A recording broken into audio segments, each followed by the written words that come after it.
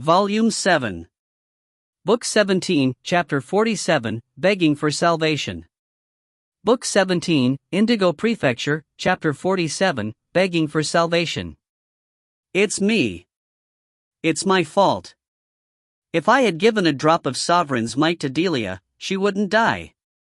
Why didn't I give it to Delia? Why? Endless guilt racked Linley's chest, with regret striking viciously at his soul. Linley's entire mind was in a state of chaos, and had sunken into a state of endless remorse. Bibi, Fusro, and Tula look at each other, worry appearing on their faces. Waya. Little Wade continuously cried, and his sobs seemed to be more ear-piercing than ever before in that utterly silent mountainous area. Linley felt that each cry from Wade stabbed against his heart. Don't cry, Wade, don't cry. Holding Wade, Bibi was growing frantic as well. Boss. Bibi said frantically. Linley. Fusro called out worriedly as well. But Linley didn't seem to hear anything. He was completely lost in his regret and grief. The look on his face was one which made others tremble upon beholding. Right.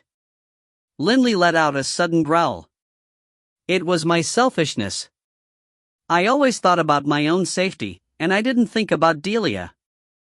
I kept the Sovereign's might on my own person this entire time.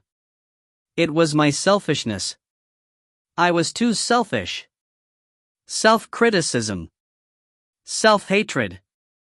Linley, his thoughts in a jumble, had pushed the blame squarely onto his own shoulders, due to his selfishness.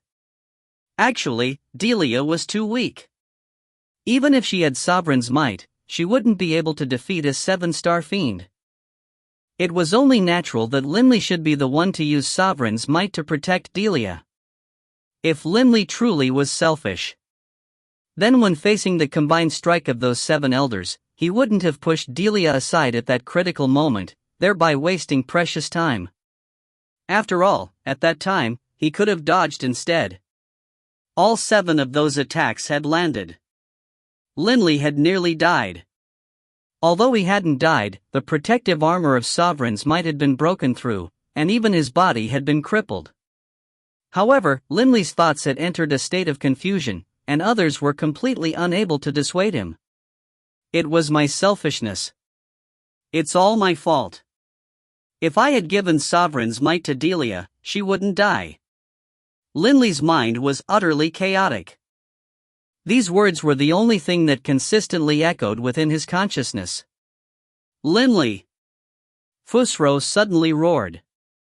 Hurry up and seize every moment to save Delia. By wasting time here, you are killing Delia. These words suddenly brought Linley back to his senses. He looked at Delia, lying there on the ground. Fusro's words suddenly brought Linley back into clear-mindedness. Every moment, Delia's soul is being devoured and transformed. I can't waste any time, I can't. By now, Linley's right arm had already grown out to the elbow. The more powerful the body, the slower the recovery. Fusro. Linley turned to look at Fusro. My mind is in shambles right now. Tell me, what should I do? What are my best options for saving Delia? Linley, in his current state, truly wasn't suited for making decisions. Fusro let out a mental sigh of relief. For Linley to be able to say this meant that his mind was clear, at least. Fusro immediately said solemnly, Linley, neither you nor I are as familiar with the experts of the Indigo Prefecture as your patriarch, Gislason.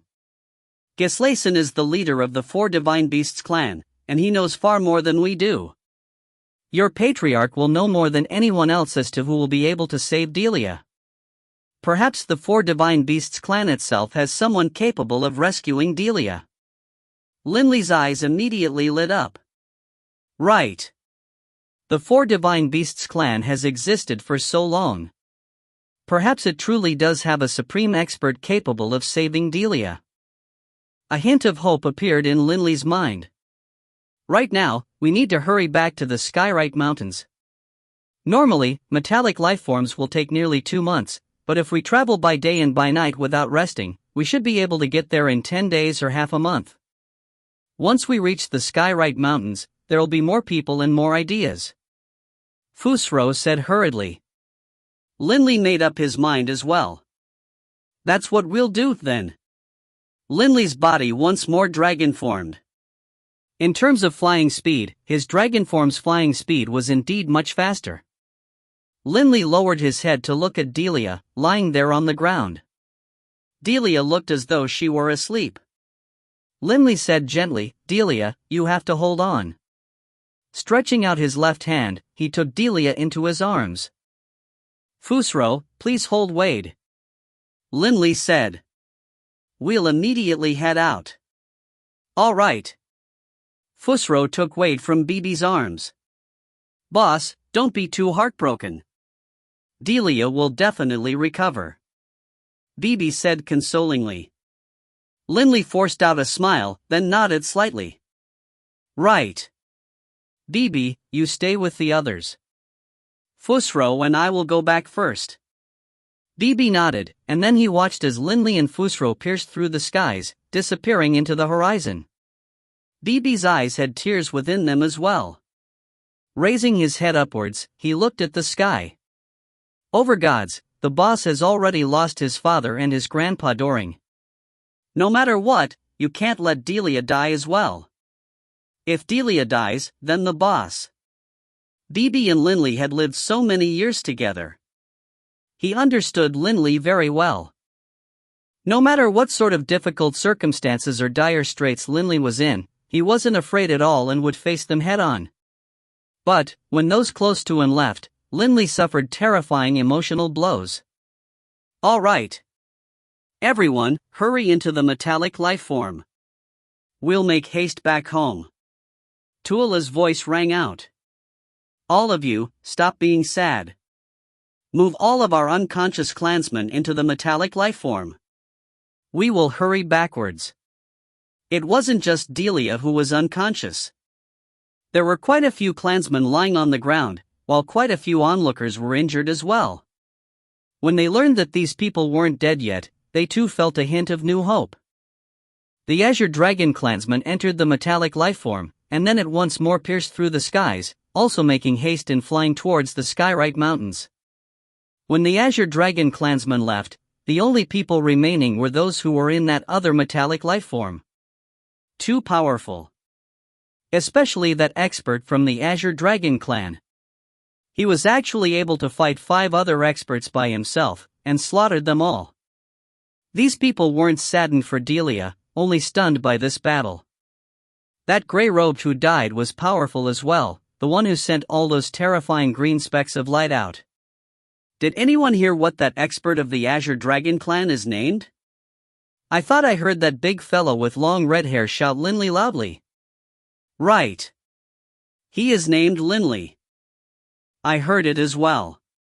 This Linley, judging from his power, has to at least be an elder of the Azure Dragon clan. A hubbub of conversation, but then, these spectators who had watched the battle and recorded it down with scryer recordings all returned to their own metallic lifeform and left. Moments later, multiple figures flew over at high speed to the battlefield. Even Elder Zabu died. The 8 elders are all dead. In midair, a fiery light instantly streaked in from the southern horizon, arriving at the northern skies. Linley and Fusro were currently flying at maximum speed. However, even dragon-formed, in terms of flying speed, Linley was still far inferior compared to Fusro. Thus, Fusro spread out his energy, enveloping Linley within it and carrying him. This caused their speed to rise to a higher level. Linley lowered his head, looking at Delia. Delia's eyes were closed, and she was in a state of complete unconsciousness. Linley's arms were now completely healed. Delia, you have to be fine. Linley spoke very softly. He felt boundless grief and regret towards Delia. If Delia truly were to die, Linley didn't know what he would do in the future. He wouldn't be able to accept it at all. Fusro, seeing Linley like this, couldn't help but sigh. Can love truly cause a person to become like this? Fusro said in his heart. He had been captured and tamed by Elquin when he was a saint, and had always been used as a little golden kitten, without being given any chance to experience love. Linley, don't worry. Given my speed, we'll reach the Skyrite Mountains very soon. Fusro consoled. Right. Fusro, thank you for this. Truly. Linley, although frantic, still spoke with gratitude. Thank me for what? It's my fault, in a way. I let that elfin elder have the opportunity to release that final attack. Fusro said guiltily. In truth, that elder Zabu was the most powerful of those 8 elders. He was so powerful that he nearly had the strength of an Azura. Once he also used a drop of Sovereign's might, his strength was indeed terrifying. It isn't your fault. That person truly was powerful. Linley still remembered how, when he had suffered the combined attacks of those 7 elders, the most dangerous one of them had been that elfin elder. With but a single attack, he had nearly caused Linley to be finished. I'm still not strong enough. Linley stared into the distance. The 2 of them, transformed into that fiery light, continued to fly towards the horizon at high speed. And finally, they arrived at the Skyrite Mountains. After having flown for 6 days and a night, they arrived at the Skyrite Mountains just as nightfall came. Linley, upon seeing the distant Dragon Avenue of the Skyrite Mountains, felt his heart tremble. While flying forward at high speed, he immediately called out frantically, "Patriarch, Patriarch!" Linley's roars shook the air above the entire Skyrite Mountains. Who is it? Halt! The patrolling warriors of the Skyrite Mountains hurriedly shouted. Linley and Fusro were flying too quickly. Their bodies were surrounded with fiery light as well, making it even harder for those patrolling warriors to see them clearly. Whoosh! Fusro immediately retracted his fire-type divine power, and those patrolling warriors were immediately able to see the 2 of them clearly. One of them was in dragon form, and clearly was a member of the Azure Dragon clan. They all couldn't help but feel relieved.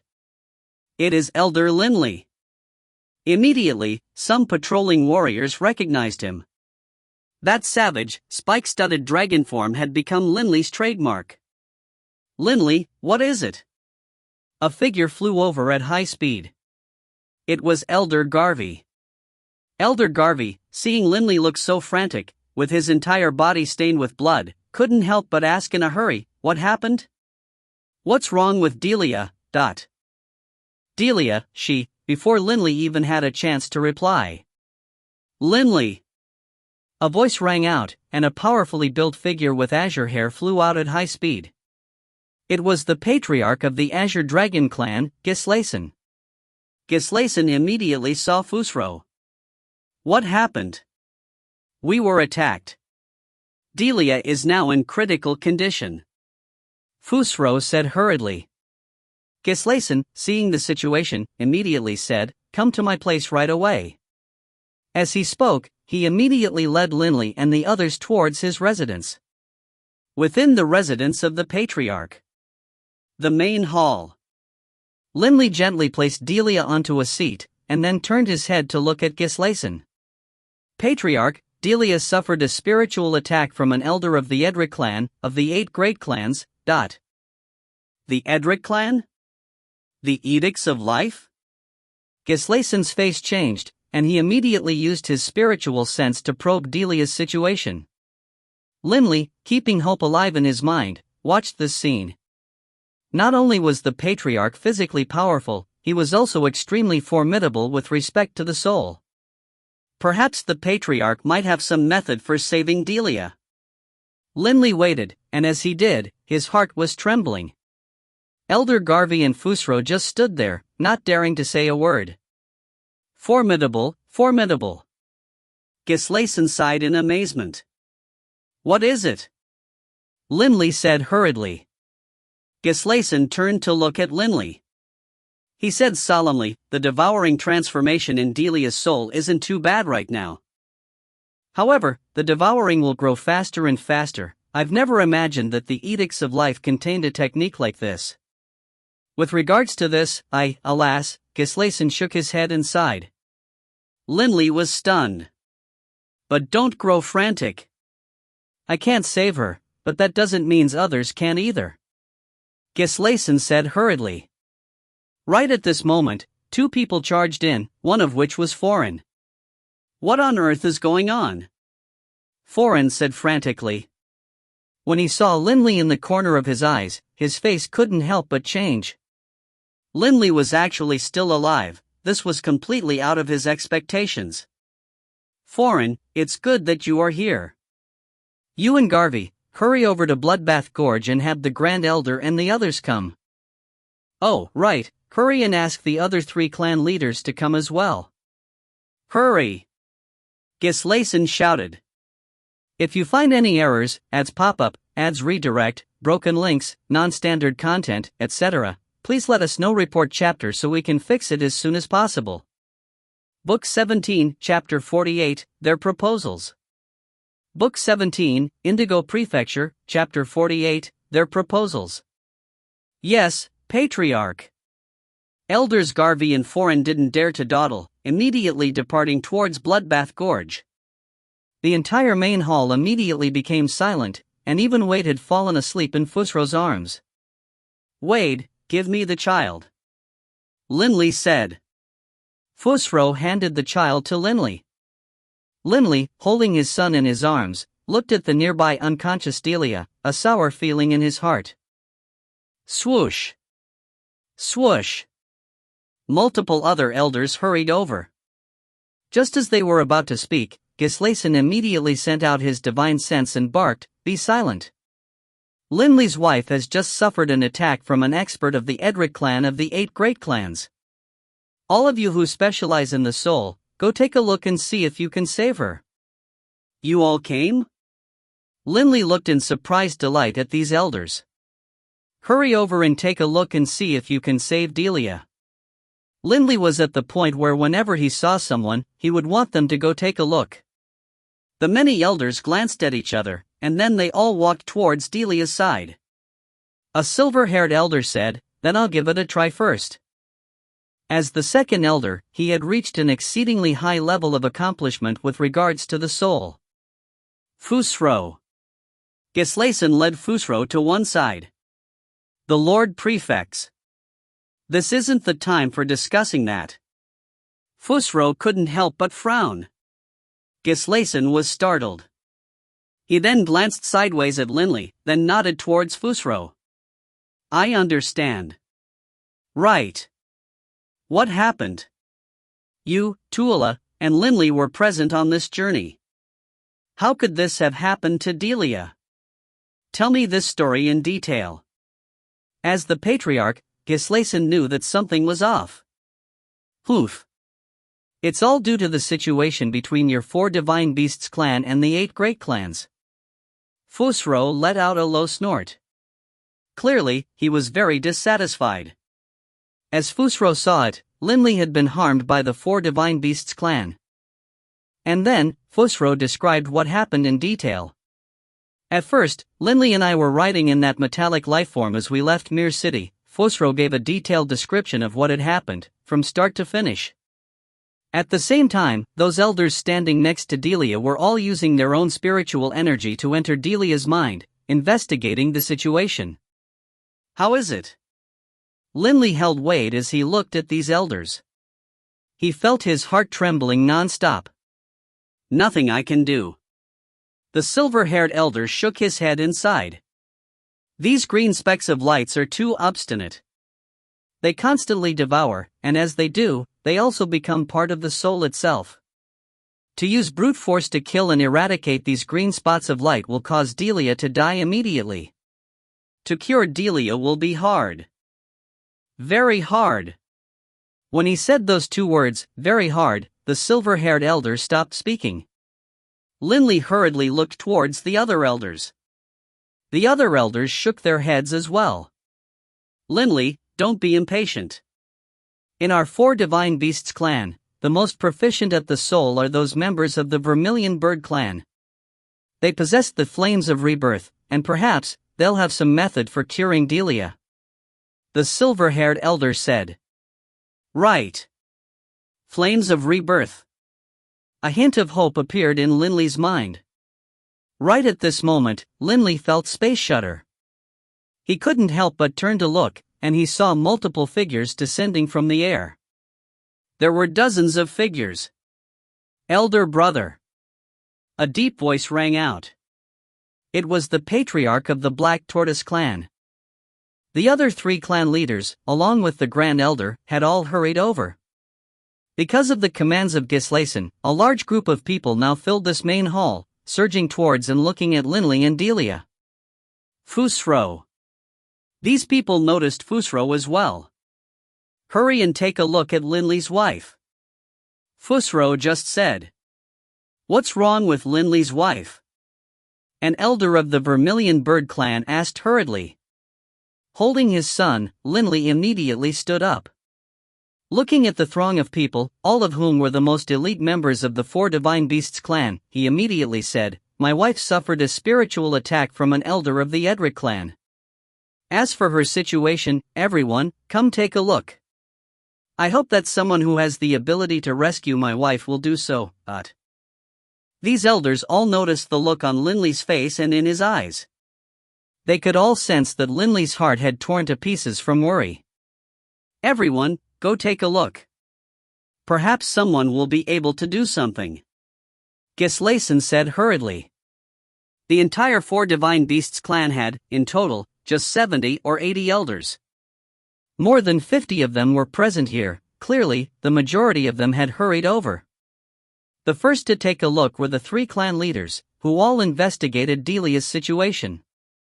And then, one elder after another used their spiritual energy to investigate Delia's situation. Seeing the large group of people, Linley felt a hint of confidence in his mind.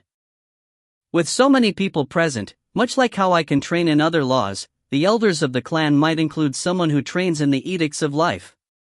Perhaps someone will be able to rescue Delia.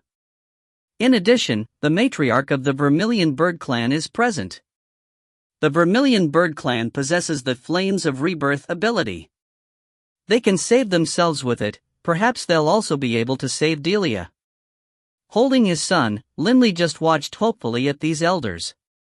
He was like a drowning man staring at floating logs of wood. Fusro, seeing the look on Linley's face, couldn't help but think back to the first time he had met Linley. At that time, although Linley had been in dire straits, he hadn't lost his composure like he currently had. Alas, Fusro sighed to himself. Soon, the elders completed their inspection. Some of them were extremely skilled with regards to the soul, but they all couldn't help but frown and shake their heads. Linley, seeing the looks on the faces of the elders, especially when they shook their heads and sighed, felt his heart ache. How is it? Linley's voice was hoarse now, but his gaze was firmly fixed upon the matriarch of the Vermilion Bird clan. The matriarch just turned to look at the others. Everyone, do you have any solutions? Fourth brother, your soul is very powerful. Do you have a solution? This is too bizarre. I've never seen an attack like this. The muscular, brown-haired man said with a frown. To save Delia, there must be a step-by-step treatment process, much like the devouring process itself. There must be a slow counter-devouring, converting the green spots of light back into spiritual energy. In addition, during the treatment process, there can't be any mistakes at all. If any energy ripples strike the soul might collapse. Difficult.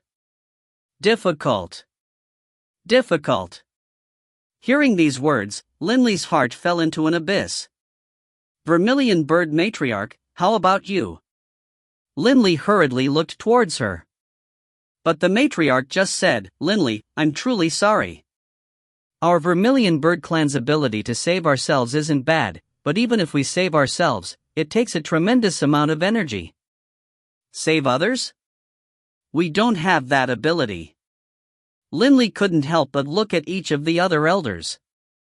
However, all of the elders either sighed or shook their heads. None of them had any solutions. To quickly and yet methodically advance and counter-devour those green lights, it's too hard. That brown-haired man shook his head. As I see it, in the entire infernal realm, there are only a few people who train in certain other laws and edicts who can rescue her, but I can count those off on one hand. Other than them, only supreme experts who train in the edicts of life can save her. Not just edicts of life. A supreme expert in the edicts of life. If one trained in the edicts of fate, the edicts of death, it would also be possible. Only, the requirements for those people would be even higher. They would have to be at the absolute pinnacle of their fields, with their souls nearing the point of perfection. The requirements for an expert in the edicts of life would be lower. Generally speaking, anyone who had reached the level of that elfin elder would be enough. Are there none amongst you who train in the edicts of life? Linley asked, unwilling to give up. The patriarch of the White Tiger clan nodded. There are. However, to reach the level of the person who launched that attack is difficult. Just being able to execute an attack like this requires an astonishing level of understanding with regards to the soul. Ah! The matriarch of the Vermilion Bird clan suddenly cried out. My clan has a person who trains in the edicts of life, and his level of accomplishments is very high. Linley immediately looked at her. Gislason and Fusro all looked towards her as well. The matriarch said confidently, his name is Kestrel, Kayasaityre. He's not an elder, he's a 6-star fiend. However, his level of accomplishments in the edicts of life is very high. I can't say for certain as to whether or not Kestrel will be able to save Delia, but he has a teacher whose name is Alphonsus, Afiniasi. Alphonsus is not a member of our 4 Divine Beasts clan. He is a supreme expert who trains in the edicts of life. Last time, I heard from Kestrel that his teacher was right here in Indigo Prefecture. Kestrel might not be able to save Delia, but Alphonsus definitely will. Linley's eyes immediately lit up. 2 experts in the edicts of life had suddenly appeared. Hurry and summon Kestrel over. The matriarch of the Vermilion Bird clan ordered a subordinate elder of hers. Yes, matriarch. That elder flew out at high speed. Fusro laughed as he walked over. Haha, Linley, I told you, right? At the 4 Divine Beasts clan, there will definitely be a way to save Delia. If this Kestrel can't do it, then his teacher definitely can. Don't worry. Linley felt as the world, which had lost its color, suddenly became so bright and vivid once more, filled with hope. Linley lowered his head to look at Delia. He said gently, Delia, you have to hold on. There are 2 experts who train in the edicts of life. They will definitely save you. Definitely. He then looked at his son in his arms. Linley's heart was filled with hope. Everything will be well, Dot. In the midst of the elders, Foreign looked at the expression on Linley's face. In his heart, he snorted, you really are lucky. You didn't die. But it's all for the best. Your wife is in such a state, causing you to be in such despair. I feel absolutely joyful to see you like this. Linley! A deep voice rang out, and Gislason walked over. This time, not long after you left Mir City, you actually suffered an ambush from 8 enemy elders, and 3 of them immediately used Sovereign's might at the very beginning. This clearly was a premeditated ambush. How could the enemies have known about your whereabouts? Linley raised his head to look at Gislason. Patriarch, are you saying? Linley had a thought. A year or so ago, you rode that metallic lifeform to Mir City.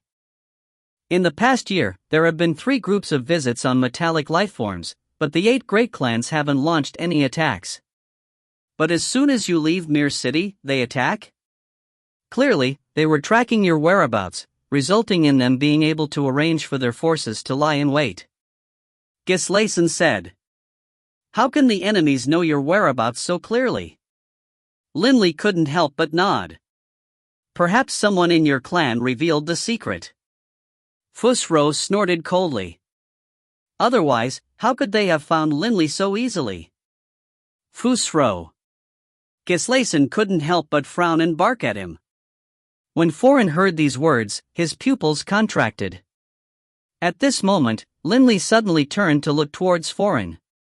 Their gazes just so happened to meet, and Foreign couldn't help but be surprised. Is Linley suspecting me? If someone revealed the secret, it had to have been him or his son. Linley said to himself. After all, in the clan, only the two of them had any grudges against him. Right at this moment, two figures flew in from outside at high speed. Linley immediately turned to look, and his gaze immediately focused on a black-haired, handsome youth. This black-haired youth immediately walked towards the matriarch of the Vermilion Bird clan and said, "Matriarch, hurry over and take a look at Elder Linley's wife and see if you can rescue her." The matriarch said, "Yes." The black-haired youth first nodded towards Linley, then looked towards Delia before closing his eyes in thought. Linley watched this scene nervously. But then, the black-haired youth opened his eyes, and he looked at Linley frantically. "Elder Linley, your wife's situation is very terrible. There's nobody in our clan capable of saving her." "But don't you have a teacher?" Linley said worriedly. "My teacher should be able to save her, but, although my teacher is within Indigo Prefecture, to go from the Skyrite Mountains to my teacher's place is a round trip of half a year, even for 7-star fiends who are making haste. I'm worried that based on the speed at which this devouring is occurring, your wife won't be able to hold on for that long.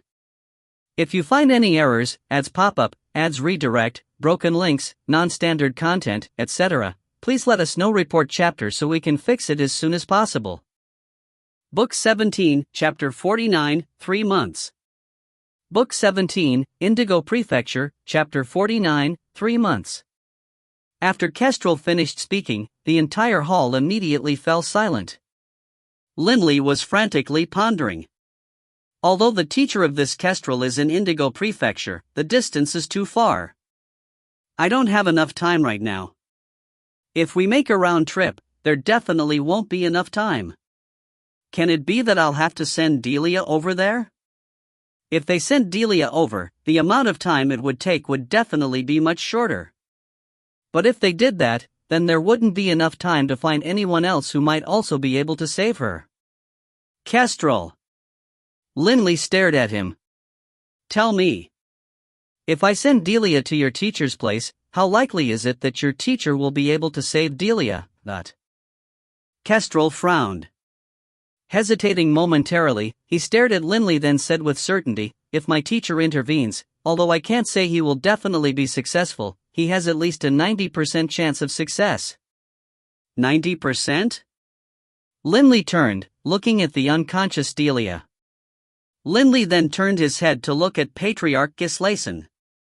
"Patriarch, I have no other options. I'll have to send Delia to Mr. Alphonsus." Gislason was frowning, and he slowly shook his head. "Linley, don't be impatient. There's another way." "Another way?" Linley was stunned. "Elder brother." That cold, arrogant-looking patriarch of the White Tiger clan spoke out. "How about this? I'll personally pay a visit and bring that Alphonsus over. A round trip for a 7-star fiend would normally take half a year, but if I go, the total time of the trip, including bringing Alphonsus back, will be just 3 months. Linley couldn't help but feel a surge of joy. In the 4 Divine Beasts clan, the White Tiger clan was that of a wind-type divine beast. In terms of speed, the White Tiger Patriarch was definitely the fastest expert of the 4 Divine Beasts clan, and was far faster than most 7-star fiends. No need. Gislason shook his head. Patriarch? Linley said frantically. Gislason laughed calmly. Linley, don't worry. I just used my divine sense to give the order to an intelligence agent of our 4 Divine Beasts clan to inform the Lord Prefect of Indigo Prefecture regarding your situation, and soon, we'll have an answer. Linley was astonished. In fact, everyone in the hall was astonished. The Lord Prefect of Indigo Prefecture was getting involved? Linley. Fusro walked over, slapping Linley on the shoulders and laughing, don't worry. The forces of the Lord Prefect of Indigo Prefecture are spread throughout the entire Indigo Prefecture. If he were to reach out to Alphonsus, it would be done very quickly. And perhaps the Lord Prefect even knows some other experts who can save Delia. Linley's eyes couldn't help but to light up. The Lord Prefect, as the Lord of Indigo Prefecture, had a level of influence in Indigo Prefecture that vastly surpassed the 4 Divine Beasts clan. It must be understood that even the 8 great clans dared not invade the Skyrite Mountains, all because of the Lord Prefect. One could imagine how powerful the Lord Prefect of Indigo Prefecture was. Will the Lord Prefect be willing to help me? Linley was rather nervous as well. After all, he was neither friend nor family to this person. Don't be impatient. Wait a while. Our intelligence agents will soon send an answer. Gislason laughed, and Linley nodded. All he could do was swallow his impatience, burying it in his heart as he quietly waited. Moments later. We have a response. Gislason's smile became brilliant. Clearly, the intelligence agent had communicated with him through divine sense. Everyone in the main hall immediately looked towards Gislason. Good news, Linley. The Lord Prefect has spoken. Gislason laughed as he looked towards Linley, extremely happy. Alphonsus is one of his friends, and in 2 or 3 days, his subordinates will reach and notify Alphonsus, who should be able to arrive here within 3 months. Linley felt relieved. Not just that. Gislason laughed. The Lord Prefect himself will come over as well. He says he will personally help treat Delia. Elder brother, the Lord Prefect is capable of treating the soul? The Grand Elder asked, rather astonished. I thought the Lord Prefect isn't very specialized with regards to treating the soul. The Grand Elder and the others clearly remembered the scene, that year, of the Lord Prefect of Indigo Prefecture intervening and stopping the 8 great clans. That could be described as utterly terrifying, but precisely because of that event, even figures as exalted as Gislason would respectfully address him as Lord Prefect. After all, if it weren't for the Lord Prefect, their 4 Divine Beasts clan would most likely have been annihilated. I'm rather surprised as well. However, since the Lord Prefect has already spoken, he definitely won't fail to live up to his word. Gislason laughed as he looked towards Linley. Linley, now both Alphonsus and the Lord Prefect will come, one after the other. Don't worry. I truly didn't expect that the Lord Prefect would be so incredible with respect to treating the soul as well. The matriarch of the Vermilion Bird clan sighed in amazement as well. Linley felt a surge of excitement in his heart. Thank you all. Linley looked at everyone and spoke solemnly. Since it will be a long time before Mr. Alphonsus comes, I'll go back for now. All right. Gislason nodded and laughed. Linley, go back and get some rest. Don't worry too much. With the Lord Prefect of Indigo Prefecture himself intervening, given his ability and influence, he can easily invite quite a few people to come. Delia will definitely be successfully saved. Linley forced out a smile and nodded. And then, he let the Earth-type divine power swell from his body, which naturally formed a soft, cloud-like floating bed which Linley placed weight upon. And then, he took Delia into his arms, nodding towards the elders, and flew out of the main hall. All right. Everyone can go back now. Gislason said clearly. The 4 Divine Beast Clan's elders all bade farewell, and then flew away in small groups. Moments later, the only ones remaining in the main hall were Gislason and Fusro. The two looked at each other.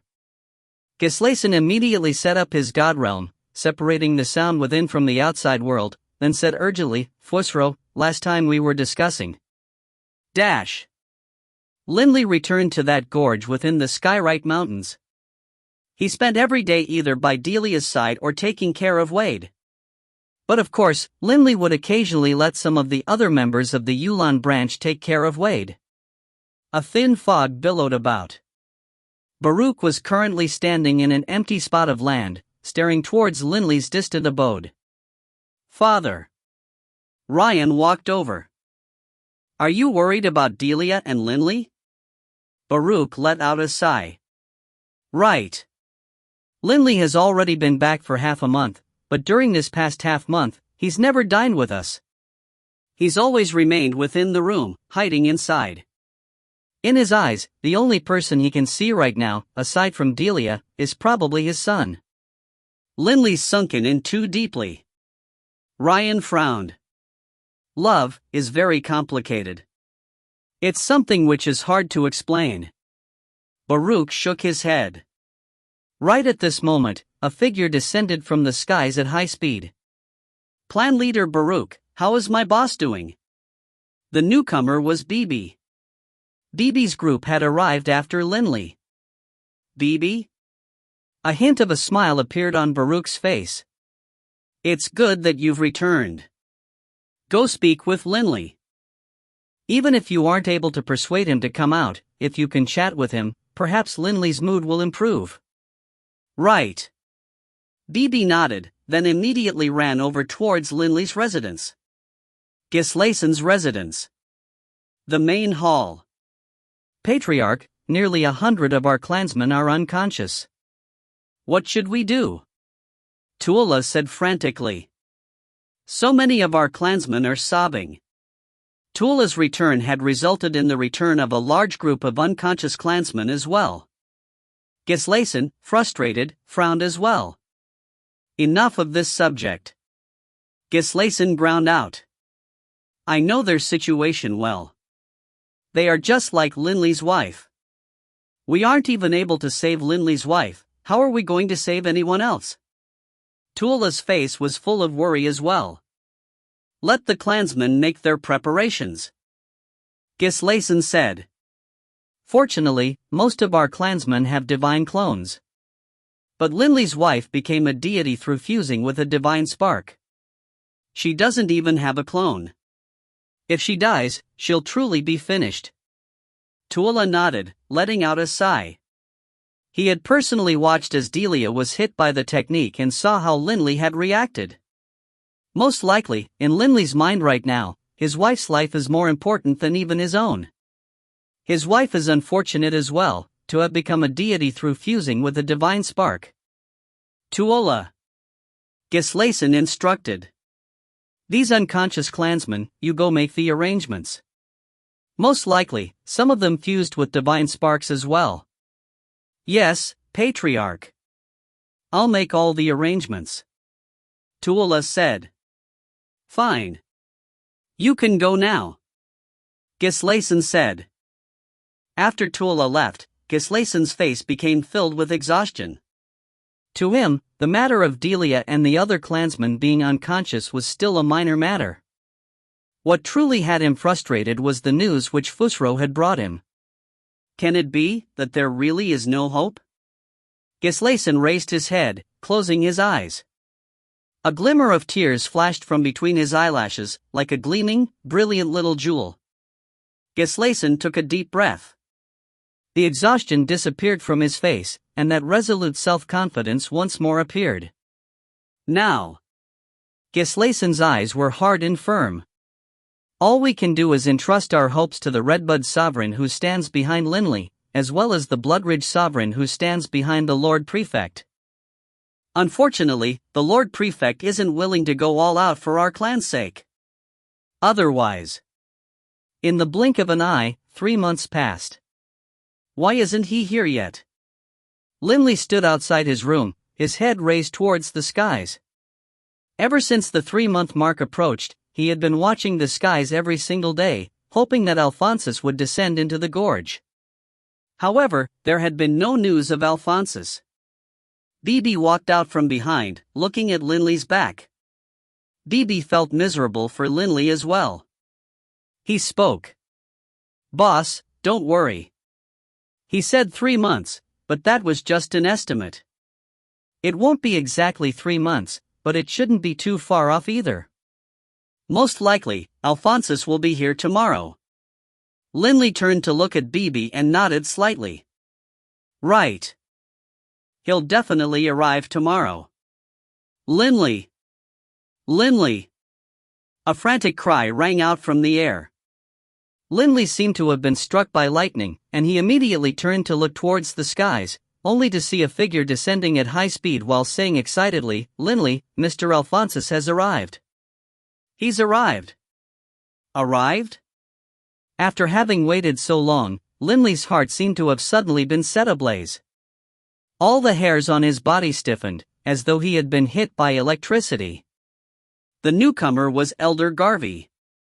"The Patriarch told me to notify you. Hurry and make your preparations. He is currently accompanying Mr. Alphonsus, and they will arrive soon." Elder Garvey's face was filled with delight. "Linley, your wife will be saved." A look of joy was on Linley's face as well. "Right. Delia will be saved." Linley turned and rushed into his room. Delia was quietly lying on a bed in the room, as though she were asleep. By Delia's side, there was a smaller bed, where Wade was quietly slumbering as well. Fortunately, by the time they had left Mere City, Wade was already able to eat liquid foods. "Delia, Alphonsus is here. You'll definitely recover," Linley said softly. "Boss, they're here." Bibi's voice rang out from outside. Linley hurriedly ran out, looking towards the skies. He saw that within the mist, more than 10 blurry figures were flying over at high speed, and they soon landed on the ground. It was Gislason, the Vermilion Bird Matriarch, Kestrel, and a group of elders. There were 2 non-elders, one was Fusro, while the other was a silver-haired old man with a ruddy complexion and with skin as tender as an infant's. He must be Alphonsus. Linley's eyes lit up. "Linley, this person is Mr. Alphonsus." Gislason laughed, and the silver-haired, baby-faced old man laughed as well, nodding towards Linley. "You are Linley, right? And your wife?" Only now did Linley come to his senses, and he hurriedly said, "Mr. Alphonsus, please follow me." He immediately led them in. The group entered the room. "Mr. Alphonsus." Linley pointed towards his wife. "Please help save my wife." "I will try." Alphonsus smiled. He walked to the bed, standing there for a moment as he used his divine sense to investigate. His expression gradually grew solemn. This caused Linley's heart to clench. And then, Alphonsus reached out with his right hand, pressing it against the top of Delia's head. A blurry green light flowed out from Alphonsus' hand, encapsulating Delia's head. Immediately, the entire room fell completely silent, with no one daring to make a sound. Linley held his breath as well as he watched the scene. Since Alphonsus is acting, he definitely must have confidence in his ability to succeed. If you find any errors, ads pop up, ads redirect, broken links, non-standard content, etc., please let us know. Report chapter so we can fix it as soon as possible. Book 17, Chapter 50, Between Life and Death. Book 17, Indigo Prefecture, Chapter 50, Between Life and Death. Within the room, everyone was watching Alphonsus treat Delia. Linley was the most nervous of them all, and his forehead became matted with sweat. Linley, however, didn't even notice. Crackle! That green energy circulated, emanating a very faint sound. Alphonsus, his face solemn, suddenly let out a low growl, and the speed at which the green light circulated suddenly increased dramatically, constantly pouring into Delia's brain. Delia, seemingly in pain, let out a soft sound, and her forehead creased slightly. This soft sound, to Linley, was like a clap of thunder. His eyes lit up as though he had been hit by lightning. Delia has regained consciousness.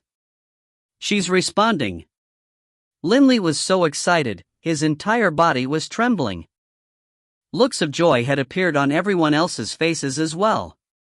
"Boss, Delia is going to be saved," Bibi hurriedly said through divine sense with joy as well. "Right." Linley nodded. He felt as though he were filled with life and energy. Gislason, Fosro, and the others began to chortle as well. Linley continued to stare at Alphonsus as the man treated Delia, and the hope in his heart continued to swell. Delia, you absolutely must get better, you must. Right at this moment. Alphonsus took back his right hand, concluding the treatment. Mr. Alphonsus, is my wife treated? Linley asked hurriedly. Alphonsus turned to look at Linley. He could clearly see the hopes and expectations held within the eyes of this youth. However, Alphonsus just let out a soft sigh. Linley, make your preparations. Preparations for what? What preparations? Linley immediately had a bad feeling. Mr. Alphonsus, what is going on? Gislason, whose face had been all smiles, hurriedly asked as his face changed as well. Alphonsus shook his head. All I can do is tell you quite openly, I am not able to save this woman. In addition, I recommend that you give up. To save this woman is virtually impossible. Hearing these words from Alphonsus, Linley felt his entire mind go blank. No! Linley suddenly growled, staring fixedly at Alphonsus, like a savage, maddened lion. Mr. Alphonsus, you must be lying to me. Just now, Delia had a reaction. She was conscious. How can you suddenly said that you can't treat her? Right. Didn't she improve just now? Gislason said as well. Seeing the savage, wild look on the face of the youth in front of him, Alphonsus let out a low sigh. Linley, just now, your wife didn't actually regain consciousness. Rather, while I was treating her, her soul pushed at mine strongly, causing a slight involuntary response in her body. But didn't Kestrel say that you had a 90% chance of saving my wife?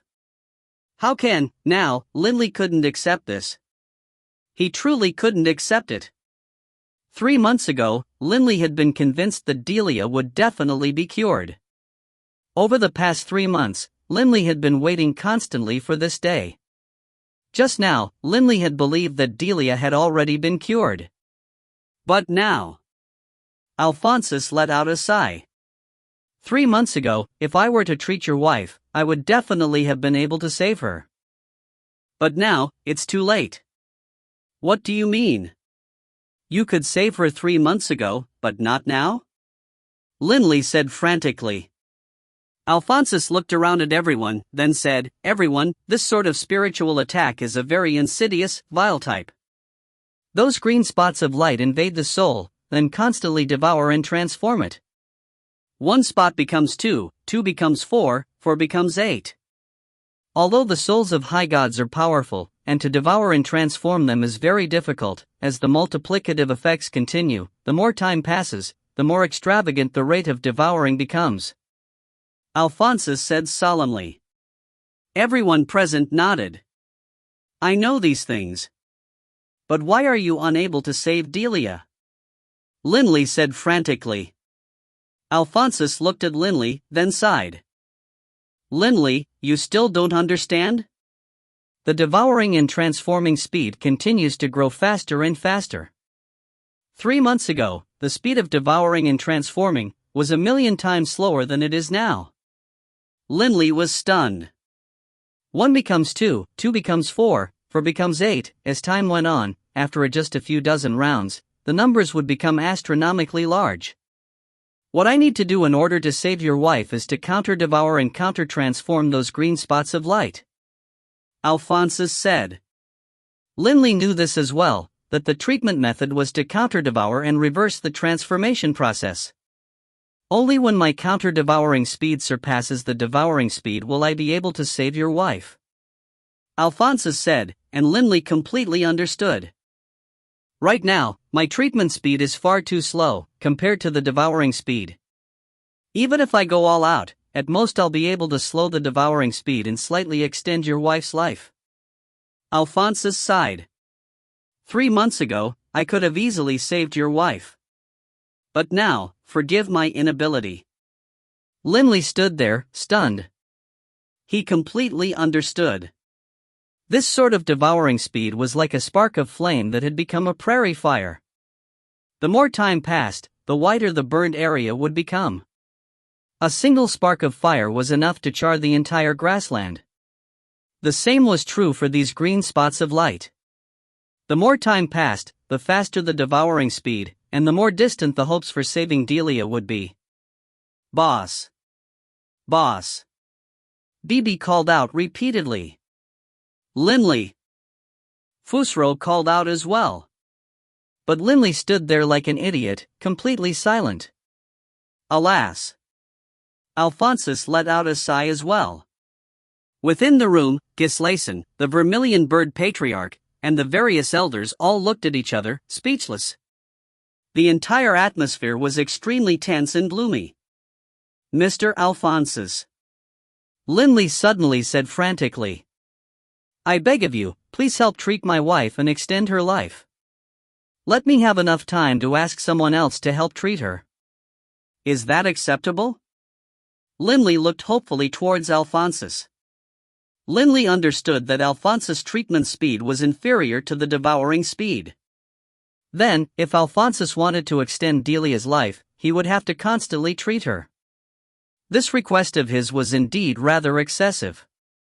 But he had no choice. "Linley, Alphonsus said solemnly. "Both because of your four divine beasts clan as well as because of the Lord Prefect, I would definitely help extend your wife's life if I had the ability to. But, I have to tell you. Even if I help out, I'll at most be able to extend her life for a day or two." "A day or two?" Linley was stunned.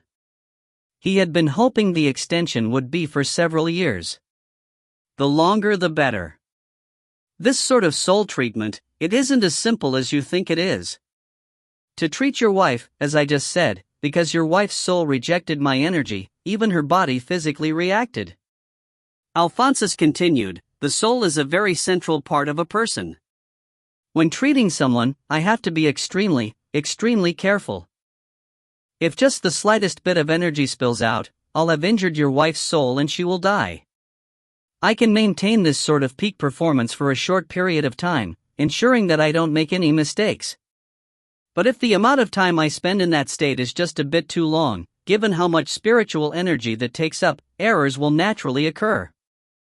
And once an error occurs, your wife will," Alphonsus said apologetically. Linley was silent for a moment. "Linley, the Lord Prefect will soon arrive.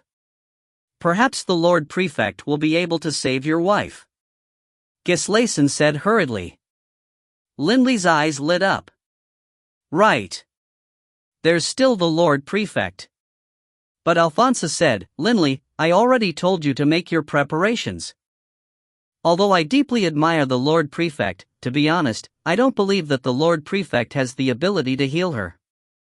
"Mr. Alphonsus." Linley was growing angry. "To save your wife, there are only 3 methods," Alphonsus said. Linley immediately started to listen attentively. "The first is to have an expert who is trained to the utmost limits of the edicts of life come. Most likely, his treatment speed will be able to surpass the devouring speed. A person like this will be able to save your wife, but of course, you must understood that if 3 more months pass and the process reaches the late stages, most likely even the most powerful expert of the edicts of life will be unable to rescue her," Alphonsus said. "However, this type of person, who is trained to the utmost limits of the edicts of life, is extremely rare even in the higher plane of life, much less in the infernal realm. The second method is to use life-type Sovereign's might. Devouring speed at this level, considering how powerful life-type Sovereign's might is, can be quickly cured." Gislason said frantically, "Our 4 Divine Beasts clan does have life-type Sovereign's might." "Right, we have life-type Sovereign's might," Linley said hurriedly as well.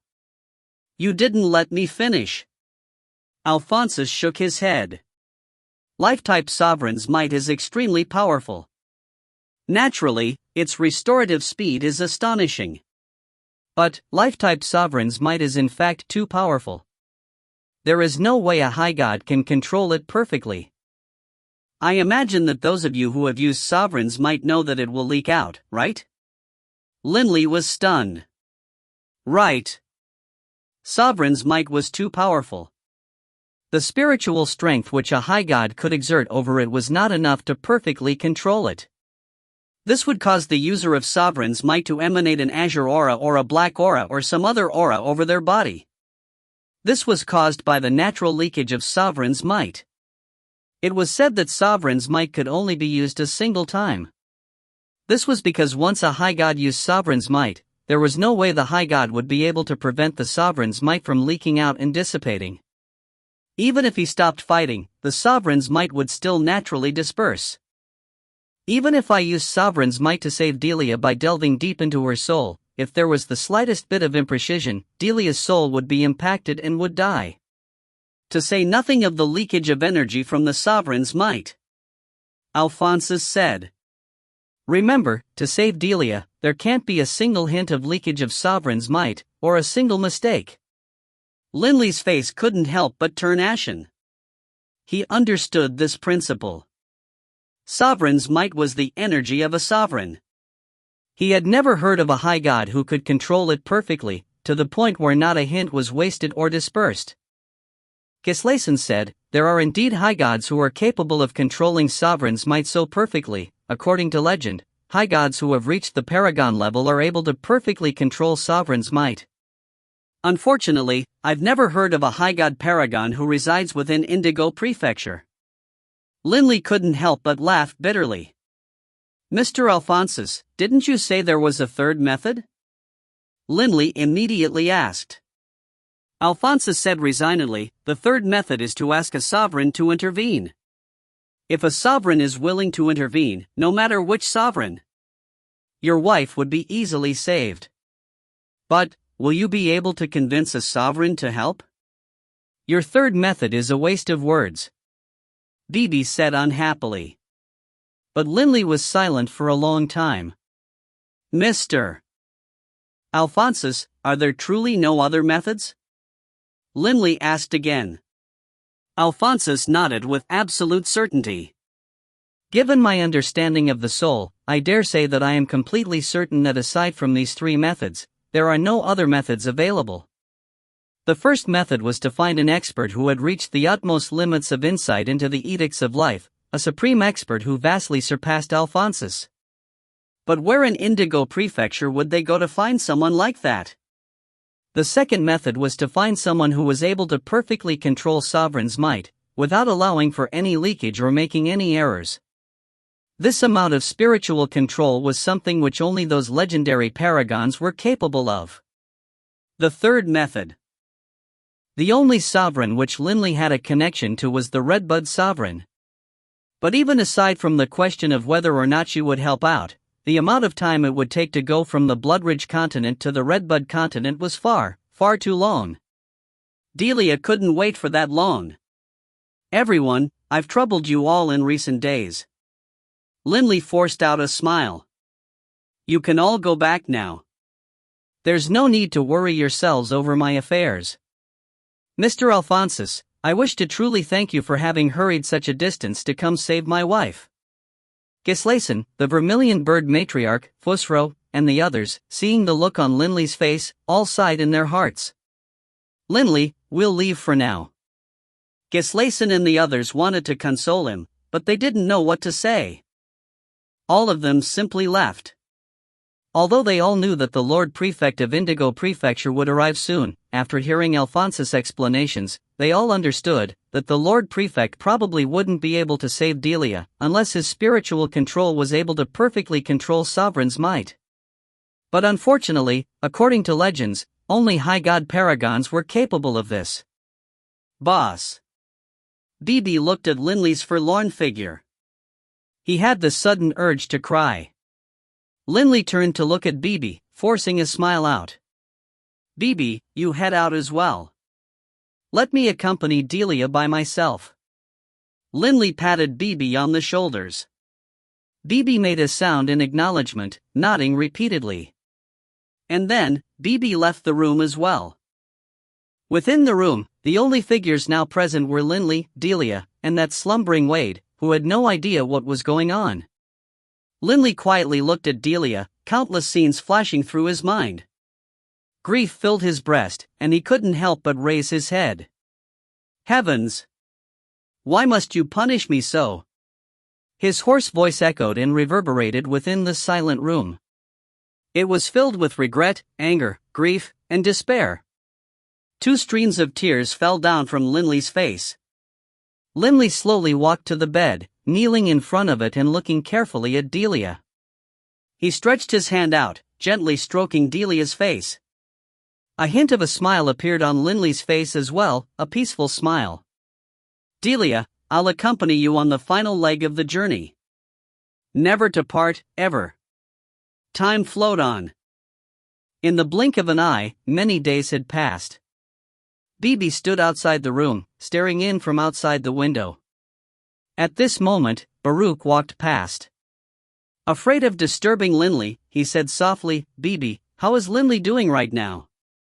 Everyone knew Delia's situation, and they all understood that there was most likely no hope for Delia.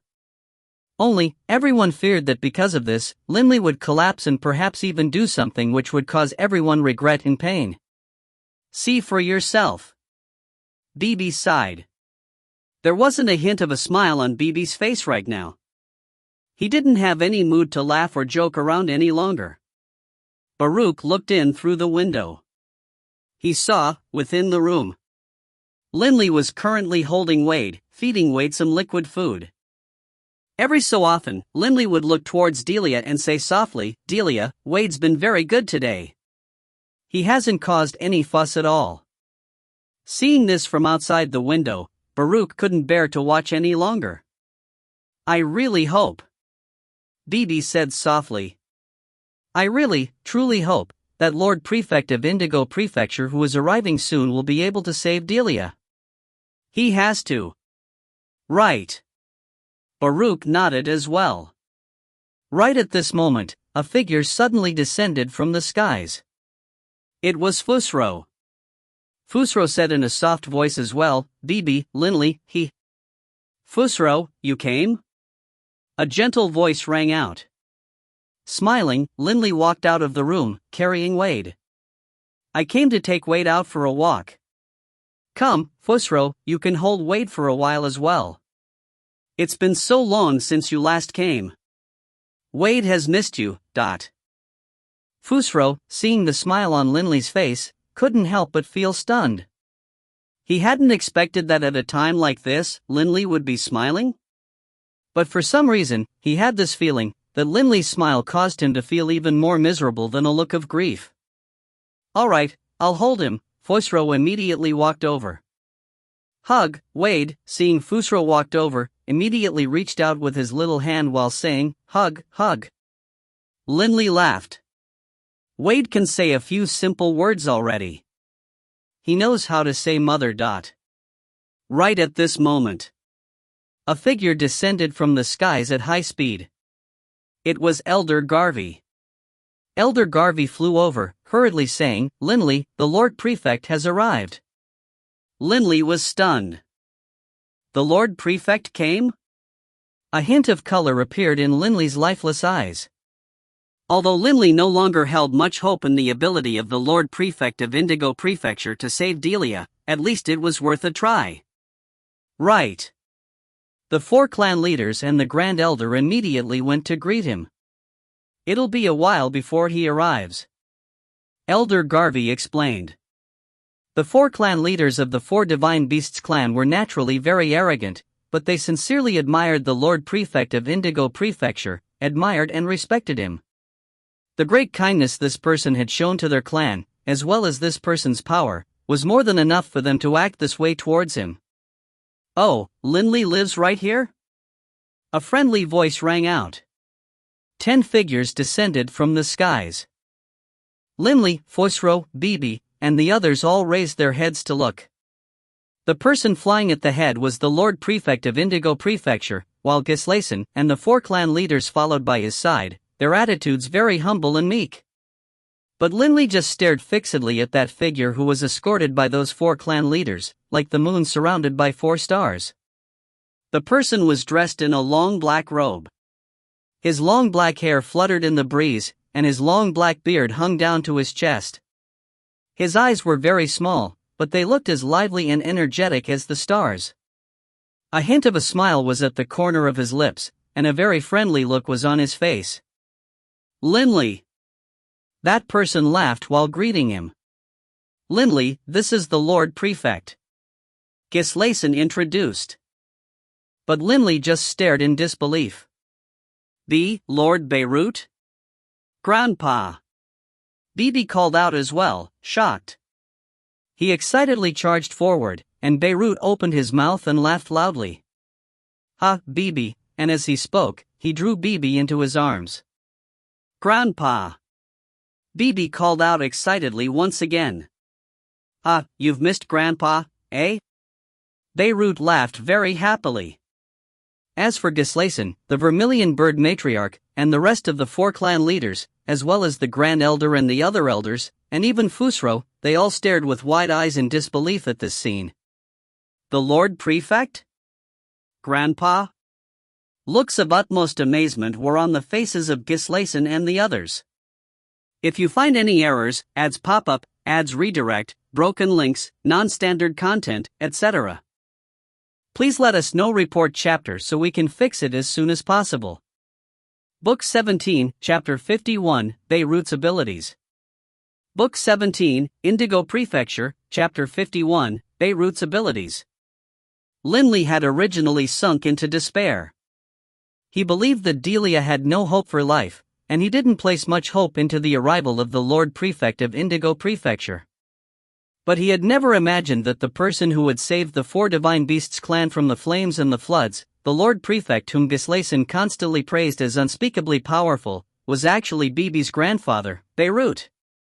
When he saw Beirut, Linley couldn't help but feel hope surge within his breast. Beirut, in Linley's mind, was unfathomably profound and powerful. Perhaps Lord Beirut truly will be able to save Delia. Linley, in his heart, began to feel rather eager. Outside the door of the room, a large group of people stared in astonishment at Bibi and the Lord Prefect of Indigo Prefecture, Beirut, and at how close they appeared. They had no idea that this unremarkable youth who had always been by Linley's side had actually had such a close relationship with the Lord Prefect. "Beirut, you are his grandfather?" Fusro spoke out in amazement. Grinning, Beirut glanced at him sideways, then nodded slightly. "Fusro, I truly do apologize. I lied to you previously. I was afraid that if you knew the real relationship between myself and Bibi, that you would go out of your way to take care of this little fellow. You have no idea how lazy a temperament this Bibi has. He absolutely has to be made to learn to take care of himself." Fusro began to laugh as well. When he had been just a little kitten in Elquin's arms, that first time he had met Linley and Bibi, he had guessed that Bibi had some sort of relationship with Beirut, especially after seeing Bibi use the God's Park weapon. Afterwards, when he had met Beirut, he had asked Beirut about this. But Beirut just gave a casual answer and had thus deceived him. "Ha, yes, this little fellow does need a bit of forging in the crucible of life." Fusro laughed, looking at Bibi. Bibi couldn't help but let out a snort. "Grandpa, I already have mastered 5 profound mysteries. It has only been 1,000 years. My speed is already quite fast. How can you be so shameless?" Beirut didn't know whether to laugh or to cry. Of the 5 profound mysteries which Bibi had mastered, one came naturally from when he, as a divine beast, reached the age of maturity. As for the other 4, they came from those soul slice fragments which Beirut had asked his friend to create. But of course, Bibi's comprehension ability wasn't bad, as he was able to break through 4 bottlenecks in a row. Gislason, the Vermilion Bird Matriarch, the other clan leaders, and the elders were all completely stunned. They truly had not imagined that Linley and Bibi actually had such a deep relationship with this unfathomably powerful Lord Prefect. Lord Prefect, Bibi is already quite impressive to have mastered 5 profound mysteries in 1,000 or so years. Gislason said as well. "You don't know the truth of the secrets within," Beirut said, his eyes half-lidded in amusement. "Grandpa." Bibi was rather unhappy. Beirut chortled, however, compared to the Yulan continent, you have indeed made great improvements.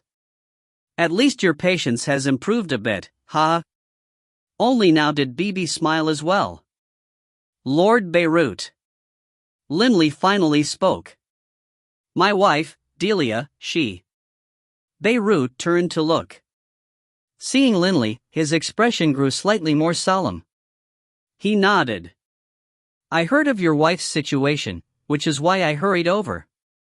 Back then, when the two of you were getting married, I even sent my son with a divine spark to your wife. Who would have imagined that this would happen? Alas. Come, let me take a look. Right. Linley immediately led the way forward, and the two stepped into the room, with Fusro and Bibi following behind. In the past, Beirut had given her a divine spark out of good intentions. After all, the chances of becoming a deity on one's own in a material plane were extremely low. Although there were many benefits to becoming a deity on one's own, Delia, become a deity without assistance? Forget about becoming a deity, even becoming a saint would be difficult. Who knew how long it would take for her to become a deity? The same was true for Wharton.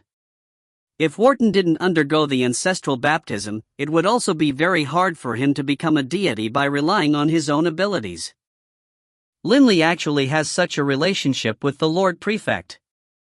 Gislason and the others were all outside the room, looking at each other. They were still stunned by this news. At the same time, Gislason set up his god realm, blocking out sound and not letting those inside the room listen to them. Didn't you hear? When Linley got married in a material plane, the Lord Prefect even sent him gifts.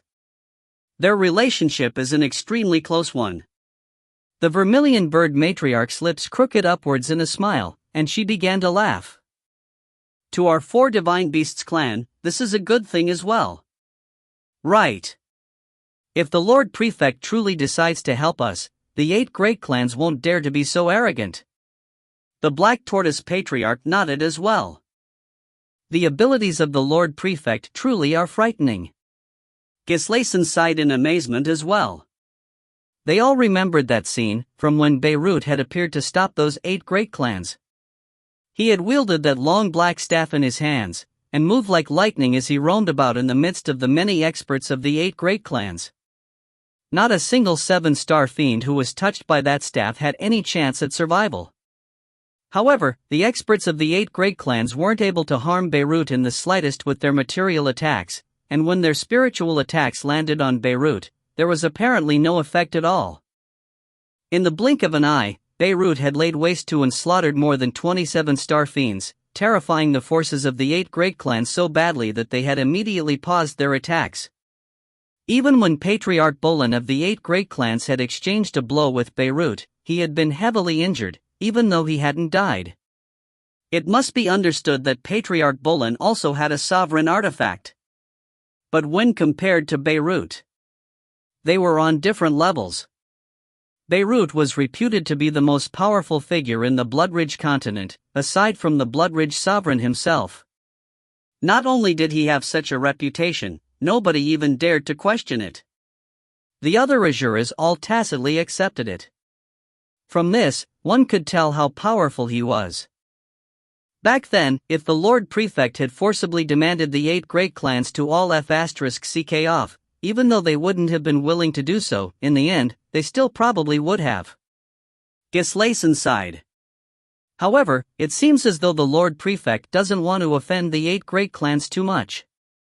Most likely, he wants to give face to the sovereigns behind the 8 great clans. Thus, he just forbade the 8 great clans from entering the Skyrite Mountains. It already is very good for the Lord Prefect to be willing to do this for us. The vermilion bird matriarch said with a solemn look on her face. Back in the day, when the 4 ancestors were all present, how many experts had aligned themselves with our clan? Our 4 ancestors had quite a few sovereigns' emissaries as well. But after the 4 ancestors died? Not a single one of those emissaries cared about our clans. The other elders all sighed quietly. Indeed. As the saying went, when the people are gone, the tea grows cold. Once the ancestors died, even their emissaries simply watched, not assisting at all as the four divine beasts clan tottered step by step towards annihilation. But fortunately, the Lord Prefect of Indigo Prefecture had finally intervened. Although he hadn't completely shooed away the 8 great clans, at least he had allowed the four divine beasts clan to survive and not be annihilated. A person couldn't be too greedy. The Lord Prefect had already been very benevolent towards them. The Lord Prefect had done so much for them, but the four divine beasts clan had been unable to do anything to repay him. Let's go. We'll go in and take a look. Gislason was the first to walk in, and the various elders all followed him. As soon as Gislason entered the room, he saw that Linley was standing there to the side, waiting quietly. As for Beirut, he was standing with his eyes closed. Moments later, his eyes opened and he let out a sigh. Delia's situation is even more terrible than I expected. Lord Beirut, can it be that even you are unable to save Delia? Linley said frantically. Grandpa. Bibi said hurriedly as well. Beirut began to laugh loudly. I only said the situation is terrible. I didn't say I'm unable to save her. However, in order to save your wife, I'm going to have to waste a drop of life-type Sovereign's Might. As he spoke, Beirut extended his palm, and a green drop of liquid appeared within it. Lord Beirut. As soon as Linley saw this drop of life-type Sovereign's Might, he was worried. In treating the soul, one has to delve deep into the core of the soul. If there's even a hint of energy leakage from the Sovereign's Might or a single error, then... Although Linley wanted to save Delia, he didn't want to watch as Delia died due to an accident. Lord Prefect, using a drop of Sovereign's Might, Gislason interjected as well. Hey, do you think that I actually don't have common sense? Puzzled, Beirut turned to look towards Linley and the others. It's just a drop of life-type Sovereign's Might. Although it is indeed hard to use a drop of it without letting any leak out, who says I'm not capable of it? As Beirut spoke, the drop of life-type Sovereign's Might in his hand entered his body. And then, Beirut pointed out with a finger from his right hand, and a green blurry illusion formed. Sovereign's Might. Linley was stunned. How is that possible? Gislason, Fusro, and the others were all stunned. Beirut had clearly already used his Sovereign's Might, but Beirut's body wasn't emanating a hint of it at all. Normally speaking, after a person used Sovereign's Might, a colored aura would emanate from that person's body. That light was the leaking Sovereign's Might. But Beirut didn't leak out any at all. From the outside, one wouldn't be able to tell at all that Beirut was using Sovereign's Might. Linley was overjoyed. She'll be saved. Delia will be saved. I didn't expect Lord Beirut to be so formidable. He's able to wield even the heavy power of Sovereign's Might with precision, not letting a hint leak out. Sovereign's Might was simply too overpoweringly strong for high gods. Using it was like letting an ordinary mortal wield a heavy sword that weighed 50 kilograms. Due to its great weight, it would be hard for the mortal to wield it accurately, agilely, and without any errors. The same was true for a deity who used Sovereign's Might. It exceeded the bounds of control of their spiritual energy, and thus it would leak out. According to legend, only Paragon High Gods were able to perfectly control Sovereign's Might. But today, Beirut had accomplished it. Lord Prefect, can it be that you have already reached the Paragon? Gislason said in shock. Quiet. Beirut frowned, his face growing solemn. While I am treating Delia, none of you are permitted to speak. If you disturb me, then you will bear the consequences. Beirut, for once, decided to show his fierce side. Immediately, everyone in the room fell silent. Linley's heart was pounding, and he watched everything nervously. He saw Beirut extend his right hand, clasping the top part of Delia's head with it. Immediately, that blurry, illusory green light began to flood into Delia's head. As for Beirut, he closed his eyes, completely focused on healing her. The entire room was completely silent. Not even breathing could be heard. She'll definitely get better. She'll definitely get better. Linley stared unblinkingly as he prayed non-stop. He was truly afraid. Prior to this, when Nat Alphonsus had treated Delia, he had also acted in a similar manner. Linley had believed that Delia would get better, but the result had been utter silence. Time passed, 1 second at a time. Healing the soul was a very detailed, careful project. The insides of a soul were extremely complex, and the innermost core of a soul was extremely fragile. The slightest error would cause the soul to be finished. Even Beirut had to be very careful and slow in his treatment. After a long time, the sweat which had poured out of Linley's forehead had already dried. All done. A long sigh shook the room. This sudden noise within the silent room caused Linley to feel shocked. He hurriedly looked towards Beirut. The moment of judgment had arrived. "Lord Beirut, how is it?" When Linley said these words, his heart was trembling. "How is it? Take a look for yourself." Beirut laughed. Linley immediately looked towards Delia, only to see the slumbering Delia's eyelids tremble slightly. In that moment, Linley felt as though flames were scorching his chest, and a look of joy couldn't help but appear on his face. Delia opened her eyes, a lost, uncomprehending look within them. She looked around herself. There were so many people here. Lord Beirut. Delia breathed in astonishment, then immediately looked at Linley. "Linley, what happened?" After Delia had been hit by the technique, she had lost all consciousness. She had no idea what had happened in the following period of time. "Linley, why are you crying?" Delia felt completely baffled. Why was it that as soon as she had woken up, there were so many people present, including the patriarch? And even Beirut had appeared. Tears uncontrollably fell down Linley's face. The moment Delia woke up, Linley felt as though the world, which had turned dark, had suddenly regained its brightness. It had regained its color. "Delia!" Linley embraced Delia, hugging her tightly, afraid that he might lose her again. "Lord Prefect, you are a paragon high god?" Gislason said. "Beirut, Fusro said in astonishment as well. Beirut simply began to laugh loudly. "What are you people talking about? Can it be that if I'm not a paragon high god, I won't be able to control Sovereign's might?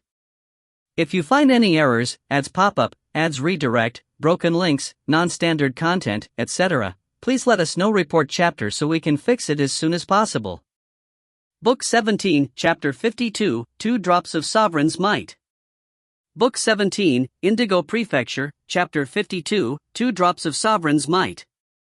Fusro, Gislason, and everyone else were momentarily speechless. "Grandpa!" At this moment, Bibi immediately spoke out, his face filled with delight. "I know why they are puzzled. It is because everyone says that according to legend, only a high god who has become a paragon is able to perfectly control Sovereign's might." Beirut looked around at the people within the room. "Legend, all of you know that is just a legend, right?" Beirut laughed calmly. "Paragon high gods are able to do it, but does that necessarily mean that no other high gods are able to do it? All of you are too rigid in your thinking. Legends were nothing more than legends, after all. Reality wasn't necessarily the same as legends." Beirut, admirable, admirable. No wonder your almighty sovereign values you so much. Fusro laughed. Generally speaking, emissaries were mere subordinates to their sovereign. The death of a sovereign's emissary just meant that the sovereign could go find another one. But some emissaries were exceedingly valued and held in high regard by their sovereign. For example, high god paragons. Although Beirut wasn't a high god paragon, his sovereign still held him in extremely high regard. "Forget about me, your sovereign values you greatly as well." Beirut laughed. Fusro, hearing this, couldn't help but laugh as well. That fire-type sovereign had personally competed against him, starting with material attacks and spiritual attacks and moving to other aspects. Only at the very end did the fire-type sovereign reveal his identity. For a sovereign to lower himself to spar with Fusro, naturally, he didn't view or treat Fusro as an ordinary chess piece. As Fusro and Beirut chatted, the four patriarchs and elders just stood there and listened, not daring to interject. After all, the two were both sovereigns' emissaries. Beirut turned to glance at Linley, and then instructed Gislason and the others, "Enough. Everyone, no need to keep crowding the two of them in this room. Linley and his wife undoubtedly have quite a few private words they want to share with each other. You can go out for now." Only now did Gislason and the others come to their senses, and they hurriedly nodded. "Lord Prefect, Linley's wife has been treated and cured thanks to your arrival. Tonight, our Four Divine Beasts clan will host a celebratory banquet for her cure and your arrival. What do you say?" Gislason said. "All right then. Tonight, you can send someone over. For now, I want to chat with Bibi for a time." Beirut laughed as he looked at Bibi, rubbing Bibi's head. Bibi just cocked his head sideways, immediately dodging. "Lord Prefect." Suddenly, a clear voice rang out. "There's something I want to beg of you, Lord Prefect." "Little sis." Gislason couldn't help but hurriedly send through divine sense, "Let's hurry up and leave." Clearly, upon seeing that Beirut had already asked them to leave, it would be imprudent for them to stay. Beirut couldn't help but frown, dissatisfied. He turned to look, and he saw that the speaker was the Grand Elder of the Azure Dragon clan. The Grand Elder clan said solemnly, "Lord Prefect, this time, quite a few others aside from Linley's wife had also fainted, and their situation is the same as hers. I wonder, Lord Prefect, if you would be willing to help." "Humph." Beirut let out a cold snort. His thick black eyebrows suddenly turned stiff, and his gaze turned cold as he looked at her. "Little sis." Gislason barked as well. "Laughable." Beirut's gaze drilled down towards the Grand Elder. "Saving a person uses up sovereign's might. Uses up my own energy. It is easy for you to say, and what's more, what do the lives of your people have to do with me? By your line of reasoning, whenever anyone in the entire infernal realm is wounded or in danger, I, Beirut, should appear and rescue them, but..." Seeing Beirut angered, the clan leaders and elders of the Four Divine Beasts clan were shocked. Good heavens! The only reason why their Four Divine Beasts clan was able to survive here within the Skyrite Mountains was all because of Beirut.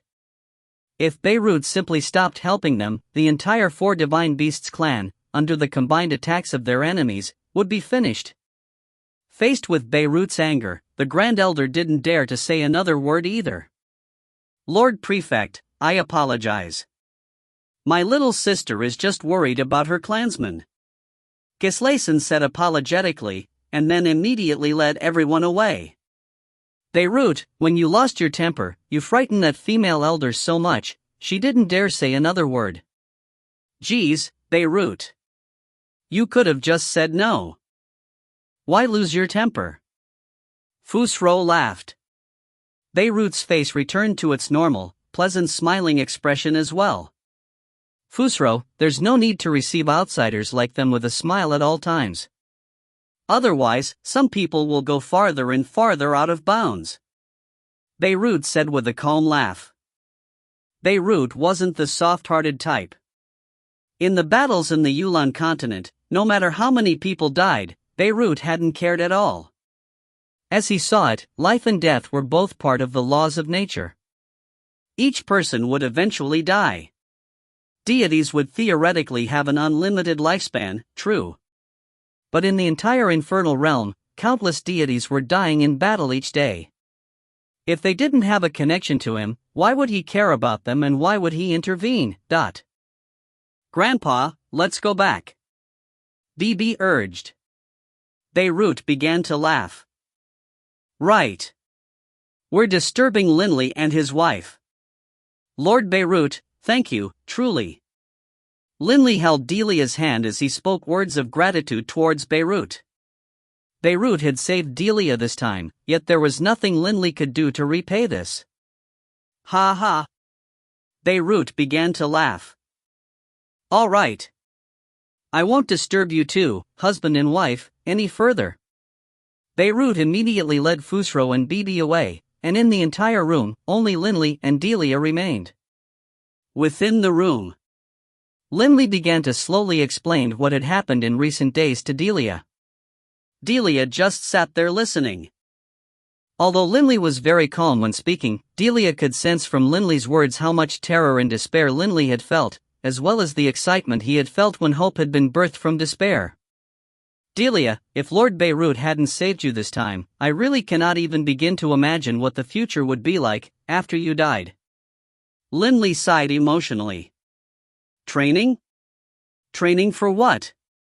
Even if I become powerful, what's the point? Without you, no matter how powerful I am, what's the point? Delia's death, to Linley, would have caused his future to fade to utter black. He wouldn't have any hopes. He wouldn't have any motivation. Hearing his words, Delia's eyes glistened with moistness. She immediately stretched her arms out, hugging Linley.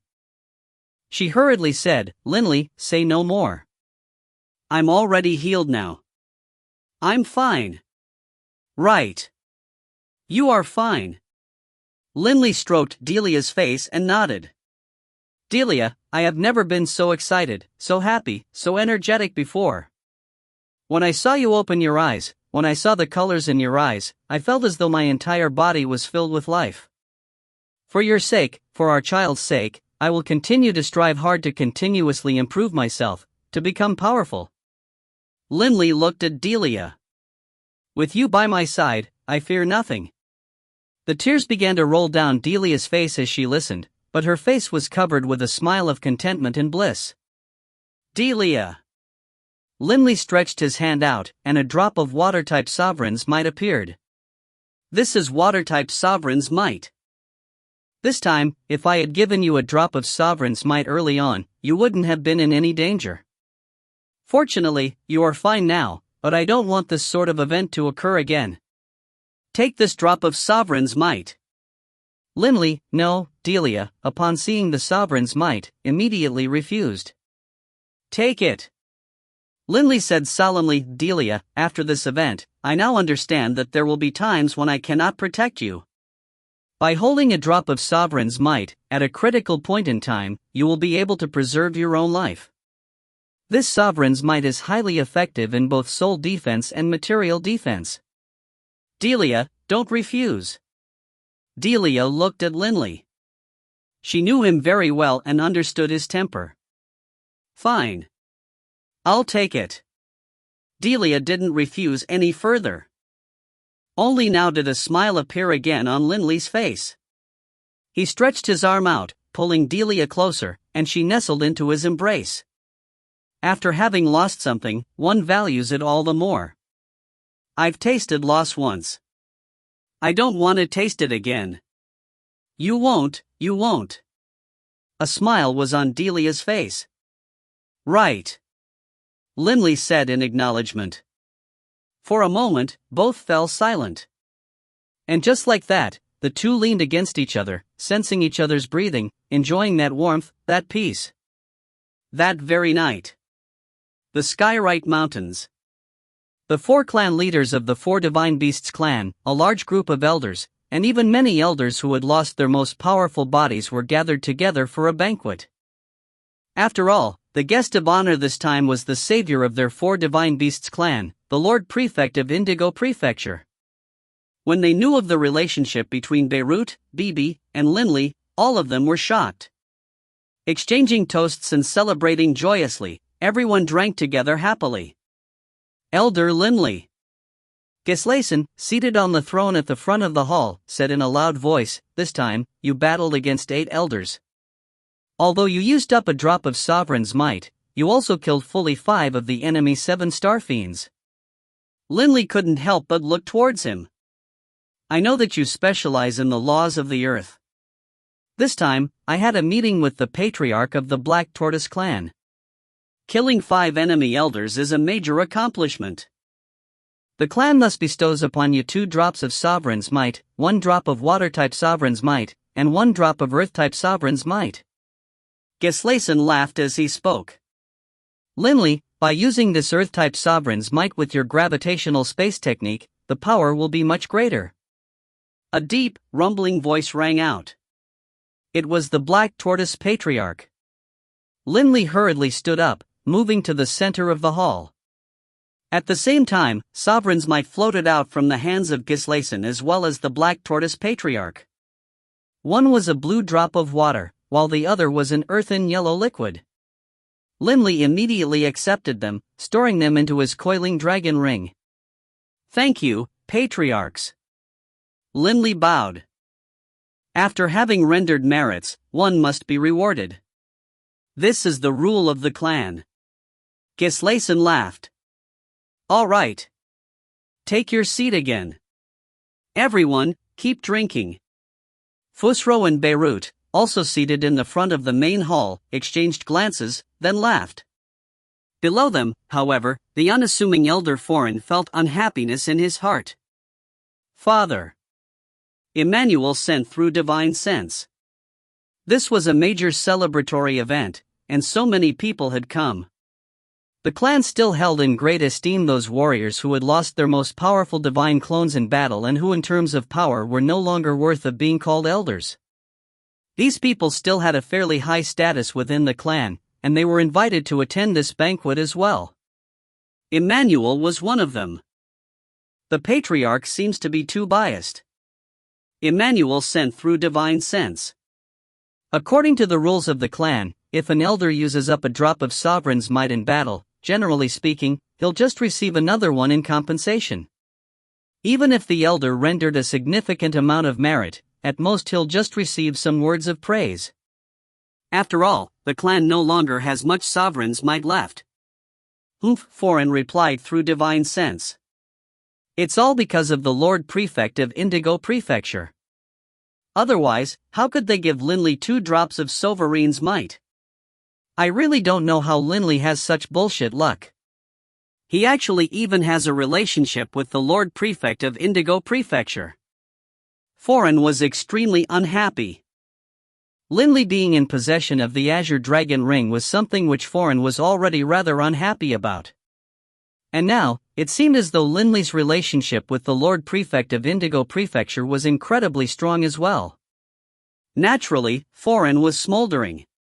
But although he was angry, he didn't dare show it on his face. On his face, he was still smiling. He even raised his glass in a toast.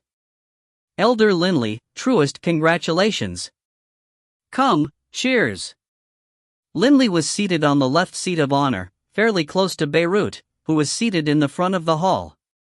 Beirut looked towards Linley, then said through divine sense, Linley, I heard that on the way back, you suffered a joint attack from 8 enemy elders?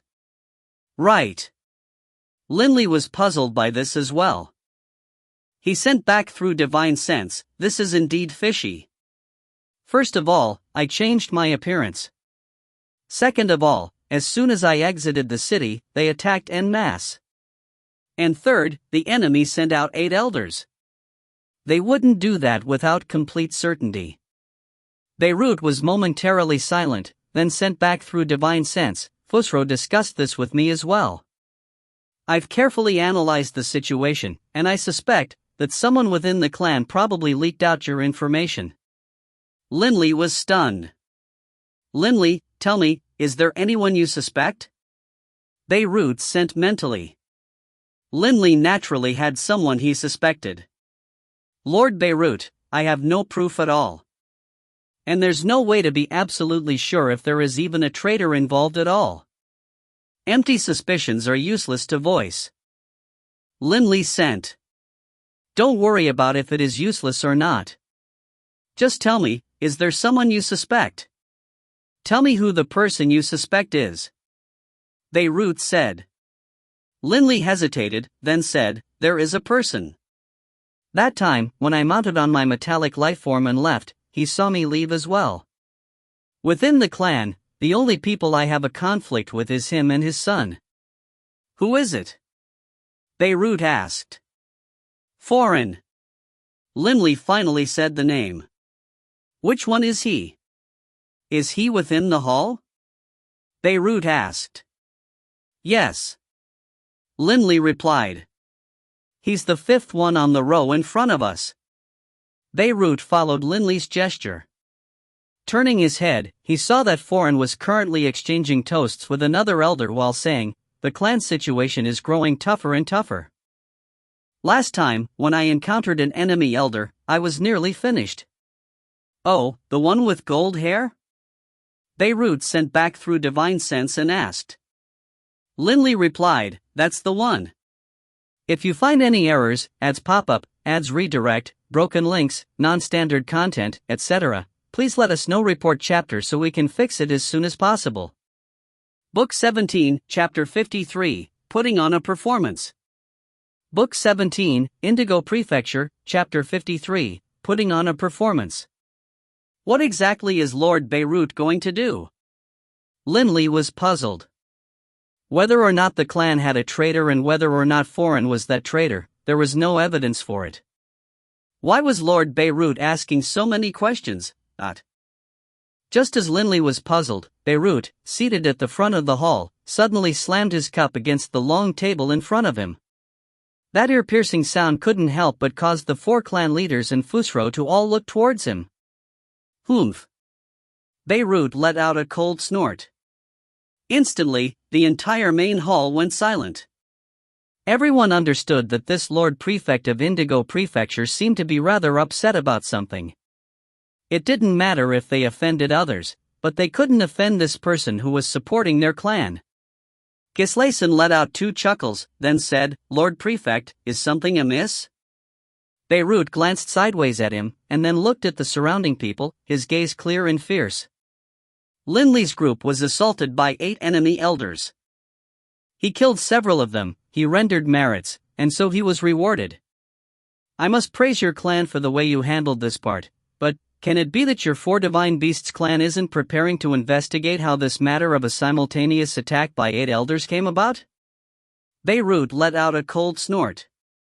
"From what I know, when these 8 enemy elders attacked, 3 of them used Sovereign's might. Clearly, they wanted Limley dead. And the shockwaves of battle even impacted my grandson, Bibi. Fortunately, I had forged a soul-protecting divine artifact for him long ago, which is why he was able to resist those green spots of light. Otherwise, he would have ended up just like Delia. This was such a major affair, but your clan isn't investigating it?" Humph! Beirut let out an angry snort, then didn't say anything further. After these words came out, all of the elders in the hall began to secretly speak to each other through divine sense. Even the 4 clan leaders seated at the front of the hall began to speak amongst themselves through divine sense. As they saw it, the real reason why Beirut was so angry was probably because Bibi was impacted as well. Although Bibi wasn't harmed, Beirut was clearly upset by this affair. The 4 clan leaders could completely understand this. "Lord Prefect." The Vermilion Bird matriarch immediately said apologetically, "We, too, feel that there must have been a plot behind the attack of the 8 elders. Otherwise, how could the 8 elders have suddenly appeared as soon as Limley's group left Mir City? But, there's no way to investigate." "No way to investigate?" Beirut said calmly. "It's simple. Your clan has a traitor." Traitor! This word caused the entire hall to descend into a cacophony of noise. Foreign was so shocked that even the hair on his body stood up. His heart clenched tightly, but then he immediately calmed down. "It's fine. It's definitely fine. Aside from myself, there's no one at all who knows that I notified the 8 clans. If I don't admit it, who would know? Even if Limley suspects me, does he have proof?" Foreign's thoughts immediately firmed and coalesced around one thing: no matter what, he wasn't that traitor. But as the saying went, a thief would always be nervous. Foreign knew that no one else knew, but he still felt rather tense. Father, do you think there really is a traitor? Emmanuel asked Foreign through divine sense as well. Possibly. Foreign put on a pretense of calm as he sent back through divine sense. Perhaps there is a traitor. However, it's also possible that the 8 great clans truly do have a way to clearly locate Linley's whereabouts. The main hall was in a state of chaos. The elders were all stunned. As for Linley, he was in a state of shock as well. Lord Beirut is being perhaps a bit too, he didn't know what he should say. He didn't have any proof at all, but Beirut had actually acted in such a manner. Still, as Linley saw it, Beirut's behavior had always been different from that of normal people. Linley, is there really a traitor? Delia, by Linley's side, asked through divine sense. There probably is. Linley replied. Who? That Foreign? Delia glanced at Foreign as well. When thinking of possible traitors, the first person that came to mind for Delia was Foreign as well. If there really is a traitor, he is almost certainly the person. Linley replied. Only now did Gislason, seated in the front of the hall, say hurriedly in response, Lord Prefect, you say there is a traitor. Can it be that you have proof? Of course I do. Beirut laughed calmly.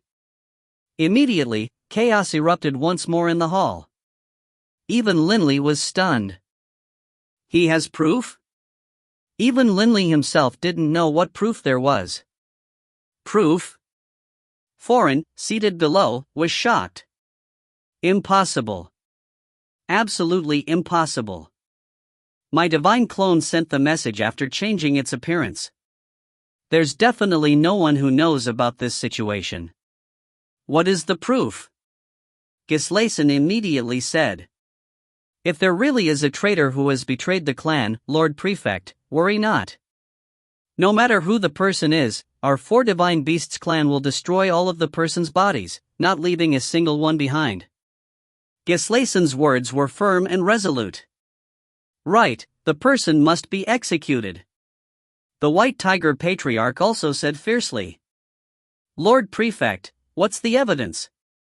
The Vermilion Bird Matriarch said. Everyone in the hall turned to look at Beirut, while Linley and Foreign stared at Beirut as well. They all were wondering what the proof was. I can't say. Beirut laughed calmly. Everyone was stunned. Lord Prefect, what are you? Gislason and the others were stunned, and Linley frowned in bewilderment as well. Beirut laughed calmly, there's no point to me saying it. Only 2 individuals know about this. One is myself. The other is an almighty sovereign. Do you think that a sovereign will come bear witness about a matter like this? As for the details, it involves some of the secrets of the sovereign. I dare not reveal them. Everyone was stupefied. Linley was dazed as well. How did a sovereign get involved in this? Lord Prefect, are you saying that you are unable to provide any proof? The voice of the Grand Elder rang out in the hall. Right. I am unable to provide any proof. Beirut nodded. The Grand Elder said respectfully, Lord Prefect, if you don't provide any proof, then there's no way this matter can be addressed. It's uncertain as to whether or not there is a traitor. In a situation where there is no proof, it is best not to cause everyone to worry. Laughable. Beirut stared at the Grand Elder. What, can it be that you think I am lying? The Grand Elder was speechless. Little sis. Gislason hurriedly shouted at her through divine sense, this Lord Prefect clearly wants to pursue this matter to the end. Let him pursue it if he wishes to. If he wants to find a traitor, in the end, he'll still have to provide us with evidence that we find compelling. If he just randomly points at someone, our 4 divine beasts clan won't accept it either. It is best not to irritate him just yet. Gislason asked solemnly, Lord Prefect, dare I ask, do you know who the traitor is? Immediately, the entire hall fell silent. Linley listened carefully as well. Beirut laughed calmly, then stretched out his right hand, pointing down at Foreign, seated in front of them. The traitor of your 4 divine beasts clan is him. Foreign! Foreign! When Beirut barked out this name, it echoed throughout the hall, and Foreign's face immediately became exceedingly unsightly to look at. Linley felt astonished and surprised. He immediately asked through divine sense, Lord Beirut, what are you? Don't worry about it. I have my own plans. All you need to do is watch. Beirut replied through divine sense. All of the elders within the hall turned to look at Foreign, who immediately rose to his feet, a look of anger on his face. In a sonorous voice, he said, Lord Prefect, I, Foreign, am a 3rd-generation member of the clan. In the past 10,000 years, I have killed 2 enemy 7-star fiends.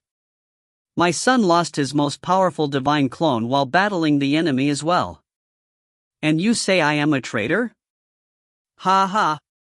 Foreign actually began to laugh loudly, from his grief and rage.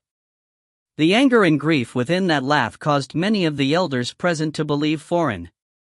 Clearly, this Beirut hadn't been able to provide any real evidence at all, and yet he pointed to Foreign as being the traitor. If it was a junior member of the clan, or a member who had joined the clan just recently, the elders might believe it. But this was Foreign, the son of the Grand Elder. They didn't believe Foreign would betray the clan. Lord Prefect. The Grand Elder stood up, those eyes of hers behind that silver mask radiating an angry look. In a fierce voice, she said, This Foreign is my son. Over the course of countless years, I have always understood him very well. I dare to guarantee that he definitely is not a traitor. And he can't possibly be the traitor. A calm smile was still on Beirut's face. Oh, you don't admit it? Beirut looked sideways towards Foreign. Foreign, you think that since you acted stealthily and secretly, as long as you don't admit it, no one would find out, right? Beirut laughed calmly. But you forgot something. There is no way for you to notice when a sovereign is paying attention to you. Foreign's heart trembled. Can it be that a sovereign was aware of everything I did? Impossible, impossible. How could there be such a coincidence, that a sovereign just so happened to notice what I was doing? Foreign repeatedly tried to convince himself. But on the surface, Foreign still had his head proudly raised, and he said firmly, Lord Prefect, I, Foreign, dare to proclaim that I definitely have never betrayed the clan. Never. I won't waste words. Beirut looked towards him. You believe you are innocent, right? Foreign raised his head proudly, then nodded. Of course. Beirut nodded slightly. Very well, then. If you truly are innocent, then don't resist. I will use a hypnotic technique against you. While hypnotized, you will tell the truth to everyone. Linley, by now, understood what Beirut intended. Foreign is a 7-star fiend, after all, and even amongst the elders, he is ranked amongst the most powerful. And he is also a member of the Azure Dragon clan, with that innate azure glow protecting his soul. Most likely even Lord Beirut isn't capable of hypnotizing him against his will. Hypnotizing a 7-star fiend was very hard. A 7-star fiend who also had, as an innate ability, that azure light protecting his soul, the number of people in the infernal realm capable of hypnotizing him could probably be counted on one hand. Hypnotize? Foreign said angrily. Lord Prefect, I am no traitor. You even want me to undergo hypnotism. Although you are a lofty and mighty figure, Lord Prefect, I dare say that you are going too far in abusing others. Impudence! Gislason barked. Foreign took a large step forward. Bang! He fell to his knees. Patriarch! Foreign said furiously. Given the situation, there's nothing I have to say for myself. The Lord Prefect sullying me is one thing, but he even wants to hypnotize me and wants me not to resist. I, Foreign, am an elder of the mighty 4 Divine Beasts clan. I am also a 7-star fiend. I won't accept an insult like this. Foreign raised his head proudly. Patriarch, if you are afraid of the power and authority of the Lord Prefect, then today, I, Foreign, will grant the Lord Prefect his wish and accept death. The Lord Prefect can do as he pleases and execute me if he wishes. But you, Beirut, even though you are the Lord Prefect, even though you have shown great benevolence to the clan, I refuse to allow you to insult me any further. Even if you kill me, I won't let you sully me. Foreign closed his eyes. If you want to kill me, then do so. Immediately, the elders in the hall all began to speak through divine sense. Foreign, just accept the hypnotism. When the time comes, the Lord Prefect will naturally know that you are innocent. Gislason said. I've already suffered enough insults. To suffer hypnotism without resisting? Foreign's tears began to fall down, and he said in a high-pitched voice, Patriarch, when the ancestor was alive, who would have dared to treat an elder of our clan in such a way? These words struck right at the hearts of quite a few of the elders who were present. When the ancestors had been alive, the four divine beasts clan wouldn't have even held the Azuras of the infernal realm in much regard. Beirut laughed. Ha ha! Beirut's laughter echoed in the main hall, and he stood up and walked downwards. If you want to kill me, then kill me. Foreign shut his eyes, kneeling there, the picture of rage and grief. Lord Prefect. Gislason said hurriedly. Beirut just walked out of the hall, laughing calmly. Kid, your acting abilities aren't bad. Fine. Today, I won't force you to die. You say that I sully your reputation? Then I will permit you to live a few more months, and in a few more months, I'll see what else you have to say for yourself. After finishing his words, Beirut, with a swirl of his cloak, exited. I, Foreign, am not a traitor. Several months from now, I still won't be a traitor. Foreign knelt there, but his head was held high. If you find any errors, ads pop-up, ads redirect, broken links, non-standard content, etc., please let us know. Report chapter so we can fix it as soon as possible. Book 17, Chapter 54, Nowhere to Run. Book 17, Indigo Prefecture, Chapter 54, Nowhere to Run. Beirut's sudden departure caused the atmosphere at the banquet to become rather awkward. This celebratory banquet thus ended very early. Gislason and the other clan leaders bade farewell to Fusro, Bibi, and Linley, and then Linley's group left as well. Most of the elders were gone now, while Foreign still stood there in the main hall. Foreign. A cold, fierce voice. Foreign raised his head. The Grand Elder was walking towards him, and she stared at him with a clear gaze. Through divine sense, she asked, Foreign, I ask you, did those 8 enemy elders go kill Linley because of you? No. Foreign didn't hesitate at all. Mother, I definitely am not a traitor. Mother, you must believe me. The Grand Elder stared at him, but since Foreign had decided to put on an act, how could he let her see anything amiss? The Grand Elder seemed to relax slightly. In a slightly softer voice, she said, Fine. I believe you. As long as you aren't the traitor, the clan won't permit any outsiders to kill you. After speaking, the Grand Elder left as well. Within that cold and gloomy underground hall, Foreign was there by himself. Judging from Beirut's words, it seems as though he really is certain that I am the traitor? Can it be that a sovereign truly was watching? But although sovereigns are high and mighty, they have their own personalities and human characteristic. They'll often wander about as well. Perhaps one really did find out. Foreign was currently pondering non-stop. Oof. Who cares if a sovereign found out or not? How could a mighty sovereign intervene personally in a minor matter like this? Foreign made up his mind. As long as I confidently assert that I am not a traitor, then that means I am not. Foreign only had to do one thing, deny it, no matter what. Within that gorge in the Skyrite Mountains, Beirut hadn't gone to live in the place which the 4 Divine Beasts clan had arranged, instead electing to live in the gorge, with Linley and Bibi as his neighbors.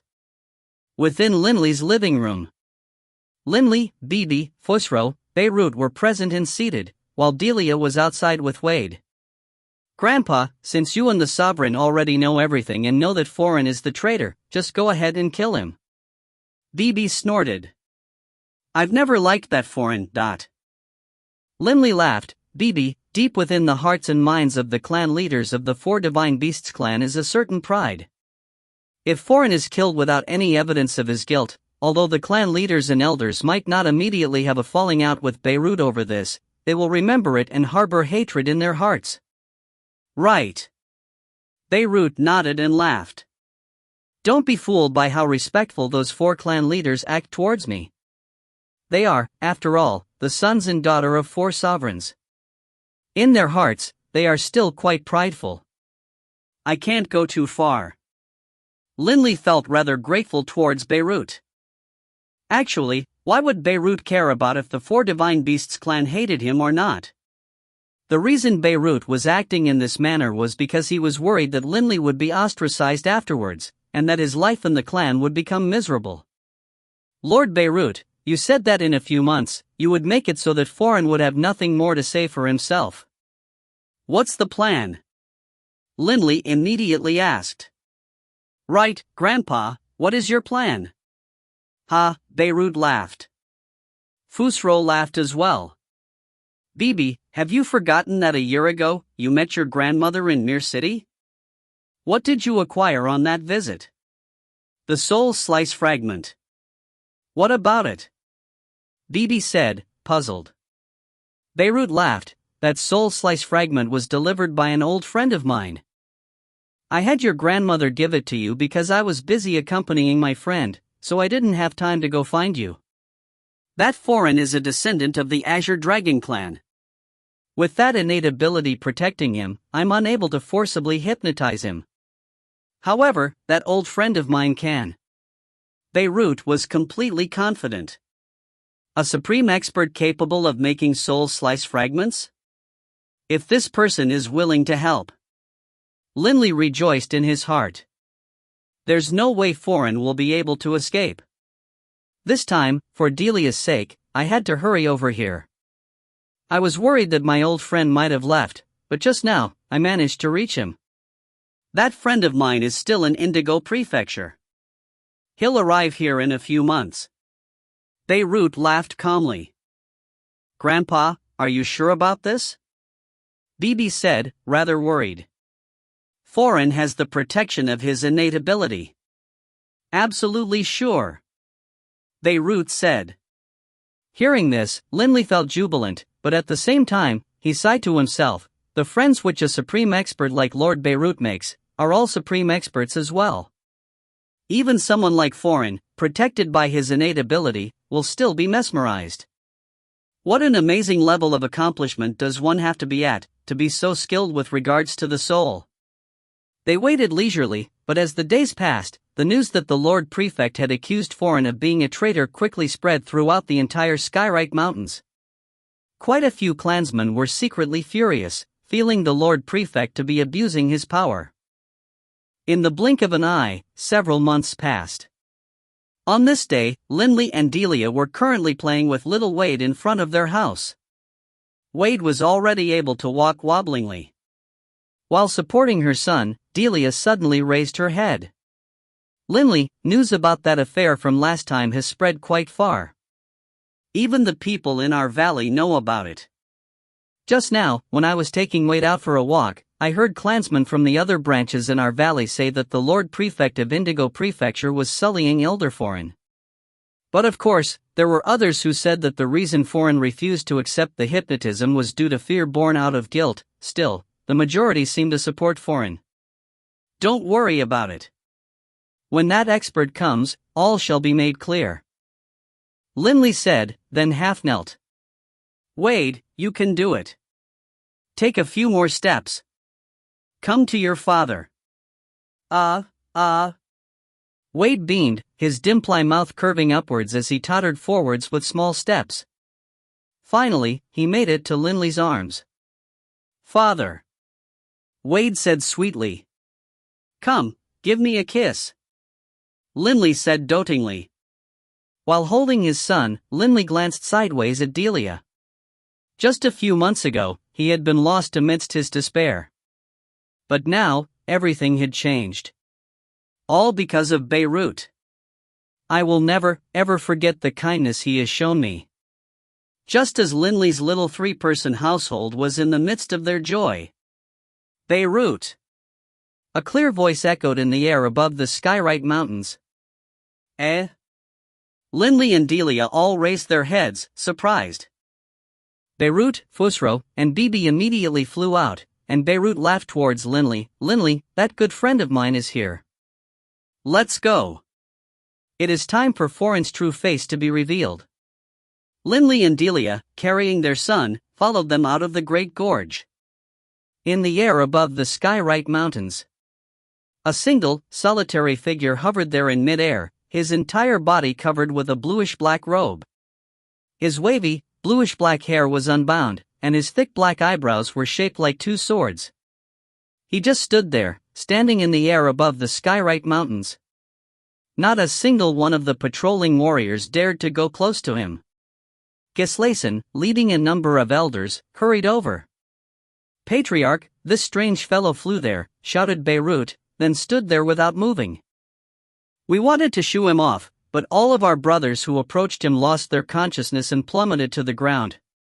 Only after landing did they regain consciousness," the captain of the patrolling warriors hurriedly reported. Gislason, hearing this, couldn't help but frown. Gislason immediately flew over and said sonorously, "I am Patriarch Gislason of the Azure Dragon clan. Might I ask who you are?" Only now did this strange fellow open his eyes, glancing sideways as Gislason approached.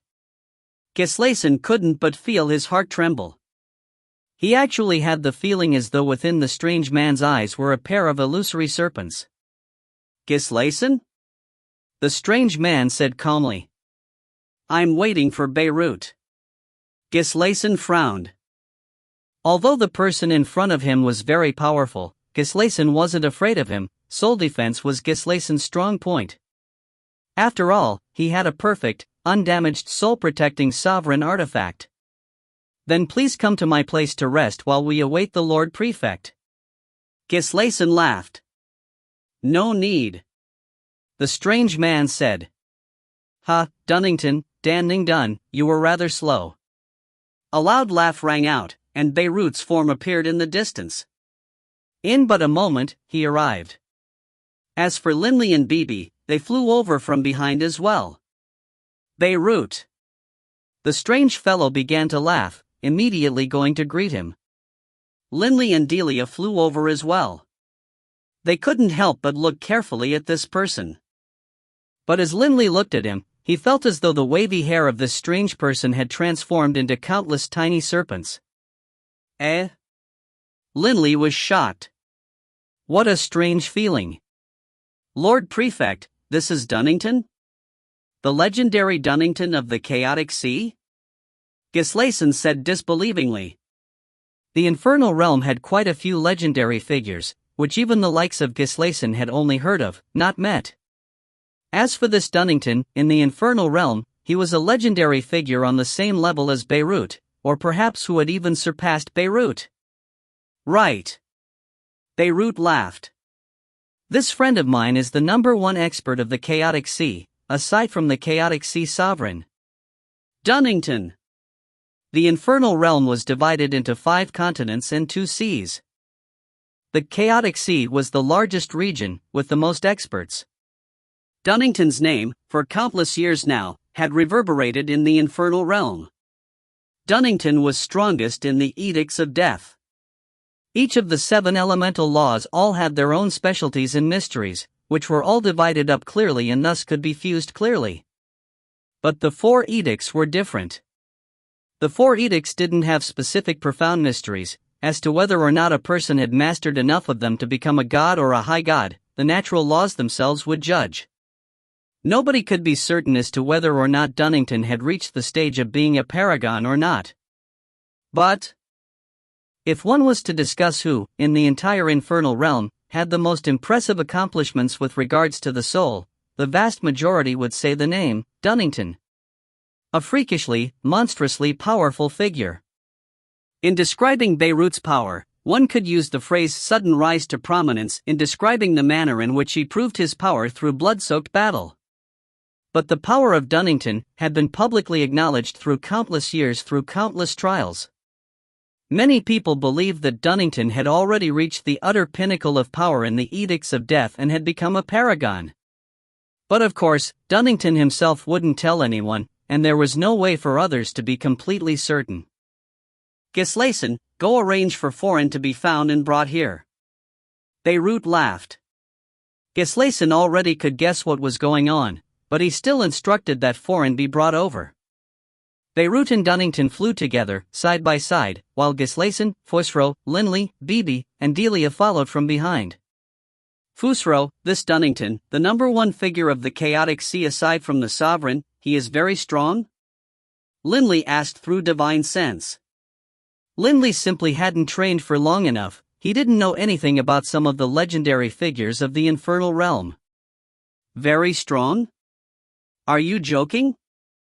Fusro sent back through divine sense. This Dunnington is probably a high god paragon. You tell me, is he strong? Linley was badly startled. He couldn't help but take a closer look at Dunnington. While flying, Dunnington's long, wavy, bluish-black hair billowed casually in the wind, but as it did, it gave off a very strange impression, as though each strand of hair had turned into a long serpent, or arrows of ice. As he stared at Dunnington, Linley felt his head grow dizzy. How terrifying. Linley was secretly shocked. Boss, I keep on having the feeling as though the robe which Dunnington is wearing is actually a strange monster of the deep sea. So strange. Beebe sent through divine sense. It wasn't just Linley who felt strange things when looking at Dunnington. Within the main hall of Patriarch Gislason's residence, everyone sat down. Linley raised his head, looking towards the outside.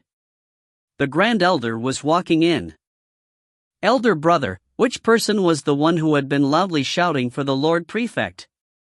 Gislason rose to his feet, introducing, Little sis, this gentleman is Mr. Dunnington of the Chaotic Sea. The Grand Elder was shocked. Mr. Dunnington. The Grand Elder said in a friendly manner. They addressed Beirut as Lord Prefect, because they felt grateful towards him for his kindness. As for others, even if they were as powerful as Beirut, they would at most address others as Mr. As soon as the Grand Elder sat down, footsteps rang out from outside as well. Ha, they finally came. Beirut laughed. Which one is it? Dunnington spoke out calmly. The one with the yellow hair. Beirut said. Foreign and several other elders walked in together. When Foreign entered the main hall and saw Beirut, the look on his face turned rather ugly. Oh? Dunnington said. Very suddenly. Twin illusory blurs shot out from Dunnington's eyes, which suddenly surrounded and enveloped Foreign. Foreign wasn't able to react at all, and Linley's eyes couldn't help but light up. Dunnington's actions appeared simple, but there definitely must have been a struggle within Foreign's mind. Foreign's facial muscles twitched slightly, but then he calmed down. All done. Dunnington laughed, turning his gaze towards Beirut. The innate ability of this Azure Dragon clan really is formidable. I had to use some real power. Beirut laughed back. Stop showing off and help me interrogate him. What are you doing? The Grand Elder said frantically. Just hypnotism. Beirut laughed calmly. You can see for yourselves if he is innocent or not. Gislason gave the Grand Elder a meaningful look. Since the hypnotism had already been used, then they might as well let this thing come to a conclusion. Humph! The Grand Elder let out a low snort, but in the end, still sat down. I want to see what you'll have to say for yourself after it is proven that my son is no traitor. That's Beirut's responsibility, not mine. A hint of a smile appeared on Dunnington's face. Foreign, tell me, were you the one who leaked information about Linley's whereabouts to the 8 great clans, resulting in the 8 elders attacking Linley? Dunnington said calmly. Immediately, everyone in the hall, including Gislason, the Grand Elder, the various other elders, and Linley all looked nervously towards Foreign. Linley stared at the dazed Foreign. If it wasn't him, this will be very awkward. A calm look was on Foreign's face, and his eyes were lifeless. He said mechanically, "Yes. Yes." The voice echoed in the hall. Instantly, everyone fell silent. The Grand Elder wore her customary silver mask, and there was no way to see the look on her face, but disbelief could be seen filling her eyes. "Did you hear that?" Beirut laughed as he looked towards the Grand Elder and Gislason. "How is that possible?" The elders in the hall were all stunned. Ask him why." The Grand Elder's entire body was trembling. The Grand Elder didn't want to believe it. She truly didn't understand, why had her son come to this decision? When a person was hypnotized, they wouldn't tell any lies. This was an ironclad rule. Dunnington continued, "Why did you leak the information and want Linley to be killed?" "He deserves to die." Foreign said mechanically, "He is a junior descendant of the clan. By what right does he hold the Azure Dragon Ring, the sovereign artifact of our ancestor?" Sovereign artifact? Dunnington couldn't help but look at Linley with surprise. The other elders all were looking towards Linley in surprise as well. Foreign continued, "Acquiring the sovereign artifact was one thing, but my son lost his most powerful divine clone because of him. And he's just a mere god, and yet he's already so powerful. When he becomes a high god, his status in the clan will definitely be higher than mine. Foreign, look up at him and live beneath him, day in and day out? This sort of life is nothing but torture, and so he must die." "A god?" Quite a few elders in the hall all looked towards Linley, astonished. They didn't know Linley was a god. They also didn't know that Linley had a sovereign artifact. So that's what this was all about. The Grand Elder stood up, murmuring softly. Whoosh! The Grand Elder's body suddenly appeared next to Foreign's.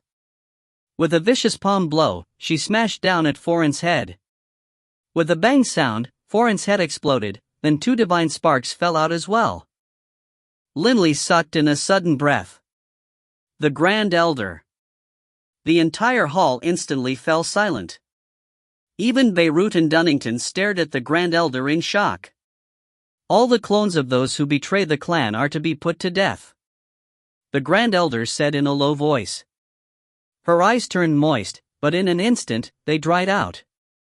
"If you find any errors, ads pop up, ads redirect, broken links, non-standard content, etc., please let us know. Report chapter so we can fix it as soon as possible."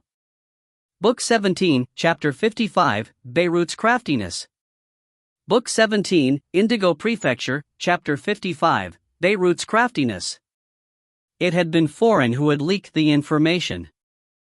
This had already shocked quite a few people, but the sudden attack by the Grand Elder, who had personally executed Foreign, this caused the entire hall to fall completely, utterly silent. "I didn't expect that it really was him." A long, low sigh echoed in the main hall. The speaker was Gislason. At this time, Linley was looking very carefully at the Grand Elder. The Grand Elder actually straightforwardly executed her own son. Linley was completely astonished. "Elder brother, Foreign has already been punished in accordance with the rules of the clan," the Grand Elder said in a cold, calm voice. "This matter is concluded. I'll leave for now." "All right. You can go back and rest." Gislason understood that his little sister was feeling terrible right now. "Wait a moment." A voice suddenly rang out. The Grand Elder had already started to leave, but now she came to a halt, turning to stare at the seated Beirut. In a low voice, she said, "Lord Prefect, is there something else you need?" Although her voice was very calm and tranquil, Linley could sense the unbridled anger that was hidden within that calm. Her son was already died, but Beirut still wouldn't give it a rest? Linley couldn't help but look towards Beirut, who had a calm smile on his face. Beirut said, "According to the rules of the Four Divine Beasts clan, those who betray the clan shall have all their bodies and clones destroyed, correct?" "Correct."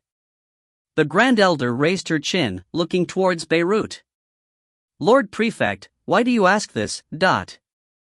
I simply would like to ask, how many clones did Foreign have?" Beirut laughed calmly. The Grand Elder was silent for a moment. The mask on her face prevented others from seeing her expression, but Linley could see that the Grand Elder's entire body was trembling slightly. Clearly, she was already utterly livid. "Including his original body, 3 clones in total," the Grand Elder said in a low voice. "However, my son's original body was still at the saint level. Thus, when I killed him, only 2 divine sparks came out. Lord Prefect, I wonder if my answer is satisfactory for you." "Little sis," Gislason reproved softly. The Grand Elder's words and attitude were clearly hostile. Beirut let out a calm laugh. "It's fine. She just killed her own son with her own 2 hands. I can understand why she is in a poor mood. But, Gaia, I hope that you will remember that your son was a traitor to the clan. He deserved his death." Beirut spoke with no mercy or remorse. The Grand Elder's body shuddered once. "All right." Beirut stood up. "This matter is at an end. Dunnington, Fosro, Linley, come, let's all go back." Linley's group immediately rose. As Beirut walked past the blood-stained corpse, he glanced sideways at it and said calmly, "Hurry up and dispose of the body. It is foul to behold." After speaking, Beirut left, while Dunnington and the others followed. As Linley left, he glanced at the Grand Elder. The Grand Elder just waved her hand, and the corpse on the ground transformed into dust. "Let's go. Let's go. I didn't expect that Foreign was a traitor." The elders left, all disgusted. In but a few moments, the only ones remaining in the hall were Gislason and the Grand Elder. The Grand Elder stood in the center of the hall, not moving at all. "Little sis, Foreign was a traitor to the clan. He deserved to die." Gislason walked over, resting his hand on the Grand Elder's shoulder. Once a person became known as a traitor to the clan, the other members of the Four Divine Beasts clan would hold that person in contempt. Even though Foreign was dead, nobody felt pity for him. "I know." The Grand Elder's voice was very low.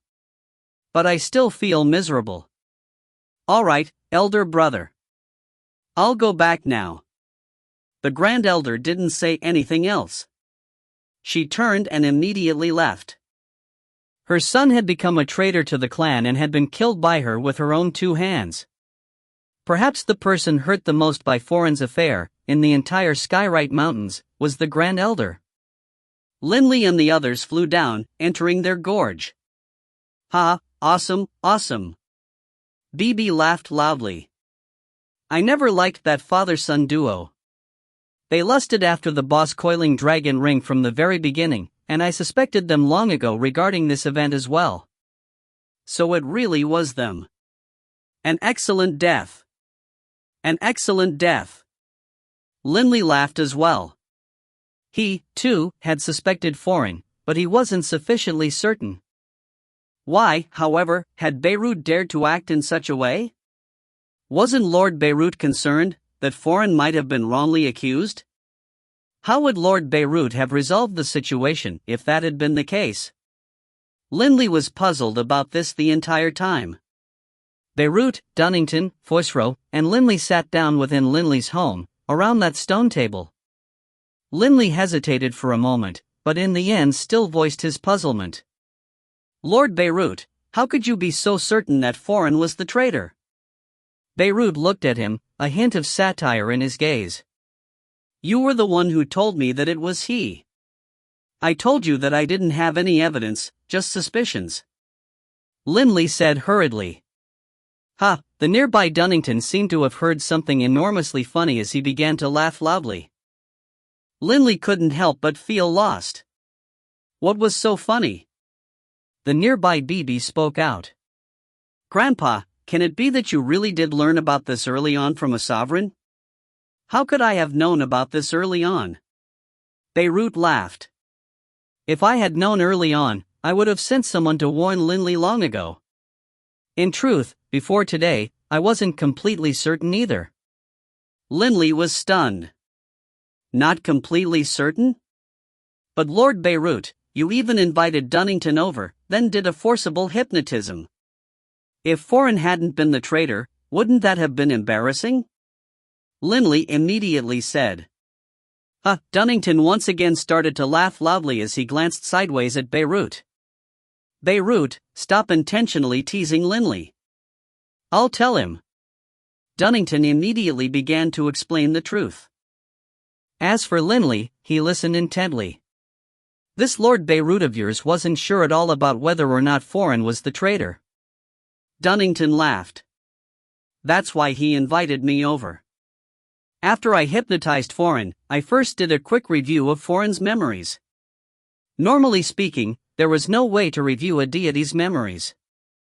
But once a person was hypnotized and completely unable to resist, a terrifying figure like Dunnington was able to easily review the memories of the hypnotized person. After reviewing his memories for just a moment, I knew. Dunnington laughed. That he was the traitor. But what if he wasn't? BB immediately asked, and Linley looked at Dunnington as well, puzzled. Dunnington laughed. If he wasn't? Easy. Then I would have immediately allowed Foreign to regain consciousness. Dunnington glanced sideways at Beirut. Afterwards, I would say a few words of praise, along the lines of, the Azure Dragon clan really does live up to its name. Even I am unable to forcibly hypnotize him. Dunnington's words completely flabbergasted Linley, Delia, and BB. Indeed, when a person was hypnotized, they would lose their consciousness. If Dunnington was successful in his hypnosis attempt, he could let Foreign regain his consciousness after investigating Foreign's memories. Even Foreign himself would only have felt that his head had gone dizzy for a moment. He wouldn't feel much else. Formidable. Linley sighed to himself. If Foreign wasn't the traitor, Dunnington could just deliberately lie and claim that he had been unable to hypnotize Foreign. The end result would simply be that Gislason, the Grand Elder, and the others would feel that they had gained a great deal of face. After all, even a supreme expert such as Dunnington had been unable to forcibly hypnotize an elder of the clan. This really was an excellent idea. BB sighed in amazement as well. Excellent, my ass. Dunnington stroked his beard. If Foreign truly hadn't been the traitor, then I, Dunnington, would have suffered a blow to my reputation. Stop worrying. Beirut began to laugh. Your reputation wouldn't have suffered anything. Even if you publicly acknowledged that you were unable to hypnotize Foreign, others would just think that this innate ability of the Azure Dragon clan is incredible. They wouldn't think that you are weak. Dunnington raised his eyebrows, laughing. His power was something that was publicly acknowledged, after countless shocking, world-shaking battles. The number one expert of the chaotic sea, aside from the sovereign. Who would dare belittle him? Linley, BB. Beirut suddenly said. After this affair, although the Grand Elder has nothing to say for herself, in her heart, she certainly is unhappy. I think you'd best leave the Skyrite Mountains and come to my place. Leave the Skyrite Mountains? Linley couldn't help but turn and look at Delia. Excellent. BB said jubilantly. The Skyrite Mountains are rather boring. I haven't even gone to Grandpa's prefectural manor. I want to go and have some fun. Delia, what do you think? Linley looked towards Delia as he spoke to her through divine sense. Delia looked at Wade, nestled in her arms, then replied through divine sense, Wade is still young. It's best not to make him tired by running all over the place. When Wade can take care of himself, we can go out wandering again. Right. Linley nodded. After their discussion through divine sense, Linley had come to his decision. Boss, wanna go? BB immediately asked through divine sense. Linley laughed, then shook his head. Lord Prefect, BB, I won't go for now. Wade is still young, and with Delia and myself living in the gorge with the other members of the Yulan branch, life is still fairly comfortable. As for what the Grand Elder will do, I won't go to Bloodbath Gorge. Even if she isn't happy, what can she do? Fine, then I won't pressure you to come. Beirut laughed calmly and nodded. Alas. BB let out a sad sigh. Boss, you accompany Delia and your son, then? I'll head there for now. Linley laughed and nodded.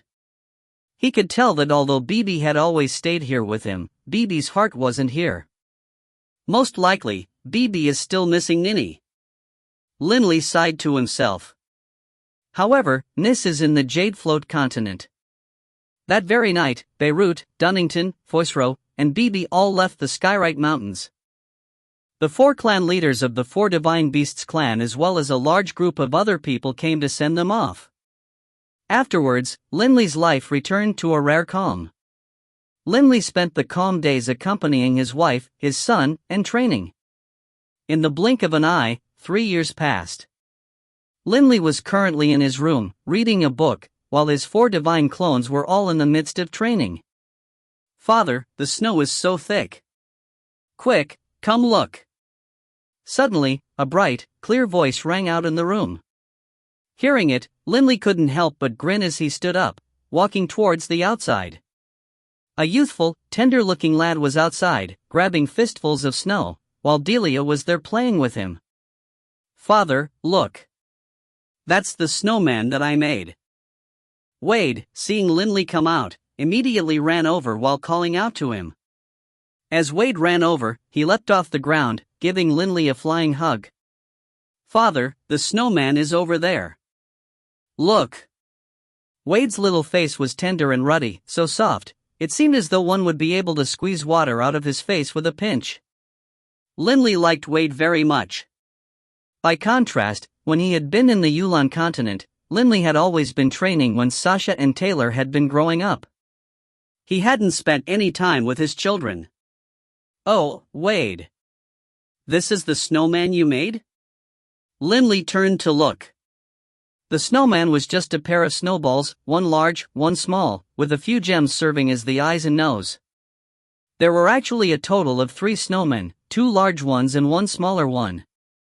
Right. Wade nodded solemnly, as though this were a weighty matter. Father, look. That one is you. That one is Mother. That one is me. Hearing this, Linley couldn't help but start to laugh. Wade, stop hanging on to your father. Come down. Delia said. Oh. Wade obediently let go of Linley and fell down, but the ground was slick. As he landed, he slipped and fell, and Delia couldn't help but immediately go help him back up. Linley chuckled, then casually, leisurely began to walk forward on the snowy ground. With each step, he left a footprint behind. The snow had come to a halt long ago, but the snow on the ground was fairly thick. Everything within his field of vision had turned a silvery white color. Father, Father. Wade's call rang out from behind. Linley turned to look, but as he did, he saw out of the corner of his eyes his own footprint. He had left a deep impression in the snow, but a hint of green grass was still forcing its way out from within it. In that instant, when Linley saw that hint of green, and when he heard his son calling from afar, Father, Father, Linley's mind suddenly swept through the various events of recent years, from Delia's life-threatening crisis to his own despair, then his escape from that despair, followed by last few years of calm, blissful life. Boom! A green spot of light suddenly sprang into existence within Linley's mind, and in the next instant, it transformed into a green sun, illuminating his entire mind. If you find any errors, ads pop up, ads redirect, broken links, non-standard content, etc., please let us know. Report chapter so we can fix it as soon as possible.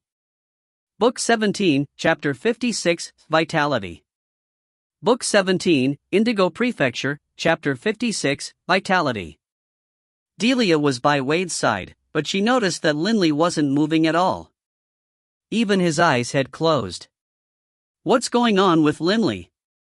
Can it be, seeing Linley in such a state, Delia naturally would suspect that he had gained a sudden insight and broken through. This was indeed the case. At this moment, Linley finally moved through the initial threshold of gaining a basic understanding of the profound mysteries of vitality. Training in a profound mystery always had two major barriers. The first was the initial threshold, while the other was the bottleneck before mastery. Although there might be some difficulties encountered while training, as long as one persevered, one would be able to overcome them. But that initial threshold as well as the bottleneck before mastery couldn't just be overcome through effort.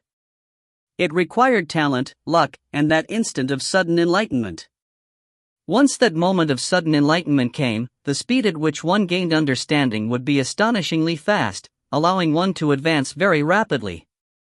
However, moments later, the speed at which Linley gained comprehension began to slow down. After all, that moment of insight only allowed a person to gain a portion of understanding. The rest required training. Linley opened his eyes, and as he did, he saw Delia. "You made a breakthrough?" Delia said softly. Linley laughed and nodded. "I've finally passed the initial threshold for understanding the profound mysteries of vitality, and indeed, understanding this profound mystery isn't an easy task. I had to experience many things first, and have my entire mentality change. Only after all of these things was I able to grasp that sudden moment of spiritual awakening and enlightenment." Delia couldn't help but reveal a smile on her face. "Linley, didn't you say that after becoming a high god, it would become much harder to fuse profound mysteries?" Delia couldn't help but ask. When fusing profound mysteries, the difficulty level was lessened if one fused the mysteries while gaining insights to them. This was much like how if a large tree was crooked when it was young, if it kept on growing crookedly until it reached maturity, it would naturally become a crooked tree. But if you were to have a straight tree begin to grow crooked only after it reached maturity, it would be hard. Fusing is far more difficult than gaining initial insights into a profound mystery. Linley shook his head.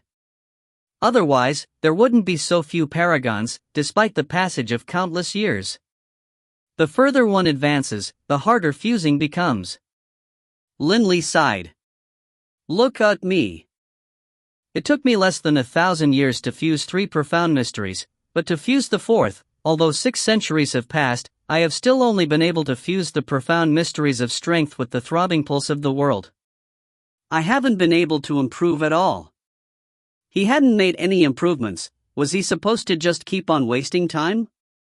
Based on the historical pace of advancement by other people, even the greatest of geniuses would find it virtually impossible to fuse a 4th profound mystery in under 10,000 years. In addition, once I become a high god, my power will increase tenfold. Linley said confidently. By then, even if I encounter an Azura, I will at least be able to stay alive. When his soul was improved to the high god level, he would be able to absorb more amethysts and reach a new peak. In addition, Linley's Blackstone space had previously used god-level divine earth power. Once he became a high god, he would be able to use high god-level divine earth power to execute it. The power of his Blackstone space would therefore rise once again. When Purgatory Commander Resigum set up his gravitational space, he used high god-level divine earth power. Once Linley became a high god, the spiritual chaos component of his Blackstone space would also become more than 10 times stronger. The gravitational pull would also rise to a terrifying new level. By then, even 7-star fiends would find it hard to move freely within the Blackstone space. By then, Linley's Blackstone space wouldn't be too far off from Purgatory Commander Resigum's. In addition, only after becoming a high god will I have any hope of being able to repair the coiling dragon ring. Linley sighed. Although spiritual energy can be used to repair it, this is a soul-protecting sovereign artifact, after all. My current spiritual energy is too weak. Once I become a high god, I can rely on amethysts to strengthen my soul to the limits of spiritual strength for a high god. Even if I'm not able to completely repair it, I can still make it so that it recovers a portion of its power. If one was too greedy, one would be like a python who attempted to swallow an elephant. The consequences would be obvious. At present, as soon as Linley broke through to become a high god, his strength would become terrifying. Thus, it was best for him to become a high god as quickly as possible. Time flowed on like water, advancing silently and soundlessly. Linley quietly trained within the gorge, slowly advancing step by step. As for Wade, he grew up and became an adult as well. When the 100-year event came, Wade went to undergo the ancestral baptism and became a water-type deity. Wade's power is too weak. In the infernal realm, a demigod's power is absolutely insufficient for roaming about. Although Linley wanted Wade to experience some hurdles and hardships, he didn't wish for Wade to throw his life away. Wade normally remained within the Skyrite Mountains, sparring with the other deities. More than a century had passed since Foran had been killed. However, the higher-level members of the Four Divine Beasts clan felt tremendous pressure. This was because the enemy 8 great clans had become more and more savage, while the Four Divine Beasts clan had lost too many elders. The residence of Patriarch Gislason. Patriarch, Garvey said frantically. We can't let this continue. If this continues for another millennium, our Azure Dragon clan will probably not have 7-star fiends left. Gislason's back was turned towards him, and he was silent. Patriarch, Garvey called out frantically. Then you tell me. What should we do? Gislason said in a low voice. Garvey hesitated slightly, then gritted his teeth. Patriarch, order all of our forces to be withdrawn. Forget about those forces of the 8 great clans and their arrogant patrols. We should just stay quietly within the Skyrite Mountains and build up our strength. Gislason was silent. In the past, how glorious had the Four Divine Beasts clan been? Their fame had spread throughout all the higher planes and divine planes. Not a single clan dared to underestimate them, and the lives of the clan leaders of ordinary clans wasn't worth as much as the lives of ordinary members of the Four Divine Beasts clan. The glory of the clan was utterly inviolable. For countless years, although the descendants of the Four Divine Beasts clan might die, they had never lowered their heads. This was because these descendants all understood that even if they died, the clan would avenge them. The descendants of the Four Divine Beasts clan were proud and arrogant. Let our Four Divine Beasts clan lower our heads? Hide like turtles within the Skyrite Mountains and not go out? Gislason said in a low voice. Garvey, do you know what people will say about us in the outside world? They will say that our Four Divine Beasts clan was beaten so badly by the 8 great clans that we are hiding like turtles, afraid to show ourselves. That we are a pack of cowards. I am absolutely certain that this is how the 8 great clans will spin the story, and that they will spread this news throughout the infernal realm, as well as the rest of the 4 higher planes, that to ordinary people, Gislason's line of thought was laughable. That was because ordinary people had never reached the heights that Gislason had. Even in material planes, ordinary people would be willing to sacrifice their lives for the glory of their clan, much less deities who possessed eternal life. To them, the glory of their clan was even more important. Garvey, you can go back for now. Gislason sighed. Patriarch. Garvey couldn't help but feel frantic. I told you to leave. Gislason growled. Stunned, Garvey had no choice but to leave, resigned.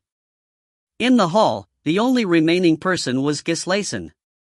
His entire face was furrowed with wrinkles as he frowned, his heart filled with frustration.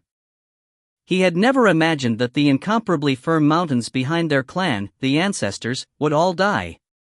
With the ancestors dead, all the pressure now came crashing down upon the clan. Within the gorge, Linley, Delia, and Wade were eating together. But of course, Wade was now a handsome young man, slightly taller than even Linley, albeit somewhat thinner. "Linley!" A voice suddenly rang out. Linley raised his head and saw Garvey's figure appear in mid-air, then descend. Seeing Linley's family happily eating, Garvey let out a sigh. "Linley, your life really is carefree and worryless. Sit." Linley pointed in front of him. "What, are you feeling frustrated over the clan's matters?" "Right." Garvey sat down. "Uncle Garvey." Wade called out. Garvey laughed and nodded. "Time moves so very fast. Linley, I still remember how, over a century ago, you held Wade and Delia and hurried back. That really was a major event." Laughing, Linley nodded. "Right, Garvey. What happened within the clan?" Upon hearing this subject, Garvey said bitterly, "Just today, yet another elder of our clan lost his most powerful clone. Currently, our Azure Dragon clan, including you, Linley, only has 17 elders who truly possess the power of a 7-star fiend." 17? Linley was stunned. He still remembered how when he had accepted the position of elder, the clan had more than 30 elders. But now, only 17 remained. "After I learned this, I thought for a long time, then went to find the Patriarch. I advised the Patriarch that he should order the elders to no longer go out and do battle, and that we should all return to the Skyrite Mountains." Garvey clearly felt very miserable for having given this advice. After all, he too valued the glory of the clan, did he not? "What did the Patriarch say?" Linley asked. "He didn't agree." Garvey raised his head, gulping down a cup of wine. "Every 10 years, sometimes every few years, our 4 Divine Beasts clan loses yet another elder. If this continues, in a few centuries, how many elders will our 4 Divine Beasts clan have left?" Linley felt resigned as well. In this sort of clan war, the strength of any individual was simply insufficient. "Enough of that. Come, drink." Garvey raised his cup. "Drink." Linley responded. Delia and Wade left the table shortly, leaving behind Linley and Garvey to chat and drink wine. "Eh?" Linley raised his head, a hint of a smile on his lips. "He's finally back. Boss." A figure descended from the skies, wearing a straw hat on his head. It was Bibi. Ever since he had left with Beirut, Bibi hadn't returned a single time in the past 100+ years. Linley rose to his feet. "Boss, I missed you to death." Bibi rushed forward, giving Linley a bear hug. Linley and Bibi were as close as real siblings. After not having seen Bibi for so long, he naturally felt extremely happy. "Bibi, long time no see." Garvey greeted as well. After that affair nearly a century ago, all the elders of the Skyrite Mountains had learned that Bibi was the grandson of the Lord Prefect of Indigo Prefecture. "Elder Garvey." Bibi greeted as well. "What have you been doing for the past century?" Linley laughed as he spoke. Bibi rubbed his nose, then laughed smugly. "In the past century, I've roamed the entire Indigo Prefecture and visited many secret locations." Indigo Prefecture really is large. "In the past 100+ years, I've only managed to visit some of the more important areas." "Oh, so why didn't you continue touring?" Linley said. Bibi pursed his lips, saying in an unruly manner, "I got bored. Didn't want to continue." But although he was acting in a seemingly unrestrained manner, Linley could sense a desolate aura. At this moment, Delia and Wade hurriedly walked over from afar. Delia laughed and said from far away, "Bibi, it's been so long since you left. Look at this fellow next to me. Do you know him?" "The fellow next to you?" Bibi was stunned. "Wade." Delia laughed. "Remember now?" "Ah. That little fellow?" Bibi immediately began to laugh. Linley watched as Bibi immediately began to chat warmly with Wade, but could still sense that within Bibi's heart. Bibi's too lonely. Once the affairs of the clan have been resolved, I'll immediately accompany Bibi on a trip to the Jade Float continent. Let's go find Nini. The Infernal Realm. The Jade Float continent. Coldcom Prefecture. The city of Beifei, Beifei. The streets of Beifei City. A man and a woman were walking side by side. Nini, I've come out for the express purpose on a stroll with you. Smile, won't you? The man and woman were Salomon and his little sister, Nis. Ever since that event at the volcano range, Nis had believed Bibi to be dead, having perished after diving into that golden magma pool. Bibi's death had come as a tremendous blow to Nis. It had also caused her attitude towards her elder brother to change. All right. Nis just responded with a single word of acknowledgement. A passerby on the street was chatting with another person. That scryer recording really was exciting. It's been so many years since I've seen supreme experts like that do battle. Wow. There were actually more than 10 7-star fiends, and 6 of them used Sovereign's might. And that Azure Dragon clan's elder named Linley, he killed 5 7-star fiends by himself. Too terrifying. That year, when Linley had suffered an attack from those 8 elders, many people had recorded scryer recordings of the battle.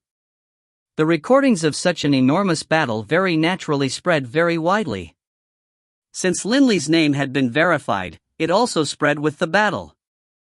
In the past 100 years, it had finally spread from the Bloodridge continent to the Jade Float continent. Hearing this conversation, both Salomon and Nis were stunned. Linley? Nis was stunned. She had always believed that Linley and Bibi had both died.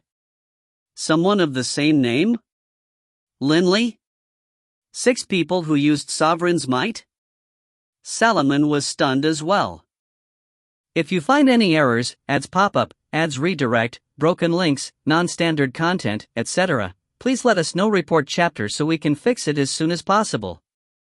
Book 17, Chapter 57, Dangerous. Book 17, Indigo Prefecture, Chapter 57, Dangerous. The contents of that conversation had simply been too stunning. More than 10 7-star fiends in a single battle, 6 of whom had used Sovereign's might? This sort of group battle between supreme experts was simply too rare. Even if they occurred, scryer recordings of such battles would rarely spread out. How could it be Linley? Salomon was completely stunned. But from the contents of that conversation, Salomon had learned that the Linley these people were discussing is a member of the Azure Dragon clan. The Linley which he knew was also a member of the Azure Dragon clan. Can it really be him? Salomon didn't dare believe it. He was just a god. How could he kill 5 7-star fiends? No way. No way. A single person, kill 5 7-star fiends? This sort of accomplishment was simply too terrifying. As Salomon viewed it, no matter how powerful Linley was, there was no way he could have reached such a level. Big bro, did you hear that? They said Linley. Nis turned to look at her elder brother, Salomon. Her eyes were filled with disbelief. At the same time, a hint of hope appeared in her heart. She had believed that both Linley and Bibi had died. But Linley was alive. Bibi, perhaps, was still alive as well. When she thought of the possibility that Bibi was alive, her heart, dormant for 1,000+ years, began to come to life again. They might just be 2 people of the same name. Salomon chuckled, intentionally saying disdainfully, "You know how strong our Linley was. He was just a god. It would be hard for him to face even an ordinary high god. Kill 5 7-star fiends by himself? Do you believe it?" Nis was stunned. All right. Don't pay any attention to the idle chatter. Most likely, it's just a supreme expert who also shares the name Linley. Salomon laughed calmly. Let's go. We're shopping for clothes today. Pick whatever you like. Salomon didn't want Nis to go look at the scryer recordings. It wasn't an issue if it wasn't Linley, but if it really was Linley, given Nis' temperament, she would definitely immediately go look for Bibi. That would be terrible. Let's go look at scryer recordings, Nis said. Salomon shook his head. Why look at scryer recordings? What? Do you think Linley is still alive? I don't know, but regardless of whether or not it is the Linley we know, a scryer recording of a battle including more than 10 7-star fiends is worth watching, no matter what. Nis turned and immediately walked away. Salomon had no choice but to follow, and he secretly consoled himself that Linley died long ago. And he was very weak. This supreme expert, in turn, is very strong. It definitely isn't him. It has to just be someone with the same name. Salomon had unjustly accused Linley in the past. Naturally, he didn't want to see Linley grow strong. There were 3 locations in Bayfay City that were dedicated to viewing scryer recordings. Large groups of people were gathered in front of the gates of all 3 locations today, all of them handing over strips of inkstone and azurite to go in and watch the scryer recordings. By the time Salomon and Nis arrived, they were shocked by how many people were present. At the same time, those who had finished watching the scryer recordings were coming out from a side door. Truly astonishing. That Azure Dragon Elder was simply too terrifying. Right. That Azure prison of the Azure Dragon Elder appeared, and when it vanished, all of the enemy elders were dead. Listening to this discussion, Salomon and Nis felt all the more curious. They immediately handed over the entrance fee of 100 inkstones and entered. There were 6 halls for viewing scryer recordings. Go to hall number 5. The last viewing just completed, and will start anew soon. Salomon and Ninny both entered the 5th hall, looking for places to sit. The number of people within the 5th hall rose rapidly, but Nis just stared at the front of the hall, her body trembling slightly. Ninny, relax, Salomon said consolingly. Don't have too much hope. But Ninny didn't say a single word. Suddenly, a large amount of water-type elemental essence coalesced in the front of the hall in mid-air, transforming into a recording. At the same time, a voice rang out. Everyone, this battle occurred in Indigo Prefecture, at the Bloodridge continent, in a mountain forest that was a few thousand kilometers outside of Mir City. Everyone in the hall fell silent. The explanatory voice continued, these battling experts are 11 7-star fiends. Based on my calculations, in Indigo Prefecture, only the 4 Divine Beasts clan and the 8 Great Clans have such a high number of experts. The 2 just so happen to be in a state of war, and now, everyone, please watch. When the scryer recording started, a 7-star fiend had already died, and his corpse is on the ground, still emanating the aura of Sovereign's might. Everyone, if you look carefully, you can see it. After speaking, the recording in the front of the main hall began to play. Everyone in the hall went silent. Ninny and Salomon held their breaths as well. Within the enormous scryer recording, one battle scene after another appeared. These were the scenes of Fusro and Tula battling their enemies. However, just by watching these 2 battles, the people watching this recording for the first time were already stunned. Their bodies were all covered with light, and with each punch and kick, space itself split open. 3 of these 4 are using Sovereign's might. Salomon was stunned. Where is Linley? Nis was searching desperately. And Bibi? However, at present, the scryer recording was primarily focusing on these 2 battles. At the same time, the scryer recording also recorded grey-robed corpse that lay on the ground, also emanating that aura. It was the 7-star fiend who had been killed by Fusro at the very beginning. And then, the scryer recording switched the point of view to the ground. The ground was roiling like the waves of the sea.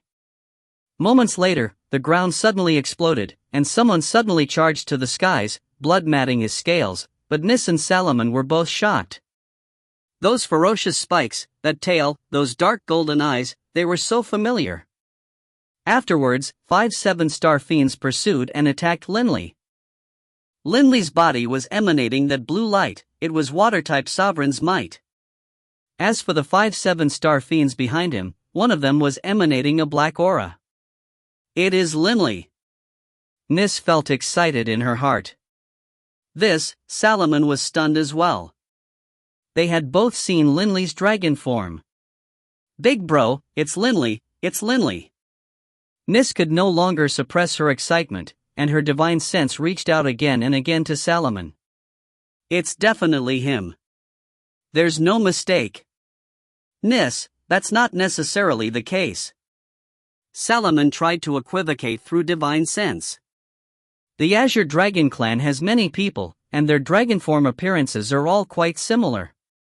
In addition, in 1,000 years, do you think Linley would become so powerful? It's impossible. Nis was stunned. Could it be true that there was someone with a dragon form similar to Linley's? Nis didn't know too much about the 4 Divine Beasts clan, and didn't understand how unique Linley's dragon form was. And then, Salomon and Nis continued to watch. In the scryer recording, Linley began to go insane, actually using his spiked forehead to batter a 7-star fiend to death. The other 4 remaining 7-star fiends wanted to flee, but they were all trapped within that massive blue cube. After the blue cube vanished, the 4 7-star fiends were dead as well. The scryer recording was focused on Linley now, and after killing those 4 7-star fiends, Linley actually flew to the ground. The recording showed how Linley knelt down by the side of a woman who was lying on the ground. The recording clearly captured the image of that woman's appearance. Delia. Nis' eyes instantly turned round. It is Delia. Salomon was stunned as well. And then, in the scryer recording, Linley returned to his human form, clutching his infant child by his wife's side. Fusro and Bibi walked over as well, also entering the recording zone. Linley, Bibi. Nis instantly felt so overjoyed that her head went numb. Linley, Delia, and Bibi, the 3 of them were all within the recording range. There was no question about it. This mighty Azure Dragon clan elder was that Linley which they had met. How can this be? How is this possible? Salomon didn't dare to believe it, but the truth was plainly visible for anyone to see. Big bro, it really is them. It really is them. They didn't die.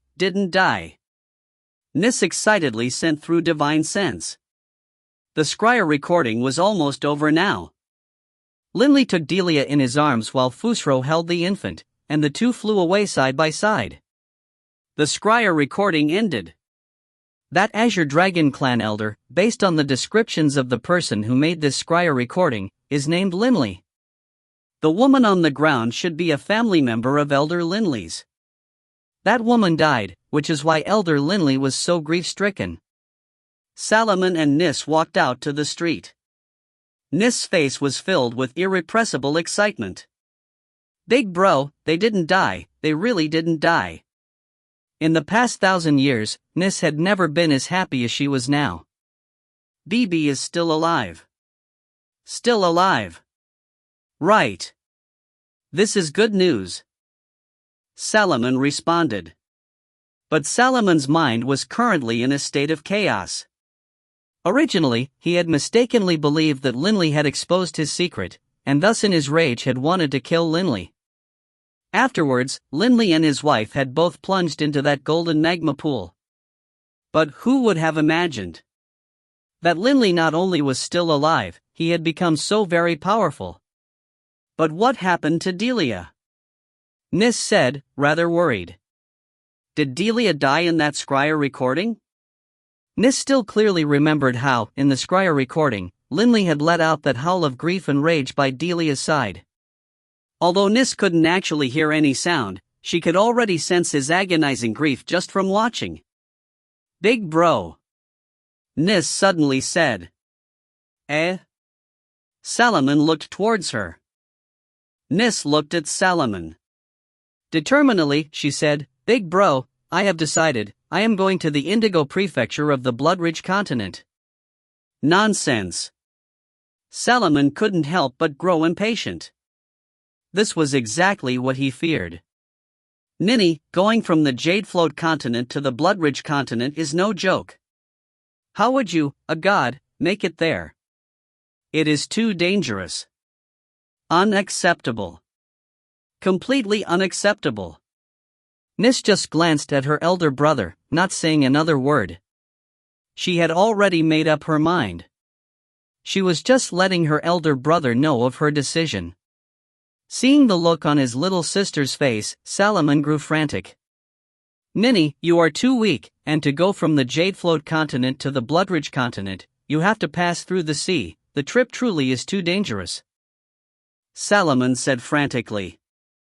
It's pointless for you to say anything. Nis wasn't going to listen to her elder brother this time. Salomon, seeing how his sister was acting, felt helpless in his heart. They were within the city, and within the city, there was no way he could possibly act to imprison his little sister. If his little sister truly wanted to go, there was nothing he could do about it at all. Ninny, are you really going to make me worry about you like this? Salomon said, worried. How about this? Train to the high god level, then go. Nis glanced at him, not saying anything. Nis had already made up her mind, and there was nothing Salomon could do about it. Although Salomon kept a careful watch on her after the day they viewed the scryer recording, the next month, Nis left. Within his room, Salomon stared at a piece of paper.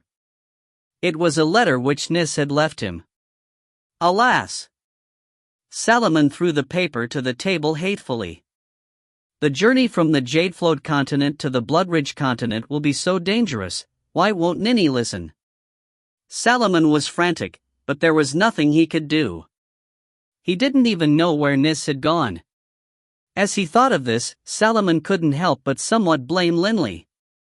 It was because he had wrongly accused Linley and Bibi that the relationship between himself and Nis had fractured, and he rarely would be able to see her smile these days. And now, this time, she left on her own. How is it that Linley didn't die, and instead became so powerful? Salomon couldn't understand it either. How had Linley risen to such a level? At the same time that Nis departed from Coldcom Prefecture, Linley and Bibi, in the distant Indigo Prefecture of the Bloodridge continent, were living peaceful lives in the Skyrite Mountains. In the blink of an eye, a few decades passed. Linley! A deep voice rang out. Father, father! Wade called out. The second elder is looking for you. Linley walked out from within his room. From the corner of his eye, he saw that in the distance, the second elder was walking over with a very complicated expression on his face. Linley, come. Our Four Divine Beasts clan is about to hold a joint conclave of elders. Now. Linley was rather surprised. It hasn't been 1,000 years yet. In addition, the four Divine Beast clans hold a joint conclave? Right. It will be in Bloodbath Gorge, at the Palace of the Four Divine Beasts. The second elder sighed. This time, the reason why all the elders are being summoned is to discuss what our Four Divine Beasts clan should do with respect to the 8 great clans. Linley's heart trembled. It seems though the clan is finally unable to keep fighting like this. If you find any errors, ads pop-up, ads redirect, broken links, non-standard content, etc., please let us know. Report chapter so we can fix it as soon as possible. Book 17, Chapter 58, Unwillingness. Book 17, Indigo Prefecture, Chapter 58, Unwillingness. The Skyrite Mountains. Bloodbath Gorge. The Palace of the Four Divine Beasts.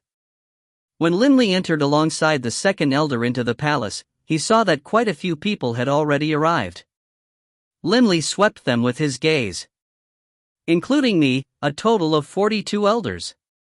But of course, as time passed, more elders entered, one by one. Linley.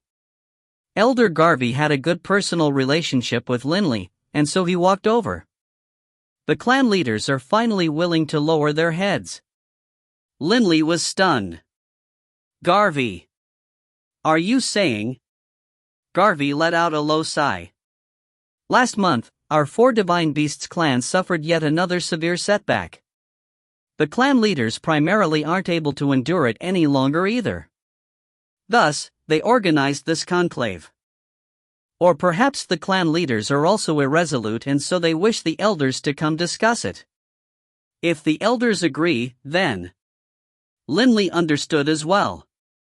Once the conclave concluded, most likely the 4 Divine Beasts clan would choose to turtle up within the Skywrite Mountains, no longer leaving. Although by doing so, the 4 Divine Beasts clan would be able to preserve its strength, the reputation of the clan, built up over countless years, would suffer a huge blow. To the many clansmen, the honor of the clan was more important than life itself. This was a hard choice for the 4 clan leaders to make. We suffered a severe setback last month? What happened? Linley hurriedly asked. You never pay attention to anything. Garvey shook his head. A month ago, our 4 Divine Beasts clan lost another 3 elders. One of the elders belonged to our Azure Dragon clan. Factoring in the last event 20 years ago, our Azure Dragon clan has only 15 elders who truly possess the power of 7 Star Fiends. Linley's heart couldn't help but clench in worry. Rumble, the main door to the palace slowly slid closed. Linley couldn't help but feel startled. Garvey said in a low voice, the elders are all here.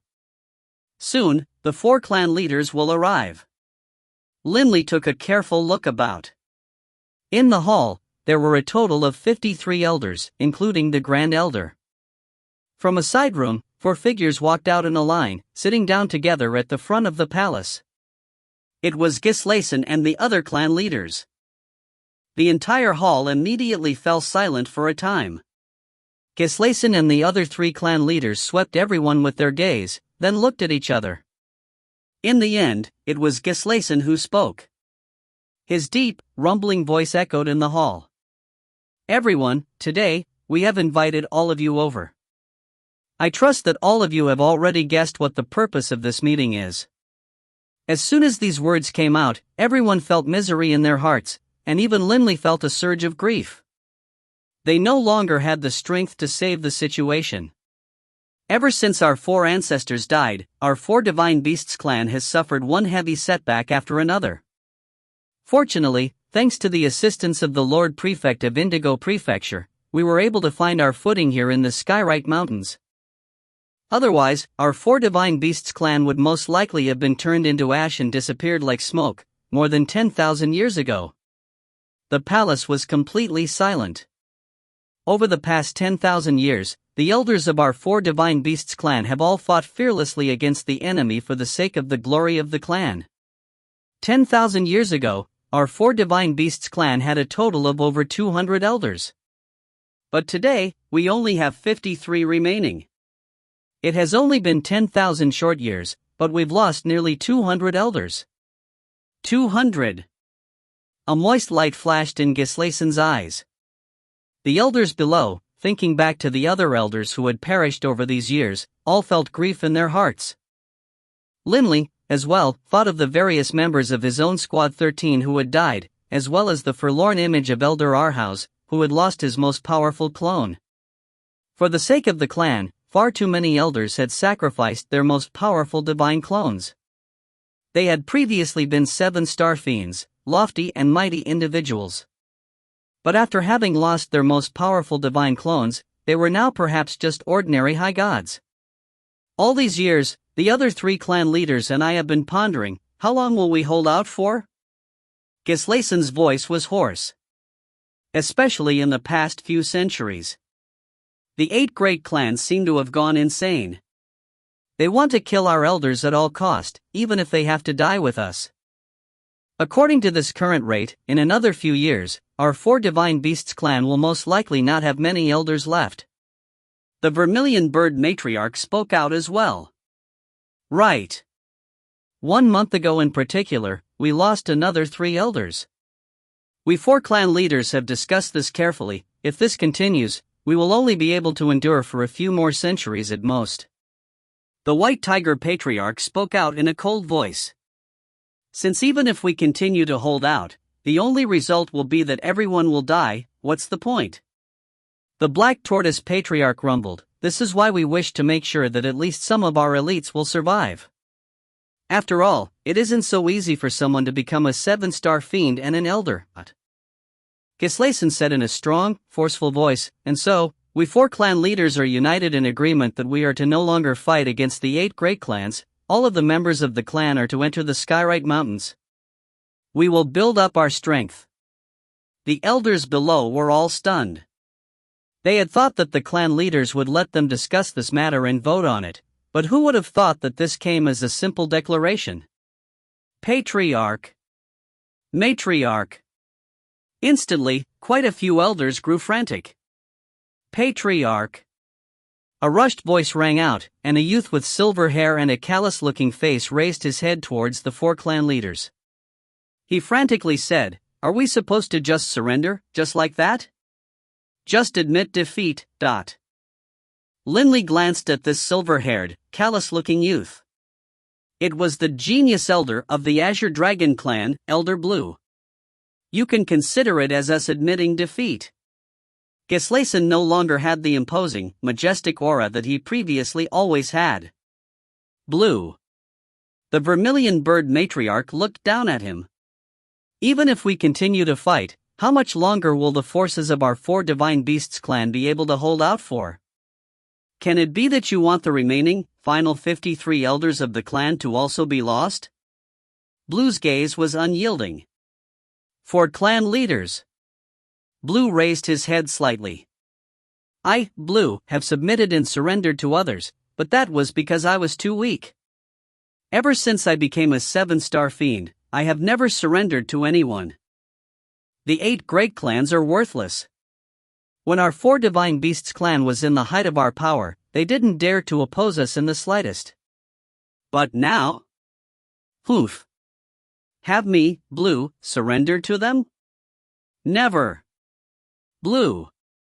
Gislason felt heartsick. In their hearts, they not only hated the 8 great clans, they also looked down on them. For them to surrender, they naturally didn't wish to, given their pride. But Gislason and the other 3 were acting in the best interests of the clan. Patriarch, I understand that this is a hard decision for you. But I am just a single person. I am willing to go out and do battle, and to die on the field of war.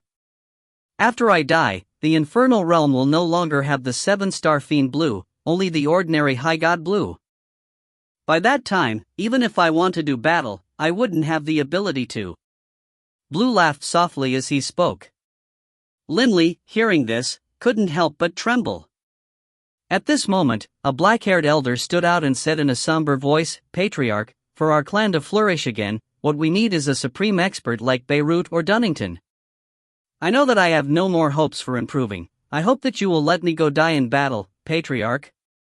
Even if we lose, I refuse to let those 8 great clans get off lightly. Patriarch, in my life, I've given many things a try, but lowering my head? Never. Not even in death. Yet another elder stood up. Matriarch. Linley watched the scene quietly. Although to ordinary people, these elders might appear to be too rigid and inflexible, Linley understood, these elders had lived for countless hundreds of millions of years. They weren't afraid to sacrifice themselves, but they cared deeply about certain beliefs and values which they held. 53 elders. Amongst them, there were more than 20 who were willing to sacrifice their most powerful divine clones, just for the sake of making the enemies suffer. The other elders were silent, but Linley knew that so long as the clan leaders gave the order, they wouldn't hesitate in the slightest. Linley! Suddenly, a voice rang out. Linley was stunned. The Grand Elder was looking at him, her eyes filled with panic. Linley, you are on very close terms with the Lord Prefect. Can't you just discard your pride and go beg the Lord Prefect for him to help us? Given the Lord Prefect's power, he is more than strong enough to force the 8 great clans away. Linley, go beg him, for the sake of the clan, go beg him, just this once. Quite a few elders immediately looked towards Linley. Just now, these elders had been in a state of despair, and many of them had been willing to throw away their most powerful divine clones in an attempted vengeance. Even if their clan was submitting, they would make the 8 great clans suffer. But hearing the words of the Grand Elder, it seemed as though they had one last straw to clutch at for survival. Limley didn't know how to respond. Little sis. Gislason, seated at the front of the hall, let out a deep shout. Having Limley do this would just make the Lord Prefect feel awkward. The Lord Prefect has already done many things for our 4 Divine Beasts clan, and he has never asked for anything in return. You actually want the Lord Prefect to intervene yet again? Can it be that you think the Lord Prefect has an obligation to help us? The Grand Elder couldn't help but fall silent. We're able to preserve the clan, and it won't be destroyed. We should know when to be content with what we have. Gislason let out a sigh. The elders below all fell silent. Elders, I am unable to forcibly prevent any of you from deciding whether or not you wish to go do battle with the enemy. I just want to say, let the clan preserve a bit of power. Gislason rose after speaking, then looked towards Limley. Limley, no matter what, don't go beg the Lord Prefect. Limley couldn't help but raise his head and look towards Gislason. I know what sort of temper the Lord Prefect has. If we go too far and anger him by our actions, he doesn't even need to personally do anything. All he needs to do is to stop caring about our 4 Divine Beasts clan and allow those 8 great clans to freely attack us. That would be disastrous. Quite a few elders seated below, upon hearing those words, felt their hearts tremble. Whether or not to surrender and submit, that was a question of the clan's honor and glory. But angering the Lord Prefect, that was a question of the clan's survival. If the entire 4 Divine Beasts clan was eradicated, there would no longer even be a question of honor or glory. Ever since that decision was made, the 4 Divine Beasts clan no longer openly battled against the 8 great clans. Even though the forces of the 8 great clans continued on their predetermined patrol routes and acted provocatively, they were ignored. The clan only needed to preserve its strength. But although this was the order of the clan, there were still quite a few elders who weren't willing to accept it. They chose to go out to fight, causing the battles with the 8 great clans to rise to a new crescendo, and the 8 great clans, seeing that the 4 Divine Beasts clansmen dared to act so brashly, couldn't help but feel enraged and send even more people out. A wild, savage, brutal war. The most eye-catching of them all was the genius Elder, Blue. Elder Blue traveled by himself, and he actually managed to kill 8 enemy elders. Afterwards, the 8 great clans were enraged, and they actually sent out one of their patriarchs, along with multiple experts. In that battle, Elder Blue's most powerful divine clone died. Elder Blue, in those 10 short years, accomplished the feat of killing 9 enemy elders. But of course, although some did well, others did poorly. Other elders went out to do battle as well, but some elders weren't able to kill anyone at all, as they were set upon by many others or were killed by enemies using Sovereign's might. This sort of wild slaughter persisted for 30 years. 22 elders lost their most powerful divine clones in battle. As for the 8 great clans, their losses were even greater. 38 of the elders perished.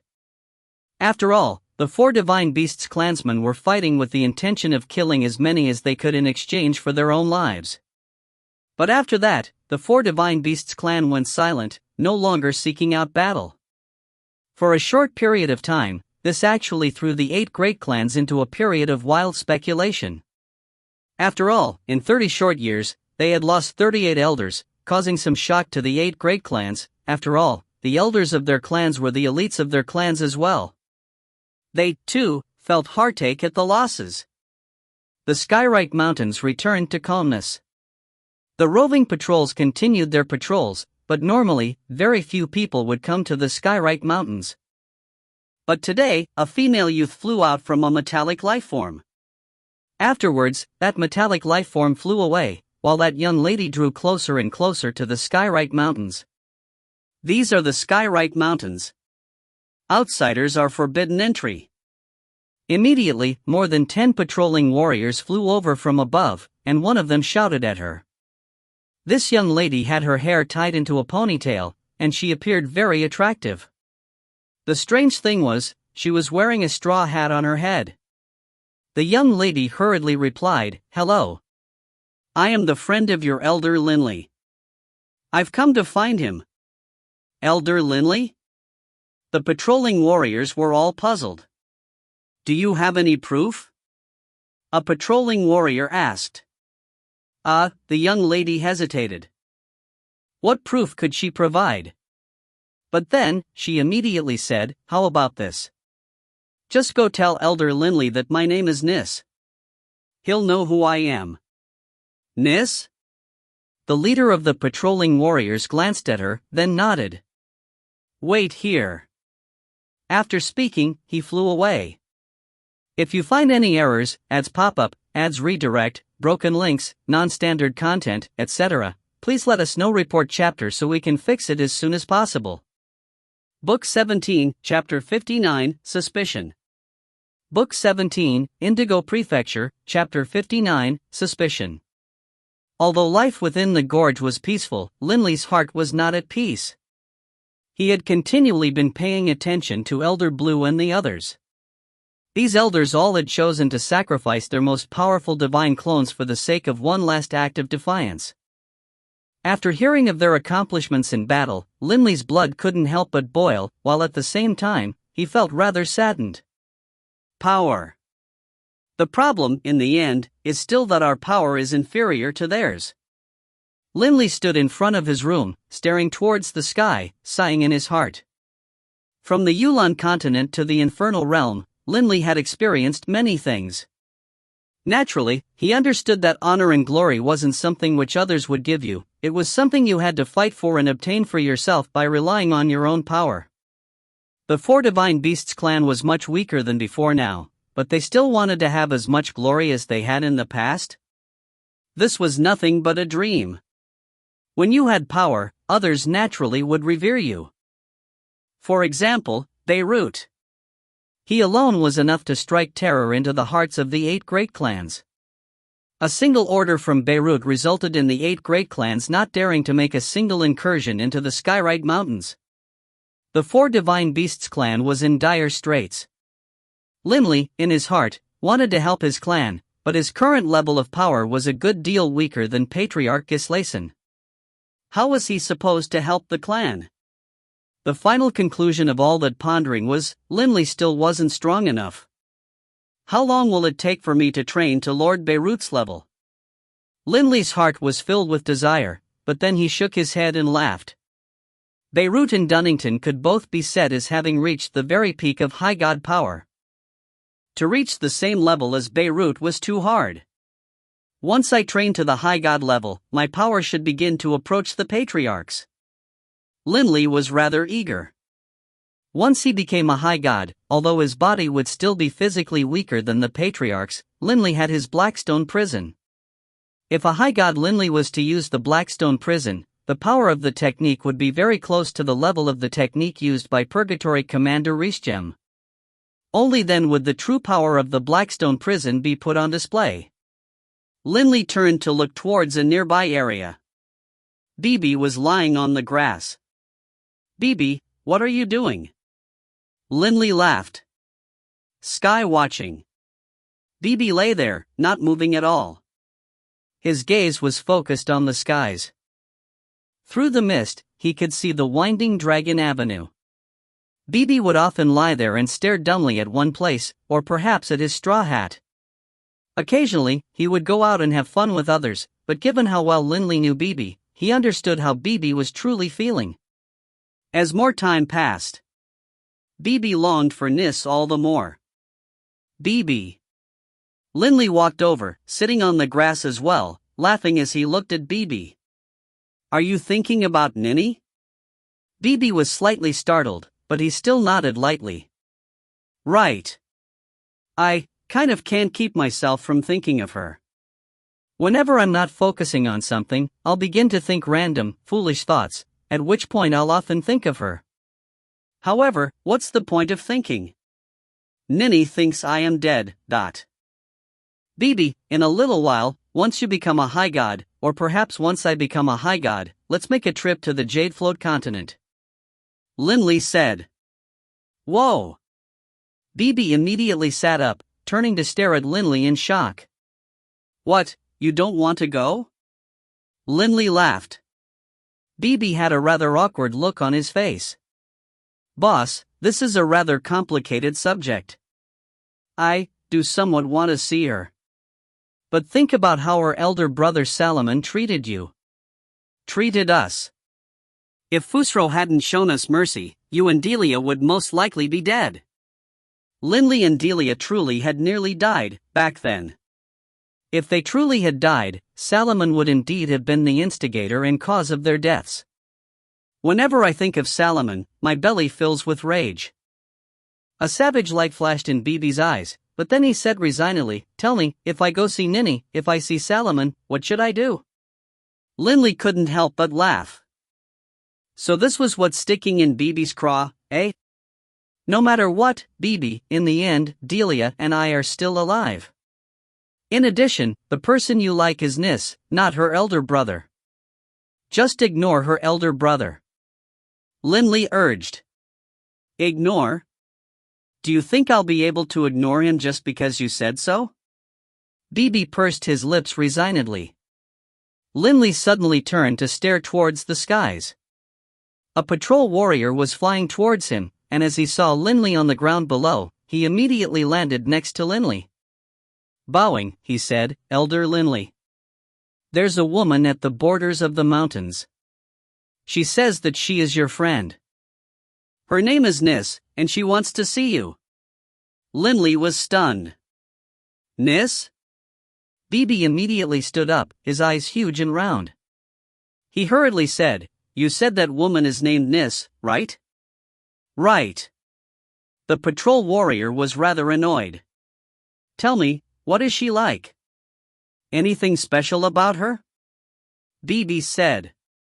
The patrol warrior paused momentarily. Describe a woman? This was rather hard. But then, the patrol warrior noticed the straw hat which Bibi was holding. His eyes lit up, and he hurriedly said, Right. That woman was also wearing a hat on her head that looked identical to yours. Bibi was so excited, his face instantly turned red. Linley felt both extremely shocked and delighted as well. How did Nis end up coming over here? Boss. Bibi hurriedly turned to look towards Linley. Quick, slap me twice. See if I'm in a dream or not. Bibi's mind was completely numb right now, and he felt as though his body was light and airy, as though he wasn't completely in touch with reality. Linley acted quite simply. Whap! He landed a palm blow on Bibi's shoulder, knocking him straight to the ground. Ha, I'm not dreaming, I'm not dreaming. Bibi instantly crawled back up. Linley, seeing that Bibi was so excited that he was beginning to tremble, sighed to himself. It had been many years since Bibi had been excited to the point of going crazy. The outside activities drew Delia out from the room as well. As she walked out, she said, What just happened? Nis came. Bibi and I are going to go welcome her. Linley laughed, then he grabbed Bibi and immediately flew into the air. Nis came? Delia was slightly shocked, but moments later, she recovered. Ninny actually came all the way from the Jade Float continent? The base of the Skyrite Mountains. Nis was constantly staring into the depths of the mountains, her heart filled with worry. What if Bibi doesn't want to meet me? Will Bibi and Linley still be angry at what had happened in the volcano range that time? Worried. Panicked.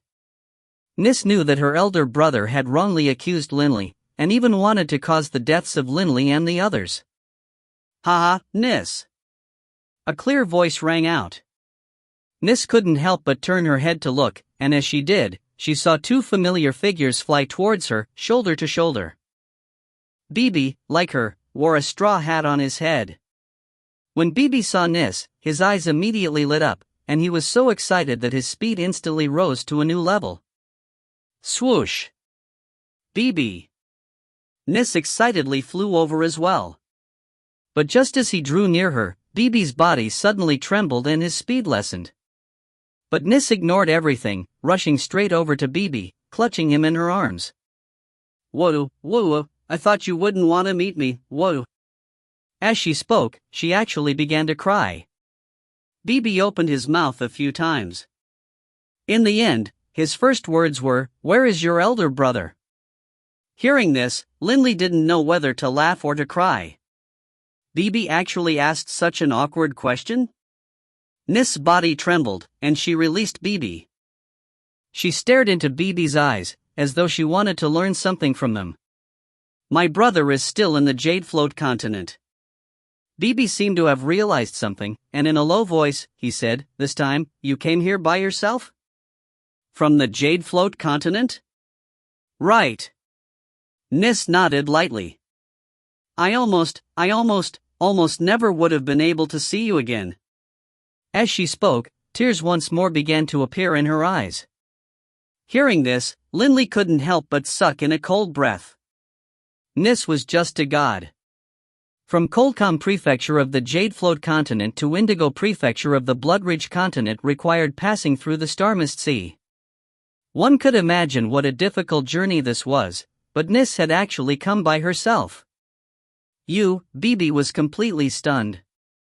He had thought that Salomon had escorted Nis here. The uncomfortable feeling that had been present in BB's heart instantly vanished. Did you want to die?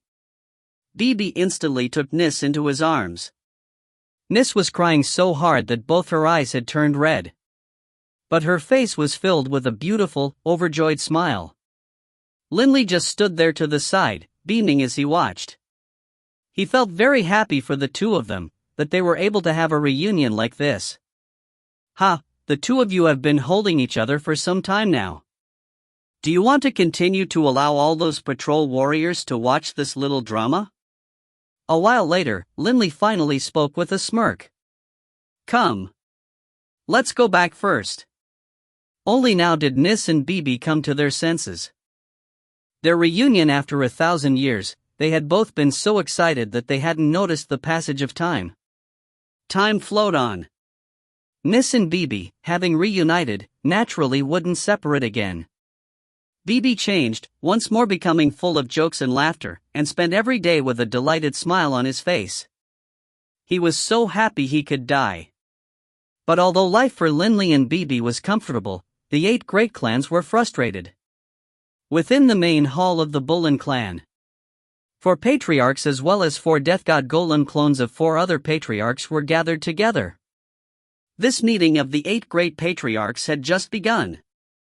In the past few decades, the 4 Divine Beasts clan has actually turtled up and refused to come out. No matter how our clan's forces challenge and provoke them, they don't respond at all. What's going on? Can it be that the 4 Divine Beasts clan is admitting defeat? A deep voice rumbled out. Impossible. A hoarse voice rang out. Everyone should still remember how savage and insane those 4 Divine Beasts clansmen were, 30 years prior to this. It won't be so easy to make them turtle up and submit. Patriarch Bullen, that's not necessarily the case. A devilish voice rang out. Nether Serpent. In the past countless years, have the 4 Divine Beasts clan ever submitted? Don't think so simplistically. Patriarch Bullen's hoarse voice rang out once more.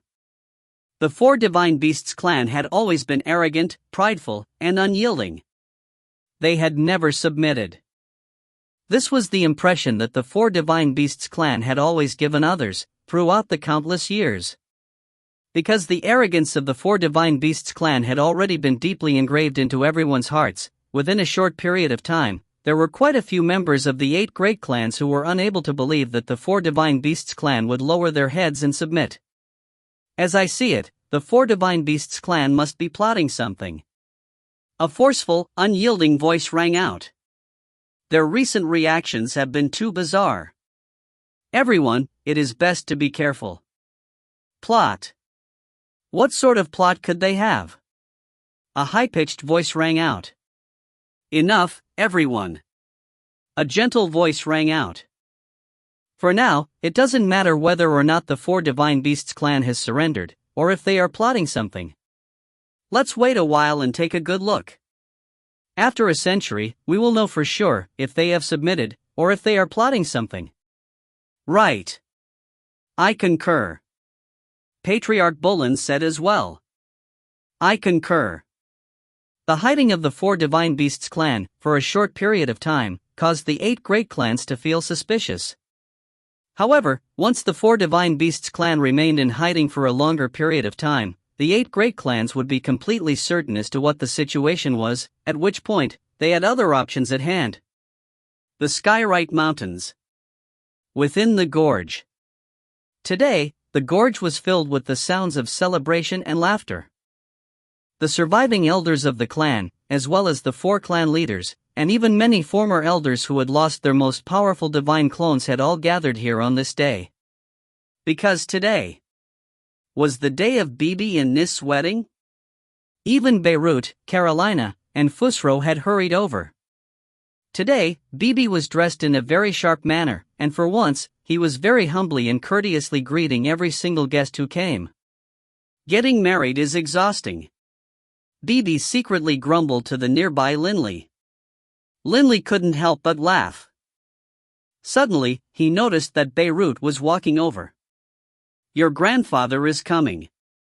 Beirut weighed Bibi with his gaze, nodding in satisfaction. You look proper today. But Linley, you and Bibi really are something. Bibi and Nis have been together for a few decades now, but you didn't even tell me. You only notified me after arranging the wedding. Linley could only chuckle. Nis had indeed been within the gorge for decades. Originally, Nis and Bibi weren't even planning a wedding, but, just a few months ago, Nis suddenly discovered that she was pregnant. Bibi and Nis were both stunned. Having a child while not married? They frantically discussed this matter, then they came to a decision: they had to get married right away. The two of them immediately wanted to notify everyone. However, Beirut was simply too far away, which was why they had decided to get married half a year later. Today was the day of the wedding, but Nis was already quite a few months pregnant and had a big belly. Each time Linley thought of this, he couldn't help but want to laugh. If you find any errors, ads pop up, ads redirect, broken links, non-standard content, etc., please let us know. Report chapter so we can fix it as soon as possible. Book 17, Chapter 60, A Major Event. Book 17, Indigo Prefecture, Chapter 60, A Major Event. The day of the grand wedding. The gorge was filled with the non-stop sound of laughter. Due to having chosen to submit and to retreat, the 4 clan leaders had been feeling quite depressed. Today, they seized the opportunity to have a good celebration. Beirut and Carolina were very happy as well, and so they happily chatted and drank with the 4 clan leaders and the various elders. Lord Prefect, congratulations! Gislason raised his cup to Beirut. Ha ha! Beirut laughed as he looked towards Gislason, then lowered his voice. Gislason, your 4 Divine Beasts clan has truly retreated, and will no longer do battle? Beirut paid attention to the struggle between the two sides as well. Gislason was startled. He nodded. How have the 8 great clans reacted? Beirut asked. No reaction yet. Gislason shook his head. Most likely, in the near term, they will be unable to believe that we have truly submitted. Right. Beirut nodded. But you still need to be careful. Once the 8 great clans realize that you have retreated, even though they won't dare to invade the Skyrite Mountains, they will think of ways to take their revenge upon you nonetheless. Gislason said self-mockingly, we've already decided to hide in the Skyrite Mountains and not come out. What more can they do? Gislason's words had an undertone of grief and desolation to them. Beirut didn't say anything else. Hey! The nearby Carolina laughed. Tell me, will that Nis of Bibi's give birth to a boy or a girl? How should I know? Beirut laughed. However, I can guarantee that it won't be a God-eater rat. If both husband and wife were God-eater rats, their children would definitely also be God-eater rats. Unfortunately, throughout the countless planes, only Beirut and Bibi were God-eater rats. Generally speaking, especially terrifying divine beasts were also especially rare. For example, the azure dragon, the white tiger, and even the nether serpent were all unique divine beasts. There was only an extremely low probability that if their descendants married each other, they might be able to produce a true divine beast. But the chances were too low, far too low. As for the likes of the boss serpent and the Swanee lion, there were quite a few of them spread throughout the countless planes. The more powerful a divine beast's innate ability was, the rarer the beast was as well. Those with weak innate abilities would be more common. In the blink of an eye, months passed. Within the gorge. Outside Bibi's room. Linley, Beirut, Carolina, and the others were all present. Delia and Nis were in the room. Nis was about to give birth. The most nervous, restless person present was, of course, Bibi. She's giving birth. She's giving birth. Bibi stood outside the room, mumbling to himself while walking back and forth, completely unable to come to a halt. Bibi, just sit down. Linley couldn't help but laugh. How can I sit down? The muscles throughout Bibi's entire body were taut and quivering. He glanced at Linley. Boss, I'm so nervous, my heart's about to leap out of my body. You want me to sit? Ugh. Why isn't it out yet? It's been so long. Beirut laughed. Bibi, Nis just went in. It's going to be a good while longer. Bibi had no choice but to endure it. Right now, the passage of every single second, to Bibi, felt very long and slow. Waya! Suddenly, a high-pitched sobbing sound rang out. Bibi seemed to have been hit by lightning, and he stood there stupidly. Creak! The door swung open, and Delia walked out. She glanced sideways at Bibi. Bibi, why are you standing there like an idiot? Aren't you going to go in?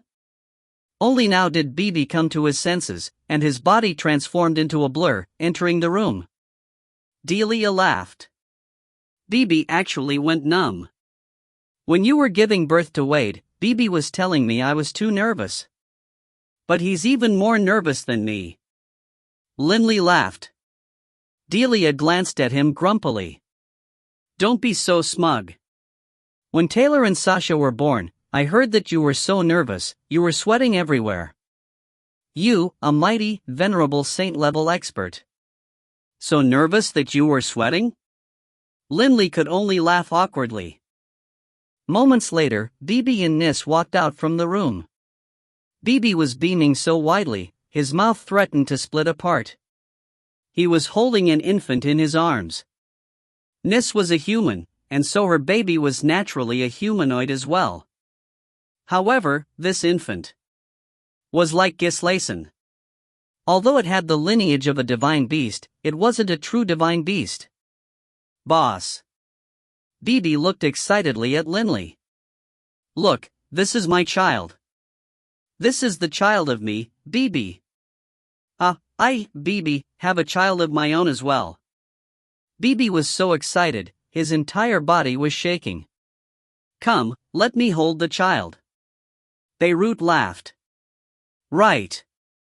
Bibi very carefully handed the child over to Beirut. Beirut took a careful look at the child. Oh, so it's a girl. The lineage of the God-eater rat in her veins isn't bad. Still, to activate the divine beast lineage in her blood will be rather difficult. Up till now, Beirut still had yet to find a perfect way to draw out the innate divine ability of his descendants. The four divine beasts clan had their ancestral baptism, allowing their descendants to possess the ability to dragon form and even have the innate divine ability of a divine beast. But of course, the strength of the innate divine ability was connected to the purity of the lineage. Girls are good. Girls are good.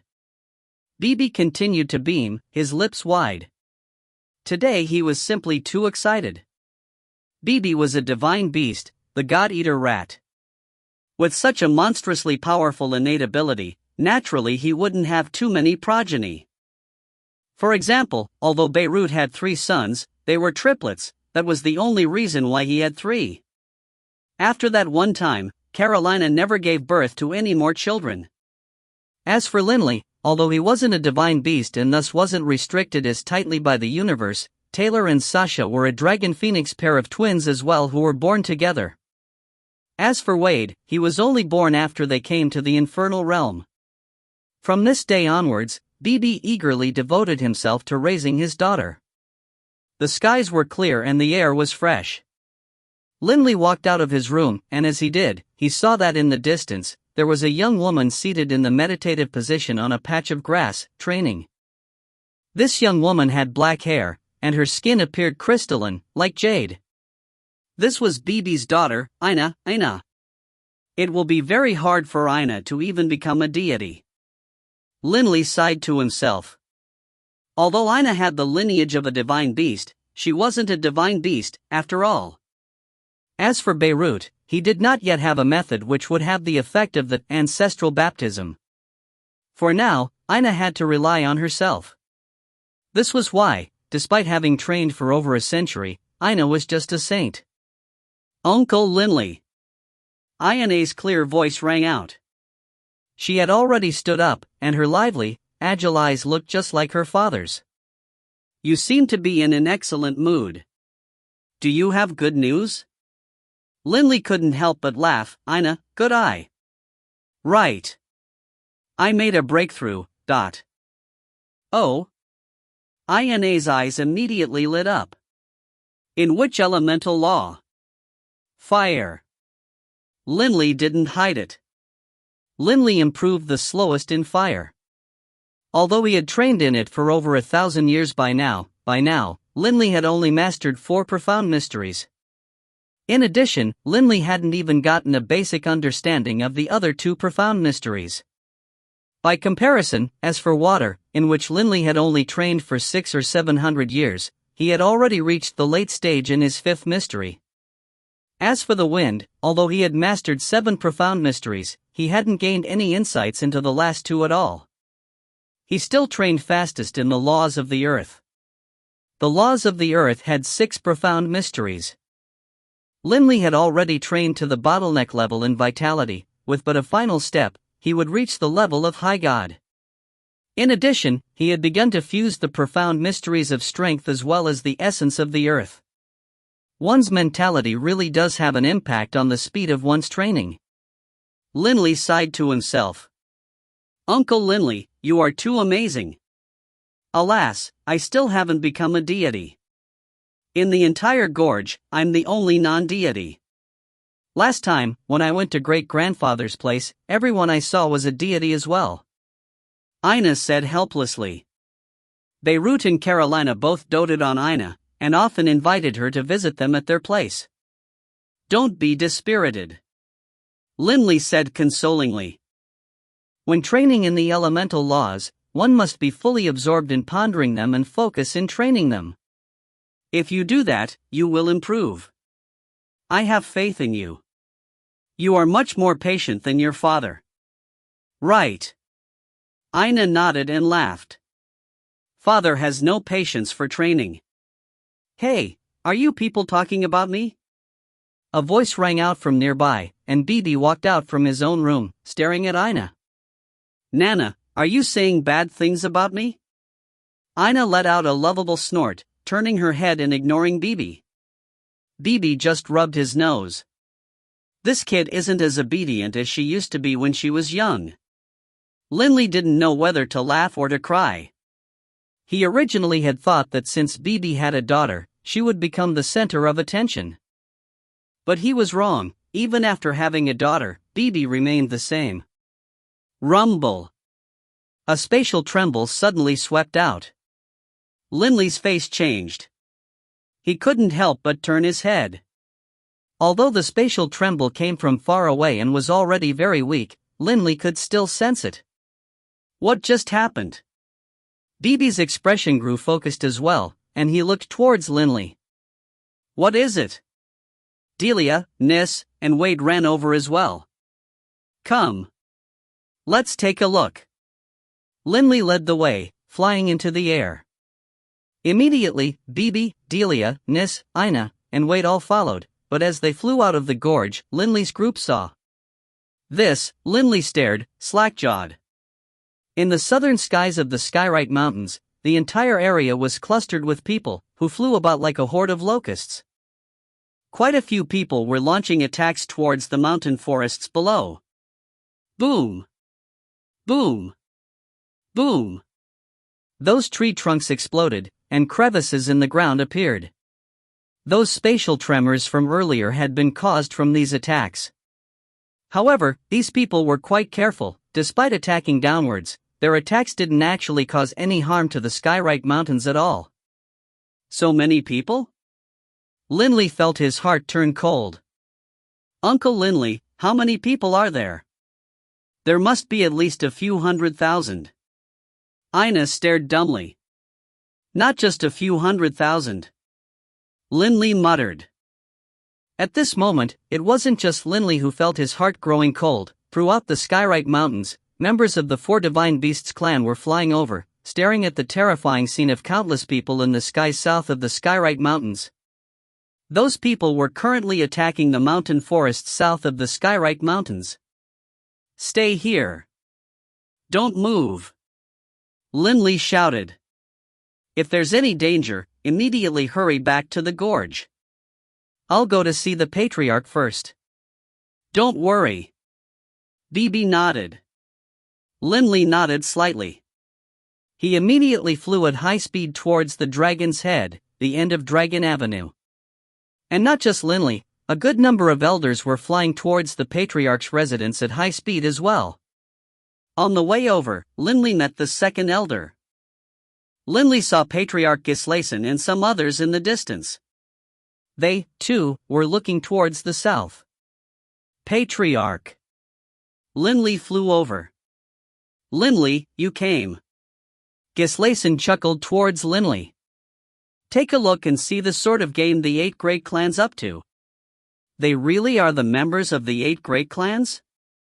Linley had suspected this long ago. "See for yourself." Gislason turned his head to look towards the south. Linley looked towards the south as well. Many experts were attacking the mountainous forests, and moments later, Linley understood as well. They are setting up a foundation. Within a large area, the trees were all destroyed, while at the same time, a solid foundation was being laid. Soon, many of the clansmen belonging to the forces of the 8 great clans came bearing giant stones, and they began to build one castle and estate after another.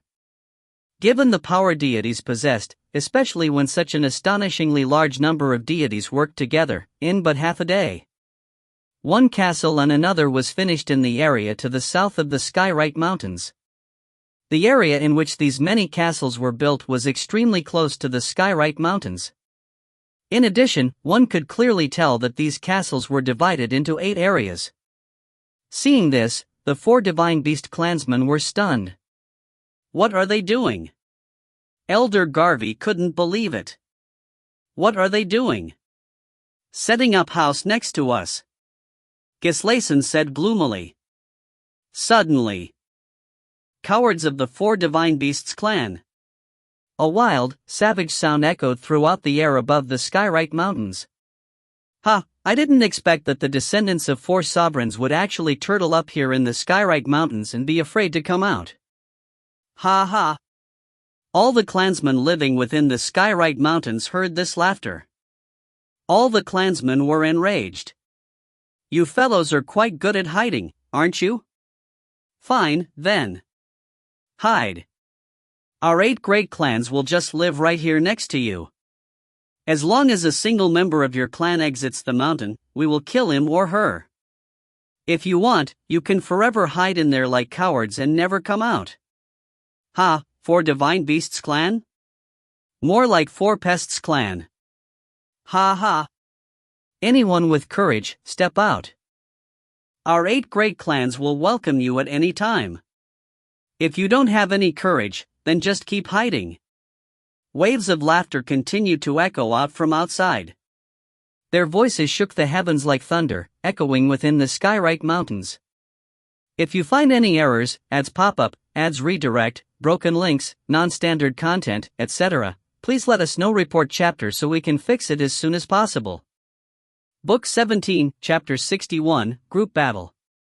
Book 17, Indigo Prefecture, Chapter 61, Group Battle. The countless members of the Azure Dragon clan who lived in the Skywrite Mountains all heard these insults and the mockery. Many clansmen were infuriated. Fierce looks flashed through their eyes, and they could no longer endure it. Bellowing, they flew out from throughout the Skywrite Mountains.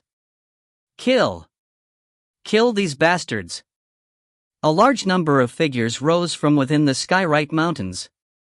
Moving as fast as lightning, they wildly charged towards the south. Many of them were patrol guards.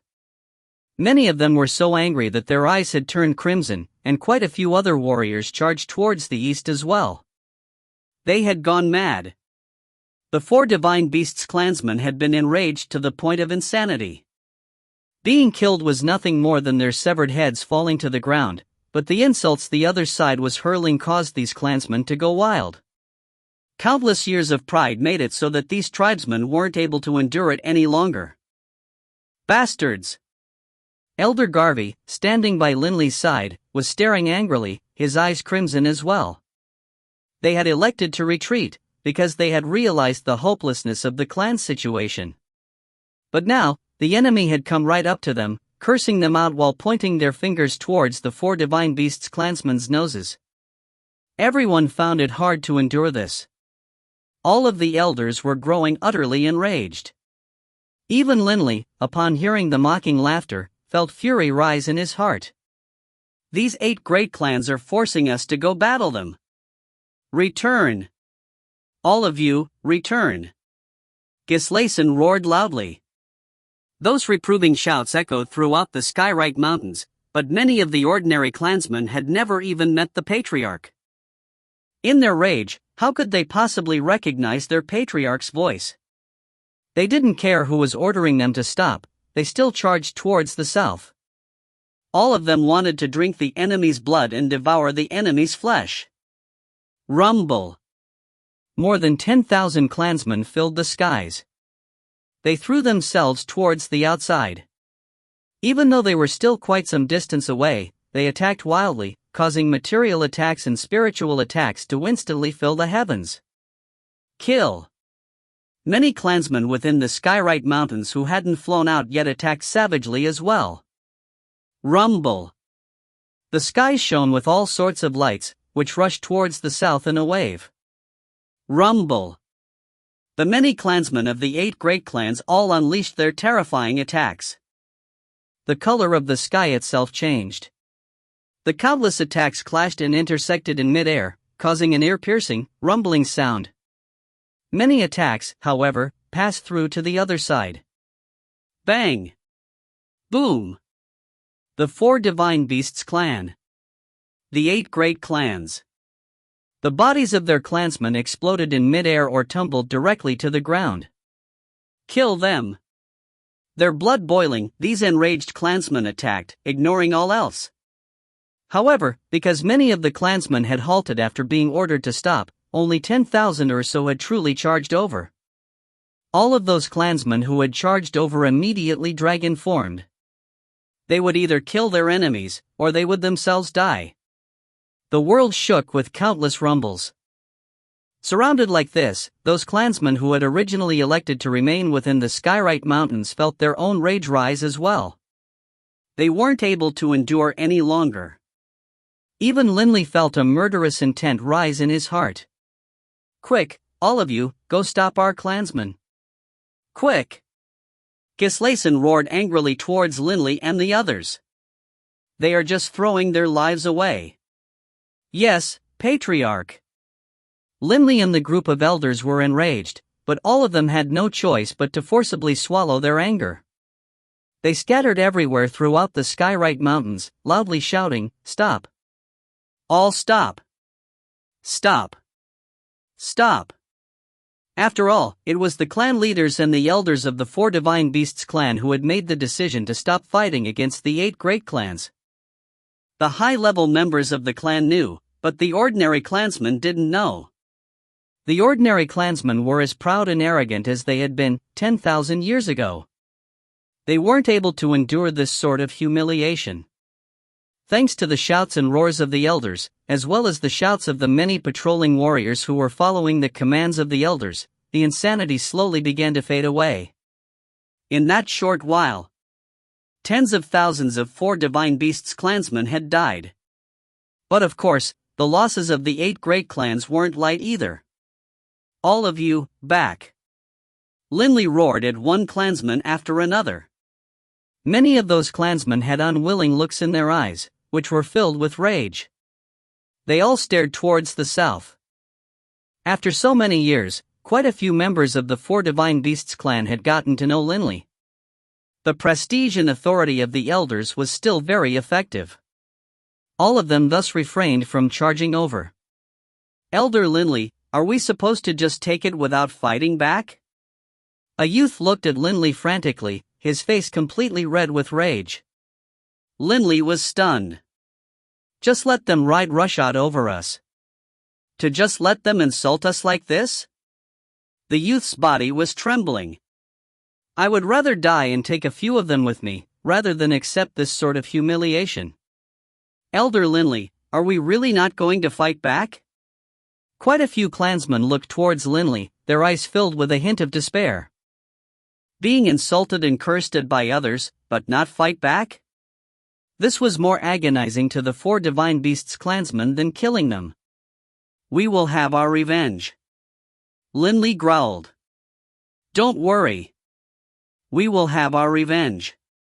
Only now did the clansmen feel slightly better.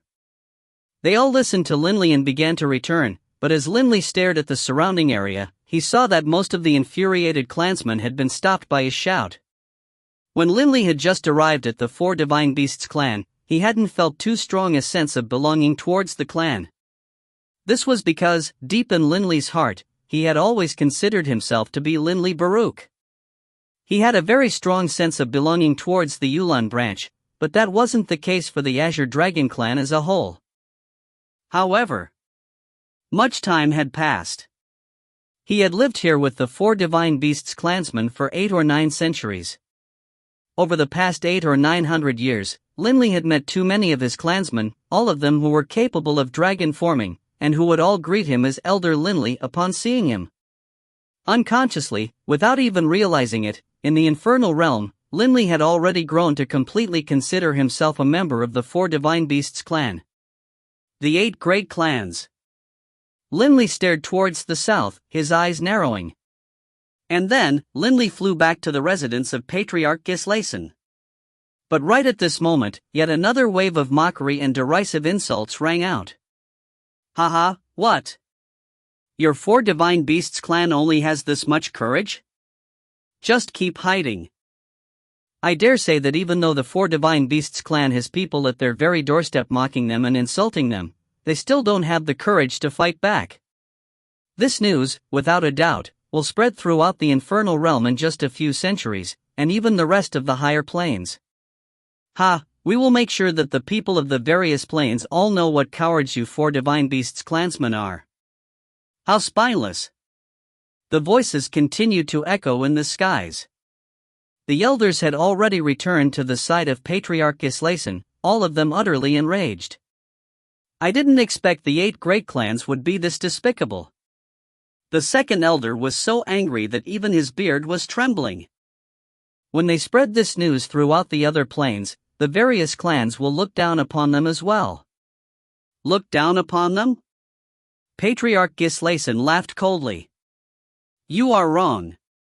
The 8 great clans, when spreading this news, will definitely make it all the more colorful.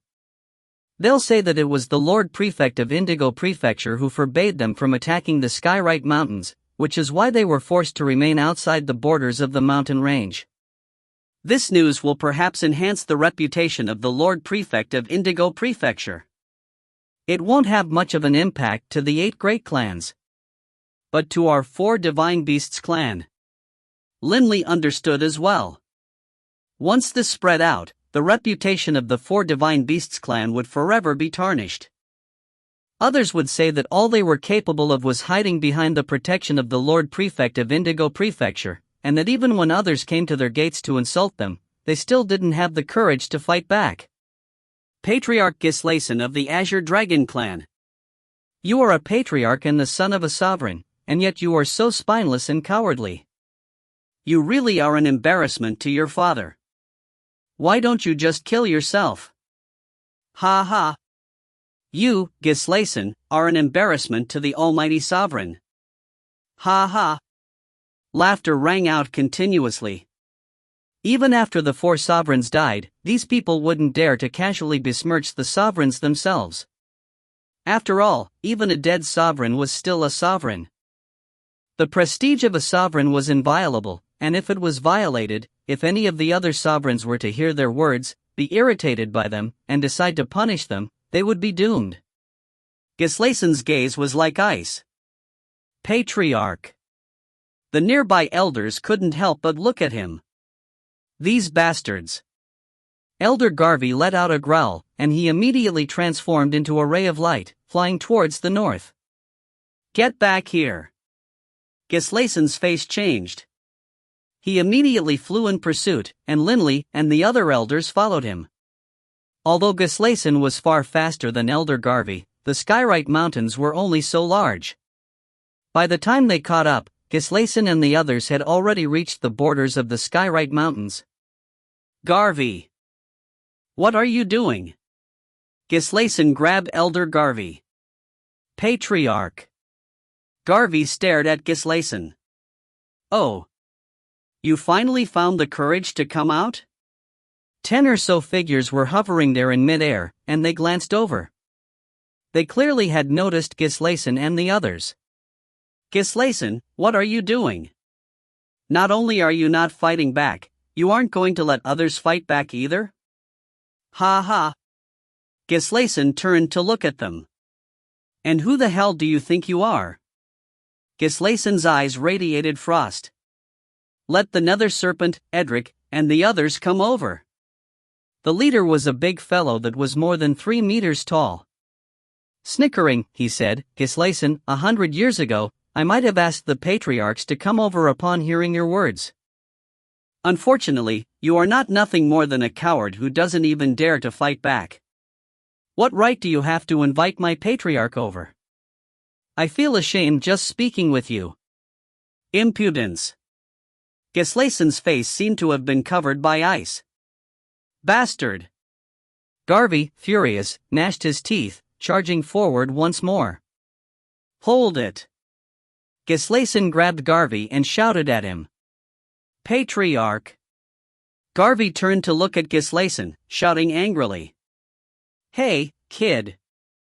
The muscular fellow glanced disdainfully at Garvey.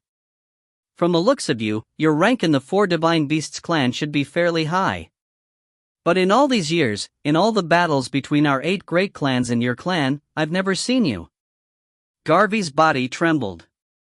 Indeed. Over the many previous years, because Garvey was one of the slightly weaker elders, he had never gone to Budbath Gorge, nor had he fought on behalf of the clan. He had watched as the other elders sacrificed themselves for the clan, and as he did so, he had always felt guilt in his heart. Patriarch. I, Garvey, am an elder, but in all these years, I've never had the chance to do battle. Garvey's eyes were bloodshot, and he stared savagely at the patriarch. I imagine that in the future, I won't have the chance to battle the 8 great clans either. Today, just grant me my wish. Gislason was stunned. Elder Garvey, Linley hurriedly spoke out as well. Garvey, don't. Gislason hadn't even finished his words before Elder Garvey let out a low laugh. Bang! Suddenly, a terrifying azure aura emerged from Elder Garvey's body, and he immediately broke through Gislason's grip as his body split into 2. One was an ordinary divine earth clone, which remained. As for that body which was brimming with azure light, it seemed to have transformed into an illusory dragon, bellowing as it charged towards the south. Sovereign's might! Retreat! The face of that burly warrior changed dramatically. The 10+ people by his side had changed as well. They hurriedly scattered in each direction, while the leader let out a low growl. His own body became covered with an azure aura as well. This man was an expert of the Barbary clan, skilled in using water. Garvey, Linley watched, stunned. Garvey opened his mouth, and instantly, an enormous illusion of an azure dragon that was more than 10,000 meters long appeared. An enormous dragon roar shot out, immediately enveloping all of the 10+ people who had wanted to flee. Their bodies stiffened, and they became paralyzed. Innate divine ability, Dragon Roar. Swoosh! Elder Garvey immediately scurried over, attacking those people who had been affected by the dragon roar in quick succession. Bang! Bang! Garvey only had the chance to kill 2 of them, before that man who had also used Sovereign's Might interposed and blocked him. The 2 experts began to battle wildly, exchanging multiple blows. Garvey's thigh was torn open, and blood splattered everywhere. In terms of power, Elder Garvey was still quite a bit weaker than this muscular man of the Barbary clan. Patriarch, quick, save him! Linley let out a low growl, and he charged forward as well. At the same time, boom! An earthen yellow light surged out from Linley's body. It was a drop of Earth-type Sovereign's Might. But right at this moment, swish! Swish! Swish! Swish! 6 more figures flew out from the 8 great clans' forces, their bodies also radiating that terrifying, powerful aura of Sovereign's Might. Clearly, they had come to jointly attack and kill Linley. Linley was by himself. How could he possibly overcome these 6 enemies? Gislason's face changed dramatically. He shouted loudly, "Quick, retreat!" At the same time, an azure aura burst forth from his body, and he too transformed into an azure ray of light, streaking through the skies. If you find any errors, ads pop-up, ads redirect, broken links, non-standard content, etc., please let us know. Report chapter so we can fix it as soon as possible. Book 17, Chapter 62, The Thorn in Their Side. Book 17, Indigo Prefecture, Chapter 62, The Thorn in Their Side. Elder Garvey's battle against the enemy expert resulted in the aura of Sovereign's Might filling the area, causing the other 3 clan leaders of the 4 Divine Beasts clan to hurry over. When they saw those 6 figures simultaneously attack Linley, their faces all changed. Not good. All 6 of them are using Sovereign's Might, and 2 of them are patriarchs. The Vermilion Bird matriarch recognized the enemy experts from far away. How can this be? The 8 great clans have gone mad. The White Tiger patriarch, the Black Tortoise patriarch, and the other elders couldn't understand what they were seeing. No matter how powerful Linley was, he was just a 7-star fiend. How could he have angered the 8 great clans to the point where, without hesitating at all, 6 enemy members would immediately use Sovereign's Might to attack him, with 2 being patriarchs? Of the 8 patriarchs, 7 were a Sovereign's emissary, while the 8th was the most powerful of them all. What sort of status did the 8 of them have? And yet, 2 of them, not hesitating at all, immediately joined forces to shamelessly attack a junior like Linley? This was inconceivable. Linley, quick, flee! A furious shout echoed in Linley's mind. At this moment, Linley also noticed out of the corner of his eyes that 6 enemy experts were attacking. He couldn't help but feel shocked. 6? All using Sovereign's Might? Murderous looks were in the eyes of the 6, and they looked like 6 tigers that wanted to devour a little lost sheep. Ha, Patriarch, this Linley actually flew out of the Skyrite Mountains. This really is an opportunity which the heavens had gifted us with. An extremely muscular man whose entire body was covered with a white robe sent through divine sense. We have to seize this opportunity. We must kill him, no matter the cost. He won't be able to run. The 6 stared at Linley fixedly. Over the past 1,000 years, their 8 great clans had wildly attacked the 4 Divine Beasts clan, precisely because they were afraid that they might take too long and allowed Linley to become a high god. They wanted to force Linley out. But, over so many years, Linley had never come out. Linley's existence was a thorn in their side, a bone sticking in their craw. Even in their dreams, they dreamt of destroying this disaster waiting to happen. And now, today, heaven had given them the opportunity to do so. How could the 6 of them show any mercy? They didn't show mercy. But as for Linley, he was no fool. He knew his own limits. Seeing the 6 of them charge over, Linley hurriedly retreated while shouting frantically with divine sense, "Garvey, retreat!" In the same instant as he hurriedly retreated, with Linley at the center, an earthen yellow light sprang out in waves, immediately extending to create an enormous spherical region with a diameter of 500 meters. It immediately caught the distant Elder Garvey and his opponent, still locked in battle. Blackstone Space. The Blackstone Space was the ultimate technique of Riesgem.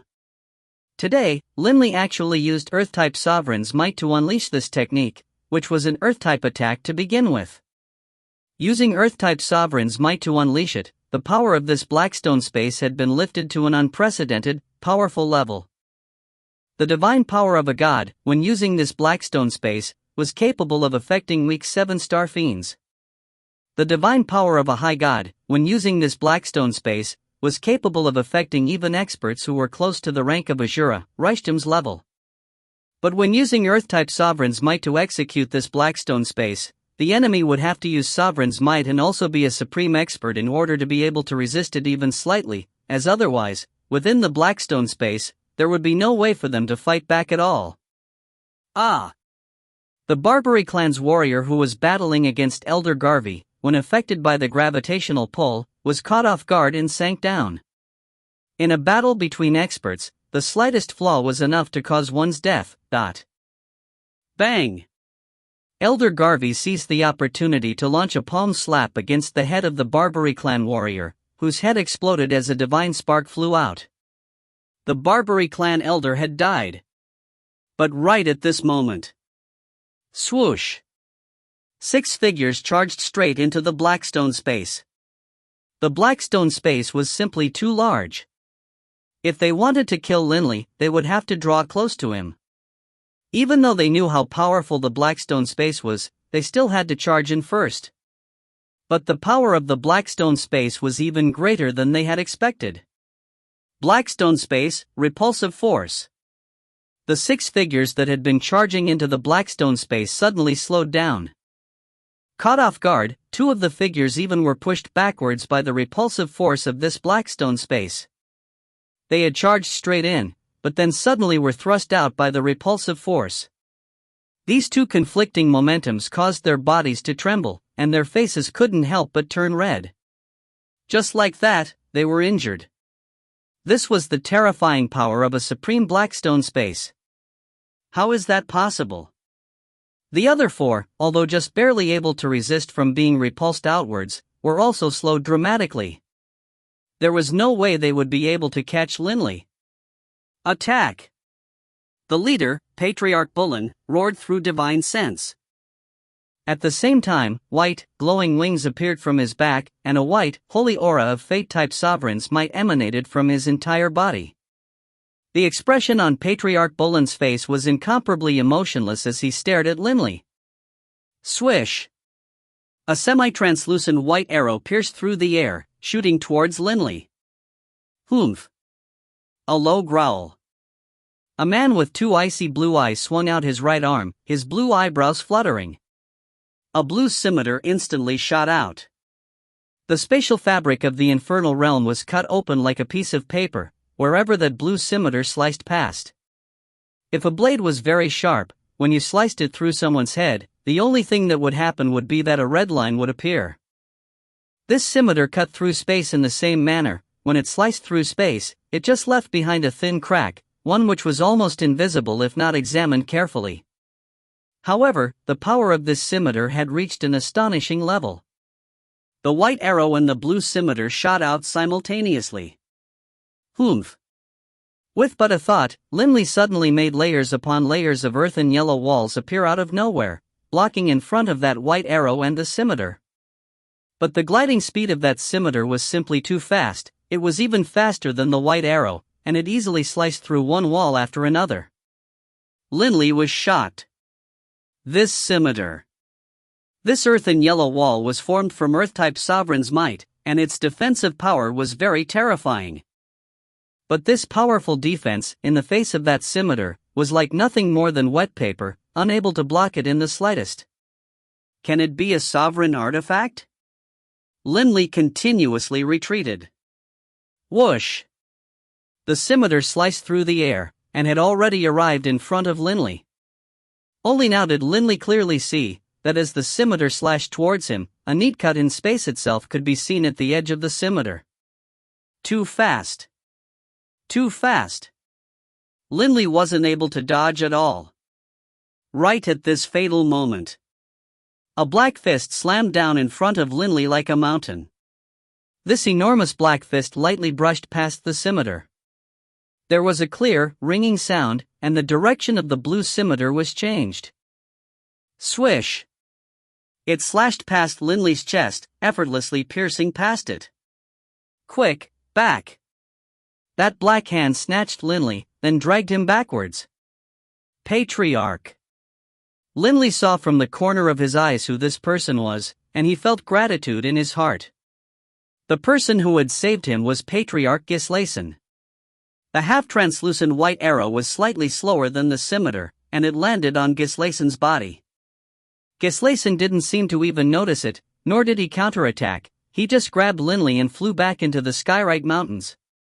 Although this took time to describe, the time it took between Linley flying out, Elder Garvey killing his enemy, and then Linley and Gislason both fleeing back was nothing more than the time it took to blink one's eye.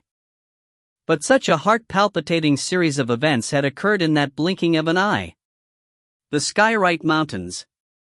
Gislason and Linley both flew back. Only now did they let out sighs of relief. Elder Garvey had been lucky enough to flee back as well. In truth, the enemies had considered Linley to be their real target, and so Elder Garvey had seized the chance to flee back. Patriarch, thank you for saving my life. Linley looked at his chest, terror flashing through his mind at what almost happened. You really are audacious. Gislason let out a long breath, then looked towards the front. Just now, the enemy actually sent out 6 people at once, all using Sovereign's might. Even I was shocked. In particular, the Patriarch of the Vena clan even attacked with his weapon-type Sovereign artifact. Linley was shocked. That had actually been a Sovereign artifact. However, Gislason laughed as he looked at Linley. The power of your gravitational space truly is terrifying, especially after you used a drop of Earth-type Sovereign's might. Those 2 weaker individuals, even after having used their Sovereign's might, were actually repelled outwards. As for Patriarch Bullen and the other elders, they weren't able to chase after and attack us at all. Indeed. After Linley set up his Blackstone space, the enemies could only attack from afar. They weren't able to pursue at all. Linley, thank you. Elder Garvey, his face ashen, drew near and said gratefully. Linley. A deep, rumbling voice echoed out. The Black Tortoise Patriarch, the Vermilion Bird Matriarch, the White Tiger Patriarch, and a number of other elders flew over as well. What is going on? Why is it that as soon as you attacked, the 8 great clans would suddenly attack you like mad? Even 2 patriarchs joined forces. Is there some sort of huge enmity between you and them? Linley felt completely baffled as well. I don't know either. I only fought for the clan on a few occasions and killed a few enemy elders. Nothing else. Linley stared into the distance. He didn't understand why the 8 great clans wanted to kill him this badly. Their madness had already reached an all-encompassing state, and they viewed him as the greatest thorn in their side. What a wonderful chance that was. Patriarch Bullen shut his eyes, unwilling to accept what had just happened. The 2 of you joined forces, and yet you still weren't able to kill Linley. What a waste of a wonderful opportunity. A cold, insidious man, dressed in voluminous black robes and with vipers hanging from his ears, said in a low voice. Patriarch Vena, how could you have missed with your blade? The man with the long, blue eyebrows let out a cold snort, not explaining. There's no point to discussing this now. A gentle voice rang out. Patriarch Edric. What is done is done. What we now need to do is come up with a way to find another chance to kill Linley. Linley's gravitational space is simply astonishing. It isn't so bad if he doesn't use Sovereign's might, but once he does, only we patriarchs have a chance to kill him. It doesn't matter who kills him. What matters is forcing him out to fight again. A growling voice rang out. I'll give it a try. Let's see if I can force Linley out. Suddenly, an elfin-looking elder flew out. The clan leaders and elders of the 4 Divine Beasts clan were all together. The actions of the 8 great clans had caused them to be utterly enraged, but all they could do right now was to endure it. After all, the number of experts the enemies had was simply too overpoweringly greater. Boss, you were too rash. Bibi hurried over as well. Linley could only chuckle. I didn't expect that the 8 great clans would attack me so madly. Linley had thought that when he attacked, the enemy would at most send out a single elder to stop him, and in that sort of situation, Linley was confident he would be able to save Elder Garvey. But the reaction of the enemy side was simply too astounding, even he was terrified by it. Right at this moment, a mocking voice rang out from the other side.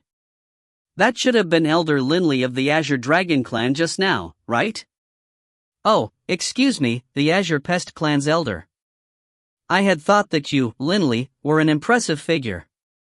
But from the display you just put on, Elder Linley, you really disappoint me. The snickering laugh rang out. I, an ordinary elder of the Edric clan, am here right now. Elder of the Azure Pest clan, dare you fight me, ... This mocking laugh echoed throughout the Skyrite Mountains. Azure Pest clan? The 4 Divine Beast clansmen were all enraged, and many stared hatefully at the enemy clansmen. Linley couldn't help but look towards the gray-robed, elfin-looking elder. In his heart, he was pondering. What is going on with the 8 great clans? They want to make me step out and fight again? Why are they focused on me? Linley felt that there was something amiss. Linley, don't go.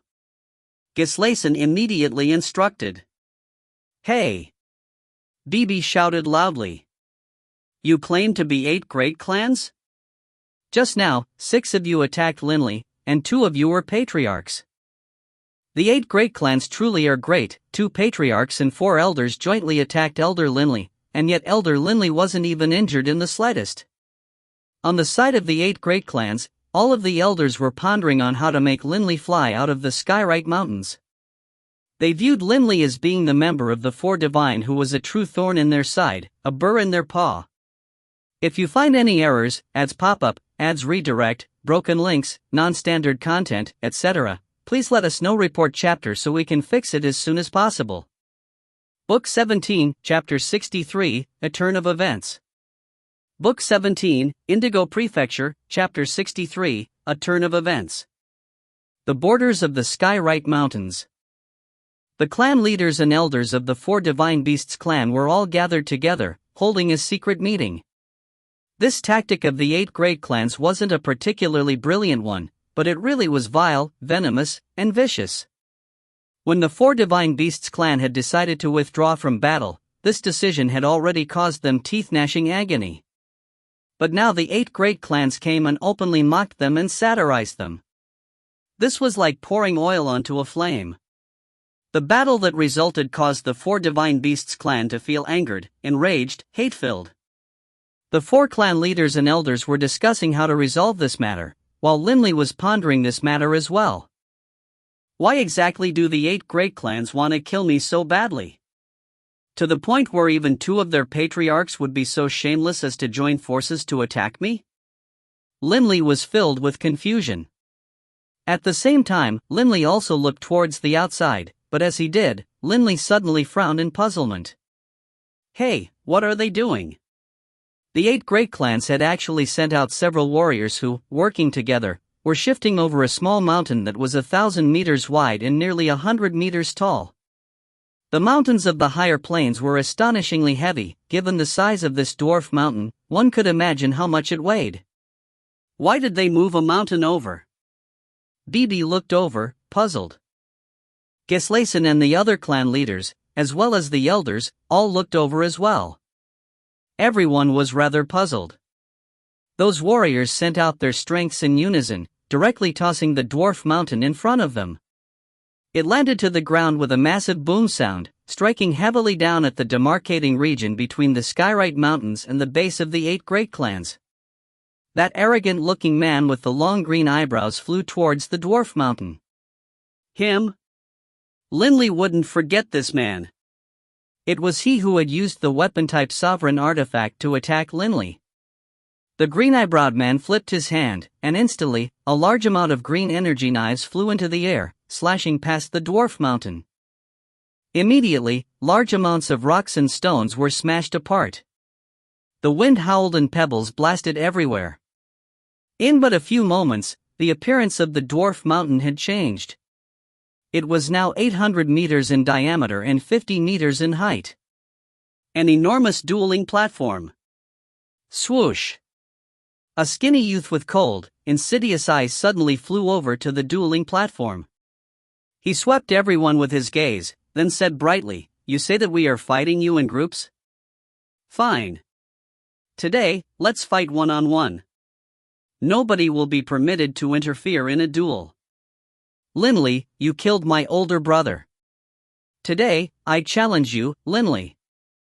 Linley, dare you accept my challenge? Linley, dare you accept my challenge, ... This voice echoed throughout the Skyrite Mountains, reverberating in the heavens. Even Delia and Wade, originally in the gorge, heard this voice calling out to Linley. Worried, they all flew out. Everyone looked at Linley, waiting for Linley to respond. Linley, don't go fight. Gislason said softly. Linley. Delia had already flown out. Linley nodded towards Delia, then smiled. At this time, the voice turned satirical. You don't even have the courage to fight one-on-one. Humph. Mocking, disdainful words. Despite that, however, quite a few people on the enemy side were staring at Linley, waiting to see his reaction. Bibi, Delia, Wade. Let's go back. Linley just smiled calmly, then turned and left. Linley could tell that the 8 great clans clearly wanted to incite him to go out and do battle. But after the previous experience, where 6 major experts had attacked him en masse, Linley had come to an understanding. The 8 great clans wanted to kill him very much. If I go accept a challenge now, that isn't valor, that's idiocy. Seeing Linley fly into the inner regions of the Skyrite Mountains, the patriarchs and elders of the enemy clans couldn't help but feel resigned. Just now, when all of you attacked without killing Linley, I knew that Linley would definitely grow cautious. To force him to come out now, difficult. A deep, rumbling voice rang out. There's no point to saying these things now. The 8 patriarchs were filled with regret. They had the perfect chance just then, but they had missed it. Kill Linley now? Linley wouldn't be so impulsive as to give them the chance. Within the Skyrite Mountains. The Great Gorge. 3 days had gone by since the 8 great clans had moved over. During the past 3 times, the 8 great clans had especially arranged for a group of people who, working in shifts, spent their entire time cursing, insulting, and mocking the 4 Divine Beasts clan. Of course, they would occasionally have to rest, but the majority of the time in each day was spent cursing and mocking. It seemed as though mocking the 4 Divine Beasts clan was a source of amusement for them. And of course, they would call out some elders and clan leaders by name, including Gislason and the other 3 clan leaders, as well as Linley. These names were often singled out for ridicule. Even though Linley knew that this was a treacherous plot by the enemy side, Linley still grew infuriated upon hearing it. Linley, during this period of time, you must not go out, no matter what. Gislason instructed him solemnly. Linley laughed bitterly and nodded. Patriarch, don't worry. I understand. Only, to tell the truth, Linley could still clearly hear the constant mockery and insults drifting down from above. The 8 great clans had already spent 3 days here at the borders of the Skywrite Mountains. To be insulted like this, anybody, no matter how good their temper is, will be furious. Linley said somberly. In the past few days, quite a few of our clansmen were unable to endure it any longer, and they went to battle the 8 great clans on the dueling platform. Gislason let out a sigh. When one's rage reaches a certain level, one might not be able to endure it. These clansmen will even ignore the orders of their patriarch and go do battle. But the 8 great clans have held to their word as well. The fights have all been 1 against 1. However, the results of the duels have actually been slightly favorable to our side. Gislason, when saying these words, felt rather helpless as well. The clansmen were going all out, but the experts of the clan weren't able to overcome the enemy. The battles of the infernal realm relied on supreme experts. Linley understood that this was a gloomy subject, so he changed the topic. Right, Patriarch. That day, when you saved me, you were able to block that sovereign scimitar artifact. Are those black gloves of yours also sovereign artifacts? No. Gislason shook his head. I don't have any weapon-type sovereign artifacts. The Lord Prefect gifted me with this set of black gloves. They are Godspark weapons. Godspark weapons? Linley's eyes lit up. BB had a Godspark weapon as well. Divine sparks were indestructibly tough, and so Godspark weapons naturally were extraordinary. Sovereign artifacts are nourished by sovereigns. Sovereigns contain astonishing levels of energy in their body, and so sovereign artifacts have terrifying attack power. Godspark weapons, however, don't actually have much energy in them. But they do have one strong point, their toughness. Gislason laughed. By relying on this Godspark weapon, I am able to block even sovereign artifacts. Still, that day, that wind-type sovereign scimitar really was too frighteningly powerful. Even I only dared to rely on knocking it sideways and borrowing its own momentum, rather than taking it head-on. After all, Godspark weapons, compared to sovereign artifacts, are still slightly inferior. Linley nodded. Perhaps in terms of toughness, Godspark weapons weren't inferior to sovereign artifacts. But sovereign artifacts were formed from large amounts of sovereign's power nurturing them over countless years. Their attack power was simply too frighteningly great. If you have the chance, you should ask for a Godspark weapon from the Lord Prefect as well. I trust the Lord Prefect would give you one. Gislason laughed. The power of your Blackstone space is indeed great, but your attack power is still a little weak. With a Godspark weapon, you will be much stronger. Linley couldn't help but feel stirred. He had already witnessed the toughness of a Godspark weapon for himself. It was far harder than even his own draconic scales. Don't these people grow tired? Gislason frowned, raising his head to stare into the distance. For Pest's clans, why is it that you have only sent ordinary high gods? Where are the elders? You let all these minor figures come out to fight, while the elders all hide like cowards. Ha! Mocking laughter drifted in from outside. Linley couldn't help but furrow his brow in anger. Although he was able to forcibly restrain his anger, he was still annoyed when hearing these things. When one grew annoyed, one would become irritable as well. Endure for a few more days. The clan is currently carving out an enormous magic formation that will form a giant elemental barrier. By then, all sound will be blocked out between the outside world and us. Gislason said helplessly. Being constantly assaulted by those voices was a form of torture. In the air above the Skywrite Mountains, an enormous elemental barrier had taken form. No matter what the forces of the 8 great clans were saying, the clansmen were unable to hear it. But although they couldn't hear it, everyone still felt unhappy. This sort of action was akin to just holding their hands over their ears. They felt humiliated. The final bottleneck of the profound mysteries of vitality truly is hard to break through. Linley sat in the meditative stance atop a grassy area. Linley had been seizing every moment, wanting to reach mastery in the profound mysteries of vitality, so as to become a high god. In the past few days, although at first, the 8 great clans had continued their insults and mockery, the clan had erected that enormous magic formation, sealing off all sound.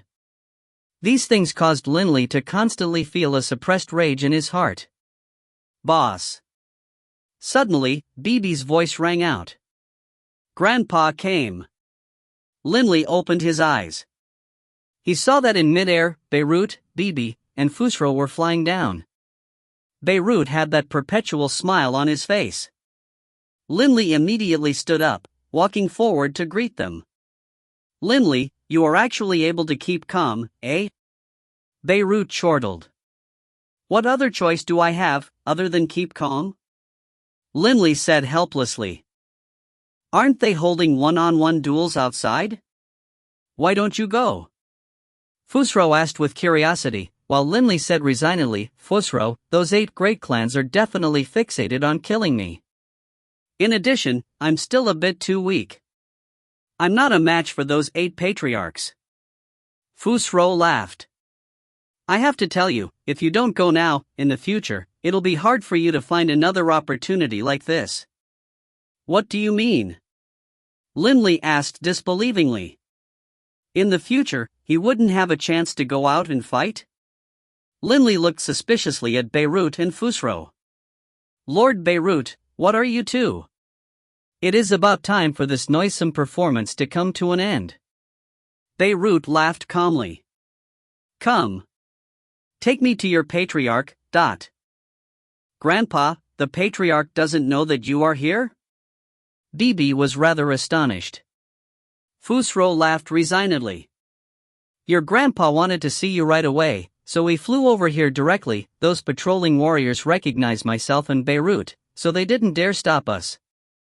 Just as they spoke, several whooshing sounds rang out. Lord Prefect. Gislason and several others flew over. "Lord Prefect, you should have informed me that you were coming. I would have gone to welcome you," Gislason said with a laugh. Beirut just laughed calmly. "Enough, Gislason. Hurry up and give the order to your elders as well as important clansmen. Have them all be summoned here. Today, I will help your 4 Divine Beasts clan and the 8 great clans resolve the bonds of enmity and hatred that have ensnared you." Gislason was stunned, and the elders behind him were stunned as well. In recent days, especially after the 8 great clans had moved to the Skyrite Mountains, Gislason and the others had long ago begun to feel exhausted from the ongoing mental pressure. None of them knew when this would come to an end. Sometimes, they too wanted to act as those ordinary clansmen had. To go crazy, and to go battle against the enemy. But they were clan leaders and elders. They had to consider what was in the best interests of the clan. The pressure of carrying these heavy burdens had nearly driven them mad. "Lord Prefect, what did you just say?" Gislason stuttered. "Isn't this what you've always wanted me to do?" Beirut laughed calmly. A look of wild joy appeared on Gislason's face. With a bang sound, he actually fell heavily to his knees, his eyes glistening with tears. "Lord Prefect, our 4 Divine Beasts clan will never forget the kindness you have shown us." Involuntary tears came to the eyes of the elders behind him as well. "Hurry up and go invite the other 3 clan leaders. Have the Grand Elder and the others come as well," Gislason hurriedly instructed. "Yes, Patriarch." These elders were moving with vigor and purpose now. Linley just stared sideways at Beirut, who turned and looked back at him. "Linley, why are you looking at me like this? I somewhat can't believe it." Linley still felt as though he were in a dream. Although nobody in the 8 great clans was capable of overcoming Beirut, still, the clan had multiple sovereigns' emissaries. If Beirut was going to force them to resolve their hatred with each other, wasn't this going to cause a huge amount of trouble for him? Patriarch. Terrible news. A figure flew over at high speed. The Grand Elder, she's gone to the dueling platform. She's currently battling against the forces of the 8 great clans. What? Gislason instantly grew frantic. Let's go have a look. Beirut just laughed as he spoke. If you find any errors, ads pop up, ads redirect, broken links, non-standard content, etc., please let us know. Report chapter so we can fix it as soon as possible. Book 17, Chapter 64, Supremacy. Book 17, Indigo Prefecture, Chapter 64, Supremacy. The Grand Elder went to the dueling platform? Limley was very puzzled as well. He immediately followed Beirut, Fusro, and the others as they flew out of the Great Gorge. After flying out of the gorge, Gislason glanced sideways at the elemental barrier covering the entire Skyrite Mountains, then shouted towards a group of patrolling warriors above Dragon Avenue, "Convey my orders. The entire elemental barrier is to be withdrawn and dispersed." Yes, Patriarch. These patrol warriors were rather surprised, but then they immediately came to their senses. Linley stared at the elemental barrier covering the entire Skyrite Mountains. This is an insult. A humiliation for the clan. Others were insulting them, but all they could do was hold their hands over their ears, not daring to fight back? If this wasn't humiliating, what was? The dueling platform between the Skyrite Mountains and the 8 great clans.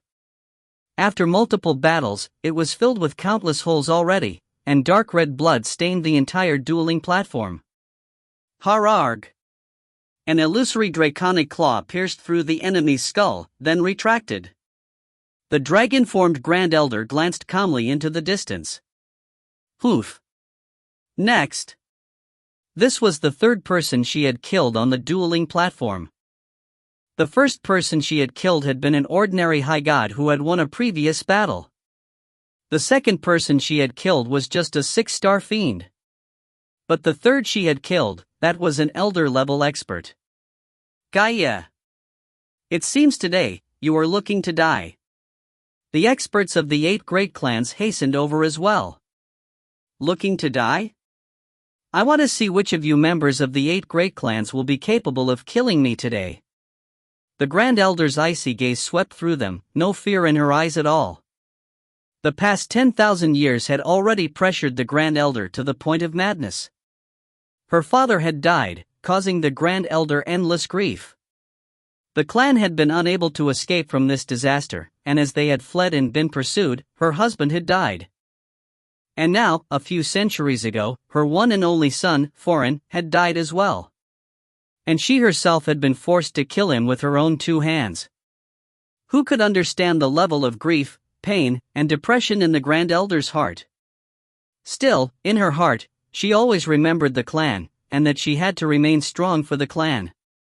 But in the past few days, the 8 great clans had been like mosquitoes, constantly mocking and insulting the 4 Divine Beasts clan to the point where the clan had even been forced to set up an enormous elemental barrier. This sort of action caused the Grand Elder to feel humiliated. She wasn't able to endure it any longer. She didn't want to continue suppressing herself either. She was afraid that she would go insane. Kill, then, Kill to her heart's content. Only in slaughter would she be able to vent the rage and grief in her heart. The Grand Elder stood there arrogantly on the dueling platform, her silver mask smudged with a hint of blood. Who will come fight against me? No matter who comes, I will accept the challenge. The Grand Elder's gaze swept past the 8 patriarchs as she snickered. The 8 patriarchs all felt that this was rather troublesome.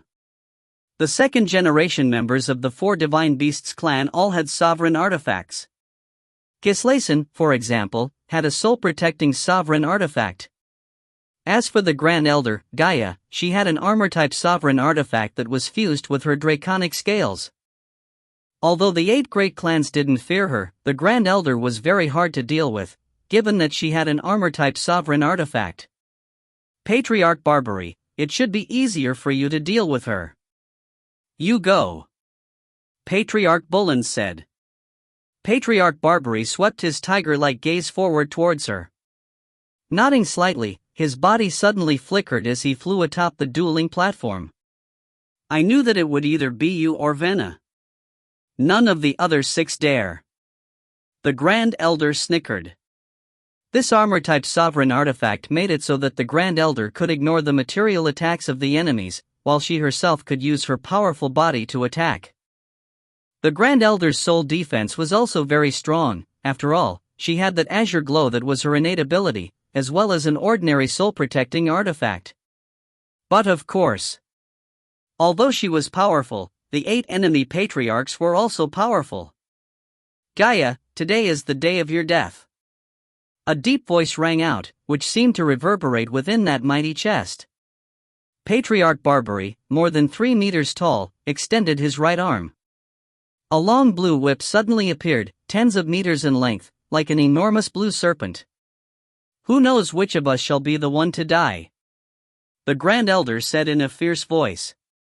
And then, her body suddenly shot forward, instantly passing through the dueling platform. Patriarch Barbary leapt forward as well, his long whip lashing out, forming multiple circles that sought to wrap themselves around the Grand Elder.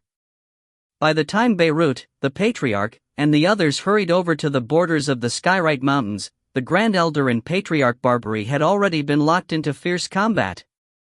Still, in this battle, the Grand Elder was at a disadvantage. That long whip was too monstrously powerful. This is the power of the Grand Elder? Linley stared, amazed, at the scene before him. The Grand Elder and Patriarch Barbary had completely transformed into 2 balls of dancing shadows, but the low sound of hammer-like blows and the spatial explosions that could be seen everywhere caused Linley to stare in disbelief.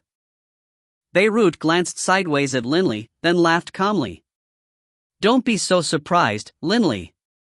Gaia's draconic scales includes an armor-type sovereign artifact in them. Naturally, her punches and kicks are formidable. As for her opponent, that long whip is a weapon-type sovereign artifact. Sovereign artifact against sovereign artifact, the collisions will naturally be very powerful. Linley took a deep breath. Linley, the power of your weapons are a bit weak. Would you like a weapon that is a bit more powerful? Beirut laughed calmly. Linley turned to look towards Beirut, his eyes filled with amazement. No matter how stupid he might be, he could tell that Beirut seemed to be offering him a powerful weapon. What sort of weapon? The first thing Linley thought of was a Godspark weapon, but it isn't easy for me to make a Godspark weapon either. Beirut laughed calmly. So you work hard first. Once you become a high god, I'll make one for you. Linley's heart surged with excitement. With a Godspark weapon, he would at least have some capability of resisting the attacks of an enemy with a sovereign weapon. Work hard and become a high god soon. Beirut chortled. Linley turned his head to stare at the platform. The Grand Elder's battle against Patriarch Barbary had already reached a feverish point, and that long whip seemed to have transformed into countless giant serpents, surrounding the entire dueling platform. How could it become like this? Linley stared at the dueling platform in surprise. The longer Patriarch Barbary fought, the more relaxed he seemed to be. That long whip had already reached the level of seeming to have 1,000,000 branches, constantly and endlessly encircling the Grand Elder. The more he watched, the more Linley realized how truly limitless the profound mysteries were. He's trained quite well in the laws of water. Beirut said in praise. Beirut glanced sideways at Linley. This kid, he really does get absorbed so easily. Beirut finally began to understand why Linley trained so quickly. While Beirut's group was watching the duel, the patriarchs and elders of the 8 great clans were staring towards them in shock. That Beirut came. He actually came. Beirut won't interfere, will he?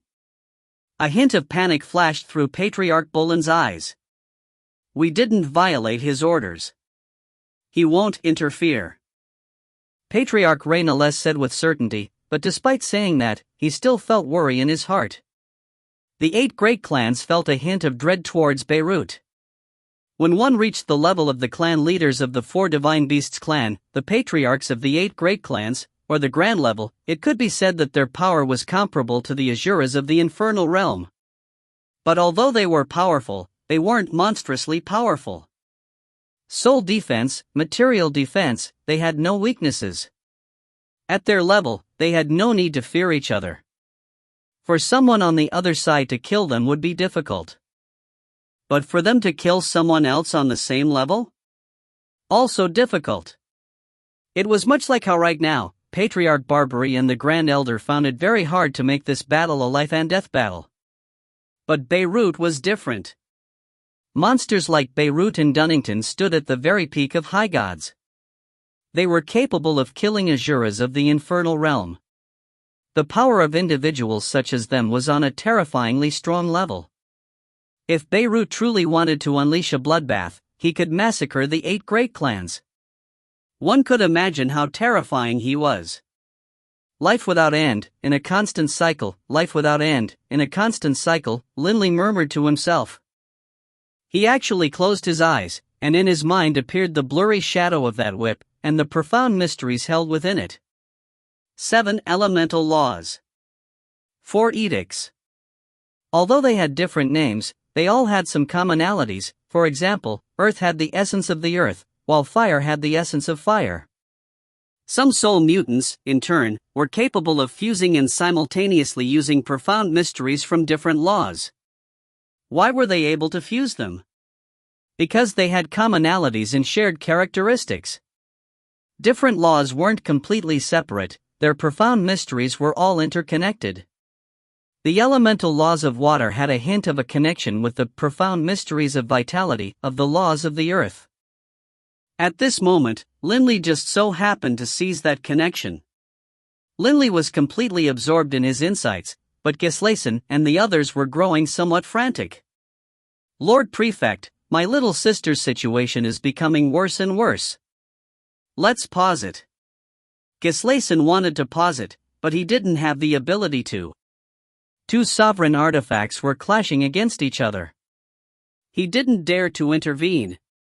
This sort of battle is indeed pointless. Beirut laughed calmly. Swish! He moved so quickly, it seemed as though he had teleported.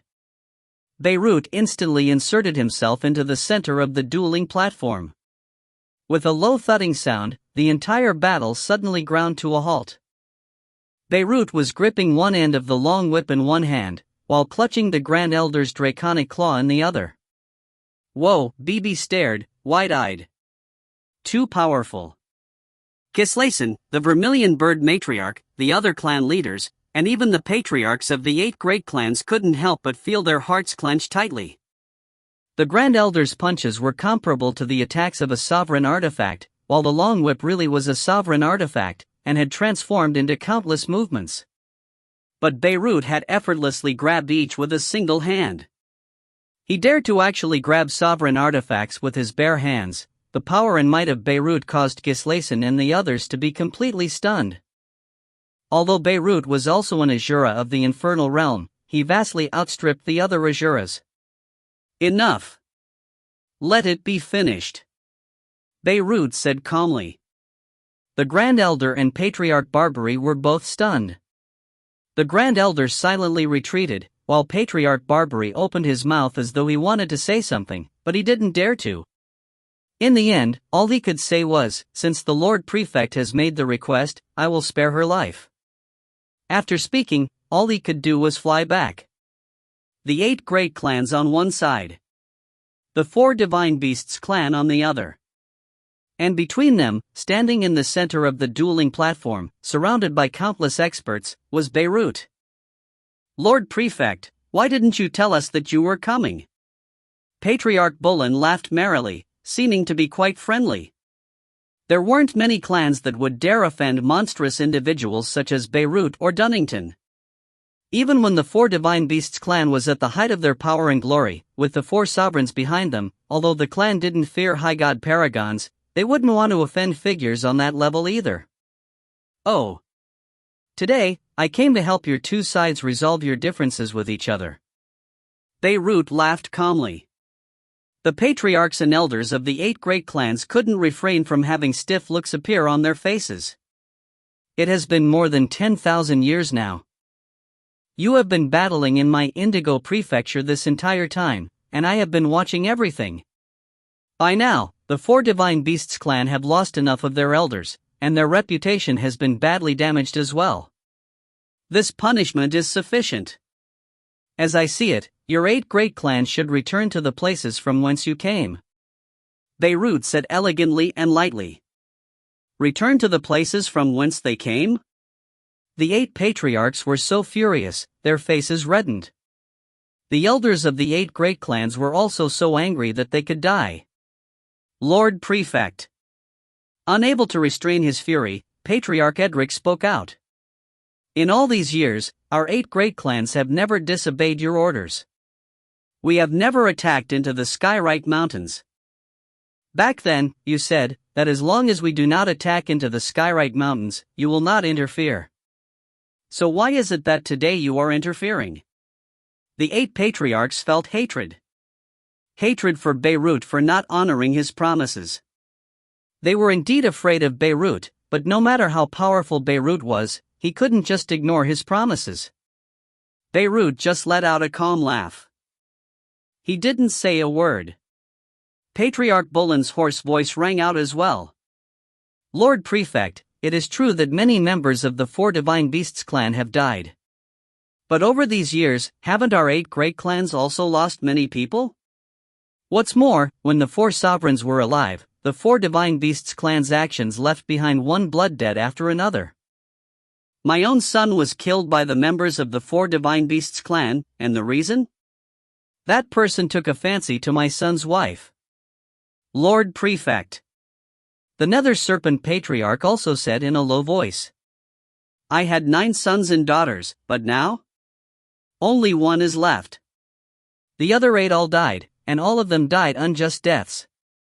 Even if our Barbary clan ignores the other blood debts which were incurred, if it weren't for the fact that we hate them so much, why would we be willing to sacrifice even our elders, for the sake of eradicating them? Beirut. Rainaless said in a low voice. You and I are both emissaries under the command of the Bloodridge Sovereign. I imagine you know my story, you tell me. Can I possibly so easily give up the enmity I hold against them? Lord Prefect. All 8 patriarchs spoke out angrily. They had killed many members of the 4 Divine Beasts clan, yes, but had it been easy for them? Their elders had died as well, one after the other. In addition, the stockpile of sovereigns might which their 8 great clans held was smaller than the stockpile held by the 4 Divine Beasts clan. In fact, over the course of revenging themselves upon the 4 Divine Beasts clan, the 8 great clans had actually lost slightly more elders. It was only because those losses were evenly spread amongst their 8 clans that they had been able to withstand these losses. Over all these years, they too had lost around 200 elders. Their elders were also the pillars of their clans. Did they want their elders to die? They weren't willing for it to happen, but over the course of countless years, from ancient times till now, the amount of hatred that had accumulated was simply too great. They were willing to move their entire clans and willing to spend the lives of their elders in order to fight. They were even willing to use words to insult and mock. These actions were very despicable, and they cared about their face as well. Did they want to do these things? No, but they had no choice. The 4 Divine Beasts clan had retreated into the Skyrite Mountains. This was their only way to get them to come out. I know that your 8 great clans and the 4 Divine Beasts clan have great enmity. But the 4 Divine Beasts clan has lost nearly 90% of their elders, and their reputation has suffered greatly as well. I expect that the entire infernal realm will come to learn of these things. The glory of the 4 Divine Beasts clan is over, and many of their elders died. It is enough. Beirut said calmly, and what's more, in the past, they didn't exterminate your clans either. Lord Prefect, originally, You said that if we didn't attack the Skyrite Mountains, you wouldn't interfere. But today, Patriarch Bolin couldn't help but speak out. The other 7 patriarchs as well as a large group of elders were all staring at Beirut as well. The 4 Divine Beasts clan was staring at Beirut as well. The members of the 4 Divine Beasts clan had nearly been pushed to the brink of madness. Each of them was filled with the utmost agony. They now hoped that the issues between the two sides would come to an end. I did indeed give my word. Beirut laughed calmly. And it is true that you have never attacked the Skyrite Mountains. However, today, I'm not the one interfering in this matter. Rather, the Almighty Sovereign is. Beirut waved his hand, and a piece of lambskin parchment with complicated magic runes appeared within it. Crackle, the lambskin suddenly ignited, and a strange energy ripple spread out. The 8 patriarchs were stunned. Sovereign? They didn't dare believe it. But right at this moment, a very unique sort of energy appeared in the world. A black energy quickly began to coalesce in the skies, and this black energy was the awe-inspiring, destruction-type sovereign power. To coalesce sovereign power out of thin air, what sort of ability was this? A large amount of destruction-type sovereigns might took form in mid-air, coalescing into an enormous black face that was tens of meters high. A terrifying, awe-inspiring aura of supremacy spread out. Sovereign! Rainales was the first one to sink to his knees in supplication. He could immediately recognize that this was the Bloodridge sovereign whom he served. The enormous black face floated there in mid-air, staring down at the various patriarchs and elders, as well as the millions of clansmen of the two sides. Everyone felt as though they couldn't breathe. Whoosh! Countless people fell to their knees, all of them incomparably nervous. Sovereign! Beirut bowed. The enormous black face revealed a hint of a smile towards Beirut, and then said in a voice that echoed like thunder, "Let the matter between the 8 great clans and the 4 Divine Beasts clan come to an end. Return to the places from whence you came." Yes. Rainales was the first to respond. Although the other 7 patriarchs were reluctant in their hearts to do so, they still said in a respectful voice, yes. Beirut alone was enough to engender terror in them, to say nothing of a sovereign. It would be utter simplicity itself for a sovereign to annihilate all 8 of their clans. The supremacy of a sovereign was inviolable and irresistible. Beirut! The enormous black face turned to look towards Beirut, his gaze like pillars of light. Sovereign! Beirut bowed. Who is that youth standing over there? The enormous black face said. In this place, aside from yourself, only that youth remains on his feet. The sovereign's gaze was focused towards the distance. When a sovereign descended, who would dare to be so wild and arrogant as to remain on his feet? Puzzled, Beirut turned his head to look, and Gislason and the others did so as well. And they saw that Linley was standing there, his eyes shut, not moving at all. It seemed as though he even had a hint of a smile on his face. Linley? Beirut felt rather amazed as well. Just now, when they saw the sovereign appear, Gislason and the others had all immediately knelt down nervously to await the sovereign's edict. Who would pay attention to Linley? Even if they had noticed anything, they wouldn't dare to make a sound. Boss! Bibi said frantically through their soul connection, but Linley didn't react at all. Sovereign, he's Linley, the one I mentioned to you before. Beirut said in a low voice. Oh. The sovereign looked towards Linley curiously, and the beam of light emanating from his eyes fell upon Linley. Someone is actually absorbed in gaining insights during the moment when I descend. In all my years, I've never seen this sort of situation happen before. And right at that moment. Rumble, dot. A unique ripple surged out as the laws of the universe descended. This sort of law ripple was one which everyone here was all too familiar with. These were the ripples of the law which appeared when one became a deity, or when one's divine spark transformed. From within Linley's body, a divine spark emanating an earthen yellow aura flew out. The laws of the earth were transforming this divine spark, and at the same time, the soul was being transformed as well. A sovereign. The 4 clan leaders of the 4 divine beasts clan. The patriarchs of the 8 great clans.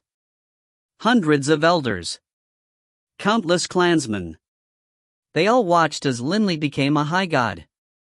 This perhaps had never before happened in the entire history of the infernal realm. Sometime later, Linley opened his eyes. What's going on? Stared at by countless people, Linley couldn't help but feel badly startled. And then, Linley suddenly sensed a terrifyingly powerful presence. He couldn't help but raise his head to stare into the air, where that enormous black face was staring at him. The twin beams of light emanating from those enormous eyes caused Linley's heart to clench. Linley, having seen a scryer recording of a sovereign, instantly understood in his heart. Sovereign? When did this sovereign come? Linley was completely awestruck. The lips of that enormous black face crooked upwards. Amusing. Amusing. And then, the enormous black face suddenly vanished. That enormous swirl of destruction-type sovereign power suddenly vanished, as though it had never existed. Beirut flew over, staring at Linley, not knowing whether he should laugh or cry. Linley, I told you that I'd make a Godspark weapon for you when you became a high god, but there was no need to make your breakthrough right away. Linley didn't know what to say.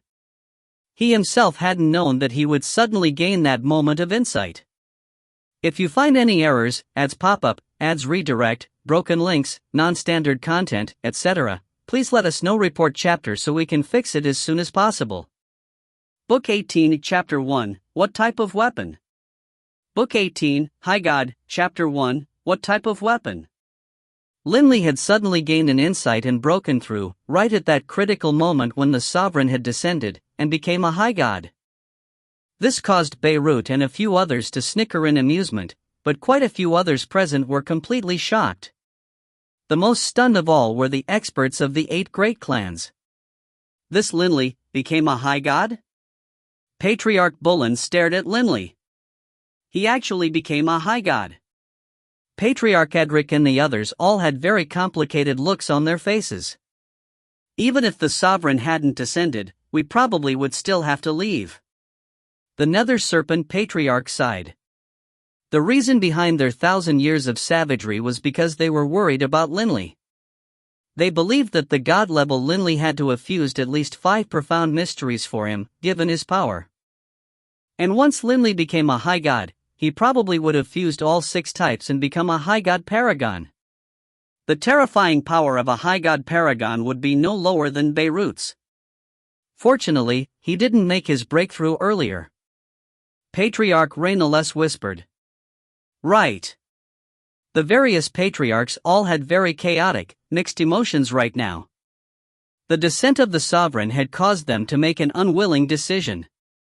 But now that Linley had become a high god, they were frightened at the close call they had. Once a high god paragon began a slaughter, the experts of their 8 great clans would be like ragdolls for dismembering. Just look at Beirut. He even dared to block attacks from sovereign artifacts head-on. Who could resist such a monster? The 4 Divine Beasts clan is so lucky, for such a genius to have appeared in their ranks. Patriarch Barbary said in a low voice. Let's hurry up and leave. It really is time to leave. The various patriarchs all turned and left. They didn't dare to violate the orders of a sovereign, and Linley's presence made it so that they left of their own accord as well. No matter what, today, the matters between the 4 Divine Beasts clan and the 8 great clans had come to an end. The members of the 4 Divine Beasts clan were all completely delirious with excitement and joy. Quite a few clansmen began to weep on the spot. From this day onwards, their 4 Divine Beasts clan would no longer have to experience countless dangers and live a life of humiliation. It's over. It's finally over. Celebratory voices rang out in the air above the Skyrite Mountains. Many clansmen were so excited that they fell to their knees, sobbing. The constant insults and taunts they had suffered in recent days from the 8 great clans had been a sort of psychological torture to the 4 Divine Beasts clan. Finally, it was over. The forces of the 8 great clans have left, BB said. Linley turned to look as well. The patriarchs and elders led the way, and the clansmen of the 8 great clans, like a massive, roiling flood of locusts, flew into the air, then boarded multiple metallic lifeforms and left at high speed, leaving behind only those many empty castles and buildings. It's all over. Gislason had a very complicated look on his face. The White Tiger Patriarch let out an emotional sigh as well. 10,000 years. 10,000 nightmarish years. Finally, it's over. Our clansmen won't have to hide in the Skyrite Mountains, and won't have to always be afraid. Every single member of the 4 Divine Beasts clan felt extremely relaxed now. Lord Beirut, we will forever remember your great kindness. Gislason was the first to bow, and then all of the other 3 clan leaders and elders all bowed respectfully as well. Beirut laughed calmly. If you want to thank someone, thank the sovereign. But Gislason and the others all understood that the Bloodridge Sovereign and the 4 Divine Beasts clan didn't have much of connection. If the Bloodridge Sovereign had truly wanted to save the 4 Divine Beasts clan, he would have shown himself long ago. But he had only done so today. Most likely, the reason for this had something to do with Beirut. Everyone! Gislason's voice suddenly rang out, and it echoed in the air above the Skyrite Mountains. Instantly, the countless clansmen all turned their gazes towards him. Gislason said in a sonorous voice, "Today is a day of rejoicing. Over the past 10,000 years, our 4 Divine Beasts clan has always been under tremendous pressure, and one elder after another has perished in battle for the clan. Today, we members of the 4 Divine Beasts clan have finally once more regained our freedom to roam the skies of the infernal realm. We absolutely must celebrate this wonderful event. All clansmen will celebrate for 3 days. Wonderful! A 3-day grand celebration." Instantly, countless joyful voices rang out, reverberating throughout the air above the Skyrite Mountains. Lord Beirut and Fusro, the 2 of you absolutely must attend our celebration. Gislason looked towards Beirut. Definitely. Beirut laughed calmly and nodded. Ha ha. Fusro chortled, then glanced sideways at Linley. As he did, he couldn't help but laugh loudly. Linley, you made a breakthrough just as you saw the sovereign. Fusro, have lived countless years, but I've never seen such a thing. Linley could only grin rather awkwardly. You did see the sovereign, right? Beirut laughed. As soon as I saw him, he left. Linley still felt rather stunned. Actually, at the moment of the sovereign's descent, Linley had already become absorbed in the insights he had gained upon watching the battle between the Grand Elder and Patriarch Barbary. Linley had no idea as to when the sovereign had arrived and what he had said. However, from what everyone else was saying, Linley realized that the departure of the 8 great clans was due to them obeying the orders of the sovereign. Sovereigns really are sovereigns. With but a single sentence, the 8 great clans were forced to obediently leave. In Linley's mind, he could still see that massive black face, tens of meters high, that stood in midair. He also remembered the terrifying gaze of those 2 eyes. The supremacy of a sovereign. Linley, having experienced it, would never forget it. Let's go. Your clan is going to have a huge celebration. Beirut laughed, then flew into the air. Linley, Bibi, Fusro, Delia, and the others all followed Beirut into the air. As for Gislason and the other clan leaders, they had left early on to go arrange the banquet. This celebration would be one that was held throughout the Skyrite Mountains. While flying, Beirut suddenly began to laugh at himself. Linley couldn't help but to turn and look at him. Beirut glanced at him, then said resignedly, "Linley, I really did make more work for myself. I wanted to give you some encouragement, so said that I would give you a Godspark weapon after you became a high god, but who would have imagined that a few moments later, you would suddenly break through?" Indeed. Linley really was a bit too efficient. "Grandpa, you have to forge a good Godspark weapon for my boss," Bibi said hurriedly. "Since I've given my word, of course I'll do it." Beirut nodded, then looked at Linley. "Speak, Linley. What sort of weapon do you want me to make for you?" Even Fusro began to laugh loudly. "Linley, although Beirut's Godspark weapons aren't sovereign artifacts, in terms of toughness and hardness, they are comparable to sovereign artifacts. In the infernal realm, the Godspark weapons of Beirut are priceless treasures that can't be bought. I want. Linley pondered for a moment. He had the coiling dragon ring, and his soul had just improved greatly. After he refined more amethysts in the future and repaired the coiling dragon ring, his soul defense would rise to an extremely high level. What he lacked right now was defense against material attacks. "Lord Beirut, you can go ahead and forge a set of Godspark armor that can fuse with my scales, just like the one the Grand Elder has. That'll let my punches and kicks become tremendously powerful as well," Linley said eagerly. With a set of armor, he could use it for both attack and defense. A dual-purpose artifact. The smile on Beirut's face suddenly turned stiff and forced. "Boss, you want a set of armor?" Bibi stared at Linley as well. "Linley, you really are something." Fusro stared at Linley, not knowing whether to laugh or to cry. Linley was rather amazed, and he looked at them in confusion. "What?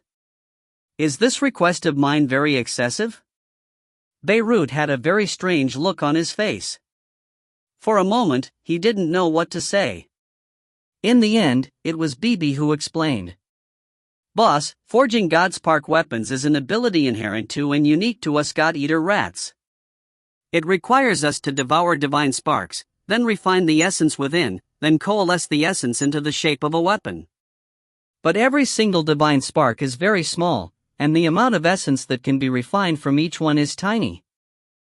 Digesting a divine spark takes a long time as well, thus, to forge a large weapon, just think about how many divine sparks will be needed, how much time would be needed, and how much effort it would take. It's very hard. That's why Godspark weapons are generally very small," Bibi explained. Linley began to understand. He also remembered how the Godspark weapon in Bibi's possession was just a dagger. As for Gislason's set of Godspark weapons, it was a pair of gloves. They were all very small weapons. But what he requested was a set of armor that could cover his entire body. In terms of size, it was probably dozens of times, perhaps even 100 times larger than Bibi's dagger. "A set of armor that can cover your entire body. To make this, I'll probably have to work for thousands of years without resting." Beirut felt quite a bit of pressure. But he had already given his word. "Lord Beirut, I apologize. I didn't understand much about the forging of Godspark weapons," Linley said hurriedly. He didn't want to make things too hard for Beirut. "Just make a sharp sword for me. It just needs to be comparable to Blood Violet in length." What Linley lacked right now was attack power.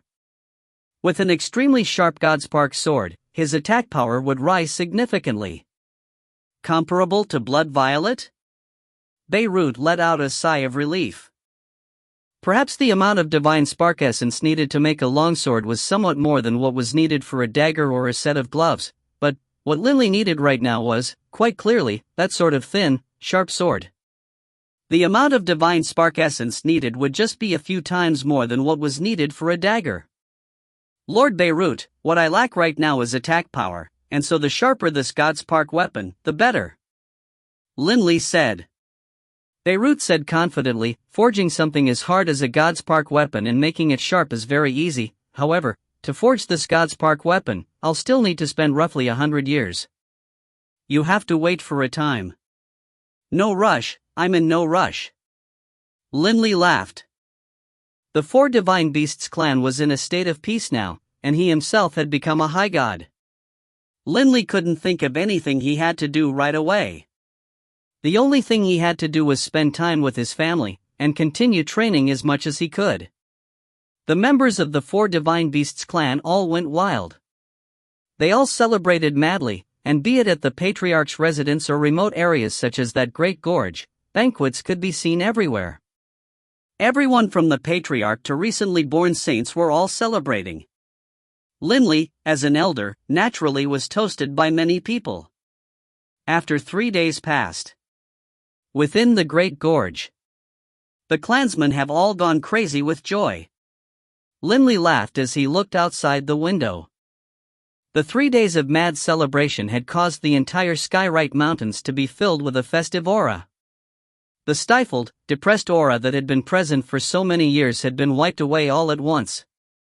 Everyone was exceedingly happy. "You've been smiling nonstop for the past 3 days." Delia couldn't help but laugh. Linley laughed and nodded. "Right, Delia. That day, when I became a high god, I didn't have the chance to carefully inspect myself, and I've been too busy the past 3 days as well. You go take care of something else. I'm going to spend some time investigating myself," Linley said, then sat down in the meditative position on their bed. Delia, seeing this, just laughed, then walked out of the room. After having reached the high god level, he had been baptized once more by the natural laws. The soul of Linley's high god earth clone had increased in power nearly tenfold. Although the other souls weren't strengthened much, still, Linley's 5 souls were in reality all one soul.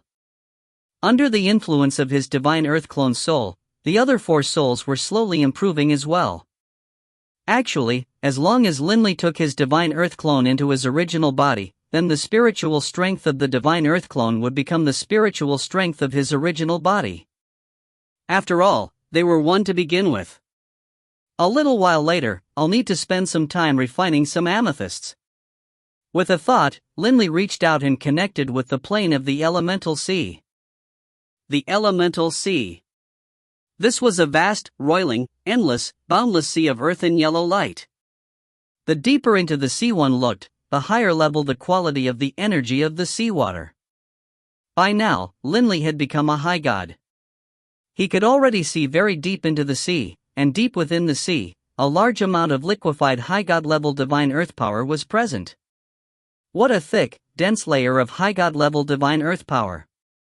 When I had become a high god earlier, I was too worried about the clan, so I didn't spend much time examining this bottom layer, and to see what it has. Linley controlled his divine sense to delve still deeper into the elemental sea. An incredibly dense and incomparably powerful aura spread out as waves of earth and water swirled about at the bottom. The earth and yellow water was clearly different from the ordinary liquefied divine power. That should be. Linley's divine sense wasn't able to go down any further, but he was able to vaguely sense the aura of Sovereign's might? Right. It is Sovereign's might. After having seen Sovereign's might for so long, Linley completely understood.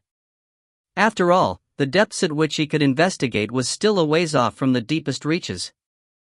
The bottom of this elemental sea is filled with sovereign power? Linley was rather stupefied. The bottom of the elemental sea was boundless and limitless. So much sovereign power made one grow desirous just looking at it, but high gods had a limit to the depths at which they could investigate. There was no way they would be able to actually acquire any of it. If you find any errors, ads pop up, ads redirect, broken links, non-standard content, etc., please let us know. Report chapter so we can fix it as soon as possible. Book 18, Chapter 2, Mirage. Book 18, High God, Chapter 2, Mirage. Deep within the elemental sea, invisible currents of power swirled about, and the endless waves of water formed from sovereign power rolled forth. I can see it, but I can't get it. Linley felt an itchy feeling in his heart. So much sovereign power. However, the elemental sea was something which every single deity could sense. High gods had more powerful souls, and thus were generally all able to sense the region containing sovereign power. The souls of sovereigns are far more powerful than the souls of us high gods. Linley quickly cast it aside. If he couldn't get it, there was no point obsessing over it. Who knows if there is perhaps a region of even more powerful energy beneath the region of sovereign power? This thought suddenly appeared in Linley's mind, but moments later, Linley shook his head, no longer considering it. I don't even have sovereign power.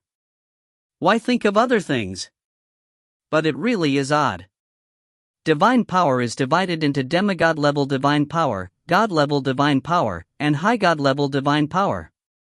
But I have never heard anyone say that there are different levels of sovereign power. After having lived in the clan for many years, Linley had come to learn.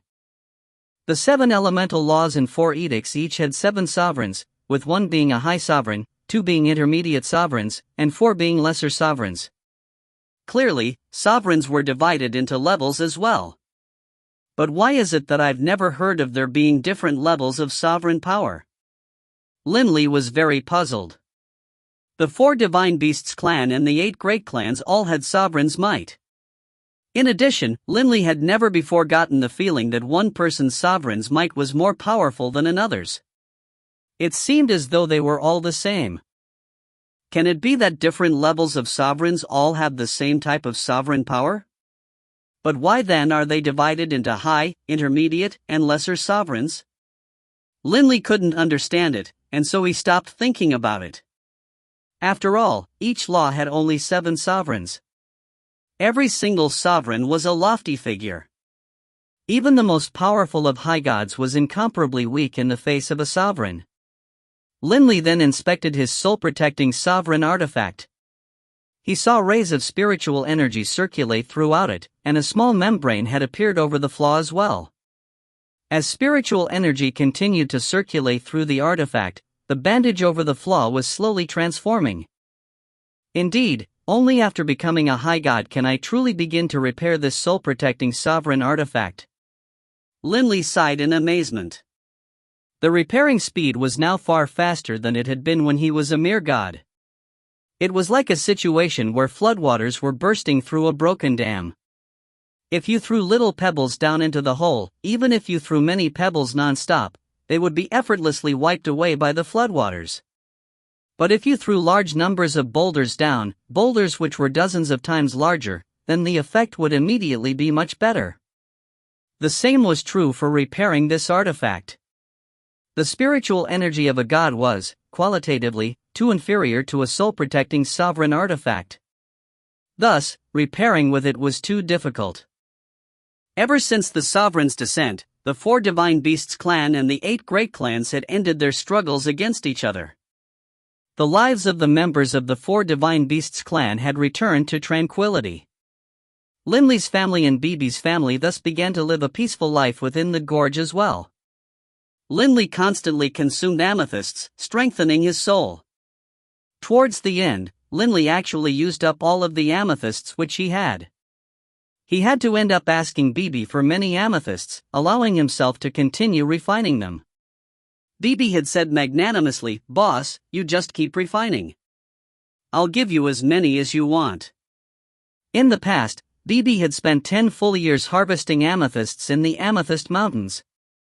The number of amethysts he had collected was truly astronomical. In the blink of an eye, a century passed.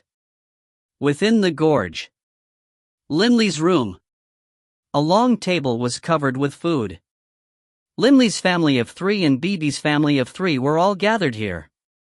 Delia, Nis, Wade, and Ina were all handing plates of food back and forth, while Linley and Bibi were seated comfortably. "Boss, how much more can your soul absorb?" Bibi asked. "You've already absorbed so many amethysts." Upon reaching the high god level, Linley's amethyst refining speed had increased tens of times over as well. As his soul had risen in power, his refining speed had only grown even faster. The number of amethysts he had absorbed over the past century was an astonishingly high figure.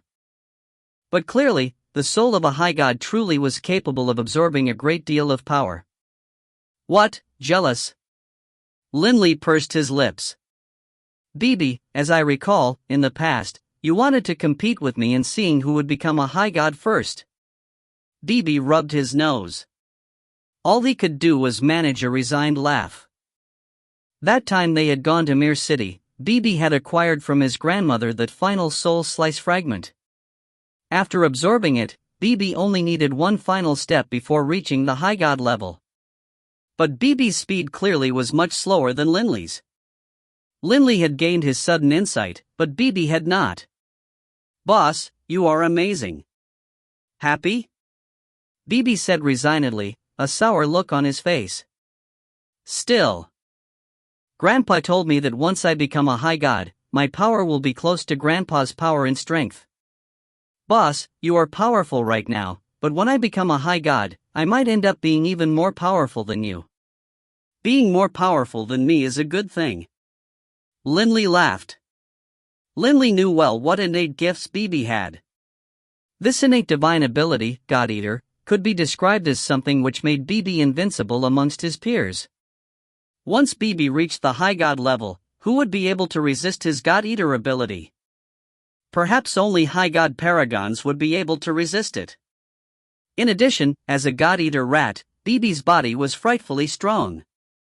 Just by watching how Beirut dared to use his hands to block sovereign artifacts, one could imagine how astonishing a God Eater rat would be at the high god level. BB hadn't fused any profound mysteries at all, but by relying on his innate gifts, he would still be comparable to Linley after he became a high god. Still, Linley wasn't jealous in the slightest. Over all these years, Linley and BB truly were like siblings, and they were happy for each other as they grew strong. "I want to break through and gain a sudden insight too. Why is it so hard?" BB let out a long sigh. Right at this moment, Wade walked over, carrying a platter of food. Hearing these words, he couldn't help but say, "Uncle BB, I want to make a breakthrough also. When I became a deity, I only did so thanks to the ancestral baptism. It's hard for me to even become a god by myself." Hoof. A low, dissatisfied snort. Ina walked in, carrying a plate of food as well. "Big bro Wade, in the future, can you not complain about your situation? I'm still, not even a deity yet." Immediately, Linley and BB both began to laugh. "Da odd. You uncle." Ina couldn't help but stare at them, but Linley and BB only laughed all the harder. "Ha, what has all of you laughing so happily?" A loud, clear laugh rang out, and two figures descended from the skies. Linley turned his head to look. It was a black-robed Beirut and a red-robed Carolina.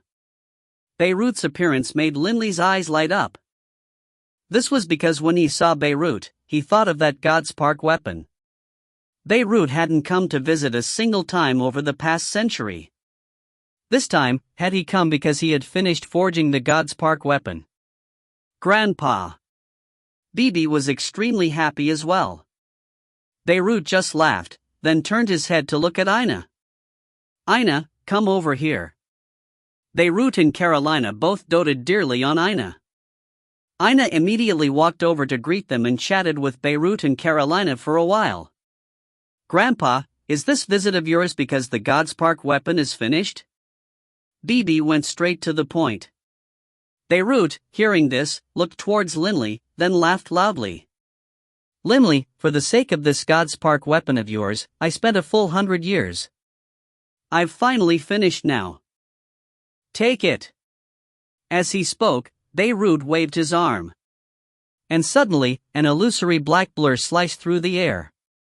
Linley stretched his hand out, directly snatching that sharp sword.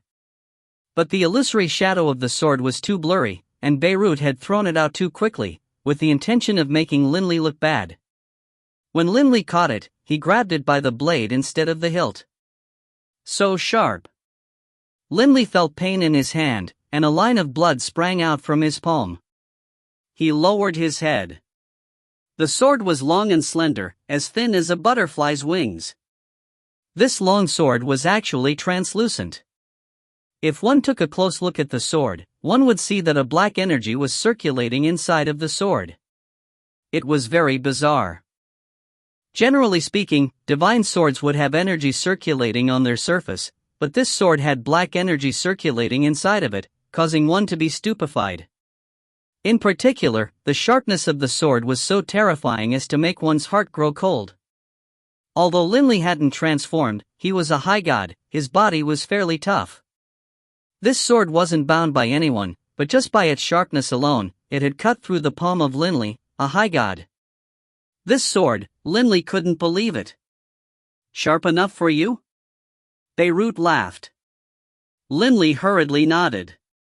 It truly is sharp. I've never seen such a sharp weapon before. Grandpa, how did you make it? Why isn't my dagger this sharp? Bibi said hurriedly. Beirut laughed and said, Actually, I myself am puzzled as to how this sword ended up like this. These words caused Linley, Delia, Bibi, and everyone else to be puzzled. Beirut continued, I knew that Linley trained in earth, wind, fire, and water, 4 types of elemental laws.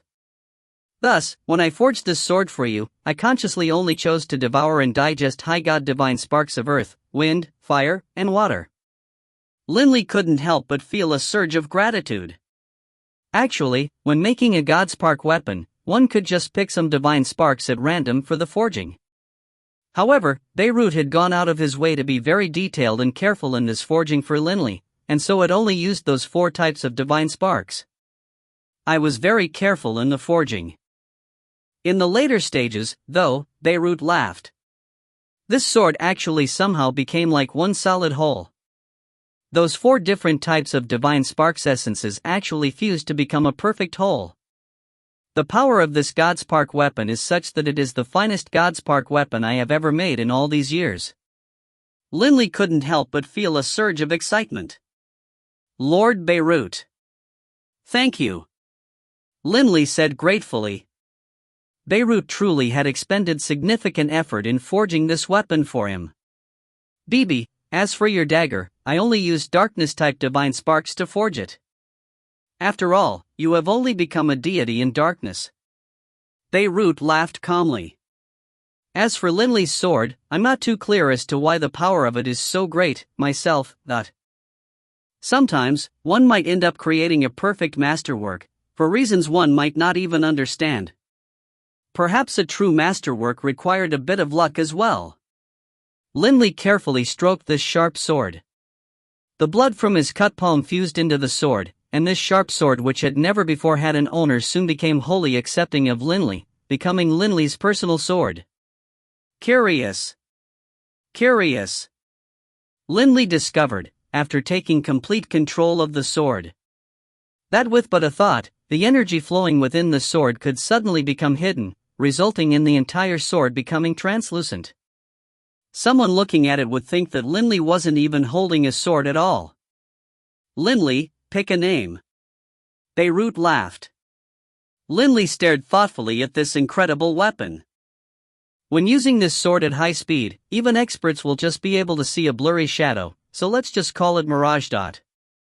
Linley's third weapon, Mirage, had arrived in this world. After acquiring this precious weapon, Mirage, he naturally would often use it to train. The more he used it, the happier Linley became. Once this precious weapon was filled with high god-level divine power and matched with Linley's tremendous physical strength in dragon form. Even Linley was astonished by the power of each sword stroke. Linley had originally used his fist to execute the firmament splitter with enough power to punch a hole in space itself. But, when this incomparably sharp and tough Mirage used the technique, space itself would tremble, and wherever the shadow of the sword passed, a tear in space would be left behind. Within the gorge, on the grassy field outside of Linley's house, Linley was currently wielding Mirage, casually twirling it about. His entire body seemed to have become a gust of wind, fusing with it. One could only see the blurry shadow of an illusory sword, also as agile and untraceable as the wind.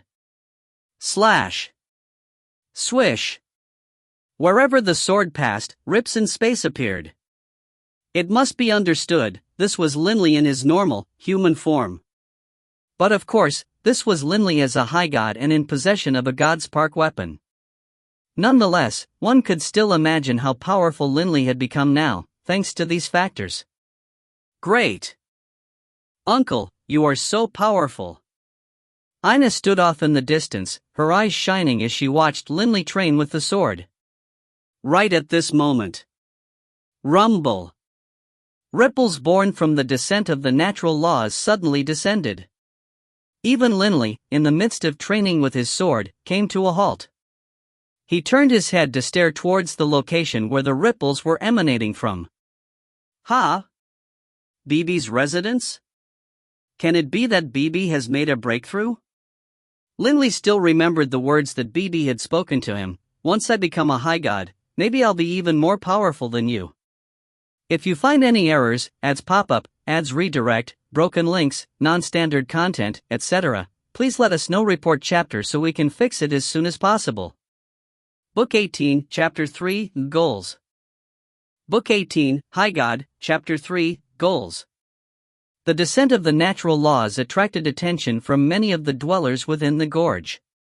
The members of the Yulan branch all hurried over, looking towards the building where Linley, Ina, Delia, and the others lived.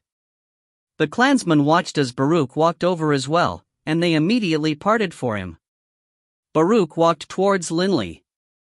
Linley, who made the breakthrough? Is it BB?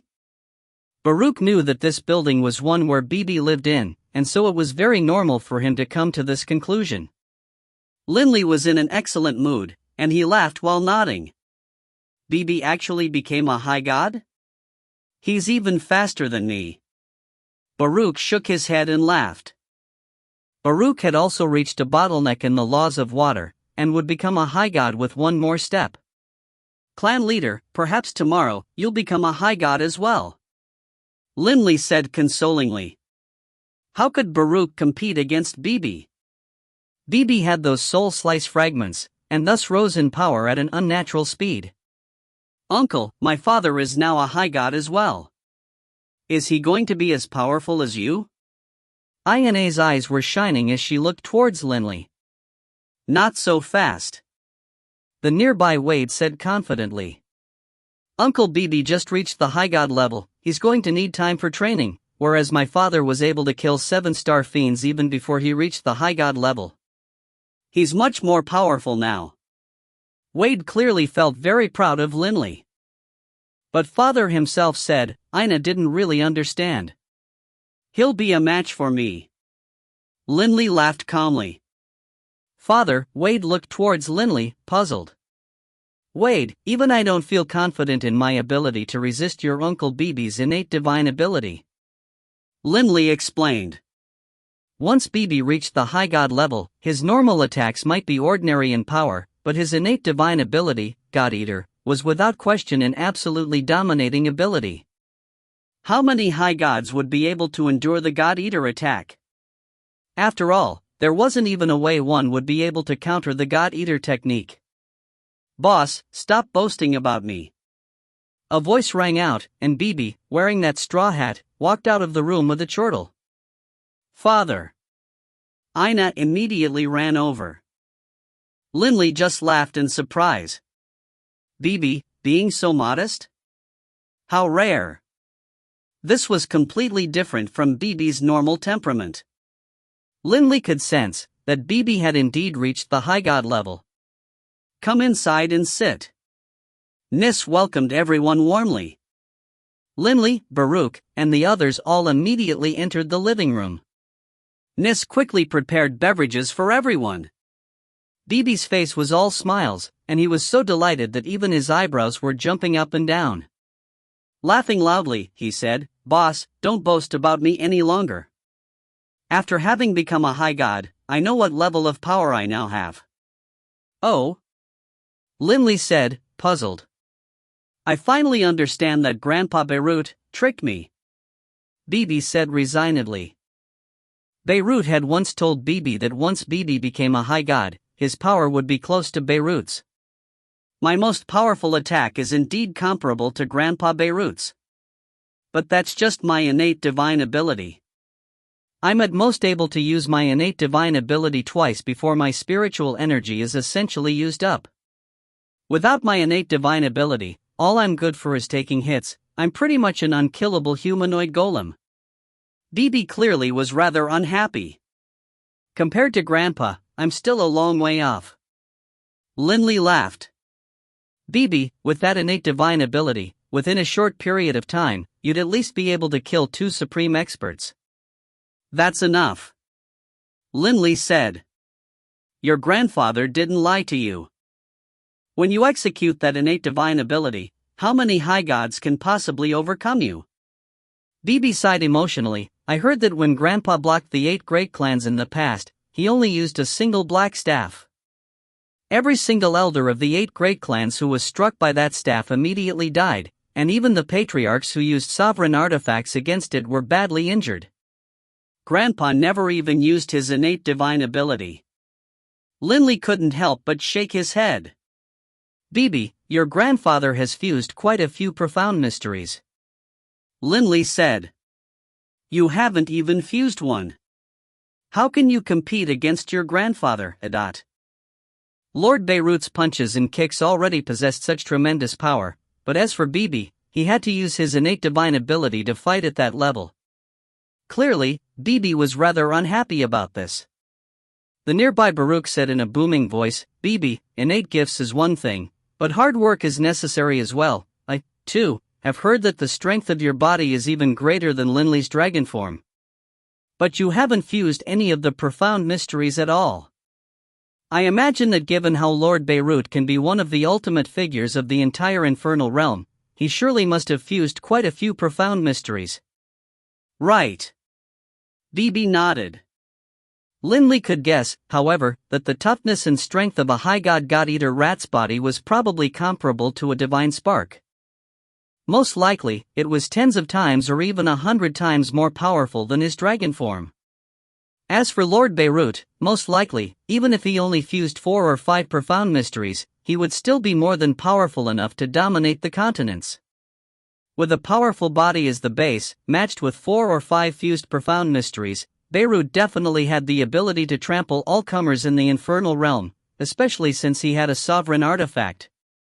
Who knows how many profound mysteries Lord Beirut has fused? Linley was curious. In the past, from the conversation between Linley and Beirut, Linley had learned that Beirut hadn't reached the paragon level. However, his innate gifts were simply too powerful. Even if he only fused 4 or 5 profound mysteries, he would be comparable to a high god paragon. I need to work hard to fuse profound mysteries as well. Bibi clenched his teeth. Seeing the look on Bibi's face, Linley couldn't help but laugh. Then Bibi, I'm just going to wait and see how well you do in your fusing. Bibi. Suddenly, the nearby Nis spoke out. Bibi looked towards her. Have you forgotten something? Nis stared at Bibi. Something very important. Nis' stare caused Bibi to feel rather puzzled. He couldn't help but scratch his head. What are you talking about? Nis was so upset, she didn't know whether to laugh or to cry. In the end, she explained, back then, you told me that after you became a high god, then. Oh, are you saying, go pay a visit to your brother, Salomon? Bibi immediately realized what she was talking about, and his face went sour. You were serious about that? Nis' face immediately became unsightly, and she fell silent. That look on Nis' face caused the atmosphere of the entire hall to become rather awkward.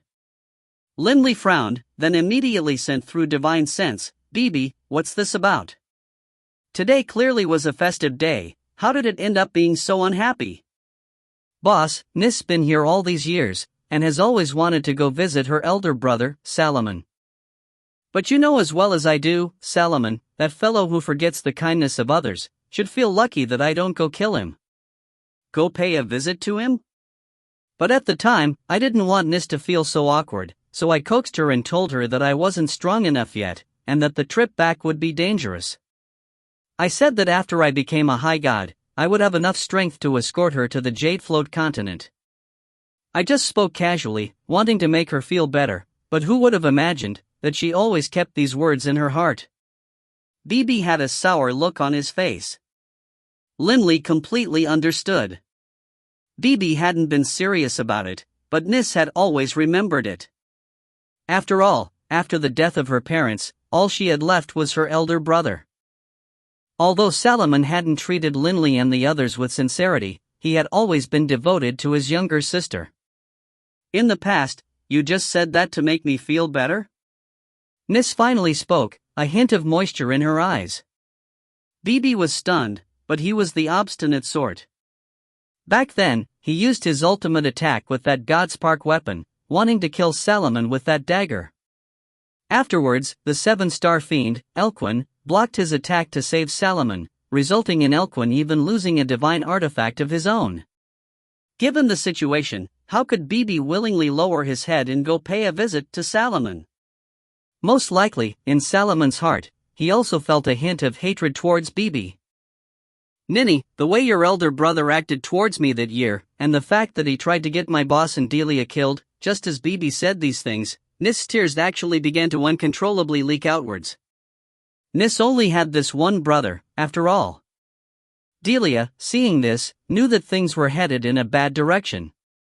She immediately said through divine sense, "Bibi, stop saying these things." Although Salomon's actions back then could be considered unrighteous, it was because he falsely believed Linley had betrayed him. "For Nis's sake, make the trip. Otherwise, Nis will forever have a thorn in her heart. Linley agrees with me on this." Delia simultaneously sent the divine sense into Linley's mind as well. Clearly, Delia knew that Linley's words were the most effective for persuading Bibi. "Forget it, Bibi. Give Salomon a chance. If Salomon refuses to show regret and change his ways, then you can act accordingly." Linley sent mentally. Linley could imagine how Nis felt. After all, Nis hadn't done anything wrong. She was blameless in this matter. "Fine, boss. I'll give that fellow one chance." Bibi glanced at Linley, then said towards Nis, "Your elder brother really was a bastard for doing what he did. My brother has regretted it ever since. He really didn't know. He mistakenly accused you, which is why he acted that way. Afterwards, he really regretted it." Nis said hurriedly. Bibi reached out with his hand, taking Nis. "Ninny, fine then. For your sake, I'll accompany you on a visit to see your elder brother, but with regards to the question of whether or not I'll give him face when I see him, that will depend entirely on his attitude. If he still acts that way, then you can't blame me." Bibi still couldn't swallow his anger.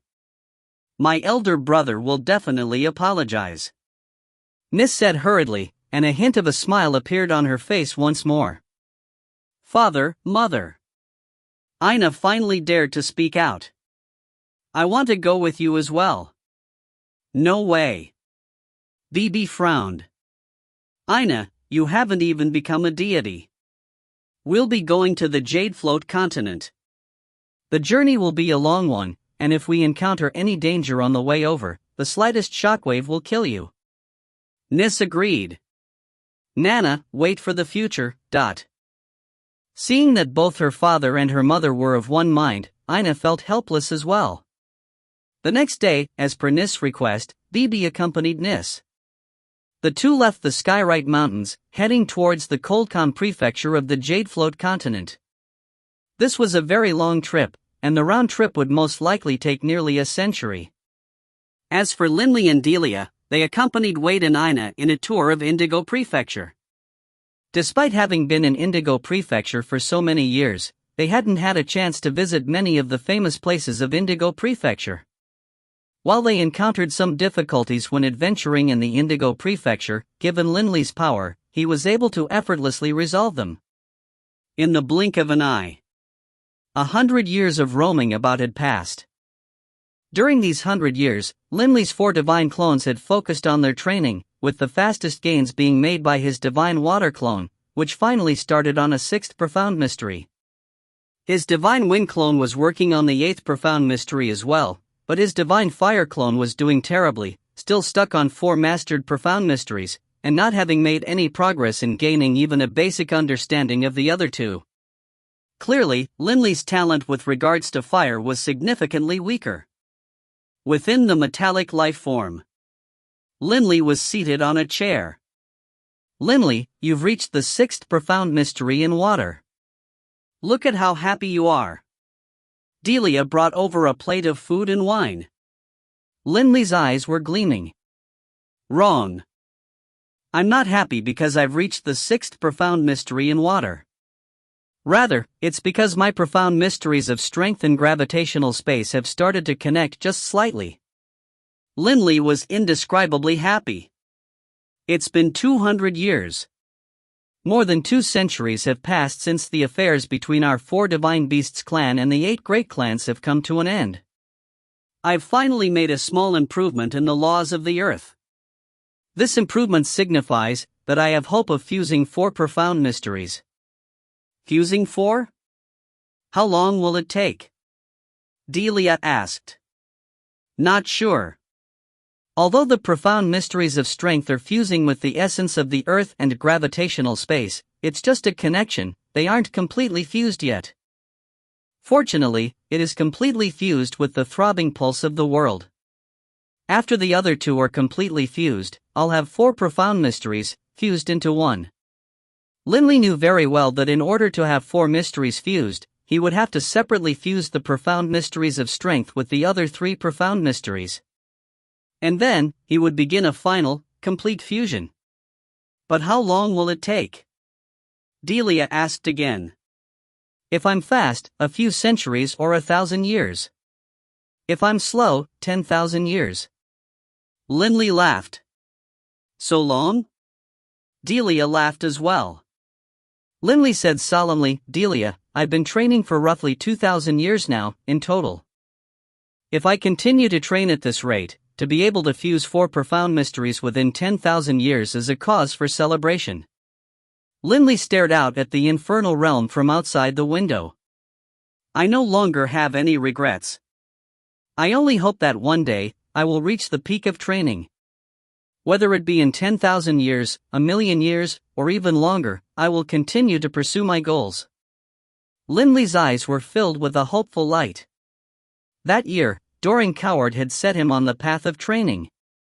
Although Linley's number 1 priority had been revenge, while training to gain his revenge, Linley had fallen in love with training, and the feeling of constantly exceeding his own limits.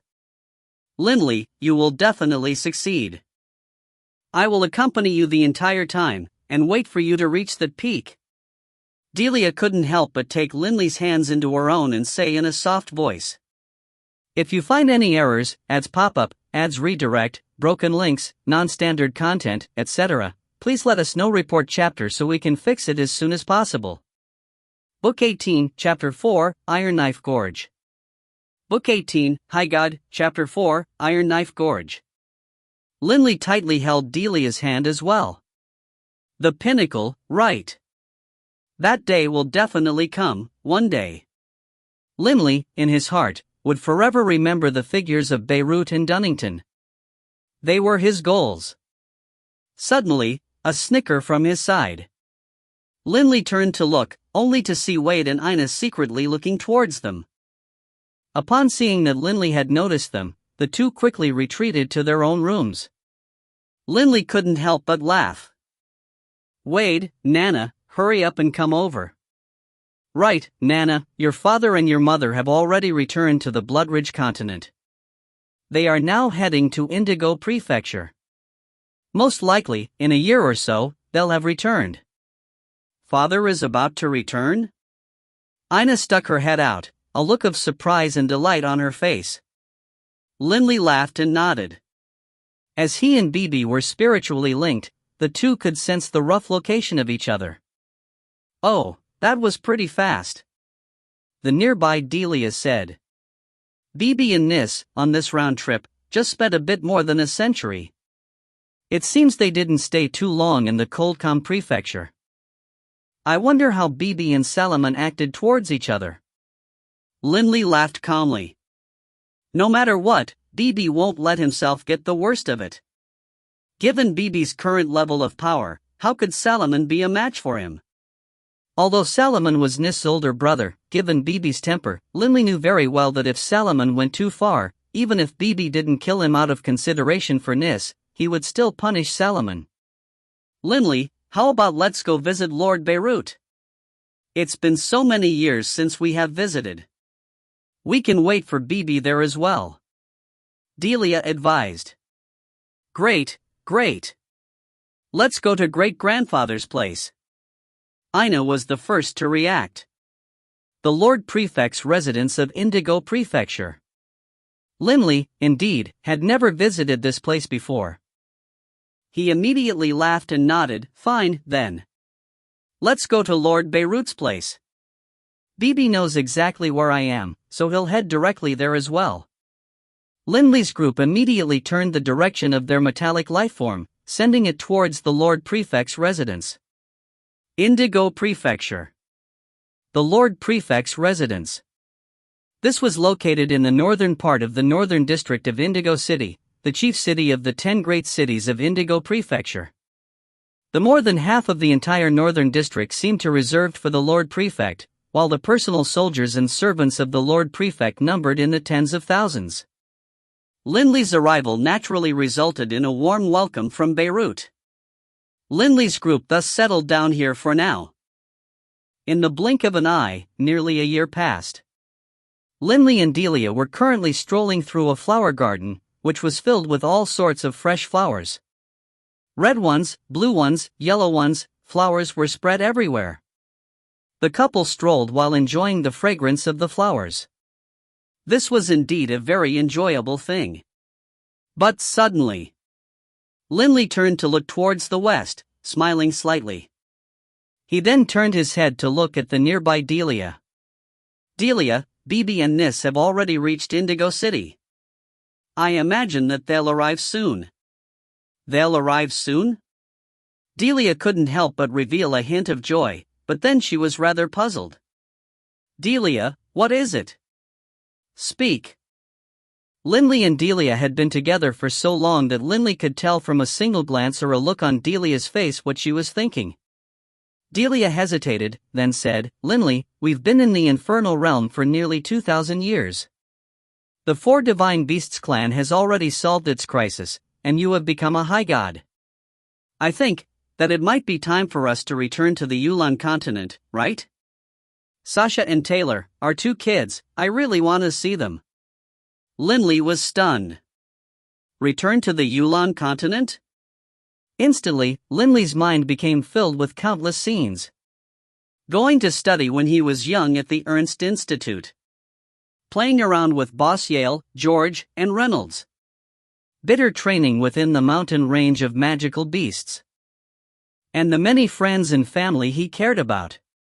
Before they discussed the topic of returning, Linley hadn't felt anything, but now that Delia raised it, Linley actually suddenly felt as though a pressing fire was burning in his heart, surging and charging through his emotions and filling his chest with ardor. Right. It is time to return to the Yulan continent to have a look. After so many years, I wonder how Boss Yale is doing. And Wharton and the others. Sasha and Taylor, those two, I wonder how they are doing. Linley was filled with eagerness. Right. Let's go back together.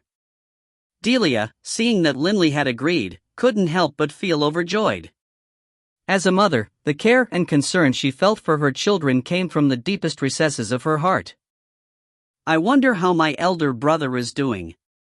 Linley also remembered Dixie. Back then, when he had just entered the Ernst Institute, Dixie had been proclaimed its #1 genius.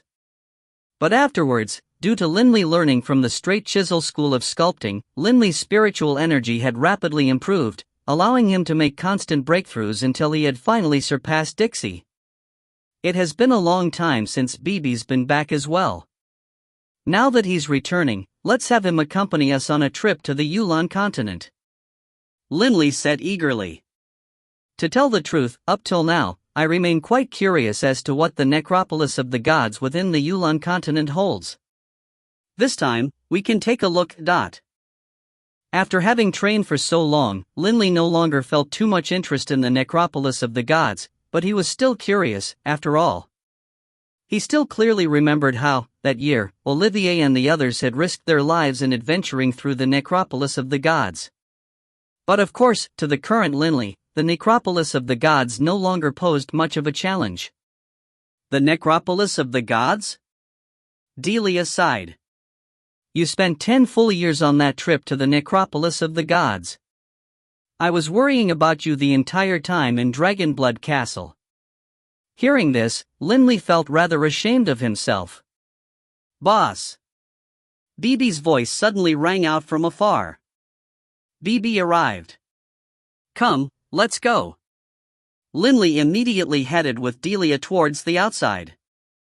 Once Linley and Delia reached the outside, they discovered that Beirut, Wade, Ina, and the others were already there waiting. Bibi and Nis were warmly chatting with Beirut and Ina. Seeing Linley walk over, Bibi immediately walked towards him and laughed. Boss, long time no see. As he spoke, he gave Linley a firm hug. Linley just grinned. How was your trip to the Jade Float continent? What do you think? Bibi quirked his lips. Linley couldn't help but look at him in puzzlement. That Salomon hurriedly apologized, of course. Fortunately, he knew to act. If it hadn't been for that, Bibi let out 2 snorts, and Linley couldn't help but let out a sigh of relief. It seemed as though Salomon cared about his younger sister as well, and so had been rather meek in his attitude. In reality, after Salomon had seen Linley's performance in the Scryer recording, and after Nis had let him know about the relationship Bibi had with the Lord Prefect of Indigo Prefecture, Lord Beirut, how could he dare to have a poor attitude? Everyone, let's chat inside. Beirut laughed. While walking towards the inner halls, Linley quietly discussed with Bibi, Delia and I have come to an agreement that we are planning to travel to the Yulan continent. We've been in the infernal realm for so many years, but have never gone back. Do you want to go back with us? Bibi's eyes lit up upon hearing this. Yes, of course, yes. Bibi immediately sent mentally. Boss, let me discuss this with Nis. She'll definitely agree. Everyone sat down in the main hall. Some servants walked over, carrying all sorts of fine delicacies and offering them. Linley said directly, Lord Beirut, we've been in the infernal realm for so long, Bibi and I have decided that we are planning to return to the Yulan continent. Returning to the Yulan continent? I'm going too. I'm going as well. Wade and Ina simultaneously called out. Beirut let out a surprised sound, but then laughed and nodded. Makes sense. It has indeed been quite some time since you came to the infernal realm. If you want to return to the Yulan continent, you need to be transported back through the Iron Knife Gorge of our Bloodridge continent. Linley knew that there were teleportation portals scattered throughout the 5 continents and 2 seas of the infernal realm. But the price of each trip through these portals was very high. Lord Beirut, how much is the transport fee? Linley asked. Generally speaking, moving between the higher planes or divine planes isn't as expensive. But moving from the higher planes or divine planes to material planes, now that is exceedingly costly. From material planes to the higher planes or divine planes, however, is free. Beirut explained. Linley understood this as well. He knew that it was expensive, but how expensive, exactly? I don't know if I have enough money on me. Linley was rather nervous. Beirut laughed. But when you go for your trip, as long as you show this medallion, you will be able to use the teleportation portals for free. With a wave of his hand, Beirut pulled out a blood-red medallion which emanated a heart-stopping aura. Linley and the others looked at it. Teleport for free? Bibi's eyes lit up. Grandpa, give it to us as a gift. Hey, I'm just loaning this to you for a single use. Beirut said hurriedly. This medallion was given to me by the sovereign himself. In the past, when I casually roamed throughout the countless planes, I relied on this toy. Otherwise, no matter how much money I might have, I wouldn't be able to afford all those teleportations. I'm only giving it to you for a single use. After you use it, you have to return it to me. In the future, if you need it again, I can loan it to you again. Bibi couldn't help but pout. Clearly, he was unhappy at how stingy his grandfather was. "Thank you, Lord Beirut," Linley said hurriedly. "Ha," Beirut laughed. "Once you reach the Yulan continent, if there's anything you need, feel free to come to the Forest of Darkness to look for me. My clone has remained in the Forest of Darkness this entire time." "Clone?" Linley was surprised. Beirut laughed and nodded. Linley couldn't help but feel rather surprised, because the Beirut he had met in the Yulan continent looked absolutely identical to this one, in both aura and clothing. Was the Beirut which he had met the person in front of him now, or the clone that was currently in the Forest of Darkness? "I'm giving this medallion to you. Don't lose it," Beirut said solemnly, then tossed it to Bibi. Bibi caught it. "Don't worry. How can I lose it?" On this trip back to the Yulan continent, Linley's family of 3 and Bibi's family of 3 headed out together. On the second day after they acquired the medallion, Linley's group of 6 headed directly towards Iron Knife Gorge. Iron Knife Gorge. The teleportation formation for the Bloodridge continent was located here. Linley's group flew over and saw Iron Knife Gorge from far away. Iron Knife Gorge was an extremely easy to recognize landmark, but of course, what sealed its status was the large number of patrolling Bloodridge soldiers which surrounded the area. "Newcomers, halt!" The Bloodridge soldiers called out loudly. Linley's group immediately landed, and the leader of the Bloodridge soldiers, a man with short, golden, metallic-looking hair, swept Linley's group with his icy gaze, then barked, "Why have you come to Iron Knife Gorge?"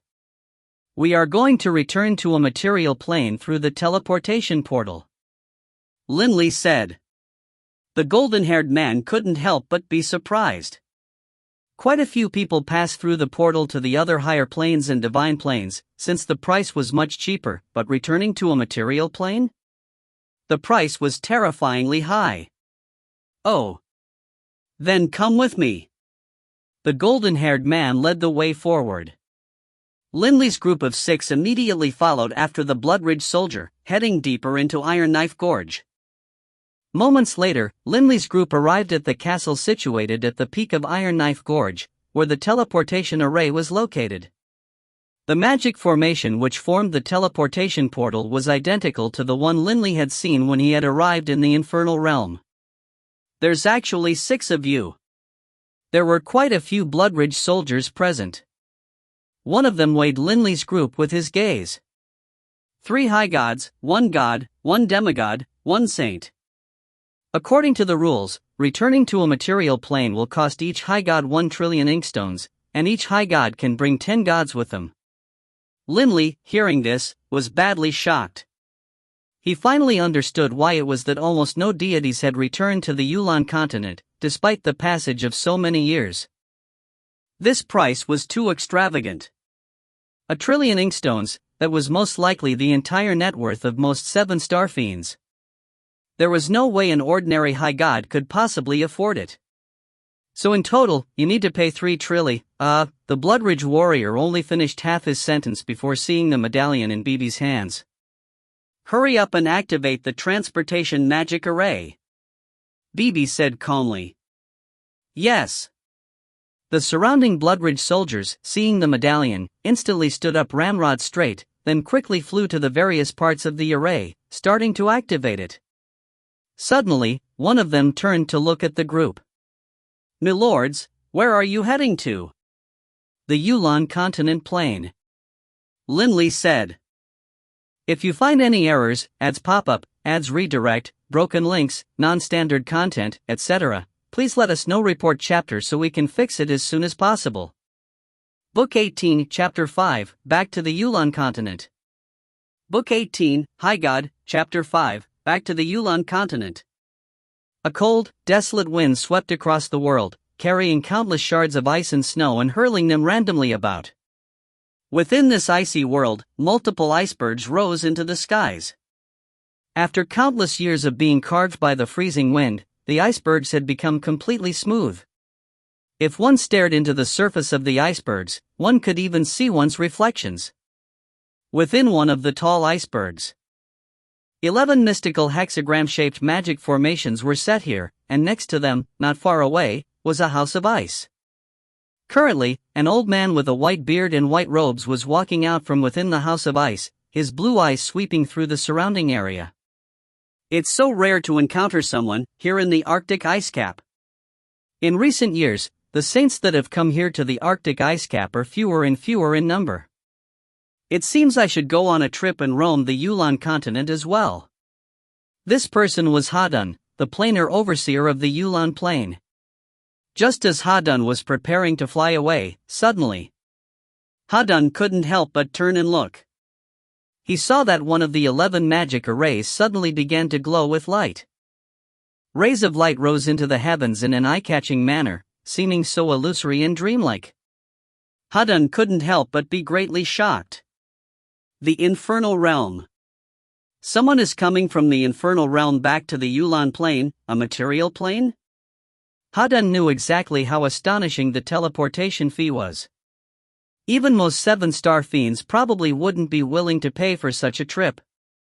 Originally, his clan's forces had sent out a group of people led by Sadista. Amongst that group, Sadista was the only high god present. Because of the cost of the teleportation fee, and how expensive it was to teleport a high god, a certain number of gods and demigods who teleported alongside the high god would be permitted to come for free. That time, when his clan had sent Sadista and the others, they had spent 1 trillion inkstones.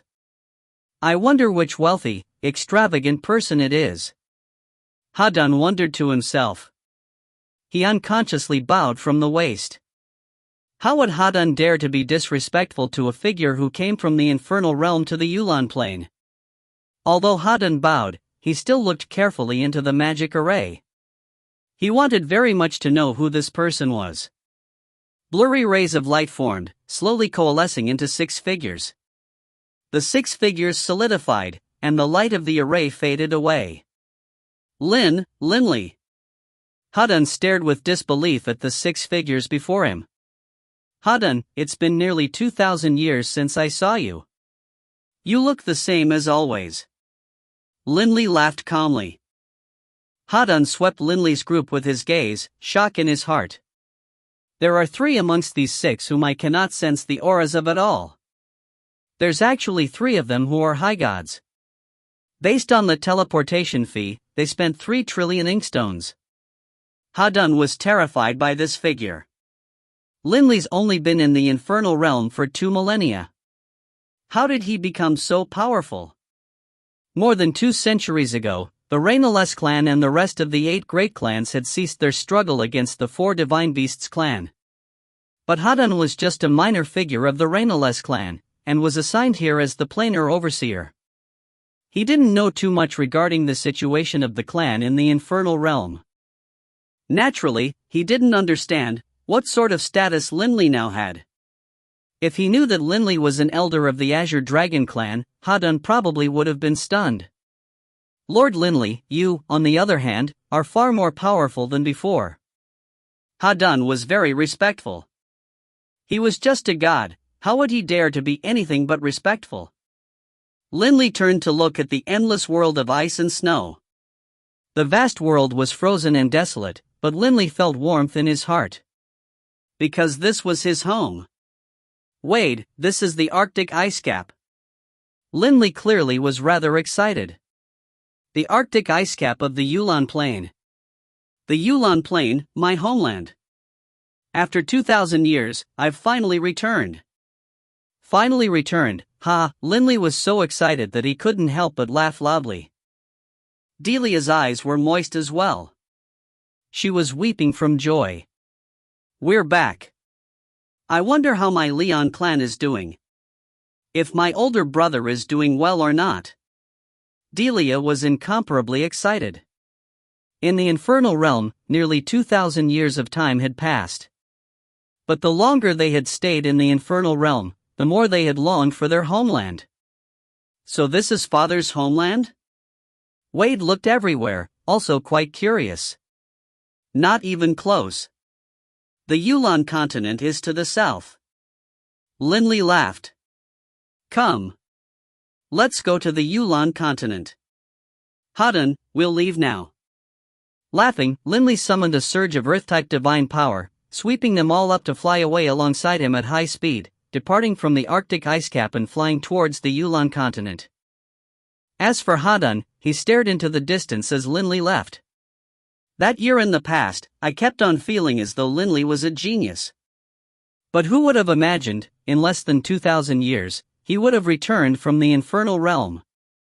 Terrifying. Terrifying. To be able to return from the infernal realm was a proof of power. How could ordinary high gods possess a fortune of 1 trillion inkstones?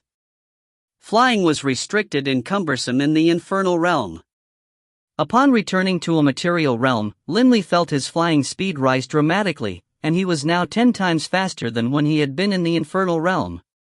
He used his divine earth power to wrap everyone up, so as to help Ina, Wade, and the others move more rapidly as well. After flying a short period of time, Linley saw, off in the distance, the sinuous, coiling northern shorelines off the North Sea. "Boss, we're at the Yulon continent," Bibi called out excitedly.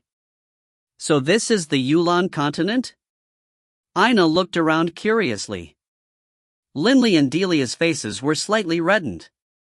Clearly, both were very excited.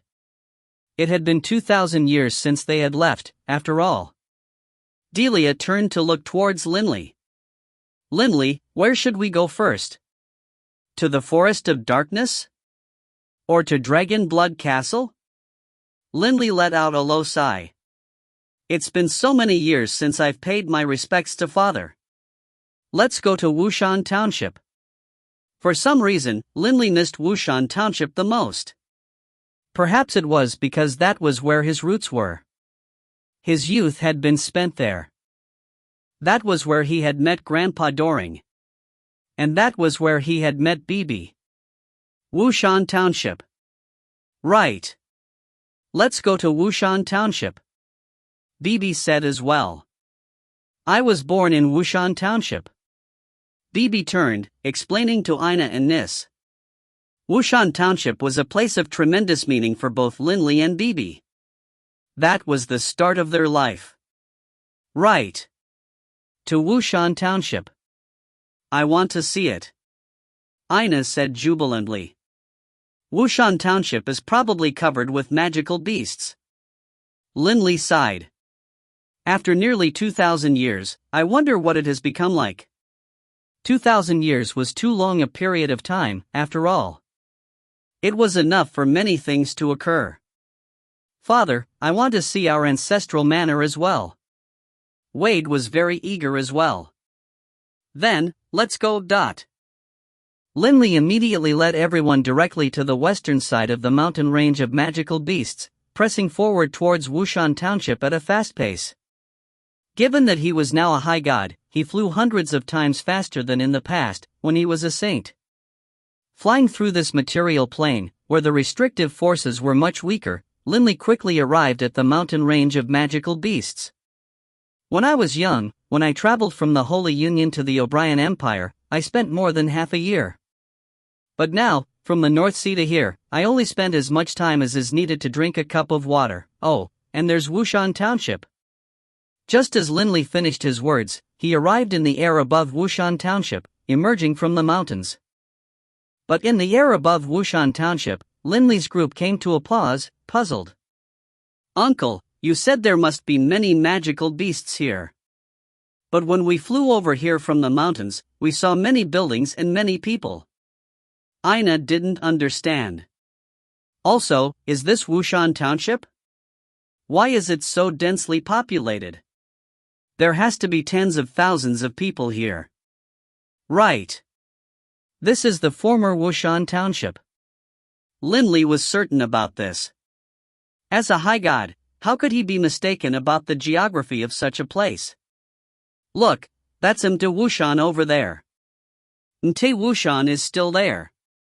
So this is Wushan Township."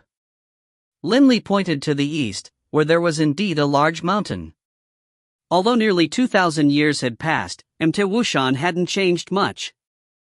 The western side of Wushan Township had, however.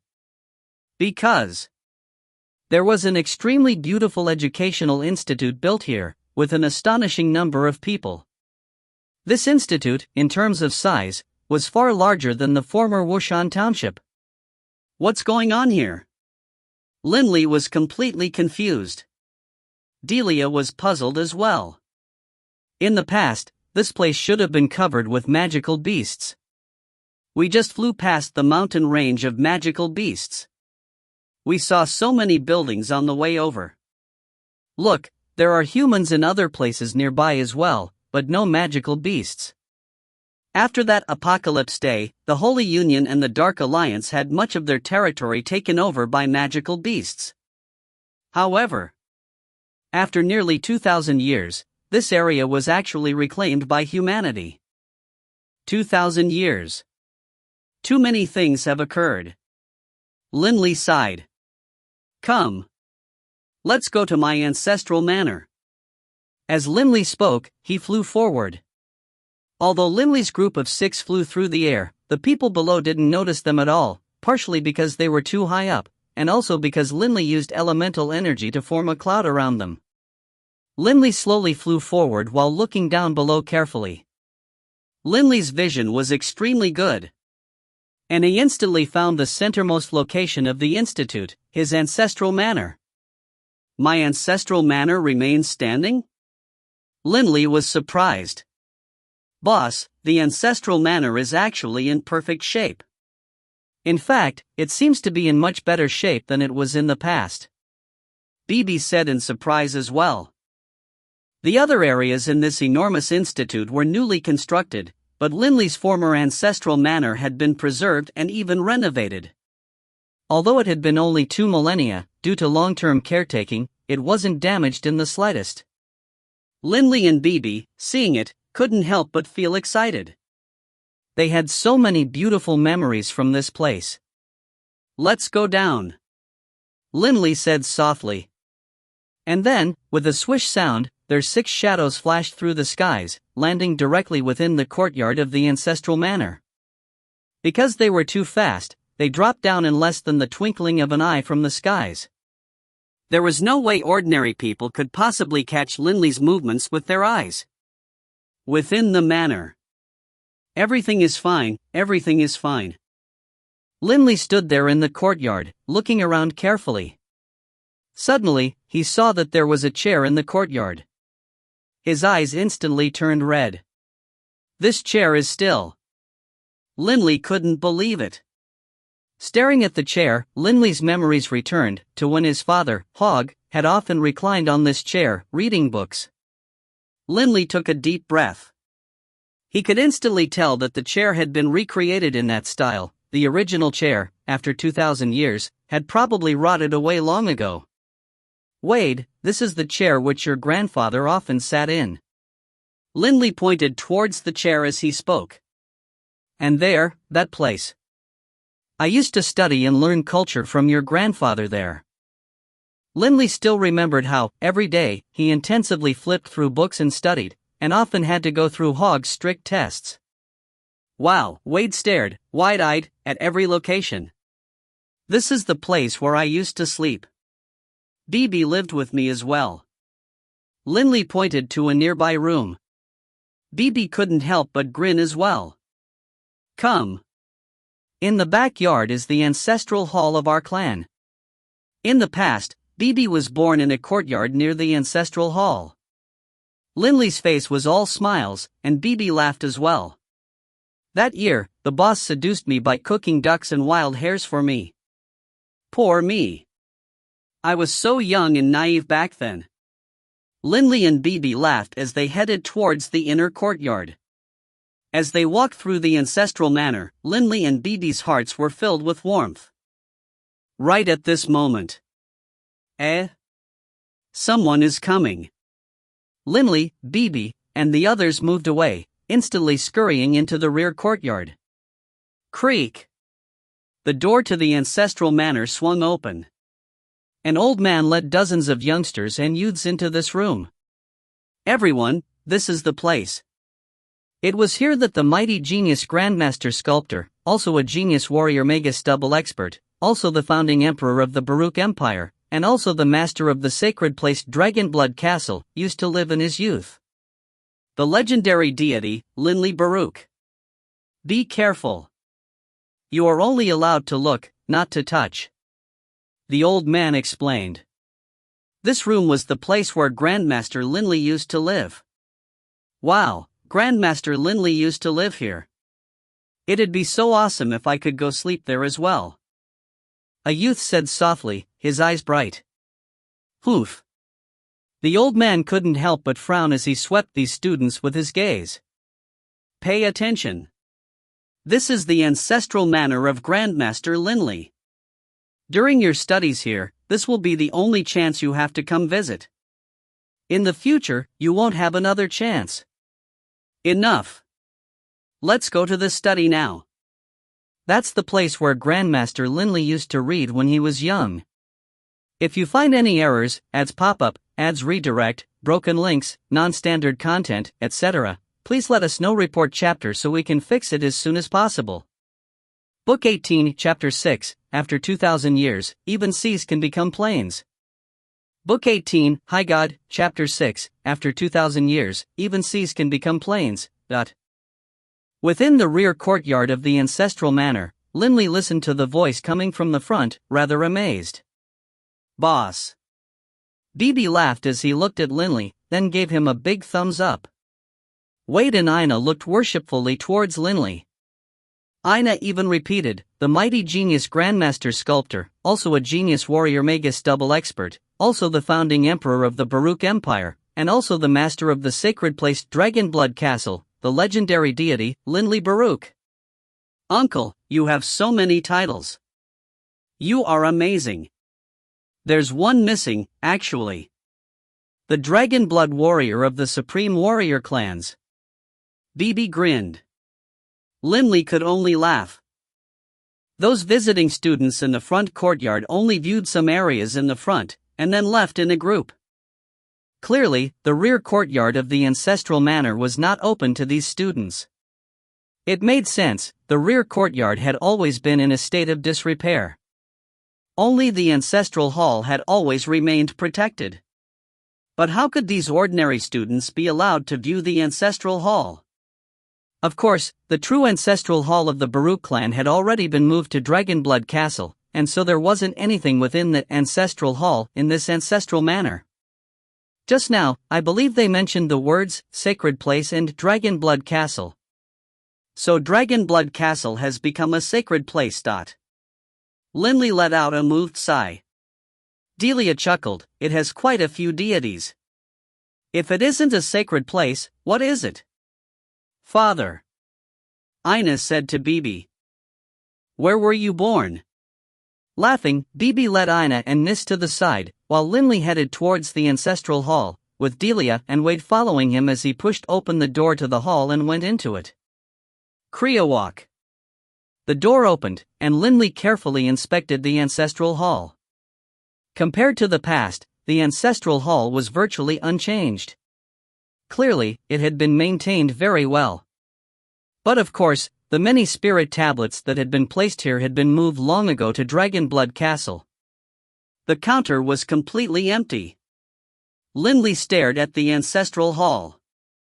His mind thought back to the first time his father, Hogg, had introduced the background of their Baruch clan. The 4 supreme warriors actually represent 4 ancient clans. Our Baruch clan is the ancient clan which contains the exalted bloodline of the Dragonblood warriors. In the ancestral hall, his father had explained these things to him excitedly. This seemed to have happened just yesterday. But now, his father was dead. Father. Do you know? I've gone to the infernal realm, and met with our clan leader, Baruch. Ryan. Hazard.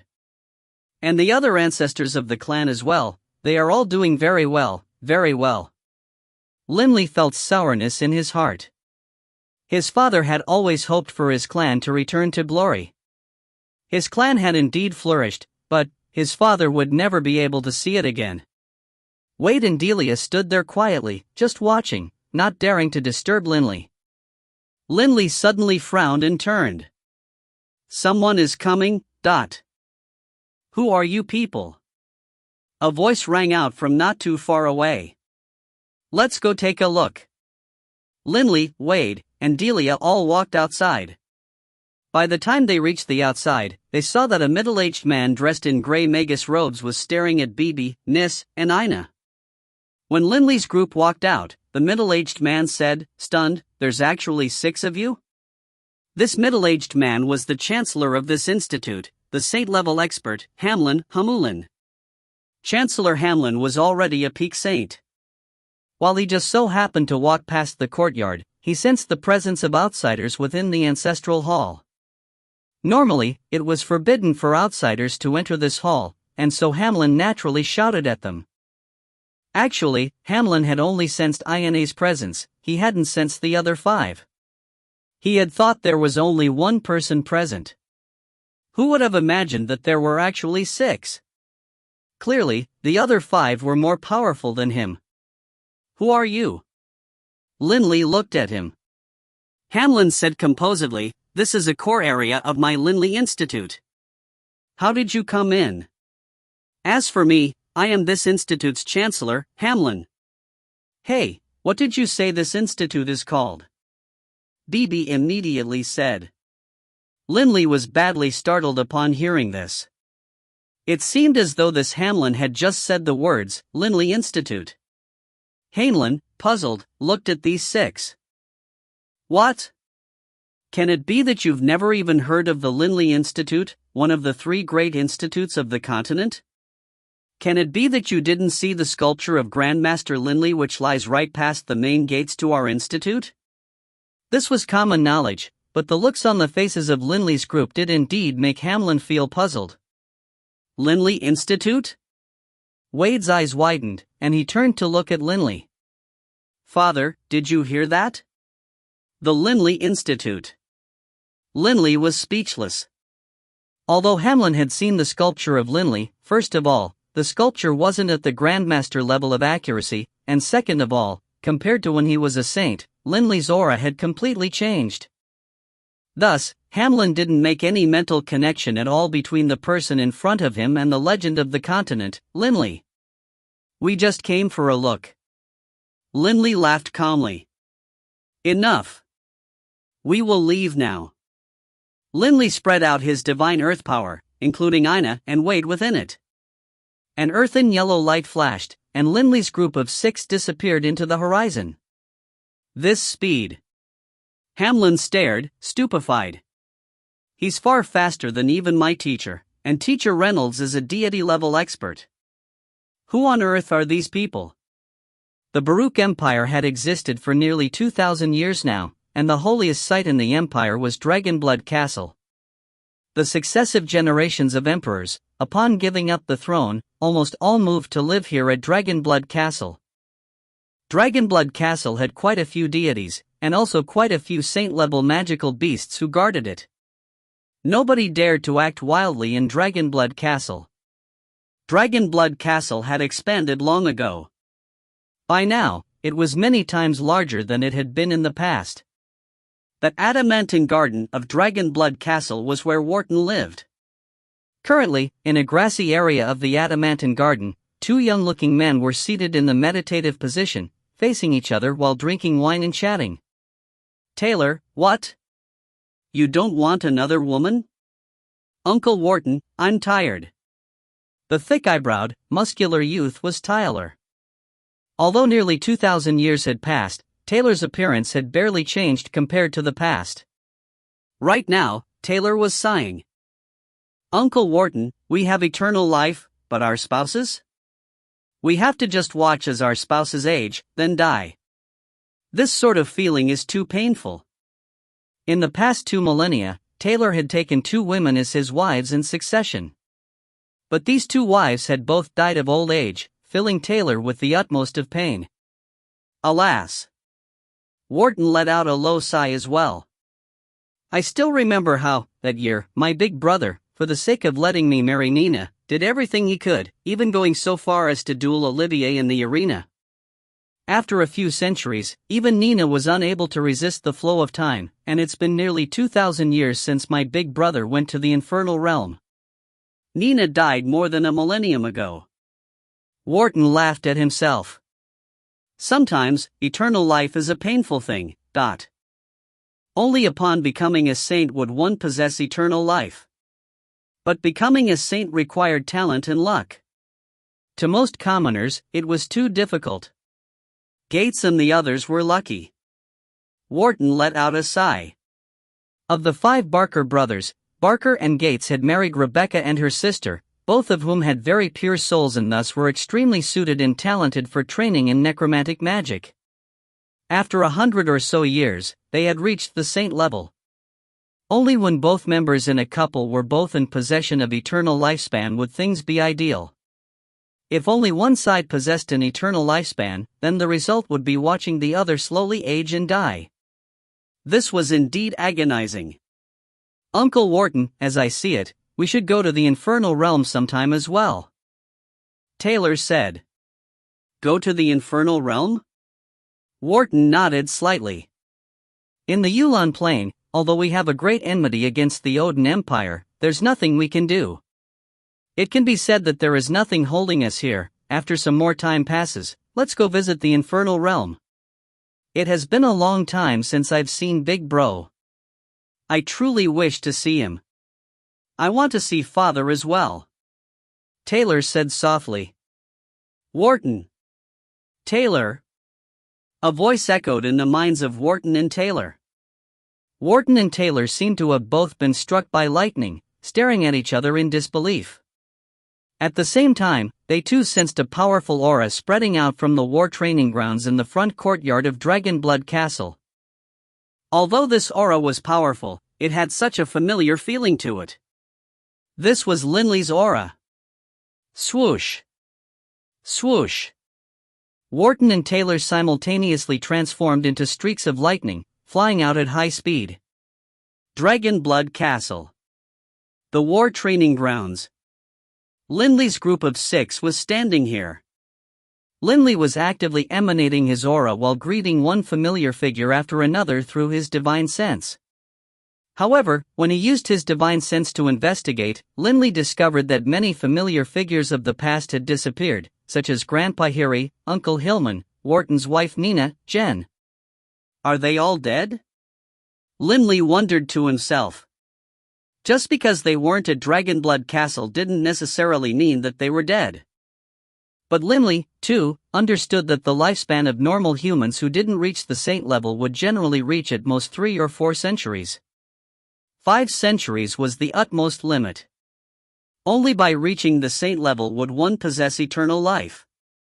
One figure after another flew over at high speed from places throughout Dragonblood Castle.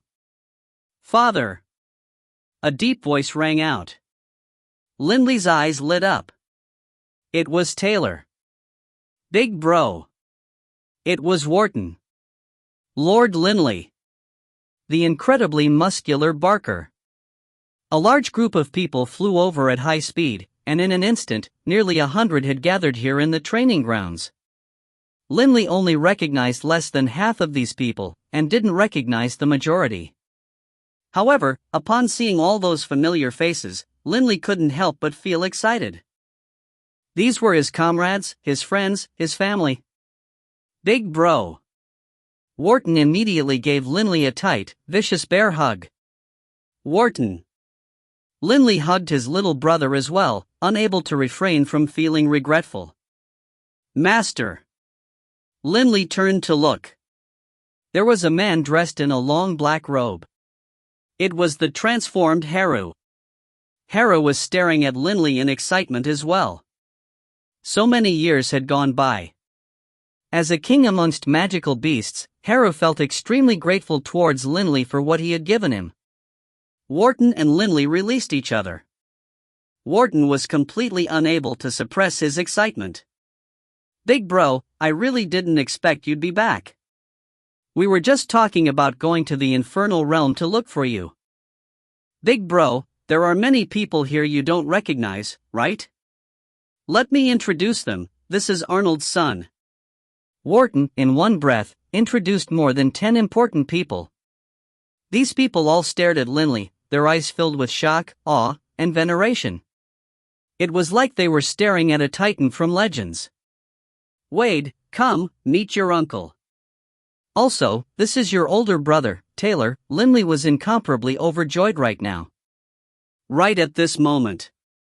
Third bro. A voice suddenly rang out from behind. Lindley turned to look. It was a demigod, dressed in a long black robe. Those intelligent eyes looked the same as they always had, only they appeared slightly older than before. This was the man who had been one of Lindley's closest friends, his fourth bro, Reynolds. Fourth bro. Lindley immediately went to welcome him, tightly embracing his fourth bro, Reynolds. Third bro.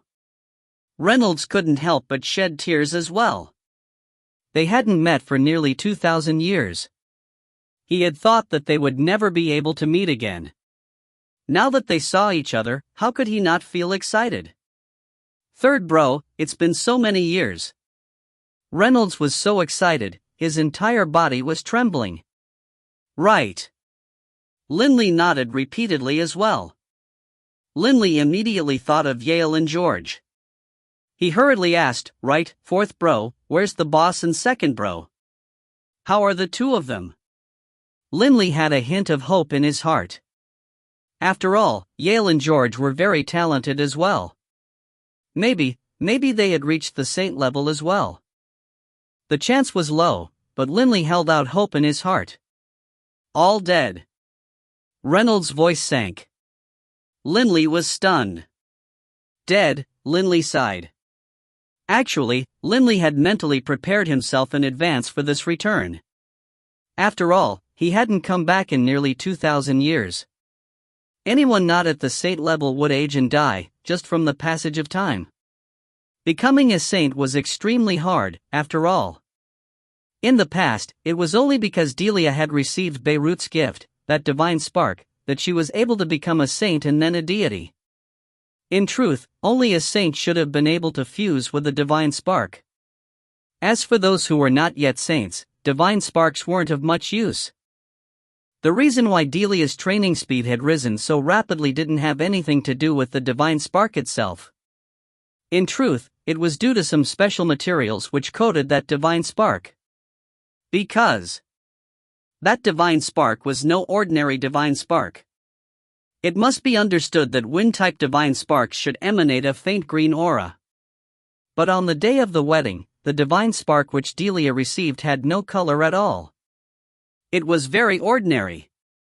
Actually, that divine spark was something which Beirut had refined and reforged after using up quite a few treasures. The core of that spark was a divine spark, but the outside layer was of some precious materials which allowed Delia to more easily sense elemental essences. And thus, she was able to quickly rise in power. However, they didn't die of age. Reynolds said in a low voice. Lindley was stunned. What? Big bro, it's best for us to go inside to talk about this. Wharton said hurriedly. Lindley stared at Reynolds, who let out a sigh as well. Third bro, let's go into the hall to slowly discuss this. Lindley felt that things were a bit strange, but he tamped down his disquiet and questions, following Reynolds and Wharton into the castle, to the hall for discussing major events. Only 20 or so people actually entered the hall. The other juniors were stopped and kept outside. Within the great hall, Lindley's family, Beebe's family, Wharton, Taylor, Sasha, Sassler, and the Barker brothers were all present. Fourth bro, what happened, exactly? You said the boss and second bro didn't die normal deaths? Lindley couldn't help but speak out. Right. Reynolds said in a low voice, Third bro, let us finish. Don't grow impatient. You have to be calm. Hurry up. Lindley couldn't endure any longer. Reynolds nodded. Third bro. At present, in the Yulan continent, there are only two empires remaining. One is the Baruch Empire, while the other is the Odin Empire. As for the land west of the mountain range of magical beasts, where the Holy Union and the Dark Alliance used to rule, that has devolved into various duchies and kingdoms that aren't worth mentioning. Odin Empire? Linley frowned. Right.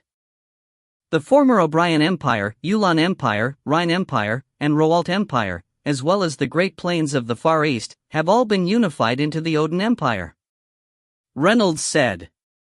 Linley couldn't help but feel startled. This Odin Empire took up more than half of the entire Yulan continent. Actually, not long after you left, Lord Beirut sent us a message through his divine sense, informing all deities of some information. After that, those deities gave up their plans of entering the necropolis of the gods and left to the higher planes or divine planes, Reynolds said slowly. As for the Yulan Empire and the O'Brien Empire, they were restored. Second Bro, George, became a pillar and an important official of the Yulan Empire, while Boss Yale worked hard for the Dawson conglomerate. With our help, the Dawson conglomerate truly absorbed the other two major trading unions, become the #1 trading union of the Yulan continent. Linley just listened quietly. But our calm and peaceful lives lasted for just 2 centuries. And then, a person appeared. Reynolds said in a low voice, his name is Odin. In just a single short year, he unified the various other empires, and even wanted to annihilate our Baruch Empire. But when he attacked, fortunately, Lord Beirut appeared and stopped him with a rebuke. Ever since then, he's not invaded so much as a single inch of the territory of our Baruch Empire. Based on the information we received from Lord Beirut, this Odin was also one of the 5 kings of Gabados, and was nicknamed the Vile King. If you find any errors, ads pop up, ads redirect, broken links, non-standard content, etc., please let us know. Report chapter so we can fix it as soon as possible. Book 18, Chapter 7, Parting Words. Book 18, High God, Chapter 7, Parting Words. One of the 5 kings? Linley couldn't help but narrow his eyes. Each of the 5 kings of the Gabados planar prison was a supreme expert. Bluefire was one of the 5 kings. Since Odin was titled the Vile King, on par with Bluefire, then Odin's power was definitely at an astonishing level as well. The deaths of the boss and of Second Bro have to do with him? Linley couldn't help but ask. Yes, Third Bro.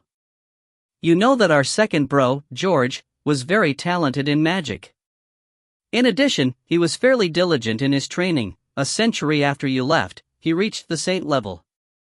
He should have had eternal life, but... Reynolds' face turned dark. Clearly, this filled his heart with boundless rage. However, Reynolds forced it down, so that he could continue to speak. The first time Odin attacked, he struck at the imperial capital of the Yulan Empire. With just a flip of his hand, that Odin destroyed half of the imperial capital. In addition, he had a group of subordinates, all of whom were deities. Odin issued an order. Everyone within the imperial capital at or above the saint level was to be killed. No one was to be spared. Second Bro, George, was killed there. Reynolds continued to speak, but as he did, his tears began to fall. Although Linley had mentally prepared himself, he still felt his head go dizzy. He still clearly remembered how of the 4 brothers, George was amiable, good-tempered, and yet always willing to share in the shouldering of any burdens.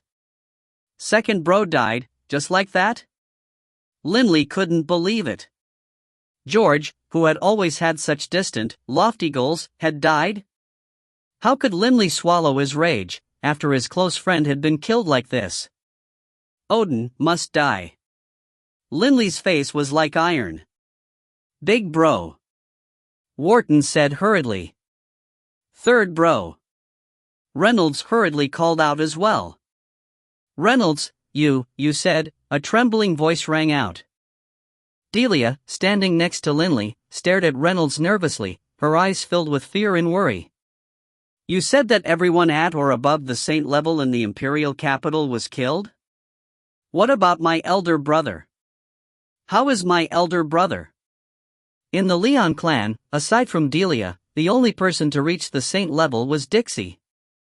Over the course of 2,000 years, those previous family members of hers had turned to dust long ago. Delia truly hoped to see her elder brother, Dixie, on this return. The genius elder brother who had always taken care of her. Dixie? Reynolds was stunned. Right, my brother. Is my brother still alive? Delia's entire body was trembling. Delia, Linley couldn't help but take Delia's hand in his own. He could clearly sense how her hand was shaking. Dixie is dead, Wharton said. The 10 saints who were at the imperial capital were all killed, and Dixie was one of them.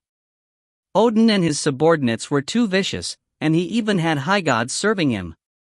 There was no way such a powerful force could be resisted at all. How could any saints flee?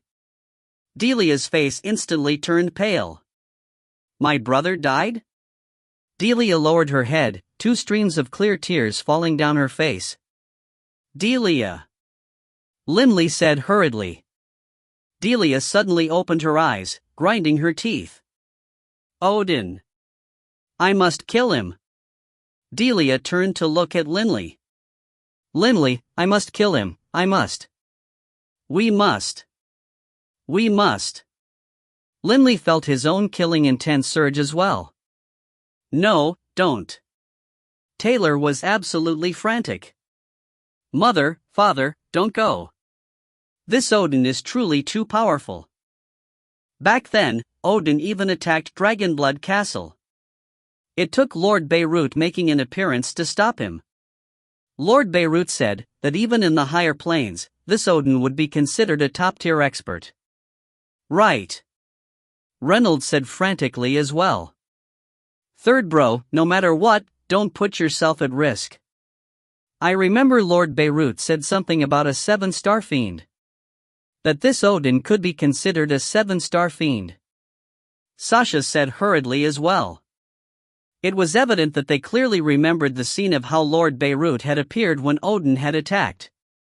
They, too, were filled with the utmost of hatred towards Odin, but Lord Beirut had solemnly warned them of how powerful this Odin was, and that they would die if they fought him.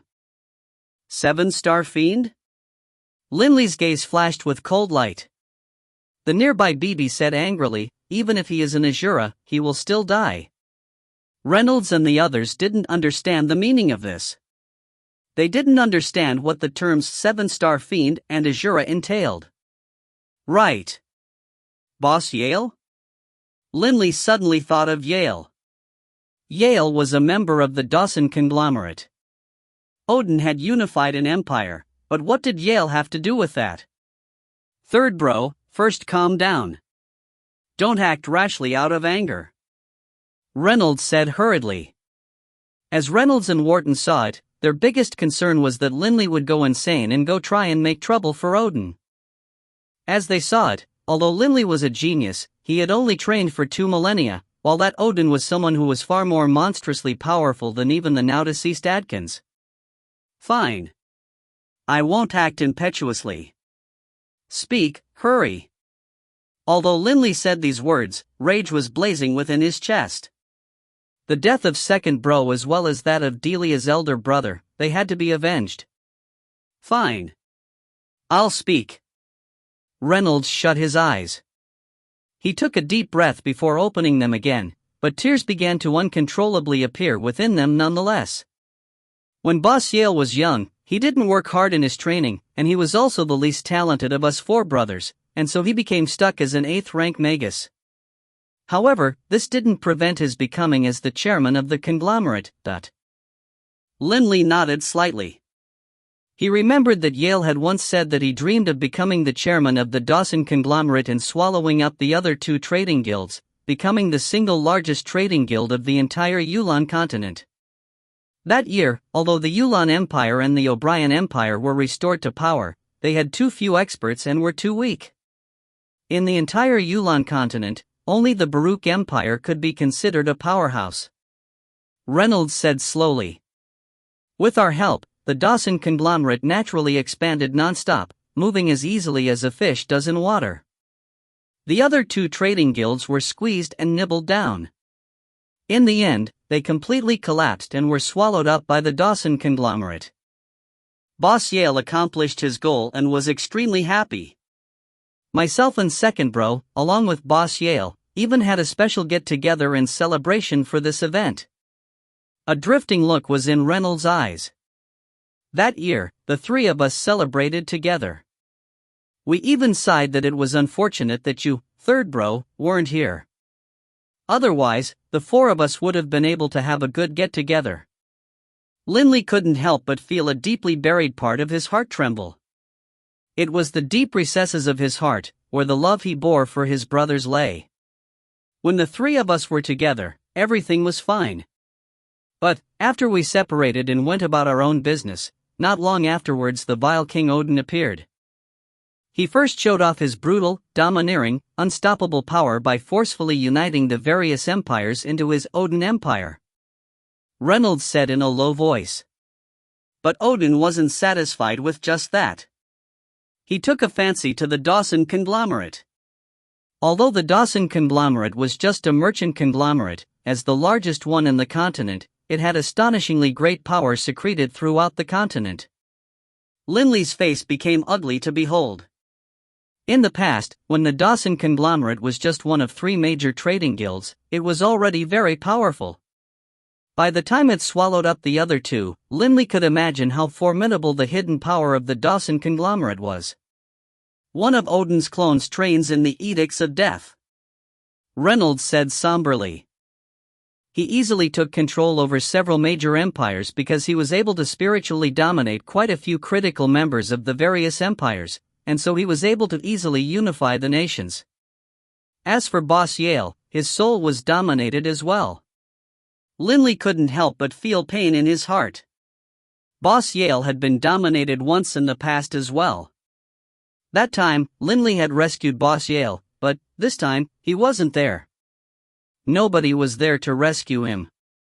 In a short year, with Boss Yale's cooperation, the management structure of the Dawson conglomerate was completely changed and replaced with Odin's people. It can be said that aside from Boss Yale, not a single member of the Dawson clan remained, out of all the important, high-level members of the Dawson conglomerate. They were all replaced by Odin's men. Reynolds' voice was hoarse. Reynolds suddenly stared at Linley, letting out a grief-stricken laugh. Third bro, do you know why Odin is known as the Vile King? Linley was stunned. Why? Linley said. Because he truly is vile. Not only does he have all sorts of evil techniques, he himself is an evil, vile person. Reynolds was unable to control his voice. After the Dawson conglomerate fell under his control, that bastard actually controlled Yale and made him personally kill one member of the Dawson clan after another. These people included Boss Yale's son, his wife, his descendants, his brothers, they all died. And Boss Yale personally killed them all. Linley's heart grew cold. Boss Yale no longer held any more value for him, but he didn't just kill Boss Yale. He let Boss Yale regain his mind and his freedom. Reynolds said in a low voice. That bastard. He has to die. The nearby Ina couldn't help but growl out as well. Linley's face was ashen. When Boss Yale regained his senses, he knew what he had done.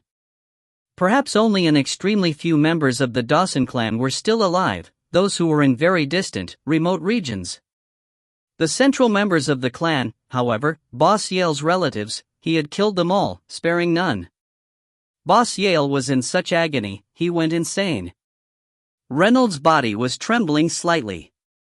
Linley already felt as though countless knives were stabbing into his heart. But that Odin sealed up Boss Yale's mage force, and then bound him and strung him up on a tree in the Odin palace. Reynolds sobbed, his tears pouring forth. When bored, Odin would often go sit beneath the tree, drinking wine and enjoying the services of the palace maid. When he listened to Boss Yale's insane curses, he seemed to rather enjoy it, as though he enjoyed Boss Yale's madness, his despair. Linley felt as though his head was about to explode. Vile?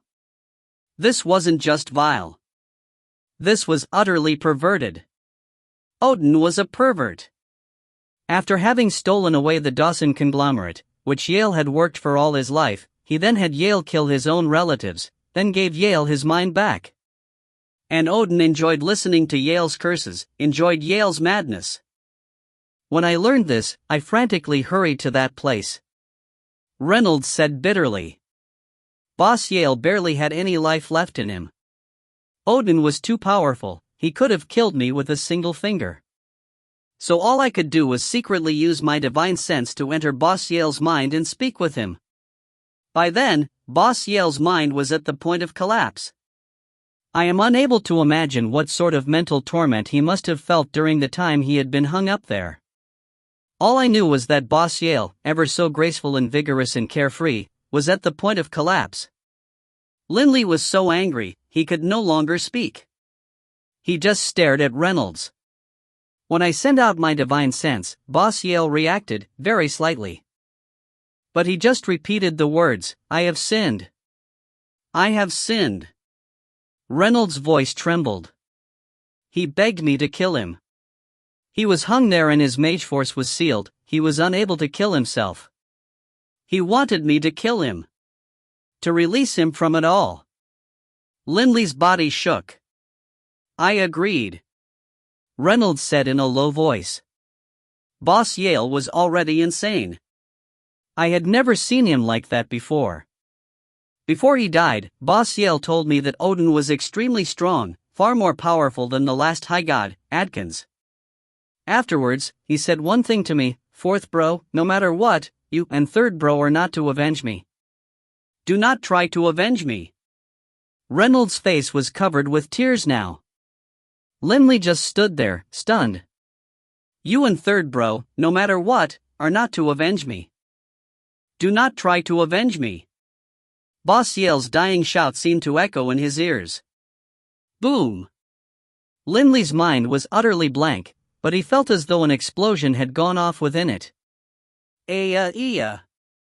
Lindley knelt down on the ground, agonized, releasing a growling, agonized cry from his throat. Third bro. Reynolds went to go lift Lindley up. He could imagine how agonized Lindley was, because when Reynolds had seen Boss Yale and what terrible shape he had been in, Reynolds was utterly agonized as well. He had even killed Yale with his own hands, so as to grant Yale release. Lindley, kneeling there on the ground, lifted his head up. His eyes were red, and his entire body was shaking. He growled out, Odin. I will definitely make him go insane from agony as well. I will make him go hysterical. Make him die. Lindley's voice seemed to have been ground out from every single tooth in his mouth. If you find any errors, ads pop up, ads redirect, broken links, non-standard content, etc., please let us know. Report chapter so we can fix it as soon as possible. Book 18, Chapter 8, Marvelous Treasures. Book 18, High God, Chapter 8, Marvelous Treasures. Third bro, calm down. Reynolds immediately shouted. Father! Sasha and Taylor called out in terror as well. They were afraid that after Lindley learned of this matter, he would be unable to contain his rage and go attack Odin. Wharton, Reynolds, and the others all knew what it meant to be a peak high god expert.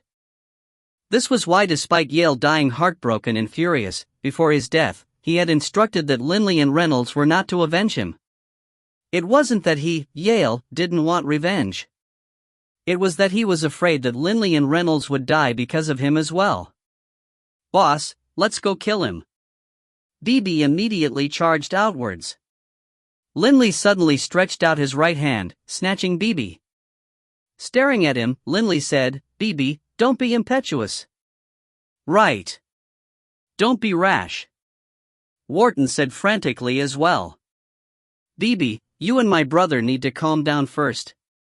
If revenge was possible, we would have taken it long ago. But if we aren't able to do so, the end result would just be that our lives are lost as well. It isn't worth it. We have to endure. Endure, . Endure my ass. BB roared furiously. So what if he's a 7-star fiend? Centuries ago, before the boss made his breakthrough, he killed 5 7-star fiends by himself, much less now. Forget 7-star fiend, even if that Odin is an infernal Azura, the boss, and I don't fear him. When Linley had advanced from being a god to a high god, his power had risen by several levels. He now not only had a god's park weapon, he also had sovereign's might to use in the event of any danger. And aside from Linley himself, BB's innate divine ability, God Eater, was a monstrously powerful technique.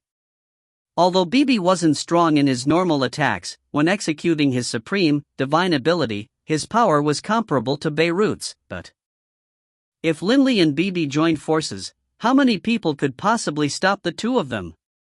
What did you say? Wharton was stunned. Before making a breakthrough? Killed 5 7-star fiends? Reynolds and everyone else was stunned. Although they didn't know much about what a 7-star fiend truly represented, based on the way Beirut had said it, they all understood that 7-star fiends should stand at the peak of power amongst high gods. Don't worry. I'm confident in being able to kill Odin, Linley said in a low voice. If BB and I are incapable of killing Odin, Lord Beirut probably would have warned me about him back when we were in the infernal realm. Beirut knew exactly what had happened back here in the Yulan continent. But Beirut hadn't said anything about it. Linley didn't blame Beirut for Odin having tortured Yale. After all, Beirut couldn't possibly have his divine sense spread out every moment of every day, paying attention to everything. Nor did Linley blame Beirut for not having killed Odin in revenge. The reason he didn't kill Odin was to let me do it myself. A killing look appeared in Linley's eyes. Third bro, you are confident in being able to kill Odin? Reynolds looked towards Linley disbelievingly. Big bro. Wharton was stunned as well, and he looked at Linley in amazed joy. Completely confident. Linley's voice was like ice. He then turned to look at BB. BB, this Odin is nicknamed the Vile King. He tormented Boss Yale to the point of madness, to the point where life was worse than death. How can I allow this Odin to die so easily? Only when a person was still alive would he feel terror and despair. Once a person died, that person would no longer feel a thing. But how could a bit of fear be enough to cause the blazing embers of rage in Linley's heart to subside? How could it allow Yale's tormented soul to be at peace? Third bro. Reynolds suddenly said loudly. Linley turned to look. Reynolds' face was covered with tears, and in his eyes was an extremely complicated mixture of rage and delight. Third bro, you must avenge the boss, and second bro, you must let their wronged souls, in the netherworld, find peace. Reynolds had wanted to take revenge for all these years, but he didn't have the ability to do so. He wasn't willing to accept this, But all he could do was hate himself for his inability. What could he do? With the little bit of power he possessed, he would probably die before even reaching Odin. Get revenge. Reynolds stared at Linley, placing his hopes upon Linley's shoulders. Don't worry. Linley suddenly turned to stare at Wharton. Wharton, immediately go make some arrangements. Have all of our intelligence reports on Odin be sent over, including those regarding his subordinates. Have everything sent over. All right. Wharton hurriedly went to make the arrangements.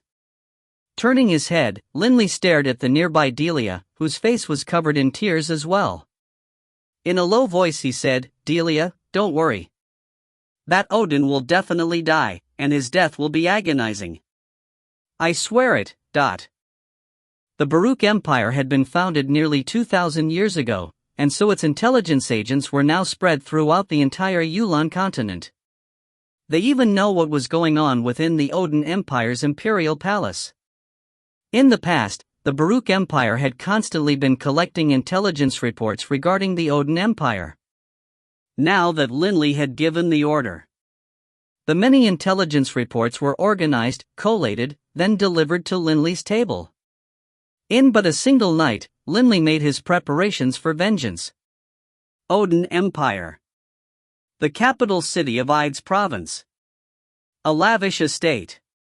Within a flower garden, a young noble youth dressed in luxurious robes was resting on a reclining sofa. Although it was a sofa, in reality, it was more like a bed.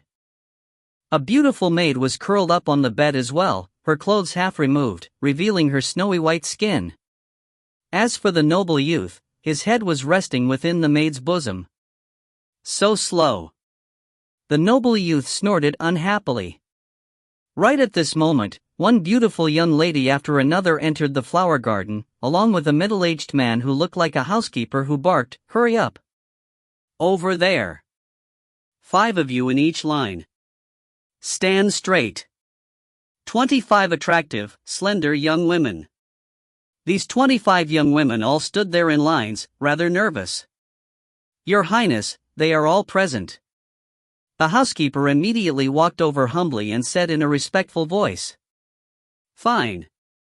The young noble replied, but his gaze was fixed on the 25 women. A wicked little smile appeared on his face. They are indeed quite young, unlike those old maids of the plainer prison who didn't have any womanly airs at all. With a wave of his hand, a flying dart flew out as he laughed loudly. "My pretty ladies, I'm going to play a game with you today. I'm going to blindly throw out this dart, and whoever it hits, that person shall remove an article of clothing. Understood?" The bodies of the 25 women trembled, but none of them dared to resist. "The dart won't kill you." The noble youth laughed softly. He gave it a toss. Swoosh! The dart flew out like lightning, striking towards the group of 25 young women. But in the blink of an eye, it then returned into the hand of that noble youth. Ah! A weak, surprised cry. A hint of blood appeared on the chest of one of the young ladies. What fresh blood! The noble youth extended his tongue, licking the fresh blood from the flying dart, then laughed softly. Undress! He was confident in his skills.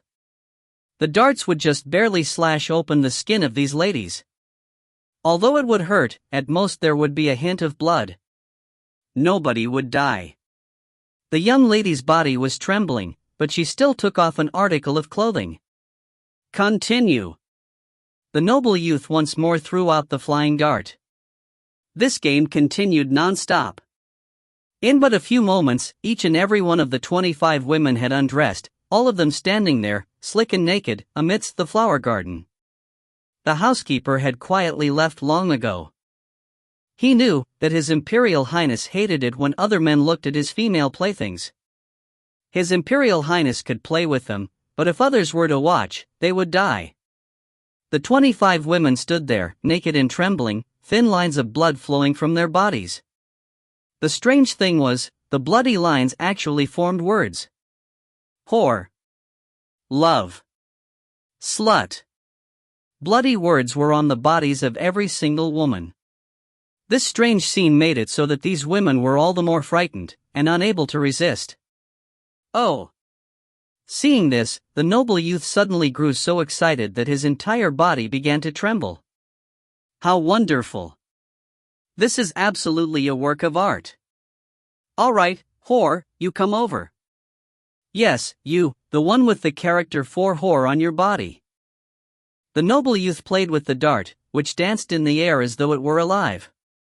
The naked woman, terrified, walked over one step at a time. Right at this moment. Whoosh! Suddenly, a wild wind stirred, and the clothes on the ground suddenly flew up, wrapping themselves around those 25 women. At the same time, the 25 women, along with the serving maid next to the noble youth, entered a dreamy, dazed state, losing all consciousness. Eh? The noble youth turned to look, his gaze growing sharp as a dagger. A brown-haired man had suddenly appeared, dressed in a white suit and with white ribbons wrapped in his hair. He was walking forward, one step at a time. Who are you? The noble youth's face changed. Odin is your father, right? Linley said calmly. If you know this, how dare you be so arrogant? The noble youth said, but his body was already moving. Rumble, a strange soul ripple spread out. The eyes of the noble youth instantly became dull and lifeless as he entered a dazed state. This was the supreme support technique, the spiritual chaos component to Linley's Blackstone space. When Linley had been a god, he was already capable of making ordinary high gods enter a stupor. And now, a kid who relied on fusing with a divine spark to become a high god thinks that he can run from me? Linley cast him a calm glance. Linley stretched his hand out. With a slash sound, he drove his hand into the youth's skull, and a surge of divine earth power instantly reduced the contents of the youth's skull to mush. Time for the next one.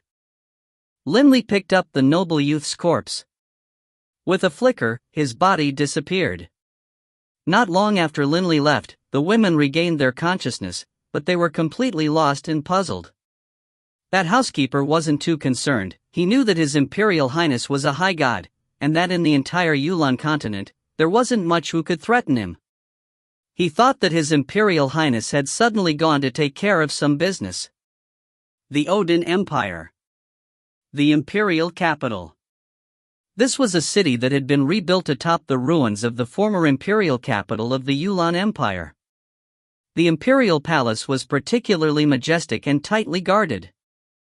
Today, the imperial capital of the Odin Empire was particularly rowdy, because a delegation of envoys from the Baruch Empire had come to pay their respects to His Imperial Majesty, Odin. Ever since the founding of the Odin Empire 1,000 years ago, the relationship between the two empires had been extremely tense. But now, envoys had actually been sent to pay their respects to Emperor Odin. This was quite a rare occasion.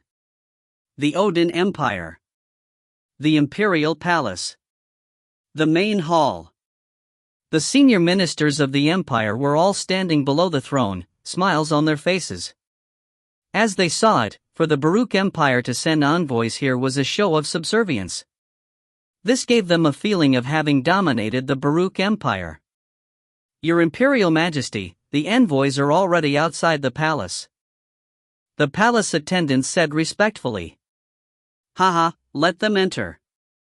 Odin, seated on the throne, laughed loudly as he spoke.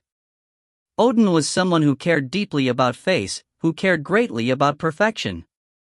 He liked being above everyone else, liked making countless others look up to him. He liked the feeling of controlling someone's fate in his hands, and he loved to toy with people. To be able to control the joy, the rage, and the grief of others, this was something that made him very delighted and very happy. Almighty Emperor Odin, we are here representing the Emperor of the Baruch Empire and conveying his most sincere greetings. The leading envoy of the Baruch Empire bowed slightly, then continued, On this visit, our Baruch Empire has prepared two marvelous treasures to offer you, Emperor Odin. A hint of a smile appeared on Odin's face. Bring it up for me to look at. Immediately. The envoys brought two large chests in from outside the main hall, letting them rest heavily against the floor of the palace. Open them. Odin laughed calmly. Emperor Odin, please take a look. The envoy opened one of the large chests, and as he did, shocked gasps could be heard throughout the main hall. As for Emperor Odin, seated on his throne, when he saw the treasure within the chest, his face immediately changed. Njamalar, and I am Ola. No! Njamalar was Odin's one and only brother. The ministers in the hall were all shocked, not knowing what to say. The envoy just laughed cold as he opened the other chest. Clang!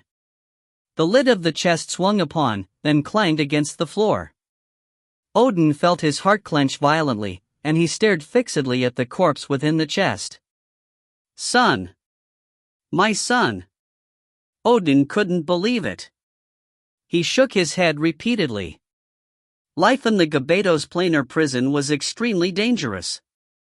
When Odin had entered it, he was a weakling as well. Although he was wild, although he liked to toy with others, although he liked to kill, he didn't wish for his loved ones to die. Throughout all those years he had spent in the planar prison, he had always protected his son and his brother.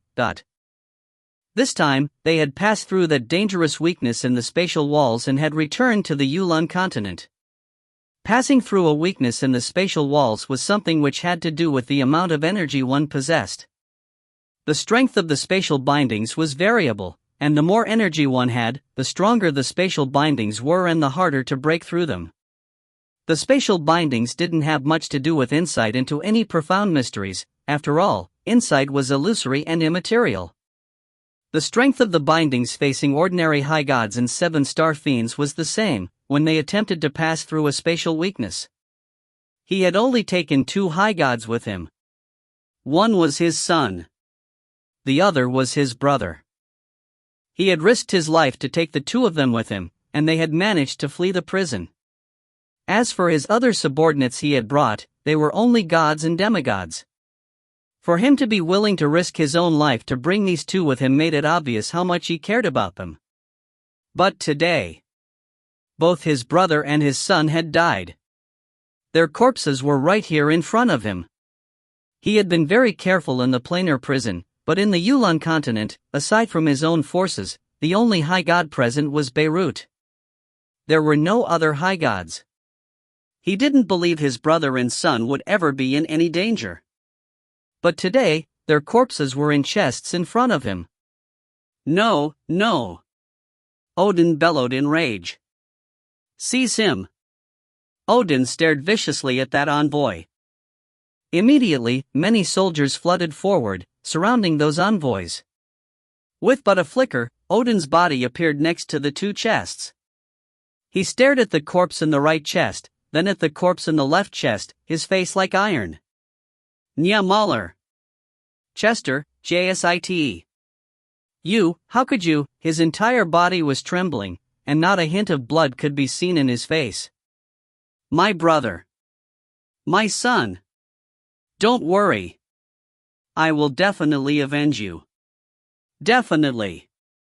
I will make them regret it. I will make their lives worse than death. Odin turned suddenly, staring at the envoy. Tell me who killed them. Odin roared.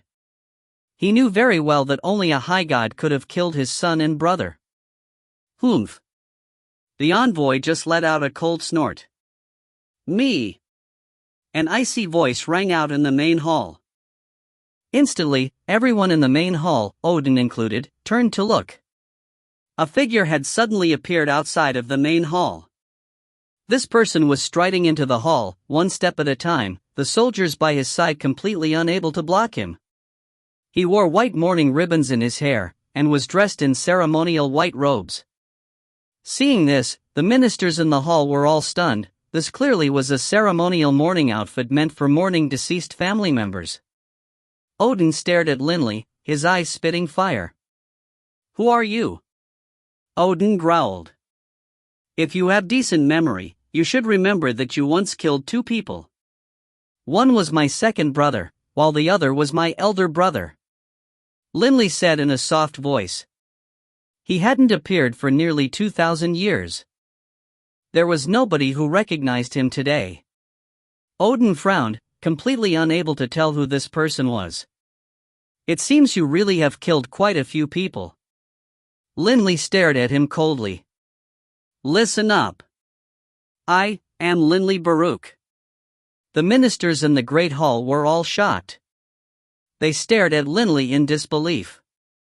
This youth dressed in ceremonial mourning robes was actually the founding emperor of the Baruch Empire, a figure of legend in the history of the Yulan Empire, Linley.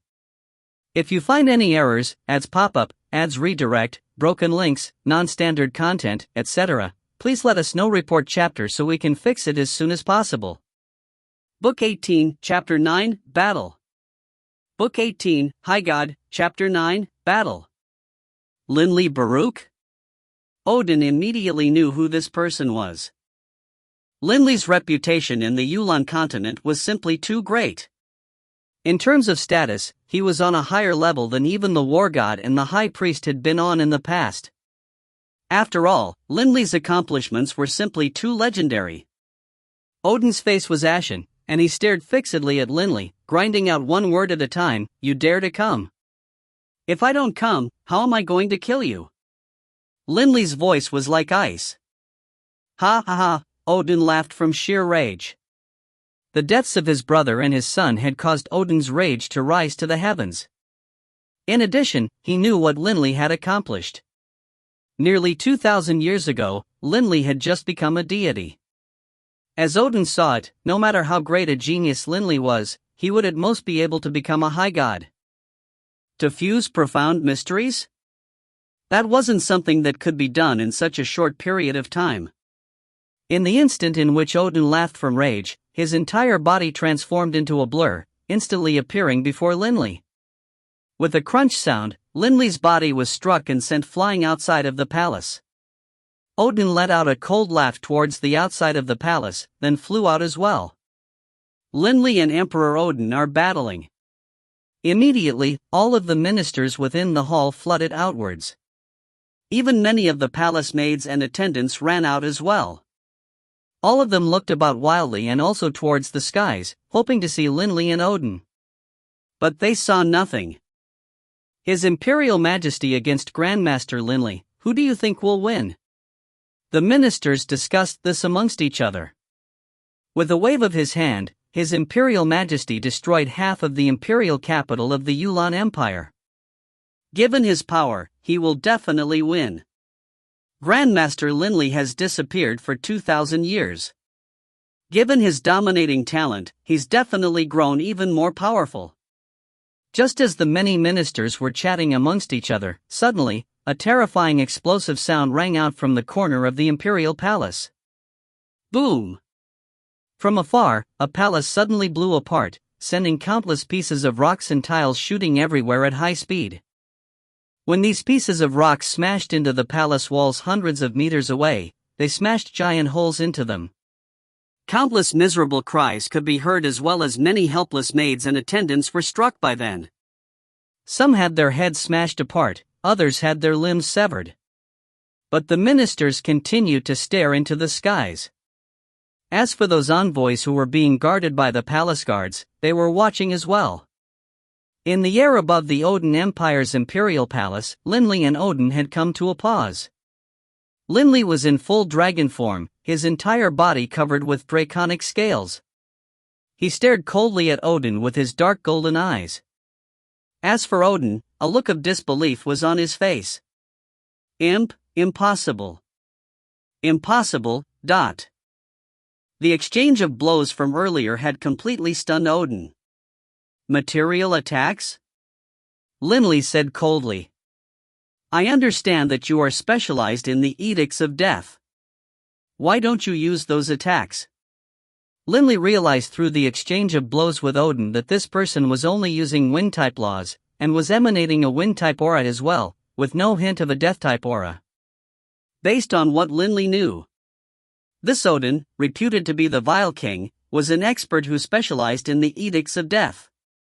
Odin gritted his teeth, staring fixed at Linley. Against you, I don't need it.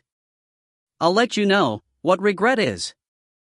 After speaking, his body suddenly moved as a tornado sprang into being out of nowhere. Odin, in the center of the tornado, charged towards Linley with an aura of power that seemed capable of destroying the world, landing a powerful knife-edge palm blow against Linley. Crackle! A clearly visible crack in space appeared, but this was a material plane. High gods were capable of easily shattering space here. Laughable. Linley didn't even dodge. He just charged at Odin, allowing this knife-edge palm to land on his body. Clang! When the knife-edge palm blow landed on Linley's body, a metallic ringing sound could be heard. A faint white smudge appeared on Linley's draconic scales, but that was it. This absolutely stunned Odin, leaving him gaping. But Linley seized the opportunity to reach out with his draconic claws, grabbing Odin by his right shoulder and giving it a vicious twist. Right-up! Blood and flesh flew everywhere, as the right arm was directly ripped off. Whoosh! The draconic tail came sweeping over as well, moving as fast as lightning. Odin hurriedly dodged, but despite how fast he moved, a deep wound was left upon his waist, with fresh blood dripping out of it. Odin stared at Linley, stunned. How can your body be so? He muttered, as his wounds quickly healed. Only, it took a bit of time for his severed arm to grow out. Too weak. Too weak. Linley said calmly. At the same time, he released his right hand, allowed the torn-off right arm of Odin's to fall down from the skies, smashing into pieces on the surface of the Imperial Palace. The material attack Odin had launched, the one which had created the tornado, had caused quite a bit of destruction in the Imperial Palace. Those ministers had their faces smudged with dirt and ash, and they were hiding behind the protection of the palace guards. Impossible! Odin bellowed, charging forward once again. Odin's entire body transformed into a blurry sword shape, and the illusory greatsword chopped directly at Linley. Linley let out a cold, calm laugh. His speed suddenly increased dramatically as he dodged the sword attack, while at the same time delivering a mighty blow with his claws to Odin's face. A large chunk of flesh was ripped off of Odin's face, and he was knocked flying backwards. Too slow as well. Linley continued. After having become a high god, Linley's speed had improved dramatically as well, especially given how powerful his draconic body was. His speed was vastly superior to Odin's divine wind clone. Odin wasn't able to fight back at all. After all, Odin was only using his divine wind clone at present, not his strongest death-type clone.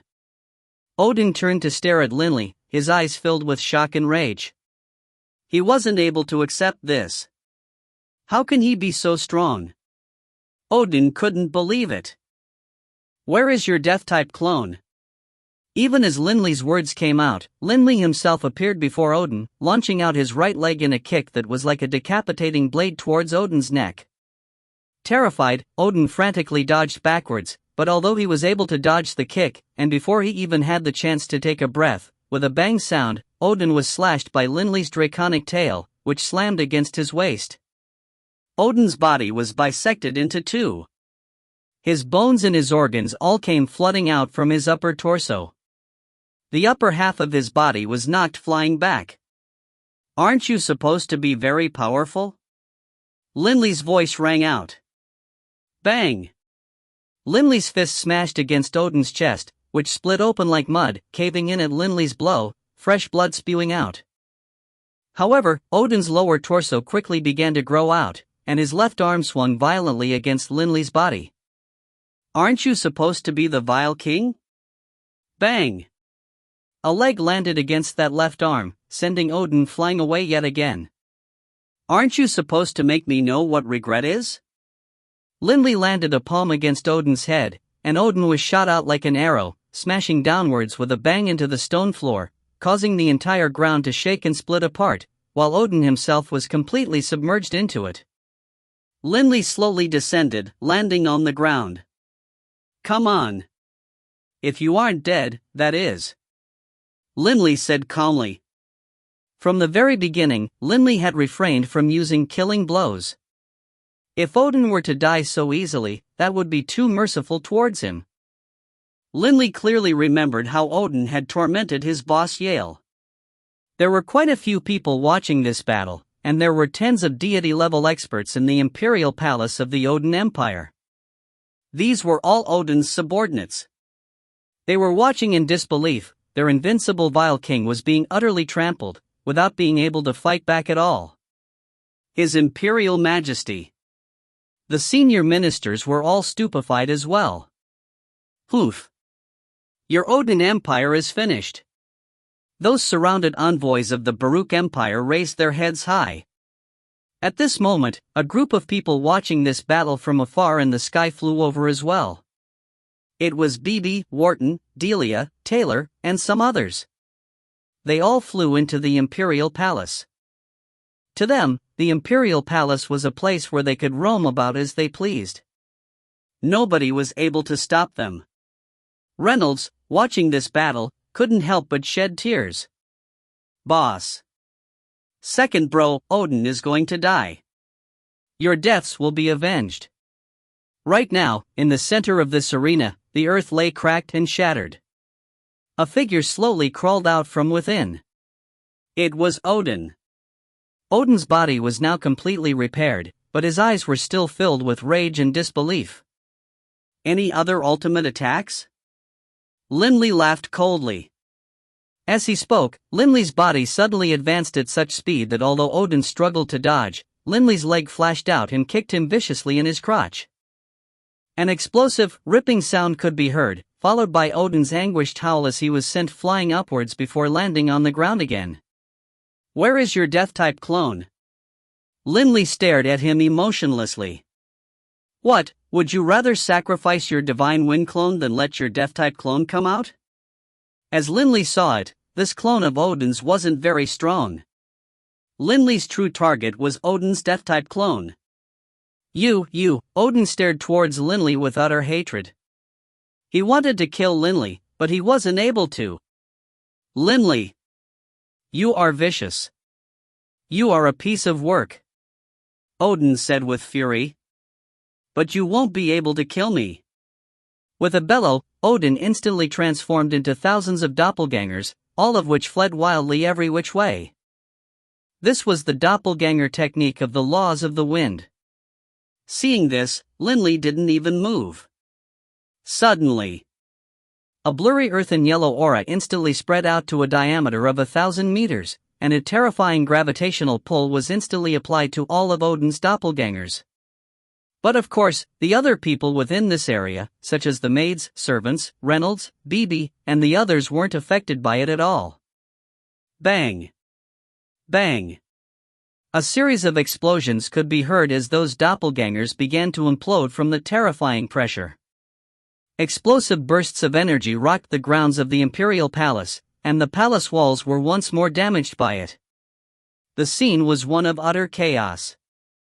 Linley's most powerful technique, Blackstone Space. The gravity was centered towards Linley. The only one of Odin's bodies which had yet to explode was his Divine Wind clone. This was normal. After having become a high god, Linley's Blackstone Space had risen tenfold in power, far greater than it had been in the past. In such a terrifyingly powerful area of gravity, even 7-star fiends would find it hard to resist. If a body was too weak, it wouldn't just sink downwards. It would collapse and implode. Bodies that were formed purely from energy had to be stable. If the stability was impacted and unable to withstand such a powerful gravity, the only result was collapse and explosion. Crackle, Odin frantically tried to resist the gravitational pull, but his body continued to be drawn towards Linley's. This, Odin didn't dare believe it. "What, you still aren't going to reveal your Death-type clone?" Linley laughed coldly. He had already sent out his divine sense, encompassing the entire Yulon continent. But Linley wasn't able to find or sense the aura of Odin's Death-type clone. "I admire you."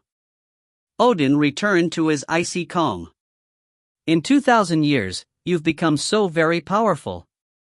Your gravitational space is indeed formidable. Go ahead and kill me." Odin actually chose not to fight back. It wasn't that he didn't want to, it was that he understood he wasn't able to. Thus, he chose death. "You want to die?" Linley snickered. "Have you forgotten what you did to my big brother, Yale?" Odin's face had a stunned look on it. Rumble, spiritual energy came sweeping out, and the spiritual chaos effect was applied to Odin's soul. Linley's spiritual chaos technique was extremely monstrous by now. As a high god, he was able to cause ordinary 5-star fiends and 6-star fiends to enter a state of stupor. And indeed, Odin's eyes grew dim and lifeless. So indeed, he only has the power of a 5-star fiend.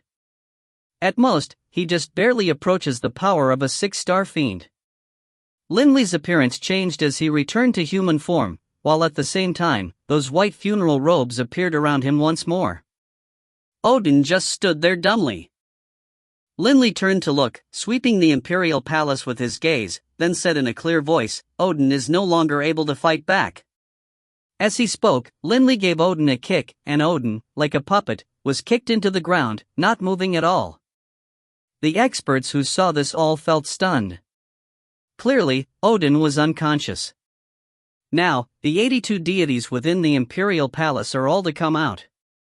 If you do not, the next to die will be you.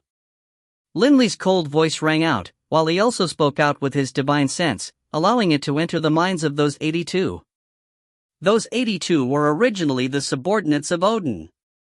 Now, terrified, they immediately flew over. Linley's gaze turned towards Odin. Die? I will make sure you die in agony and humiliation. Linley's gaze was as cold and emotionless as ice. If you find any errors, ads pop up, ads redirect, broken links, non-standard content, etc., please let us know. Report chapter so we can fix it as soon as possible. Book 18, Chapter 10, The Manner of Death. Book 18, High God, Chapter 10, The Manner of Death. Dozens of figures flew over in the air in an impressive host, and the tens of deities already present in the imperial palace flew over as well, terrified. In a short period of time, all 82 deities were assembled. Frightened and nervous, they stared at Linley. They didn't know what Linley was going to do to them. They were frustrated as well. How could Linley be so powerful?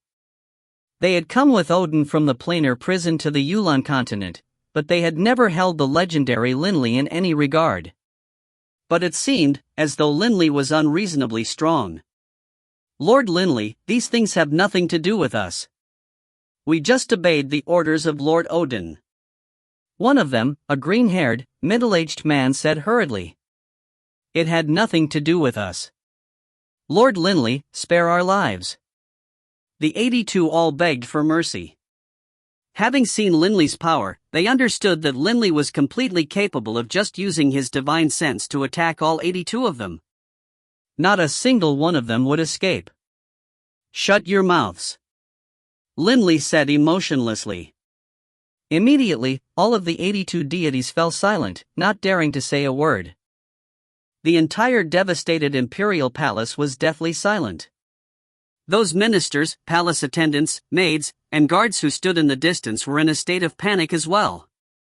All these years, they had known that the experts under the control of Odin were all exceedingly strong. But today, Odin had been beaten like a dog and was now lying on the ground. Those 82 figures were standing there like a pack of slaves, not daring to make a sound. And the person who had caused all this was that brown-haired man. Fourth bro, Delia. If you want to take revenge, do what you please to him. Linley sent mentally. Linley had no other options. He was unable to seal this clone's divine power, because this person was a high god. Linley had to rely on the black stone in order to send Odin into a dazed stupor. This bastard! Reynolds bellowed, and he flashed forward, moving like lightning. His entire body began to blaze with flames, and his right leg spun out like a tornado. Bang! It violently clashed against Odin's waist, smashing Odin and sending him rolling forward on the ground into the distance, colliding with a distant stone pillar of the devastated palace. As Odin's body smashed into the stone pillar collapsed as well. Bastard! Bastard! Reynolds muttered, his eyes crimson as he stared at Odin. He flew over once more, stepping on Odin repeatedly. Bang! Bang! Bang! Reynolds was giving vent to his rage. As for Linley, he just emotionlessly watched this happen. At the same time, a ball of water floated out from Linley's forehead, and a blurry blue light reflected the events in the distance. Linley was using his divine water clone to execute the scryer technique, and was recording these events. Reynolds! Delia growled. Reynolds took a breather, turning to look at Delia, then stepping away to make way for her. As for Delia, she held the spear of Cortez in her hands, then stabbed it viciously at Odin's body. Chest, legs, thigh, arms, waist, Delia savagely used the spear to stab him while cursing non-stop at him, and as she did, her tears began to fall as well. Big brother! Dixie had died. No matter what sort of revenge she took, Delia still was unable to accept it. Linley could completely imagine what sort of pain Delia was in, because he was suffering that same pain. Death wasn't frightening, in and of itself, but to die the way Yale had, after having been tortured to the point of insanity? That was terrifying. No matter what we do to torture this Odin, it won't be enough. Won't be enough. And his death-type clone, I will definitely destroy it as well. How vicious. Those 82 distant deities watched as Delia and Reynolds took their vengeance, and their hearts quailed as they watched. Reynolds and Delia were both taking a breather. The 82 of you. Linley turned to look at them. Lord Linley. The 82 were extremely respectful. Linley said icily, each of you, come up with a method to humiliate Odin. Remember, humiliate. Just stabbing him with a sword isn't enough. If someone is unable to come up with something, I will kill that person. The 82 deities were stunned. Oh? Linley's gaze was like an icy dagger as he swept them with his eyes. Would you prefer death instead?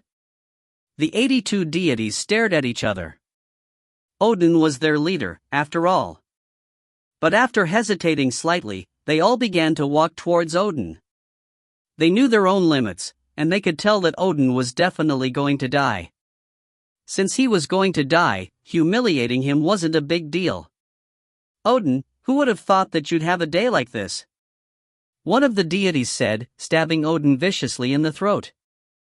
Don't kill him. Linley growled. The most important part was the head, as that was where the divine spark was located. Remember. Humiliate him. Linley said coldly. You call that humiliation? Not enough. These deities looked at Linley, and then, gritting their teeth, they began to use all sorts of methods to humiliate him, either using the spears to stab at Odin's nether regions, or even tearing his clothes off. Moments later, Odin's body had become utterly horrific to behold. But seeing this, Linley didn't feel satisfied at all. His eyes were still like ice. Big bro, everything's ready. A voice rang out from behind. It was Wharton. Bring those people over. Linley ordered. Immediately, a group of people began walking over from the various shattered walls of the palace. They were beggars.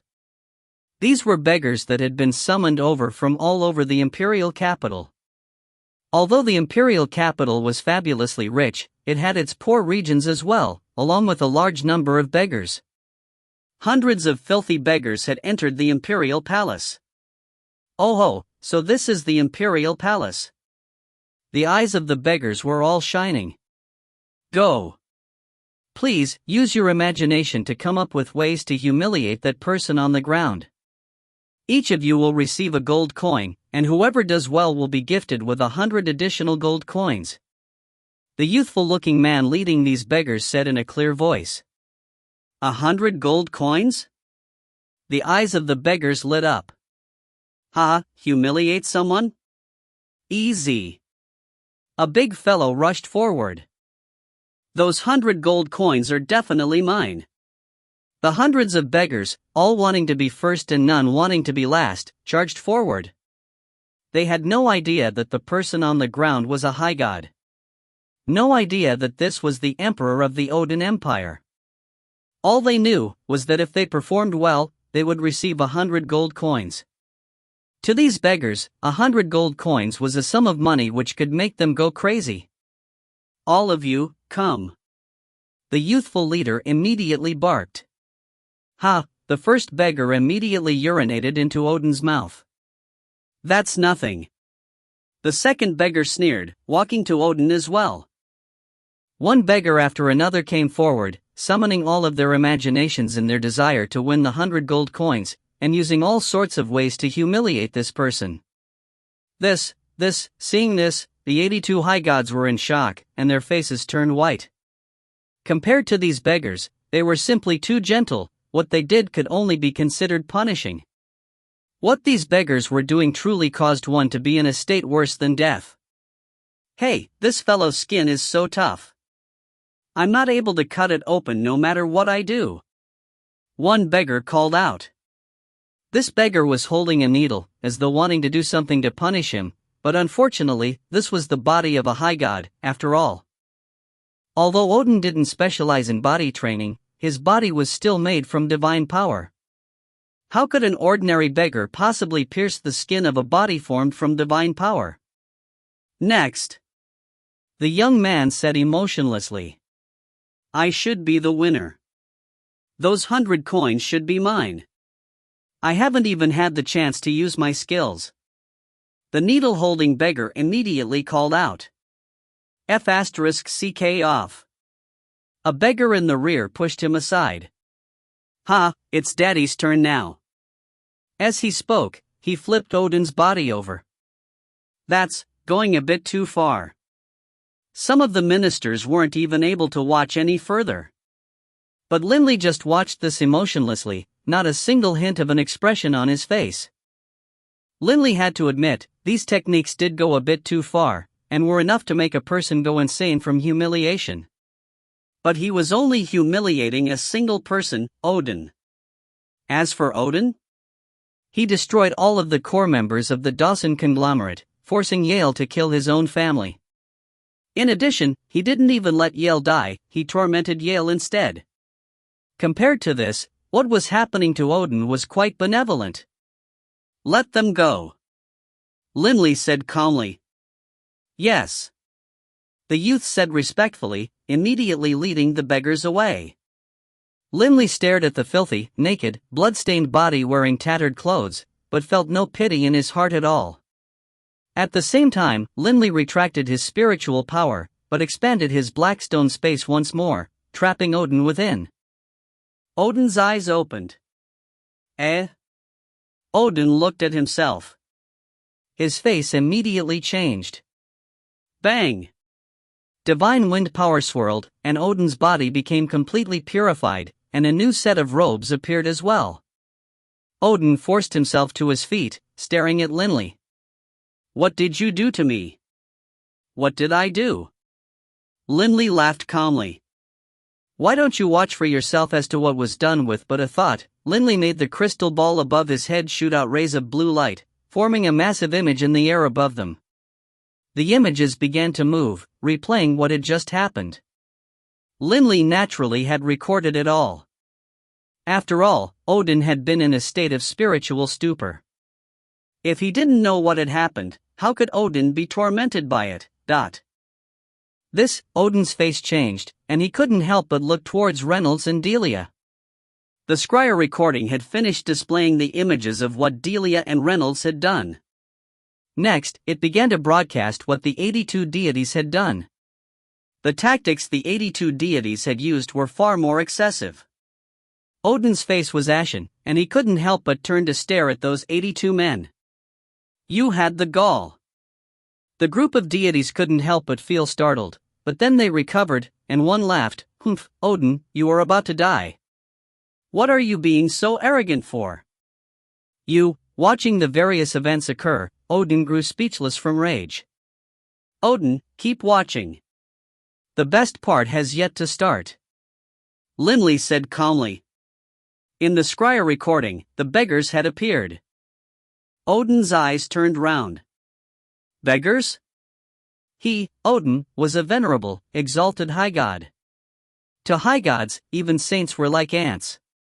As for ordinary mortals, they were to be killed as he pleased. People as lowly as these beggars, Odin couldn't even be bothered to look at. He, a high god, to be spat on by mortal beggars? He thought he might go insane. But the Scryer recording showed something even worse than he imagined. The first beggar had urinated into his mouth. Odin's fists were clenched, and his face first turned ashen, then turned black, before turning red. His eyes seemed to spit fire at the images. Those beggars, for the sake of the 100 gold coins, had used up all of their imagination, each one more excessive than the last. The scenes were utterly depraved and utterly disgusting. Odin was a person who pursued perfect and who cared deeply about his face. But what was happening in the Scryer recordings was even worse to him than killing him. Odin's entire body was trembling, and his mind was in a state of chaos. Humiliation. Incomparable humiliation. Worse than death. Linley, you will definitely die in my hands. Definitely. Odin stared at Linley with a deathly gaze. Odin, today's just the first day. We'll continue tomorrow. Linley said calmly. Odin was so angry that a hint of blood came out from his lips. But then, Odin suddenly turned his head to the skies, laughing wildly. "Ha, you are vicious." "Vicious?" Odin stared at Linley, as though he wanted to skin Linley alive. "Linley, I have to say though, your skill in humiliating someone is still rather lacking. Compared to what I did to your older brother, Yale? You are a long way off. Do you know how I tortured him when I hung him up on that tree in the palace? Ha, I imagine that he wouldn't dare tell anyone of it. He wouldn't even dare think about it." Ha, although he was saying this, Odin had already been tormented to the brink of madness. Linley just stared at him coldly. "No matter how incredible you are, all you will be able to do is destroy my divine wind clone. My most important body is my death-type clone.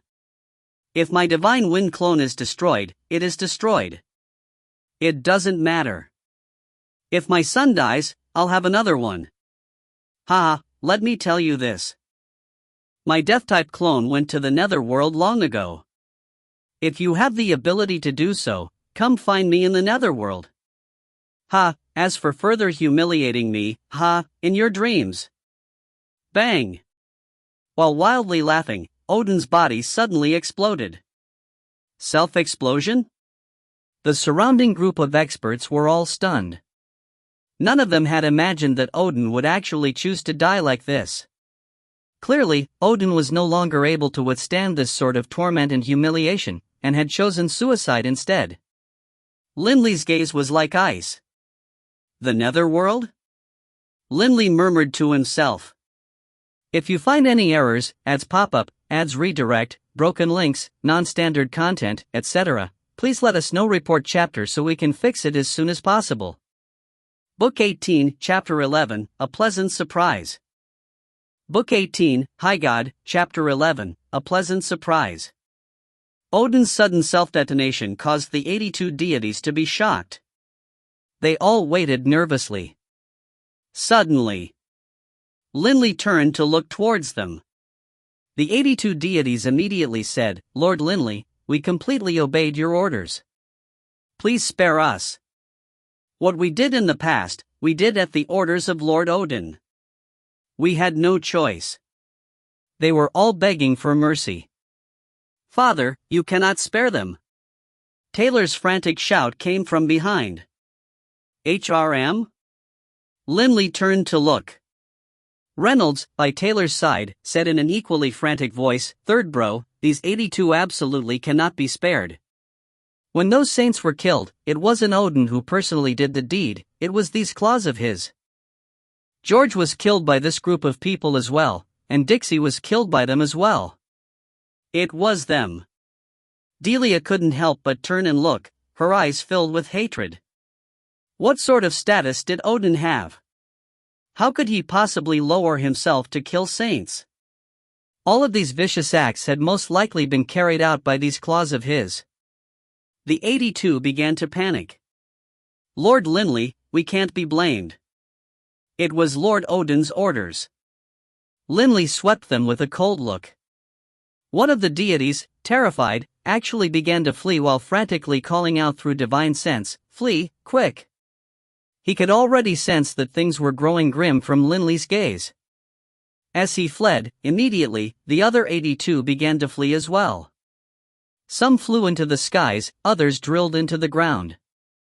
Rumble! An earthen yellow aura instantly spread out in every direction, forming an enormous sphere that was thousands of meters in diameter. It even sank 2,000 meters into the ground. Within this sphere, the 82 deities were completely trapped. Even 7 star fiends would find it hard to resist this gravity. Bang! A minority of them, those who had weak bodies, crumbled and collapsed from the gravity alone. Fortunately, as long as a deity's soul wasn't destroyed, death would not come. The 82 deities, although controlled by that powerful gravity and being pulled towards Linley, didn't die at least. Lord Linley! The deities who had been trying to flee were frantically begging for mercy. "Father! Kill them! Avenge Uncle!" Taylor said frantically. Third bro. Reynolds said as well. Linley swept the 82 with his cold gaze. True, you were the subordinates of Odin and had to obey his orders. But in the past 1,000 years, none of you have departed from the Yulon plane. You willingly remained behind, and so you were serving Odin and obeying him out of your own free will. You cannot blame others for your death. If these deities had wanted to escape Odin's control, they could have simply gone to the Arctic ice cap and departed to the higher planes. Odin wouldn't have cared. Linley, you. The 82 deities began to beg for mercy in terror, curse and rage, or just mumble. But under that gravitational pull, they flew at high speed to Linley's side. Linley sent out a surge of divine earth power like arrows into the 82. A low rumbling sound could be heard. The 82 figures transformed into dust. Wharton, you take care of these things. The floor was littered with divine sparks, interspatial rings, and divine artifacts. They were caught up in a surge of divine power and floated towards Wharton. These demigod sparks and god sparks, in a material plane, were still very precious. Wharton immediately collected all of the things. Let's return. Linley didn't have a hint of a smile on his face. He just charged into the skies. The forces of Dragonblood Castle immediately flew into the skies as well, leaving behind only 2 saints. These 2 saints immediately headed towards the surrounded and bound envoys of the Baruch Empire. Seeing the situation, the soldiers around the envoys were so frightened, they hurriedly loosened the bonds. Ha, your Odin Empire is finished. An envoy said in a clear voice. The ministers of the Odin Empire all looked at each other. They understood as well, that in front of the overwhelming power of the Baruch Empire, the Odin Empire had indeed been finished. The Empire is finished. This battle in the imperial capital of the Odin Empire and Linley's sudden appearance and killing of Odin as well as 82 deities caused the entire Yulon continent to once more enter a state of chaos. Those experts who previously had been subjugated by Odin's power, how could they remain loyal to the Odin Empire now? They immediately rebelled against the Odin Empire. In the space of a single night, the entire Odin Empire collapsed. Although Odin had more than 82 deities under his control, with a few more scattered throughout the Yulon continent, once they learned that Odin and the 82 deities had died, they were so terrified that they immediately fled to the Arctic ice cap, all of them leaving the Yulon plain. The Odin Empire disintegrated at an astonishing speed. And the Baruch Empire? It expanded at an astonishing speed. The entire Yulon continent once more knew of Linley's presence. Grandmaster Linley, who had disappeared for nearly 2,000 years, had suddenly reappeared. That Emperor Odin had been killed. The entire Yulon continent was rocked by the news of this battle. Dragonblood Castle. It had been nearly half a month since the killing of Odin. During this half-month, Linley and Bibi had remained within Dragonblood Castle. Although Linley knew that Odin's Death-type clone was in the Netherworld, the Netherworld was simply too vast. How could he find him? It was like searching for a needle in the sea. Third bro, drink less. Reynolds said. At this moment, Linley and Reynolds were seated facing each other within a courtyard, drinking wine. None of them wanted to discuss Odin or Yale. Linley was actually just drinking non-stop, gulping down one bottle after another of wine into his belly. Third bro. Reynolds grabbed Linley's arm, forcing Linley to halt. Linley slammed the bottle to the side, then looked bitterly at Reynolds, sighing softly, "Fourth bro, I feel miserable." Linley raised his head, tears in his eyes. "When I think of what happened to Boss Yale, I feel miserable. Have I avenged him? With all my power, all I did was kill Odin's Divine Wind clone. To Odin, his Divine Wind clone wasn't nearly as important as his Death-type clone. And that clone is in the distant Netherworld. And Boss Yale? He was so shattered that you had to go kill him, fourth bro." When Linley thought about what Yale had experienced, he couldn't help but feel the rage build in his heart, making it ache. "I want to go to the Netherworld and kill Odin, but finding Odin is too difficult.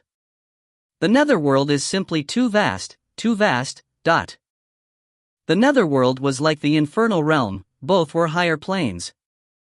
Just by looking at the infernal realm, one could imagine how if Odin had secreted himself into a corner of the netherworld, that Linley could spend countless years without being able to find him. Third bro. Reynolds was heartsick as well, but he consoled Linley, "This isn't your fault. Boss Yale did die an unjust death, an extremely unjust one.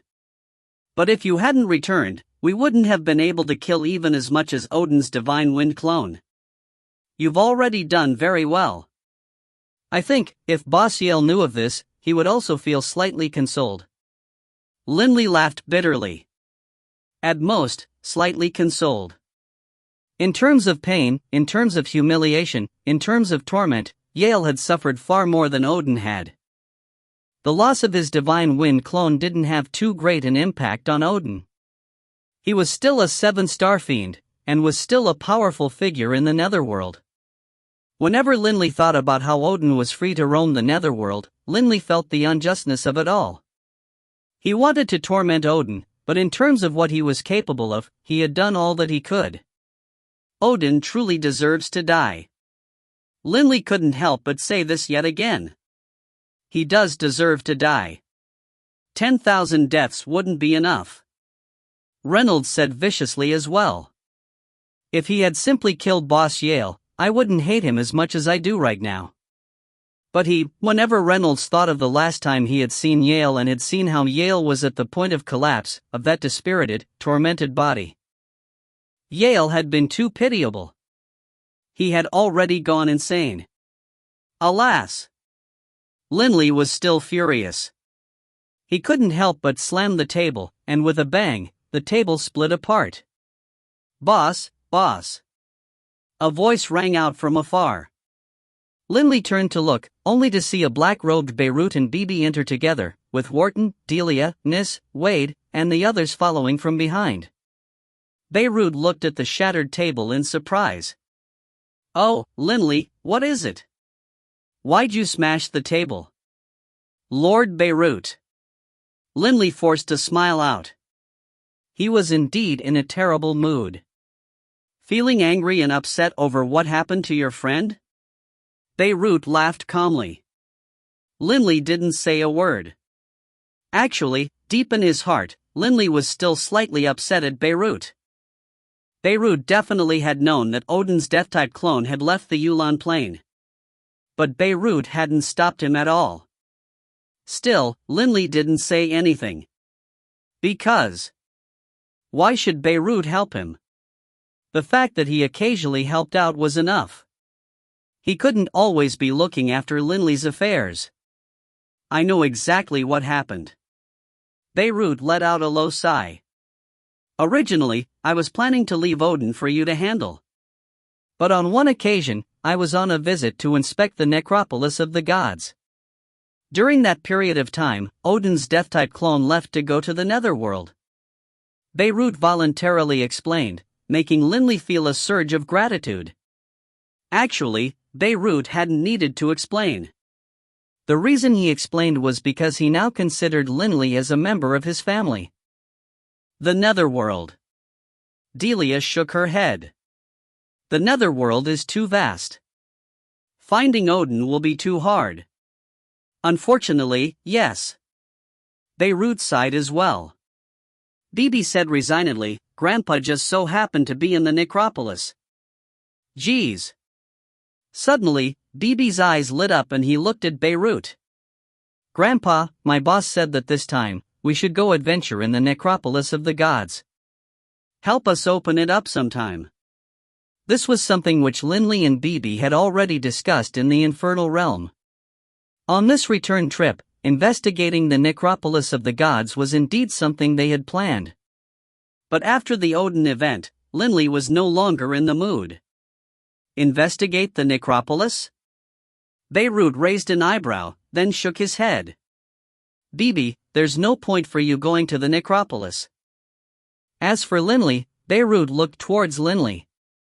Linley couldn't help but listen carefully, musing to himself, "When I went to the necropolis of the gods, I sensed that deep within it, something was beckoning to me. I wonder what lay hidden deep within. Limley, you should indeed make a trip to the necropolis of the gods. Beirut laughed calmly. However, your strength isn't sufficient yet. Not yet sufficient? Limley was startled. In terms of power, he should be decent by now. He was definitely approaching the Azura level. But Beirut actually said his strength wasn't sufficient yet? Based on what I know, the reason you are at such a level of power has something to do with the Redbud Sovereign. Beirut laughed gently. Your true power is far weaker, Ut. Lord Beirut, when will it be enough? Limley asked. Beirut laughed softly. When you reach Bluefire's level. Bluefire's level? Limley was slightly puzzled, but then he understood. Actually, he wasn't in the mood to investigate the necropolis of the gods either. Yale's affair had caused him to feel mentally exhausted and worn out. He had no interest in going right now. Alas, your friend did indeed die an unjust death. Beirut let out a sigh. Unfortunately, I'm not the emissary of a netherworld sovereign. Otherwise, I could go beg a netherworld sovereign to have him help you find the undead which your friend's spirit was transformed into after dying and being drawn into the netherworld. If a sovereign were to intervene, then it would be easy for the undead to regain its former memories. Limley was stunned. Spirits are drawn into the netherworld? Limley's mind seemed to suddenly explode. Right. If a soul isn't destroyed, then a person hasn't truly died. Even if one is drawn into the netherworld and becomes an undead, the soul will remain. They can regain their memories as well. Right, Boss Yale, Second Bro, Dixie, and my father.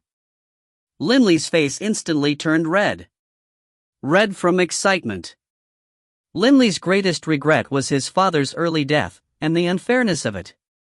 His father didn't know that he had gotten revenge and killed their enemies, and also didn't know that the Baruch clan had been restored to glory. And Yale, who had died so unjustly. His friend. Lord Beirut, Limley hurriedly spoke out. Lord Beirut, my elder brother, Delia spoke out hurriedly as well. Lord Beirut, then Boss Yale, Reynolds spoke out as well. Instantly, everyone began to ask questions frantically and excitedly. If you find any errors, ads pop up, ads redirect, broken links, non-standard content, etc., please let us know. Report chapter so we can fix it as soon as possible. Book 18, Chapter 12, Entering the Netherworld. Book 18, High God, Chapter 12, Entering the Netherworld. Limley was so excited, he felt his heart was about to explode. He had never been so excited before. Father can regain his memory, and can come back to life. And Yale, George, Dixie, the depressing emotions he had felt the past few days suddenly disappeared. Limley was incomparably excited. He felt as though the world had instantly become colorful and beautiful. Don't be hasty. All of you, don't be hasty. Beirut quickly urged. Everyone forcibly repressed their excitement. I was speaking casually, just now. Beirut said hurriedly. After ordinary mortals die, their souls will enter the netherworld and become undead. There's no way for a high god to find the specific undead which a person's spirit became. Only the 7 netherworld sovereigns who rule the netherworld can find them. However, sovereigns are sovereigns. Do you think that they'll help you just because you ask? Immediately, everyone fell silent. Limley felt his heart tighten as well. Sovereigns were lofty, proud individuals. They most likely wouldn't pay any attention to the request of a high god. If I don't try, how would I know what the result is? Limley said hurriedly. Whether it was for the sake of Yale, George, Dixie, or his father, Limley wasn't willing to give up. Give it a try. Maybe you'll succeed. Delia said hurriedly as well. Beirut shook his head helplessly. To do this, there are 2 great difficulties. The first is to find and see the sovereign, while the second is to have the sovereign agree to help you. These two difficulties are tremendously hard to overcome. Linley, I know you want to see your father and your brothers. But do you know where the Netherworld sovereigns live? Linley was stunned. Where a sovereign lived. That was a deeply guarded secret. For example, the Redbud sovereign. Although Linley had visited the Amethyst Mountains, he only later learned that place had been the residence of the Redbud sovereign. To find a sovereign, even if you find the right location and the sovereign happens to be there at that moment, if the sovereign doesn't wish to meet you, what will you do? Beirut said. In addition, even if you see the sovereign, why would the sovereign so easily accede to the request of yourself, a mere high god? It was too difficult. I want to give it a try. Linley said determinedly. No matter what, I will not give up. There are a total of 7 Netherworld sovereigns. I'll go searching for them. If the first one doesn't work out, I'll find another one. Beirut, hearing this, couldn't help but shake his head. You really are stubborn. Fine, then. Beirut nodded. With a wave of his hand, he made a 10-centimeter thick book appear. Linley, this book describes the Netherworld. Take a look. It will help you understand the Netherworld better. Thank you. Linley accepted the book.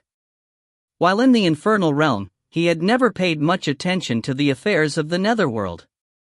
He had thought that he would never go there, but who would have imagined that all of these things would have occurred?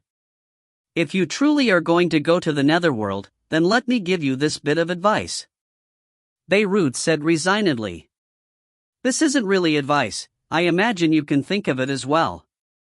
When you go find the Netherworld sovereigns, first find the emissaries of the sovereigns. There are quite a few emissaries, and you should be able to find them. If you aren't able to find them, then find a Lord Prefect of a prefecture. Those Lord Prefects might know where the sovereign that manages them is located. Linley nodded. Although it might be possible to find a sovereign through seeking out a sovereign's emissary or a Lord Prefect, would the emissary or Lord Prefect be willing to tell him? Continue carrying that medallion I gave you. Beirut said. The medallion, after all, represents the Bloodridge sovereign. With that medallion, perhaps it'll be a bit easier for you. Linley's eyes lit up. Right, the medallion. It had been bestowed upon Beirut by the Bloodridge sovereign. That thing might convince a Netherworld sovereign to at least listen to what he had to say. Grandpa, thank you. Bibi beamed with wide eyes. If I didn't do this, you'd say that Grandpa is being stingy. Beirut laughed loudly. Bibi beamed. There was no question that he was going with Linley to the Netherworld. Thank you, Lord Beirut. Delia said gratefully as well. Beirut laughed, all right then. You have your plan. I'll go back now. If there's anything else you need, go to the Forest of Darkness and look for me there. After he spoke, Beirut transformed into a black blur, disappearing into the distance. In midair, Beirut turned to glance at Dragonblood Castle, a hint of a secret smile appearing at the corners of his lips. Just as I predicted. Only, I don't know if this kid is going to live up to my expectations or not.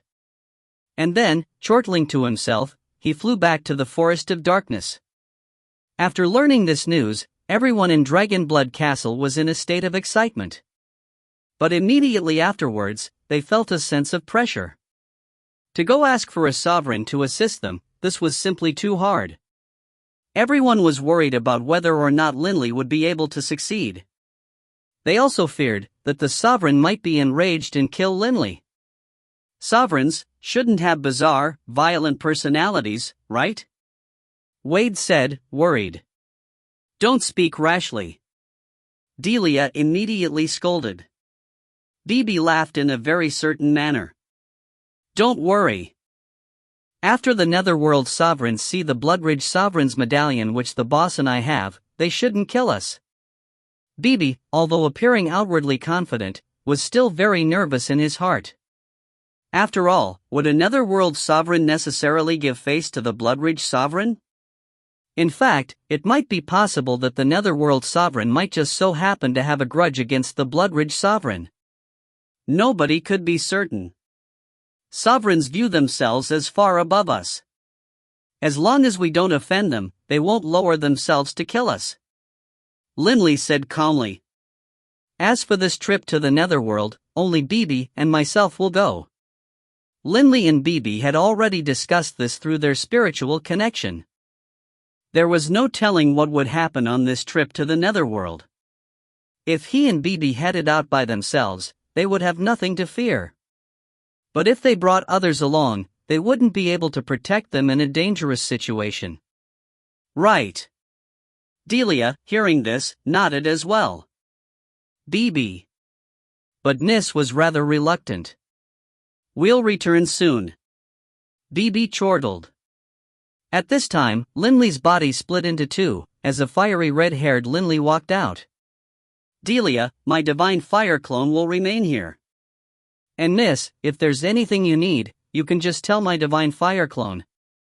I will immediately know and notify Bibi. Linley laughed calmly. By leaving behind a divine fire clone, communication became easier. Nis and Delia both felt slightly mollified. With Linley's divine fire clone present, they would know Linley's situation in the netherworld at all times. The second day after Beirut's departure from Dragonblood Castle, Linley and Bibi decided to head out. In but a single night, Linley finished reading the book on the netherworld, and gained a basic understanding of the place. The netherworld. Sacred Undead Mountain. This was a great mountain, tens of thousands of meters high. The entire mountain was the color of white bones, and white skeletons could be seen throughout the mountain. At the peak of the mountain, there was an enormous, ancient castle that was entirely black and surrounded by black fog. This castle had already existed for countless years. Occasionally, metallic lifeforms would fly out from the castle, with some voices coming from within as well. The infernal realm had 7 teleportation locations. But the netherworld only had 2. Sacred Undead Mountain was one of them. Hey, all of you, stand there obediently. A group of white-robed warriors shouted out casually. Within the enormous teleportation array, rays of light were shooting everywhere, with some figures appearing on occasion. These figures stared in surprise around them. These people were saints or demigods, with a very few gods. As for high gods, the chance of a high god coming was very low. Only at the saint level, and yet they came to the netherworld. They really have come to throw their lives away. A black-haired, young-looking warrior in white robes kicked a middle-aged saint away, sending him flying out of the teleportation array into the corner of a wall. The person who had been kicked turned around angrily. What are you looking at, kid? Do you want to fight? The white-robed warrior smirked as he spoke. The middle-aged saint just gritted his teeth, lowering his head and leaning against the corner of the wall, not daring to make a sound. Seeing this person didn't resist, the white-robed warrior couldn't help but shake his head and chuckle. Saints are everywhere in the netherworld. If you don't learn to endure, you will probably die on the very first day. Booker, Boesire, you always like to tease them. A white-robed warrior in another corner laughed while drinking wine. The black-haired youth, Booker, laughed as well. If we don't help them learn the rules now, when they really enter the netherworld, they'll die even faster. Quite a few people had already been teleported in by now. More coming. The black-haired, white-robed youth immediately turned to look. The enormous teleportation array once more lit up with that hazy glow, and 2 figures emerged from within. After the glow disappeared. High gods. The surrounding white-robed warriors immediately turned to look. Even the white-robed warriors who had been seated all came to their feet. It was very rare for high gods to come through the teleportation array. If one appeared, it generally meant someone was coming from another higher plane, and an extraordinary individual at that. The group of white-robed warriors stared carefully at these 2 figures. One was a brown-haired youth, while the other was a skinny youngster wearing a straw hat. The brown-haired youth's body suddenly lifted into the air, glancing around himself before saying, "This is the sacred undead mountain. It seems we will need to move to the south. Still, before leaving, let's take a trip around the undead realm. Hearing the words sacred undead mountain, these white-robed warriors immediately grew certain that these two came from other higher planes. Fine, boss. The brown-haired man nodded slightly towards the nearby white-robed warriors, then led the youngster with the straw hat into the air, flying away from sacred undead mountain. Adventuring through the higher planes, how long will it be before I, too, am able to do this? But the teleportation cost truly is high. I've been here so many years, but I still haven't earned enough netherstones for a single teleportation. The black-haired youth in the white robes let out an admiring, praising sigh. The horizons were vast and endless. Dark black clouds covered the world, and tongues of lightning would occasionally flash out from the dark clouds, like dragons of lightning dancing about within. This was an empty, desolate plains. Two endless hordes of undead which stretched as far as the eye could see were arrayed into two camps, staring at each other. There were many skeletons, foul zombies, drifting, translucent wraiths, and also grim, forbidding black knights. There were also strange wights and ancient liches, all of which were separated into different levels. There were weak skeletons, but also skeletons at the saint level.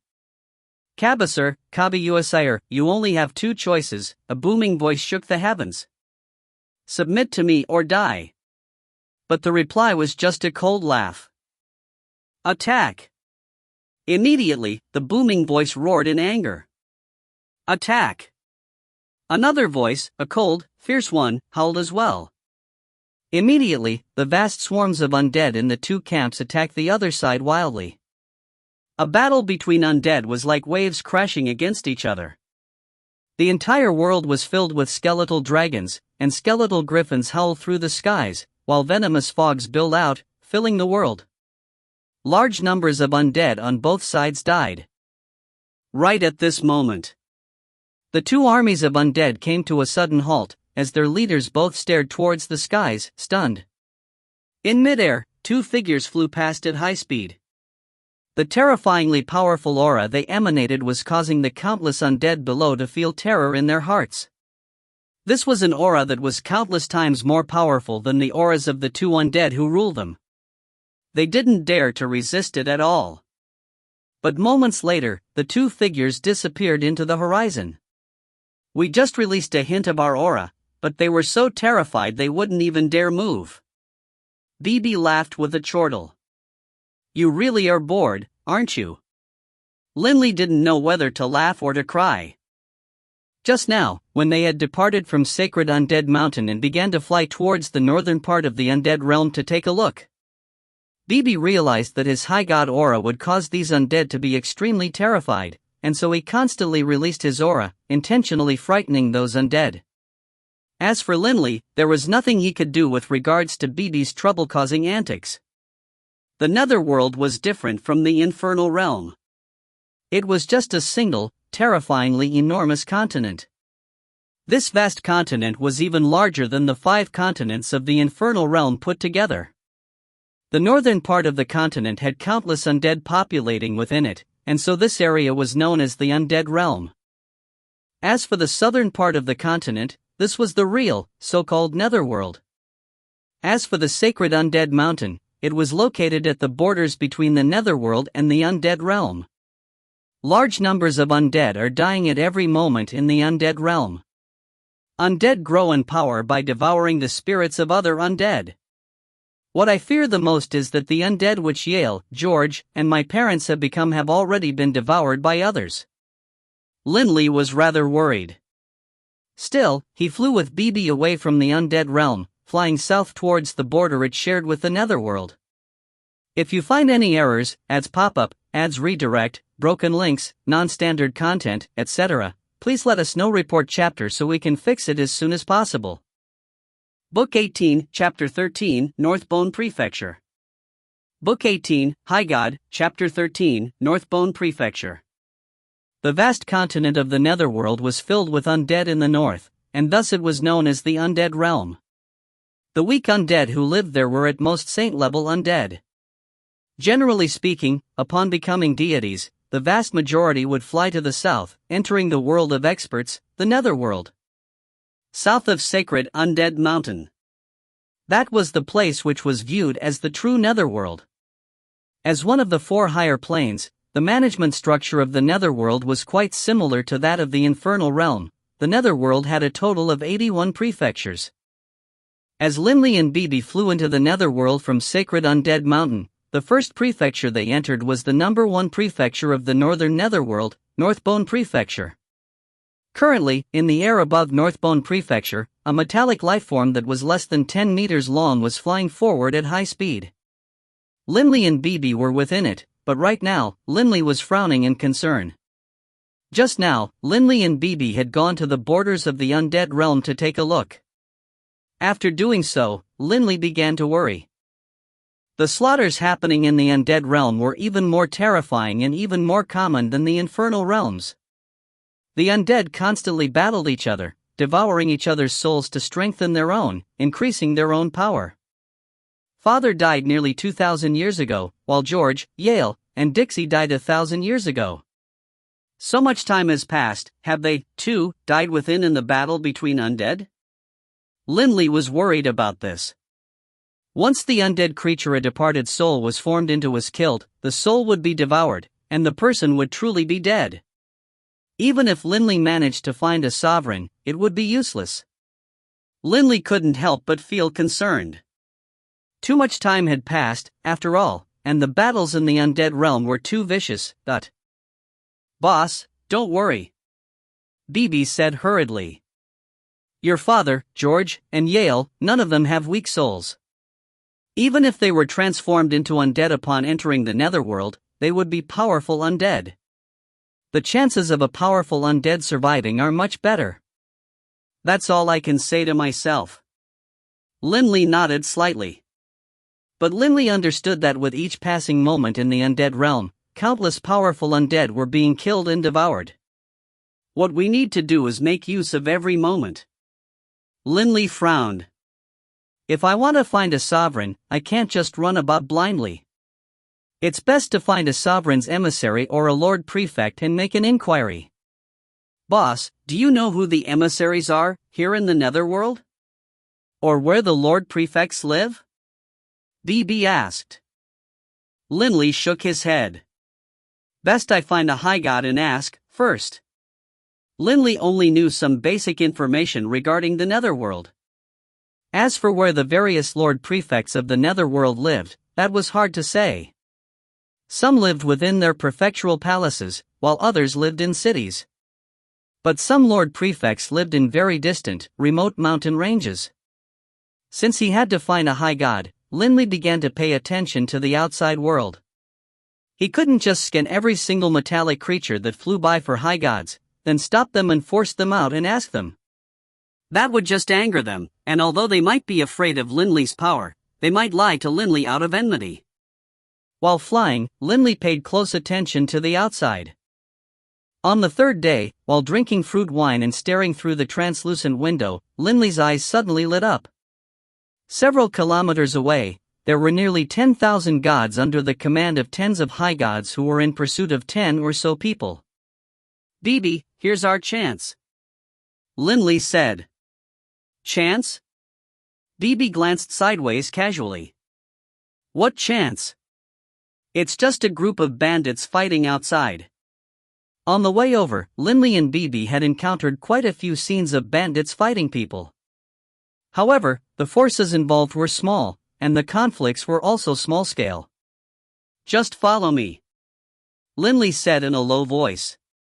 The metallic lifeform immediately vanished, giving Bibi no choice but to follow Linley and fly towards the distant battlefield. The many bandits were attacking in every which way as those 10 or so people wildly tried to flee in every direction. However, the high god leaders of those bandits were chasing after 2 high gods in particular. Which bastard revealed our information? Almost as soon as we entered Northbone Prefecture, the bandits of 18 mountain ranges joined forces to attack us. A 3-meter-tall, red-skinned man with a single horn on his forehead sent through divine sense, his ox-like eyes bloodshot with rage. "Big bro, don't be angry. Fleeing is more important." The other, a younger man, said. "Once we escape, we definitely must investigate." The ox-headed man was extremely angry, but he still flew away at high speed. "We'll be lucky if we can escape." The youth glanced back sideways. Those who had been slow to flee were all dead now, and of those who had fled to the south, only the 2 of them remained.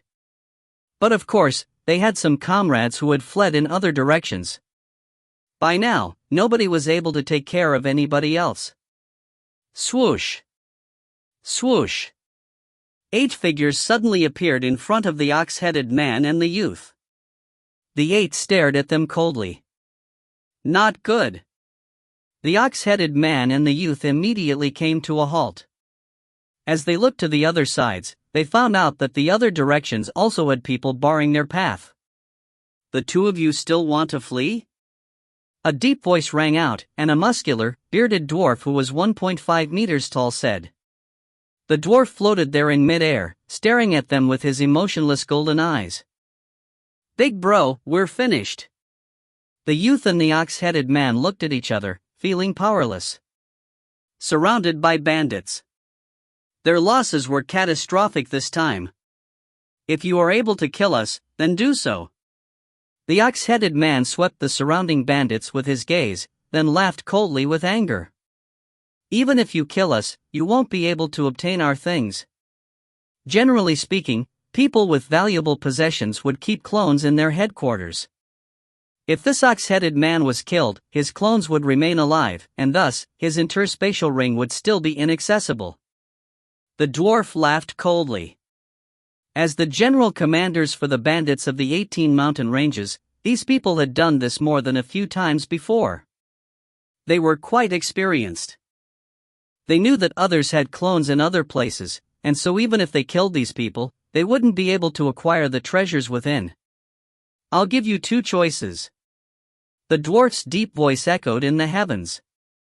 "Choice number 1, you hand over these treasures and give us the interspatial ring's contents. We'll let you 2 leave. Choice number 2, you don't hand them over. Then none of us will gain anything, while the 2 of you will die. Then you die first."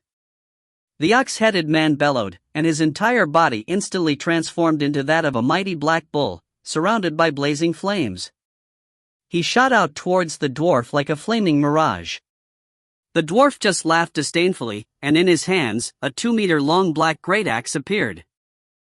Hefting the black great axe, the dwarf gave a casual chop towards the flaming mirage, and where the great axe passed, space itself trembled like ripples in water.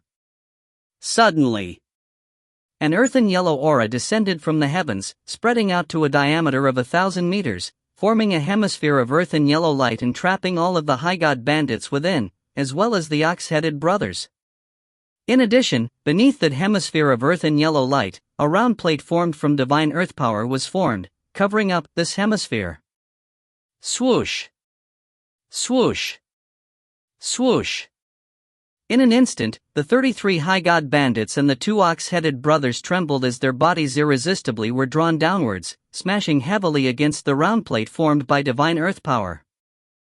The group stood there in terror, unable to take to the air. They all raised their heads, looking towards the skies in terror. A brown-haired youth dressed in a sky-blue robe was there, along with a youngster wearing a straw hat. They stood in the air, side by side. "My lord." The big bearded dwarf immediately bowed respectfully. "My name is Cleopatra, the overall leader of the 18 northern mountain ranges of the Northbone Prefecture. I don't know what you need, my lord. Our 18 mountains will definitely comply."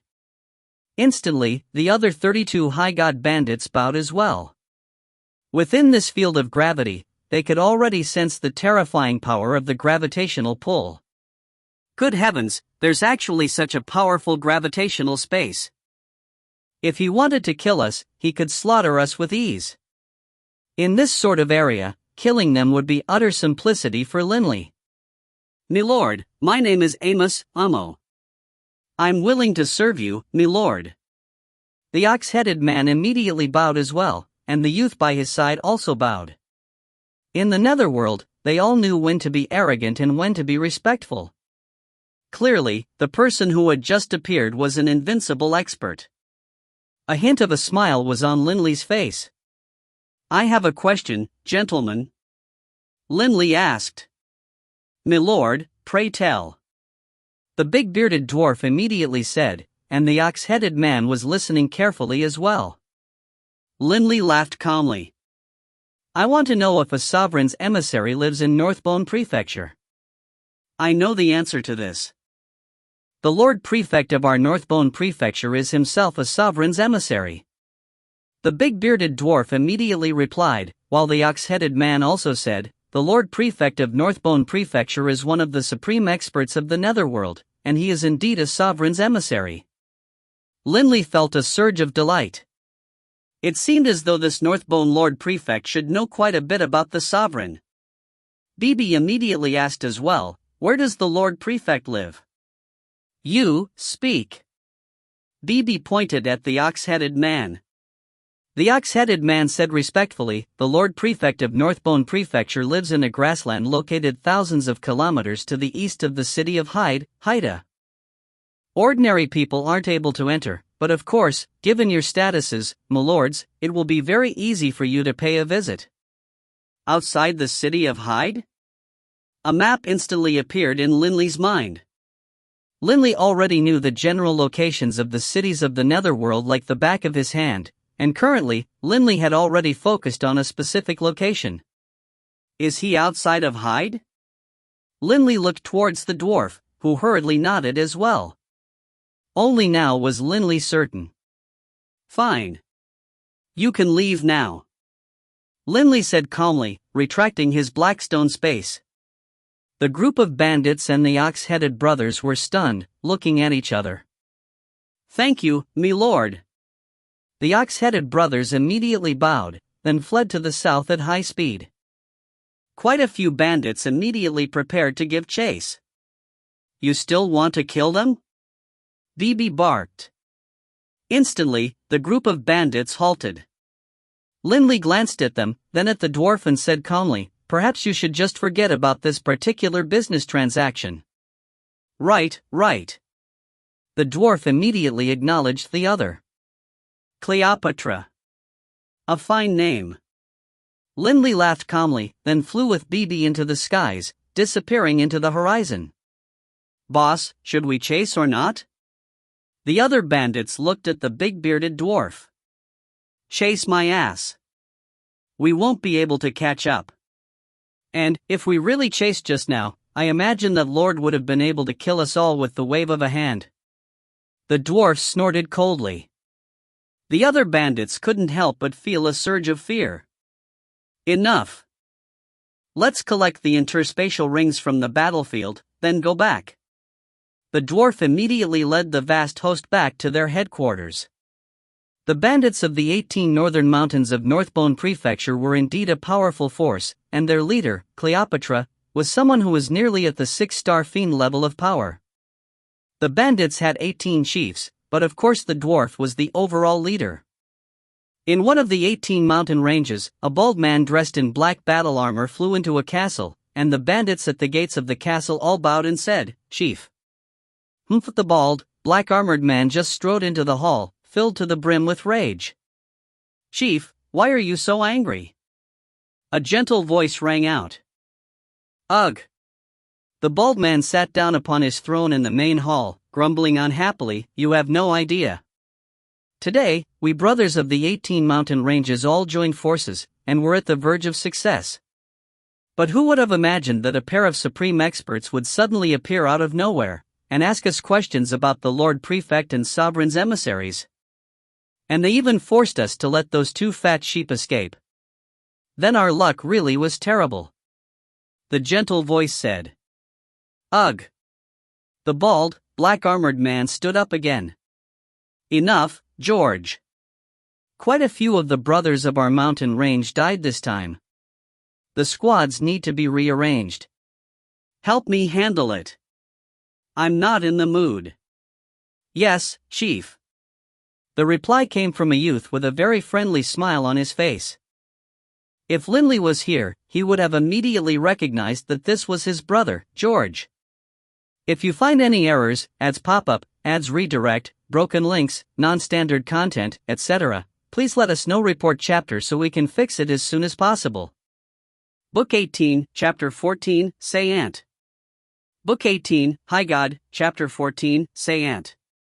The bald, black-armored warrior glanced sideways at George, then went to rest. He was very satisfied with George's performance as his housekeeper. First of all, George was a demigod, and thus didn't pose any threat to him. Second of all, George was indeed talented, and made suitable arrangements for all of the forces throughout the mountain range. He now believed that his decision in the past to not kill George was one of his wisest decisions. This time, there weren't many casualties, and so George quickly finished the arrangements. Night. Within the mountain castle. George stood in front of a window, staring through it at a curved, devilish red moon. This curved devilish red moon reminded him, this was the netherworld. Not his homeland, the Yulan continent. How much longer will this sort of life continue for? George mused to himself. I wonder what has happened to the Yulan continent in the past 1,000 years. According to the tyrannical actions of that Odin, most likely Boss Yale and even Dragonblood Castle suffered greatly. George was a very calm and cool-headed person. No matter what sort of environment he encountered, he would quickly adapt to it. In the netherworld, there was something that everyone knew: undead wouldn't possess memories of their past lives. Only after they evolved and transformed into deities would their souls be baptized by the natural laws, and in that moment, the dusty memories of their past life would be restored to them as well. When George died, he had been a saint. When his soul had been drawn into the netherworld and had been transformed into an undead departed soul, his power had been determined by his soul's power. George's soul had been that of a saint, and so when he had become an undead, he had become a saint-level undead. When George had been a saint-level undead, George hadn't had any memories regarding his past life. All he knew was to kill other undead, to devour their souls, and to strengthen himself. As he strengthened himself, his soul constantly grew in power. And then, as he continuously, slowly gained insights, suddenly, he had broken through and become a deity. In that instant of becoming a deity, George had regained all of his memories. He knew that in the past his name had been George. As a senior minister of the former Yulan Empire, George's diplomatic skills and interpersonal relationship skills were far superior to Linley. When they were young and at the Ernst Institute, George made friends very easily, and in the government of the Yulan Empire, he had been at home as a fish in water. Now, he was in a base for bandits. Perhaps bandits were talented in training and battle, but with regards to management, they were far inferior to George. Thus, everyone acknowledged wholeheartedly George's talents as housekeeper. Right now, my first goal is to gain enough money in order to buy a house within a city. George had already made a plan for himself. Afterwards, I will train within the city in safety. By then, I won't have to spend so much energy. As housekeeper for this mountain range, George's status was very high, second only to the leader of their mountain range. He could have easily acquired a god-level divine spark infused with it, but he didn't want to. He wanted to independently become a deity. Thus, although he didn't dare to openly embezzle, given his abilities, if he were to secretly secrete a large amount of wealth into his own interspatial ring, how would others be able to find out? If someone had enough money, why would they want to stay in a bandit's nest? Unfortunately, Third Bro is in the infernal realm. It will be very hard to see him again. George sighed to himself. Northbone Prefecture was indeed vast. The metallic lifeform Linley was riding flew for several months before reaching the grasslands outside the city of Hyde. This residence of the Lord Prefect of Northbone Prefecture feels like a city. BB stared through the window and spoke out in praise. The forces stationed here station in the hundreds of thousands, and they are arranged into rows of houses. They really do seem quite imposing. And that tall castle in the center, that must be the actual residence of the Lord Prefect. Linley looked over as well. That tall castle was over 100 meters tall, and was an ivory white color. I hope the Lord Prefect is at home. Linley sighed to himself. If this Lord Prefect isn't present, we would have made this trip for nothing. Linley immediately stored away his metallic lifeform, and then he and Bibi flew towards the distant residence. The residence of the Lord Prefect of Northbone Prefecture was naturally under heavy guard, and many prefectural soldiers were on patrol. Who goes there? The distant soldiers shouted from far away, before Linley even drew near. But Linley and Bibi continued to fly over. Tens of prefectural soldiers immediately flew forward, with the leader being a soldier with a single horn on his forehead. The leader barked, "This is the residence of the Lord Prefect. Outsiders are not permitted to wander about freely here. The two of you had best leave immediately. Please go report to the Lord Prefect that Elder Linley of the Four Divine Beasts clan wishes to pay his respects." Linley laughed calmly. "And are we supposed to believe that you are an elder of the Four Divine Beasts clan just because you say you are?" The leader of the soldiers snickered. Linley laughed calmly. An earthen yellow aura spread out from his body, immediately capturing the soldiers within it, catching them completely off guard. Their bodies trembled, and they fell down to the ground. Gritting their teeth, they just barely made it back to their feet. "Now do you believe me?" Linley laughed calmly, while at the same time withdrawing the earthen yellow light. "I believe you, I believe you," the soldier said hurriedly. He had been completely stunned. The power of the gravitational space made him completely convinced that this person in front of him was definitely someone of the 7-star fiend level. "The two of you, please wait here a moment, I'll go make the report," the horned soldier said, and then immediately turned and flew towards the tall castle. "Is your Lord Prefect present?" Linley queried the other soldiers. These soldiers all understood that the two in front of them were extraordinary figures.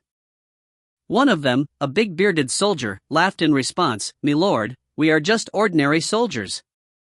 If the Lord Prefect was to leave, we probably wouldn't be made aware of it. Soon, when the captain returns, we'll know." Linley could only wait there quietly, while Bibi mumbled, "I hope the Lord Prefect didn't head out." Moments later. "Lord Linley, Lord Linley!" The soldier who had made the report shouted from far away as he flew back, moving like a flash, his face covered in smiles. "When the Lord Prefect learned that you had arrived, me lord, he was extremely happy. He's already ordered a feast to be prepared for you. Lord Linley, please follow me this way." Hearing this, Linley couldn't help but exchange glances with Bibi. "So friendly?" Bibi mumbled. "That's a good thing." Linley laughed, then immediately flew forwards. "Lead the way." While hurrying towards the castle, Bibi asked through divine sense in a puzzled manner, "Boss, it seems as though this Lord Prefect of Northbone Prefecture is being very courteous upon knowing that you are here. Can it be that he has heard of you? Can it be that your fame, boss, has spread all the way from the infernal realm to the netherworld? We'll know when we see him." Linley felt very joyful right now. "Also, when we meet the Lord Prefect, don't cause any trouble. We're here to ask him for help." "I know. If necessary, I will just." Bibi rubbed his nose. Linley couldn't help but chuckle. This trip to the netherworld seemed to be going rather smoothly. He was able to so easily meet with the Lord Prefect of Northbone Prefecture. "Lord Linley, here we are." The soldier stood outside the castle gates. Linley could already see quite a few maids moving towards the castle with platters of food. Linley and Bibi immediately entered this castle. A few hundred meters away from the Lord Prefect's castle, there was another, slightly smaller castle. At this moment, a man dressed in long gray robes was standing on the veranda, casually enjoying the scenery. If Linley were to see this person, Linley would immediately recognize him. This was the person he dreamed about killing, the vile king of the Gabados planar prison, Odin.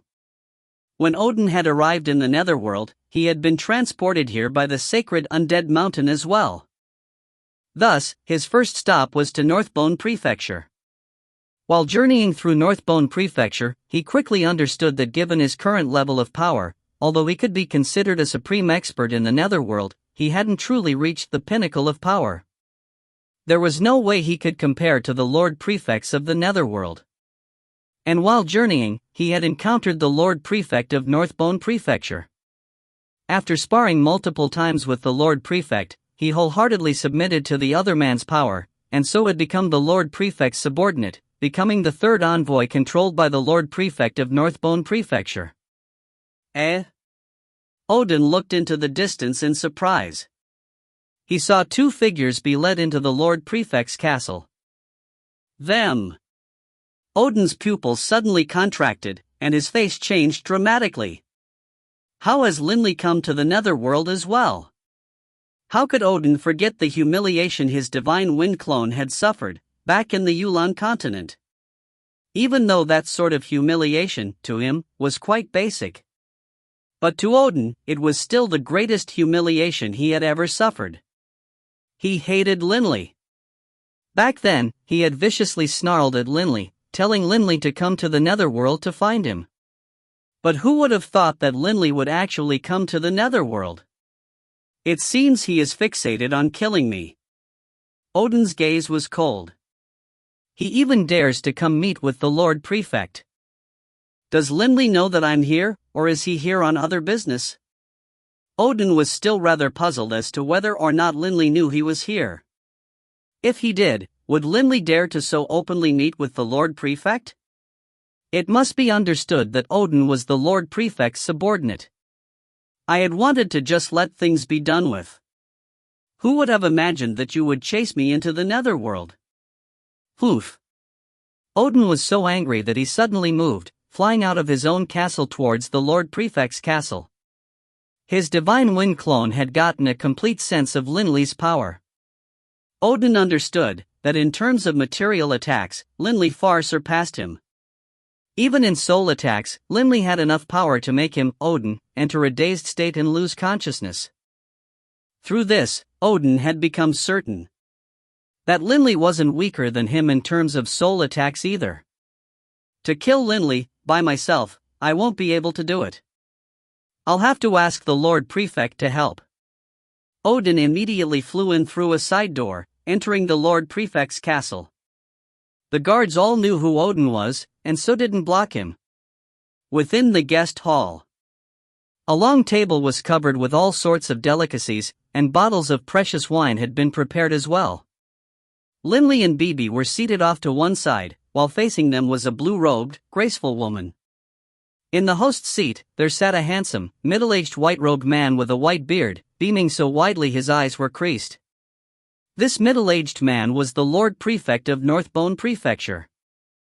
Linley, although I'm of the Netherworld, I've heard of the famous name of Elder Linley of the Azure Dragon clan. For you to come visit me today, Linley, is truly a joyous occasion. The middle-aged man said in a very gentle voice. Let me make the introductions. This is my wife, Anita. Oh, and I forgot to introduce myself. My name is Sayant, Sayint. Mr. Sayant. Madam Anita. Linley smiled. This is my good friend, Bibi. Bibi immediately squeezed out a smile. Linley was still quite happy. Given the reaction of the Lord Prefect, it should be easy to negotiate with him. I just heard of you not too long ago, Lord Linley, and now you are here in my prefecture. This truly is a joyful surprise. Lord Linley, might I ask if there's a special reason for your presence? Sayant beamed, his eyes twinkling. If there's anything you need, just speak. If I, Sayant, can help, I will. Linley felt relieved, and the nearby Bibi immediately laughed. You'll definitely be able to help. You are a sovereign's emissary, after all. Sayant was startled, then laughed and nodded. Mr. Sayant, the main issue is that I have some very important business, and so I need to meet with a netherworld sovereign. Only, I have no idea where they live. I'd like to ask you, Mr. Sayant, to give me some guidance as to where I should go in order to meet with a netherworld sovereign. It doesn't have to be a specific one of the 7, any of the 7 will suffice. Linley said hurriedly. You wish to see a sovereign? Sayant was shocked, and his nearby wife also stared at Linley and Bibi in surprise. Can you tell me why you are going to meet with a netherworld sovereign? Sayant asked. Linley hesitated slightly. Sayant immediately laughed. I'm just asking. Right, if you want to meet a netherworld sovereign, this will be rather tricky. I do know where a netherworld sovereign lives, but even if you go there, if the sovereign isn't willing to meet you, your trip will have been in vain. Sovereigns are proud and lofty individuals. Linley felt overjoyed. So Sayant did indeed know. Mr. Sayant, please tell me where a sovereign resides. As for whether or not the sovereign is willing to meet with me, that'll be up to my own luck. Linley said hurriedly. Sayant hesitated momentarily, then nodded slightly. Right at this moment. Lord Prefect. A voice echoed in Sayant's mind. Sayant couldn't help but frown, then sent back in response through divine sense, Odin, what is it? If you find any errors, ads pop up, ads redirect, broken links, non-standard content, etc., please let us know. Report chapter so we can fix it as soon as possible. Book 18, Chapter 15, Throwing One's Life Away. Book 18, High God, Chapter 15, Throwing One's Life Away. Odin's interruption did indeed irritate Sayant. Lord Prefect, there is currently a person named Linley present visiting you, correct? Odin sent through divine sense. Right, that is indeed the case. Sayant was rather surprised at how quickly Odin had found out. Odin hurriedly sent back through divine sense, Lord Prefect, why has Linley come? Linley wishes to meet with a sovereign, and asked me where a sovereign lives. Why? Sayant was rather puzzled. Odin was shocked as well. Meeting with a sovereign? Odin thought it had to do with him, but he still immediately responded frantically, Lord Prefect, this Linley and I have an irreconcilable enmity between the two of us. My son and my brother were both killed by him. Even my divine wind clone was humiliated and tortured to death by him. Lord Prefect, please, help me get revenge. So long as we can kill Linley, I, Odin, will never forget your benevolence, Lord Prefect. As Odin saw it, Lord Prefect Sayant was a sovereign's emissary who had a sovereign artifact. He was definitely a truly supreme expert. He should be absolutely confident in being able to kill Linley. Kill Linley? Out of the question. Sayant was rather angry now. Lord Prefect. Odin was frantic. Lord Prefect, if I was able to kill him, I would have killed him long ago. But I'm not able to. Lord Prefect, I beg you, kill Linley. So long as you kill him, if you have any orders for me, Lord Prefect, even if it costs me my life, I will carry them out. Sayant sent back angrily through divine sense, listen clearly. It isn't that I don't wish to help you gain revenge. Only, I'm not confident in being able to do so either. Not confident? Odin didn't dare believe it. How can you not be confident?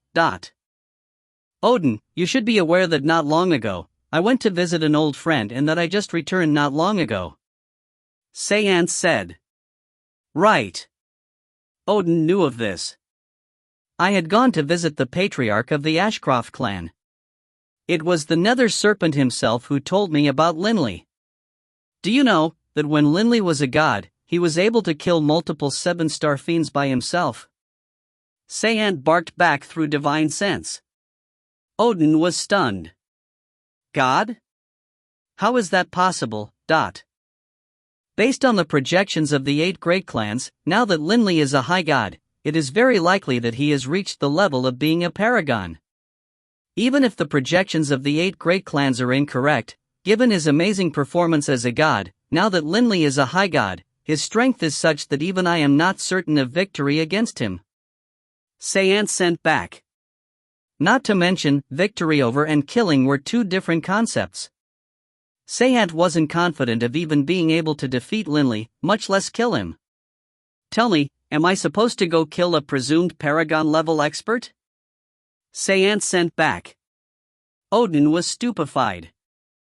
He knew that Linley was powerful, but not even in his wildest imaginings would he have thought that the Ashcroft clan's patriarch would acknowledge Linley's power, and even suspect him to be a paragon. This was an extremely high-level appraisal. After all, there was no way to judge from the surface if someone was a high god paragon or not. For example, Dunnington. Others only suspected him of being a paragon. Even after someone fused all 6 profound mysteries, others wouldn't be able to judge that just from looking at the person. It was precisely because he knew Linley to be incredibly powerful that Sayant was so courteous. Otherwise, given his status as a sovereign's emissary, why would he act in such a manner? Unfortunately, none of them knew that Linley had the black stone which the Redbud sovereign had bestowed upon him, which was why he had such astonishing power. Lord Prefect. Lord Prefect. Odin sent back frantically. Linley is fixated on killing me. Lord Prefect, I beg of you, please help me come up with a way to kill Linley. Oh, right, Lord Prefect, Linley wants to meet a sovereign, right? Have the sovereign kill him. Have you gone stupid? Sayant was truly beginning to grow angry now. He immediately sent back, do you think the sovereigns will act at your beck and call? Only now did Odin come to his senses. But your suggestion does remind me of a method. Sayant said. You have a method? Odin was overjoyed. Enough. Don't speak to me through divine sense again. Wait there. Sayant barked. Conversations through divine sense occurred at lightning speed. Although they had exchanged tens of sentences, in truth, not even a second had passed. In the banquet hall, Linley and Bibi were looking at Sayant, awaiting Sayant's answer. I do know where a sovereign lives, but Linley. Sayant said with a solemn expression. The residence of a sovereign is set up to prevent others from disturbing them. Thus, their residences are in very dangerous locations, even 7-star fiends wouldn't dare to casually go barging in. Thus, Linley, I urge you to reconsider it. Mr. Sayant, no need for you to be concerned. Please tell me where to go. Linley said urgently. Tell us where it is. We're growing really impatient. Bibi mumbled to the side. Sayant hesitated momentarily, but then nodded. Fine, then. Our netherworld has a very dangerous location, the number 1 mountain peak of the netherworld, the Abyssal Mountain. Everyone in the netherworld knows that the Abyssal Mountain is an extremely dangerous place, but what they don't know is that within the Abyss Mountain lies the residence of a sovereign. Sayant's wife, Anita, glanced towards Sayant in surprise upon hearing this. Clearly, this response by her husband caused her to feel surprise. Abyssal Mountain? Linley frowned.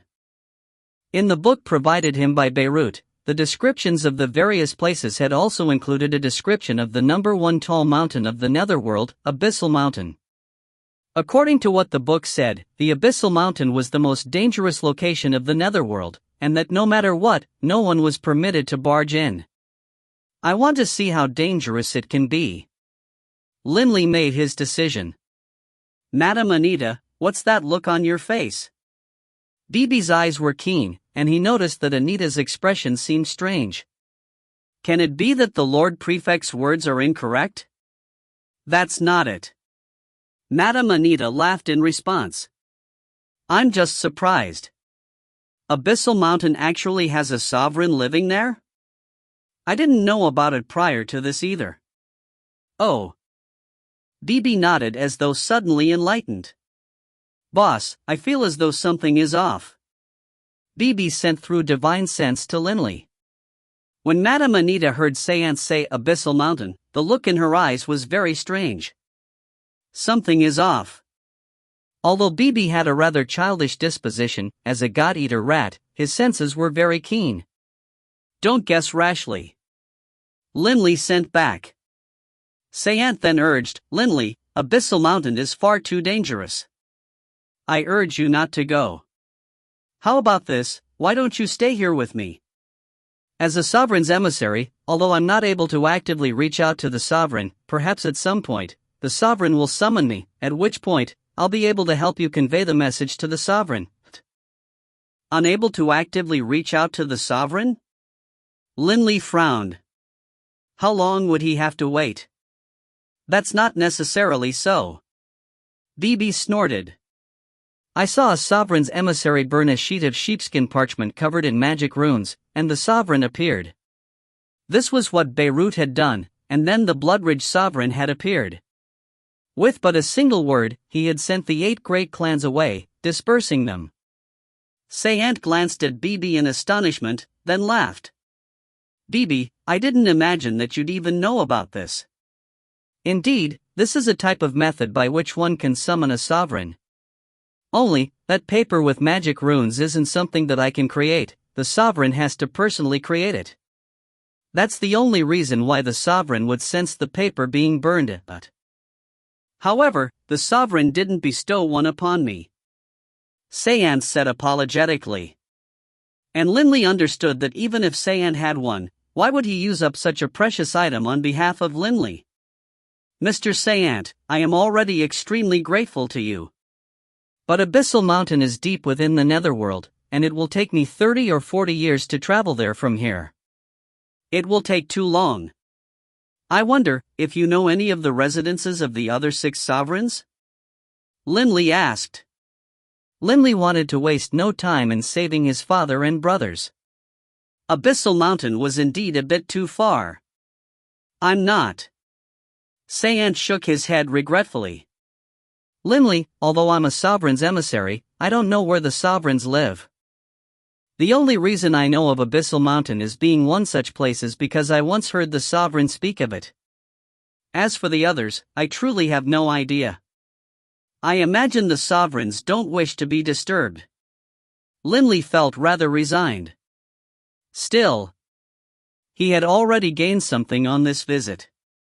At least he now knew that Abyssal Mountain was the residence of a sovereign.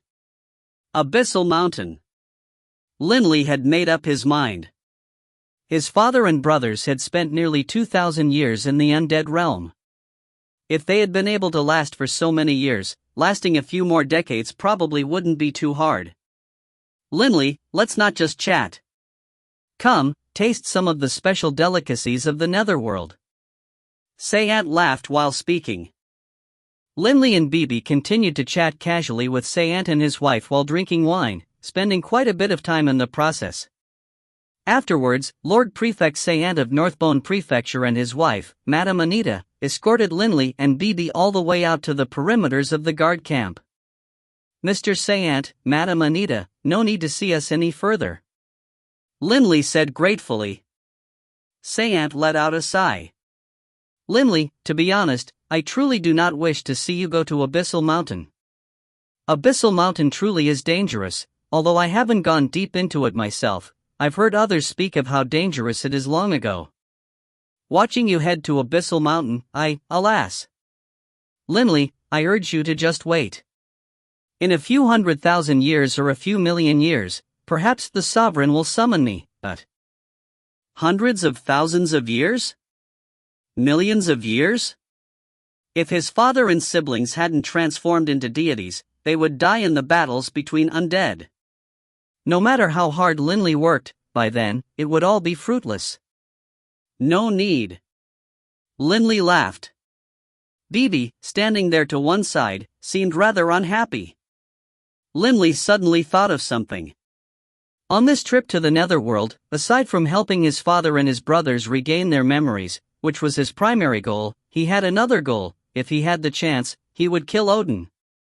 As Linley saw it, since Seant was the Lord Prefect of Northbone Prefecture, he should know quite a few experts. Mr. Sayant, Madam Anita. I would like to ask you if you've heard of a person. This person is roughly at the 7-star fiend level of power. His name is Odin. Linley looked at Sayant and Madame Anya.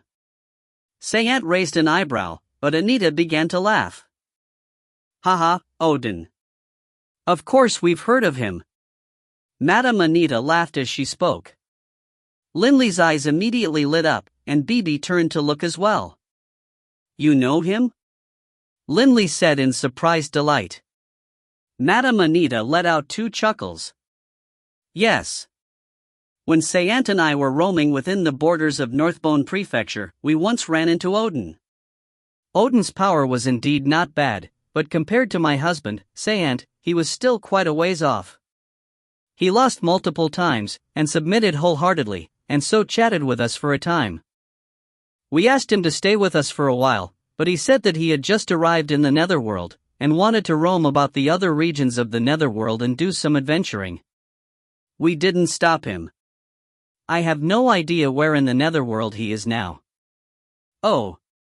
Linley and Bibi couldn't help but feel disappointed. Then we won't disturb you any further. Linley and Bibi bade them farewell, then entered their metallic lifeform and flew to the south, disappearing into the horizon. Why did you want me to deceive them? Anita turned to look at her husband. When she said these words, Anita also vigilantly set up a god realm, preventing others from hearing. Sayant laughed calmly. Do you know that between Linley and Odin, there lies a tremendous and irreconcilable hatred? Ah? Anita said, surprised. Then just now, when you said that the sovereign was at Abyssal Mountain, it was also because... Right. Sayant laughed calmly. Odin is one of us, after all. In addition, Linley and the Nether Serpent can be considered antagonistic. Although Linley isn't an enemy, he can't be said to be a friend either. However, Linley is very powerful. It isn't worth offending Linley for the sake of Odin. Still, all I did was give him a location. But you are having him throw his life away. Anita said. He is indeed throwing his life away. Sayant laughed. However, Abyssal Mountain is indeed the residence of a sovereign. Huh? It really is? Anita looked towards him in surprise. Right. And not an ordinary sovereign, the most powerful of the 7 sovereigns of the Netherworld. It is the residence of the chief sovereign of death. Sayant laughed calmly. I urged Linley not to go, but he insisted. If he dies, it has nothing to do with me. The chief sovereign of death. Sayant let out a sigh. If you find any errors, ads pop up, ads redirect, broken links, non-standard content, etc., please let us know. Report chapter so we can fix it as soon as possible. Book 18, Chapter 16, Abyssal Mountain. Book 18, High God, Chapter 16, Abyssal Mountain. That eerie, crescent red moon hung up high in the void. A metallic lifeform flew through the skies, bathed in that eerie red glow. Linley peered through the window towards the outside, seeing the occasional castle pop up in the distant mountain forests. Surrounding those rare castles were some massive flying dragons, immortal phoenixes, and other saint-type magical beasts. These enormous magical beasts were reared in captivity. Within the metallic life form. Boss. Bibi was holding a goblet of wine. Sipping from it, he frowned. Are we really going to the Abyssal Mountain? The book Grandpa gave us spoke of it, and said that it was the most dangerous location in the entire Netherworld. Although I want to adventure as well, I keep on having the feeling that Sayant's words are unreliable. Whether his words are reliable or not, we can't be certain for now. Linley put down his goblet, laughing calmly. We've just spoken to a single Lord Prefect. The Netherworld has more of them than just Sayant himself. When we reach the next prefecture, we'll ask again. After having spoken to a number of Lord Prefects, we can make our decision. Speaking with a Lord Prefect would only take a day or two, but traveling to the Abyssal Mountain would require decades.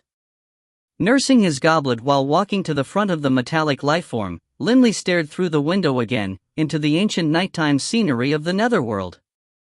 Linley sighed emotionally. I hope that the souls of Father, Yale, George, and Dixie were able to stay alive in the undead realm. From Northbone Prefecture to the Abyssal Mountain was a journey that entailed crossing through 6 other prefectures. In 2 of them, the Lord Prefects were situated in rather remote, distant corners. If Linley was to go visit with them, he would have to deviate significantly from his route by hundreds of millions of kilometers, and so Linley gave up and didn't go visit them. He went to visit the other 4 Lord Prefects instead. Of the other 4, 2 of the Lord Prefects were not present within their residences. It was possible that they were outside adventuring, and so Linley left empty-handed. But Linley did, in fact, meet the other 2. One of the 2 was present in his prefecture and received Linley, but this Lord Prefect didn't know a thing about the residences of the sovereigns. As for the other Lord Prefect, this one did indeed know a bit regarding the sovereigns. He said to Linley, Linley, based on what I know, deep within the Nether Sea, in the Azure Wave Island, there lies the residence of a sovereign. But of course, based on what I know, the Abyssal Mountain which Sayant mentioned also does indeed have the residence of a sovereign. Only, Abyssal Mountain is far too dangerous. It is best if you go to the island instead. Upon hearing this, Linley immediately expressed his gratitude and leave. The entire netherworld was formed from one enormous continent which was vaster than the 5 continents of the infernal realm put together. At the ends of the netherworld was a vast, endless sea which was known as the Nether Sea. The Nether Sea was truly endless, and the Azure Wave Island was deep within it. Go to Azure Wave Island. Linley shook his head internally. Traversing the entire netherworld alone will take nearly 2 centuries. To then venture into the Nether Sea and travel to Azure Wave Island will most likely take another century or 2. The trip to Azure Wave Island will take at least 3 or 4 centuries. Linley sighed to himself. In addition, who knows if I will even be able to meet the Sovereign once I reach Azure Wave Island? If I'm not even able to meet the Sovereign, I'd have to leave and head to the Abyssal Mountain and spend another 3 or 4 centuries. This round trip would take 7 or 8 centuries. Not worth it. Not worth it. The danger level of Azure Wave Island was much lower, but it was too far. Time. Time was precisely what he couldn't afford to waste right now. The sooner he could save his father and the others, the better. If too much time passed, his father, Yale, and the others might have truly died. Boss, you made your decision? We are going to the Abyssal Mountain? BB asked. Right. We're going to the Abyssal Mountain. So what if it is a bit dangerous?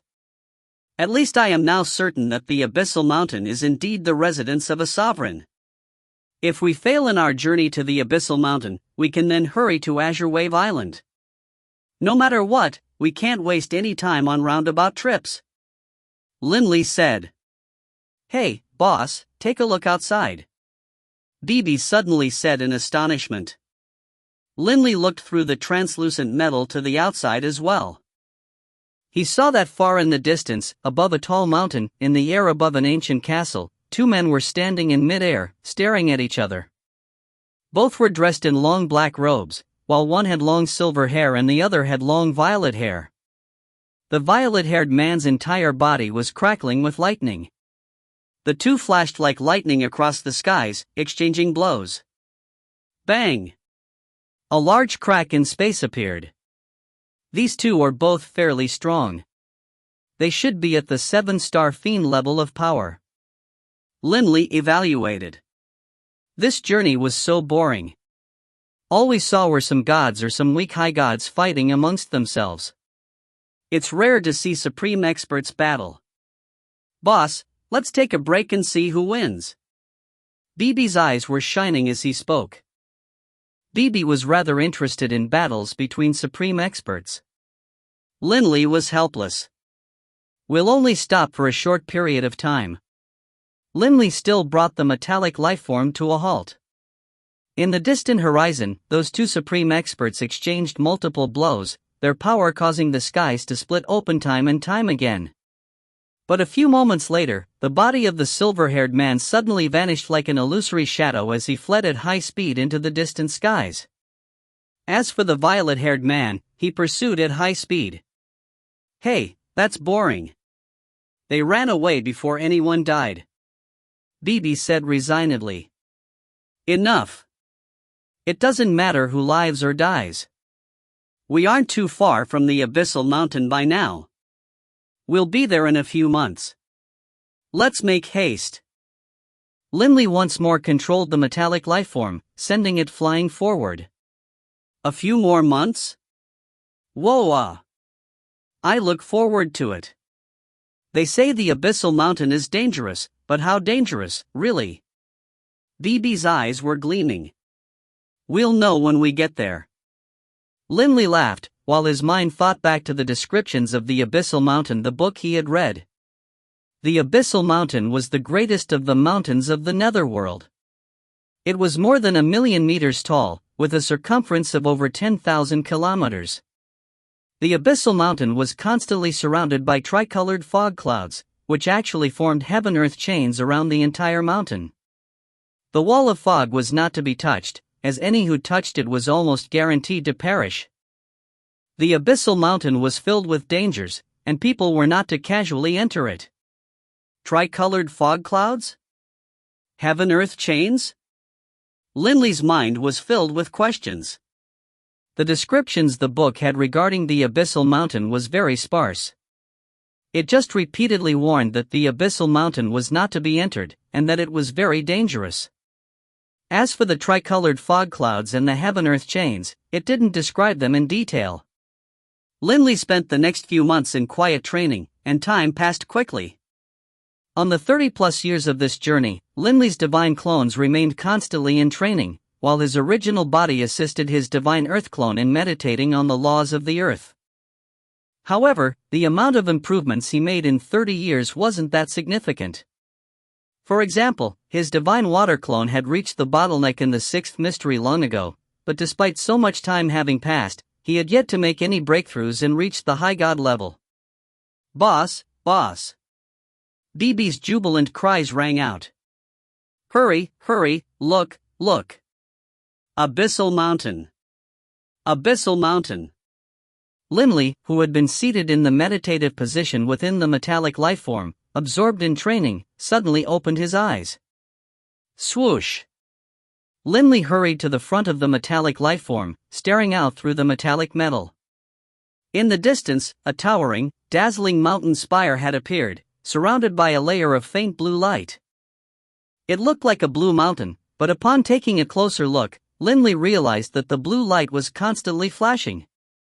It lives up to its reputation as being the greatest mountain of the Netherworld. A smile appeared on Linley's face. Bibi rubbed his chin, then said in praise, "The Abyssal Mountain really is tall. The books say that it is 1,000,000 meters tall, and before seeing it, I doubted if that was true." Seeing this tall mountain, Linley couldn't help but laugh.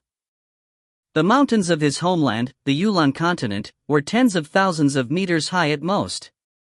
In the infernal realm, he had seen some extremely tall mountains that were hundreds of thousands of meters tall, but he had never once seen a mountain that was 1,000,000 meters tall.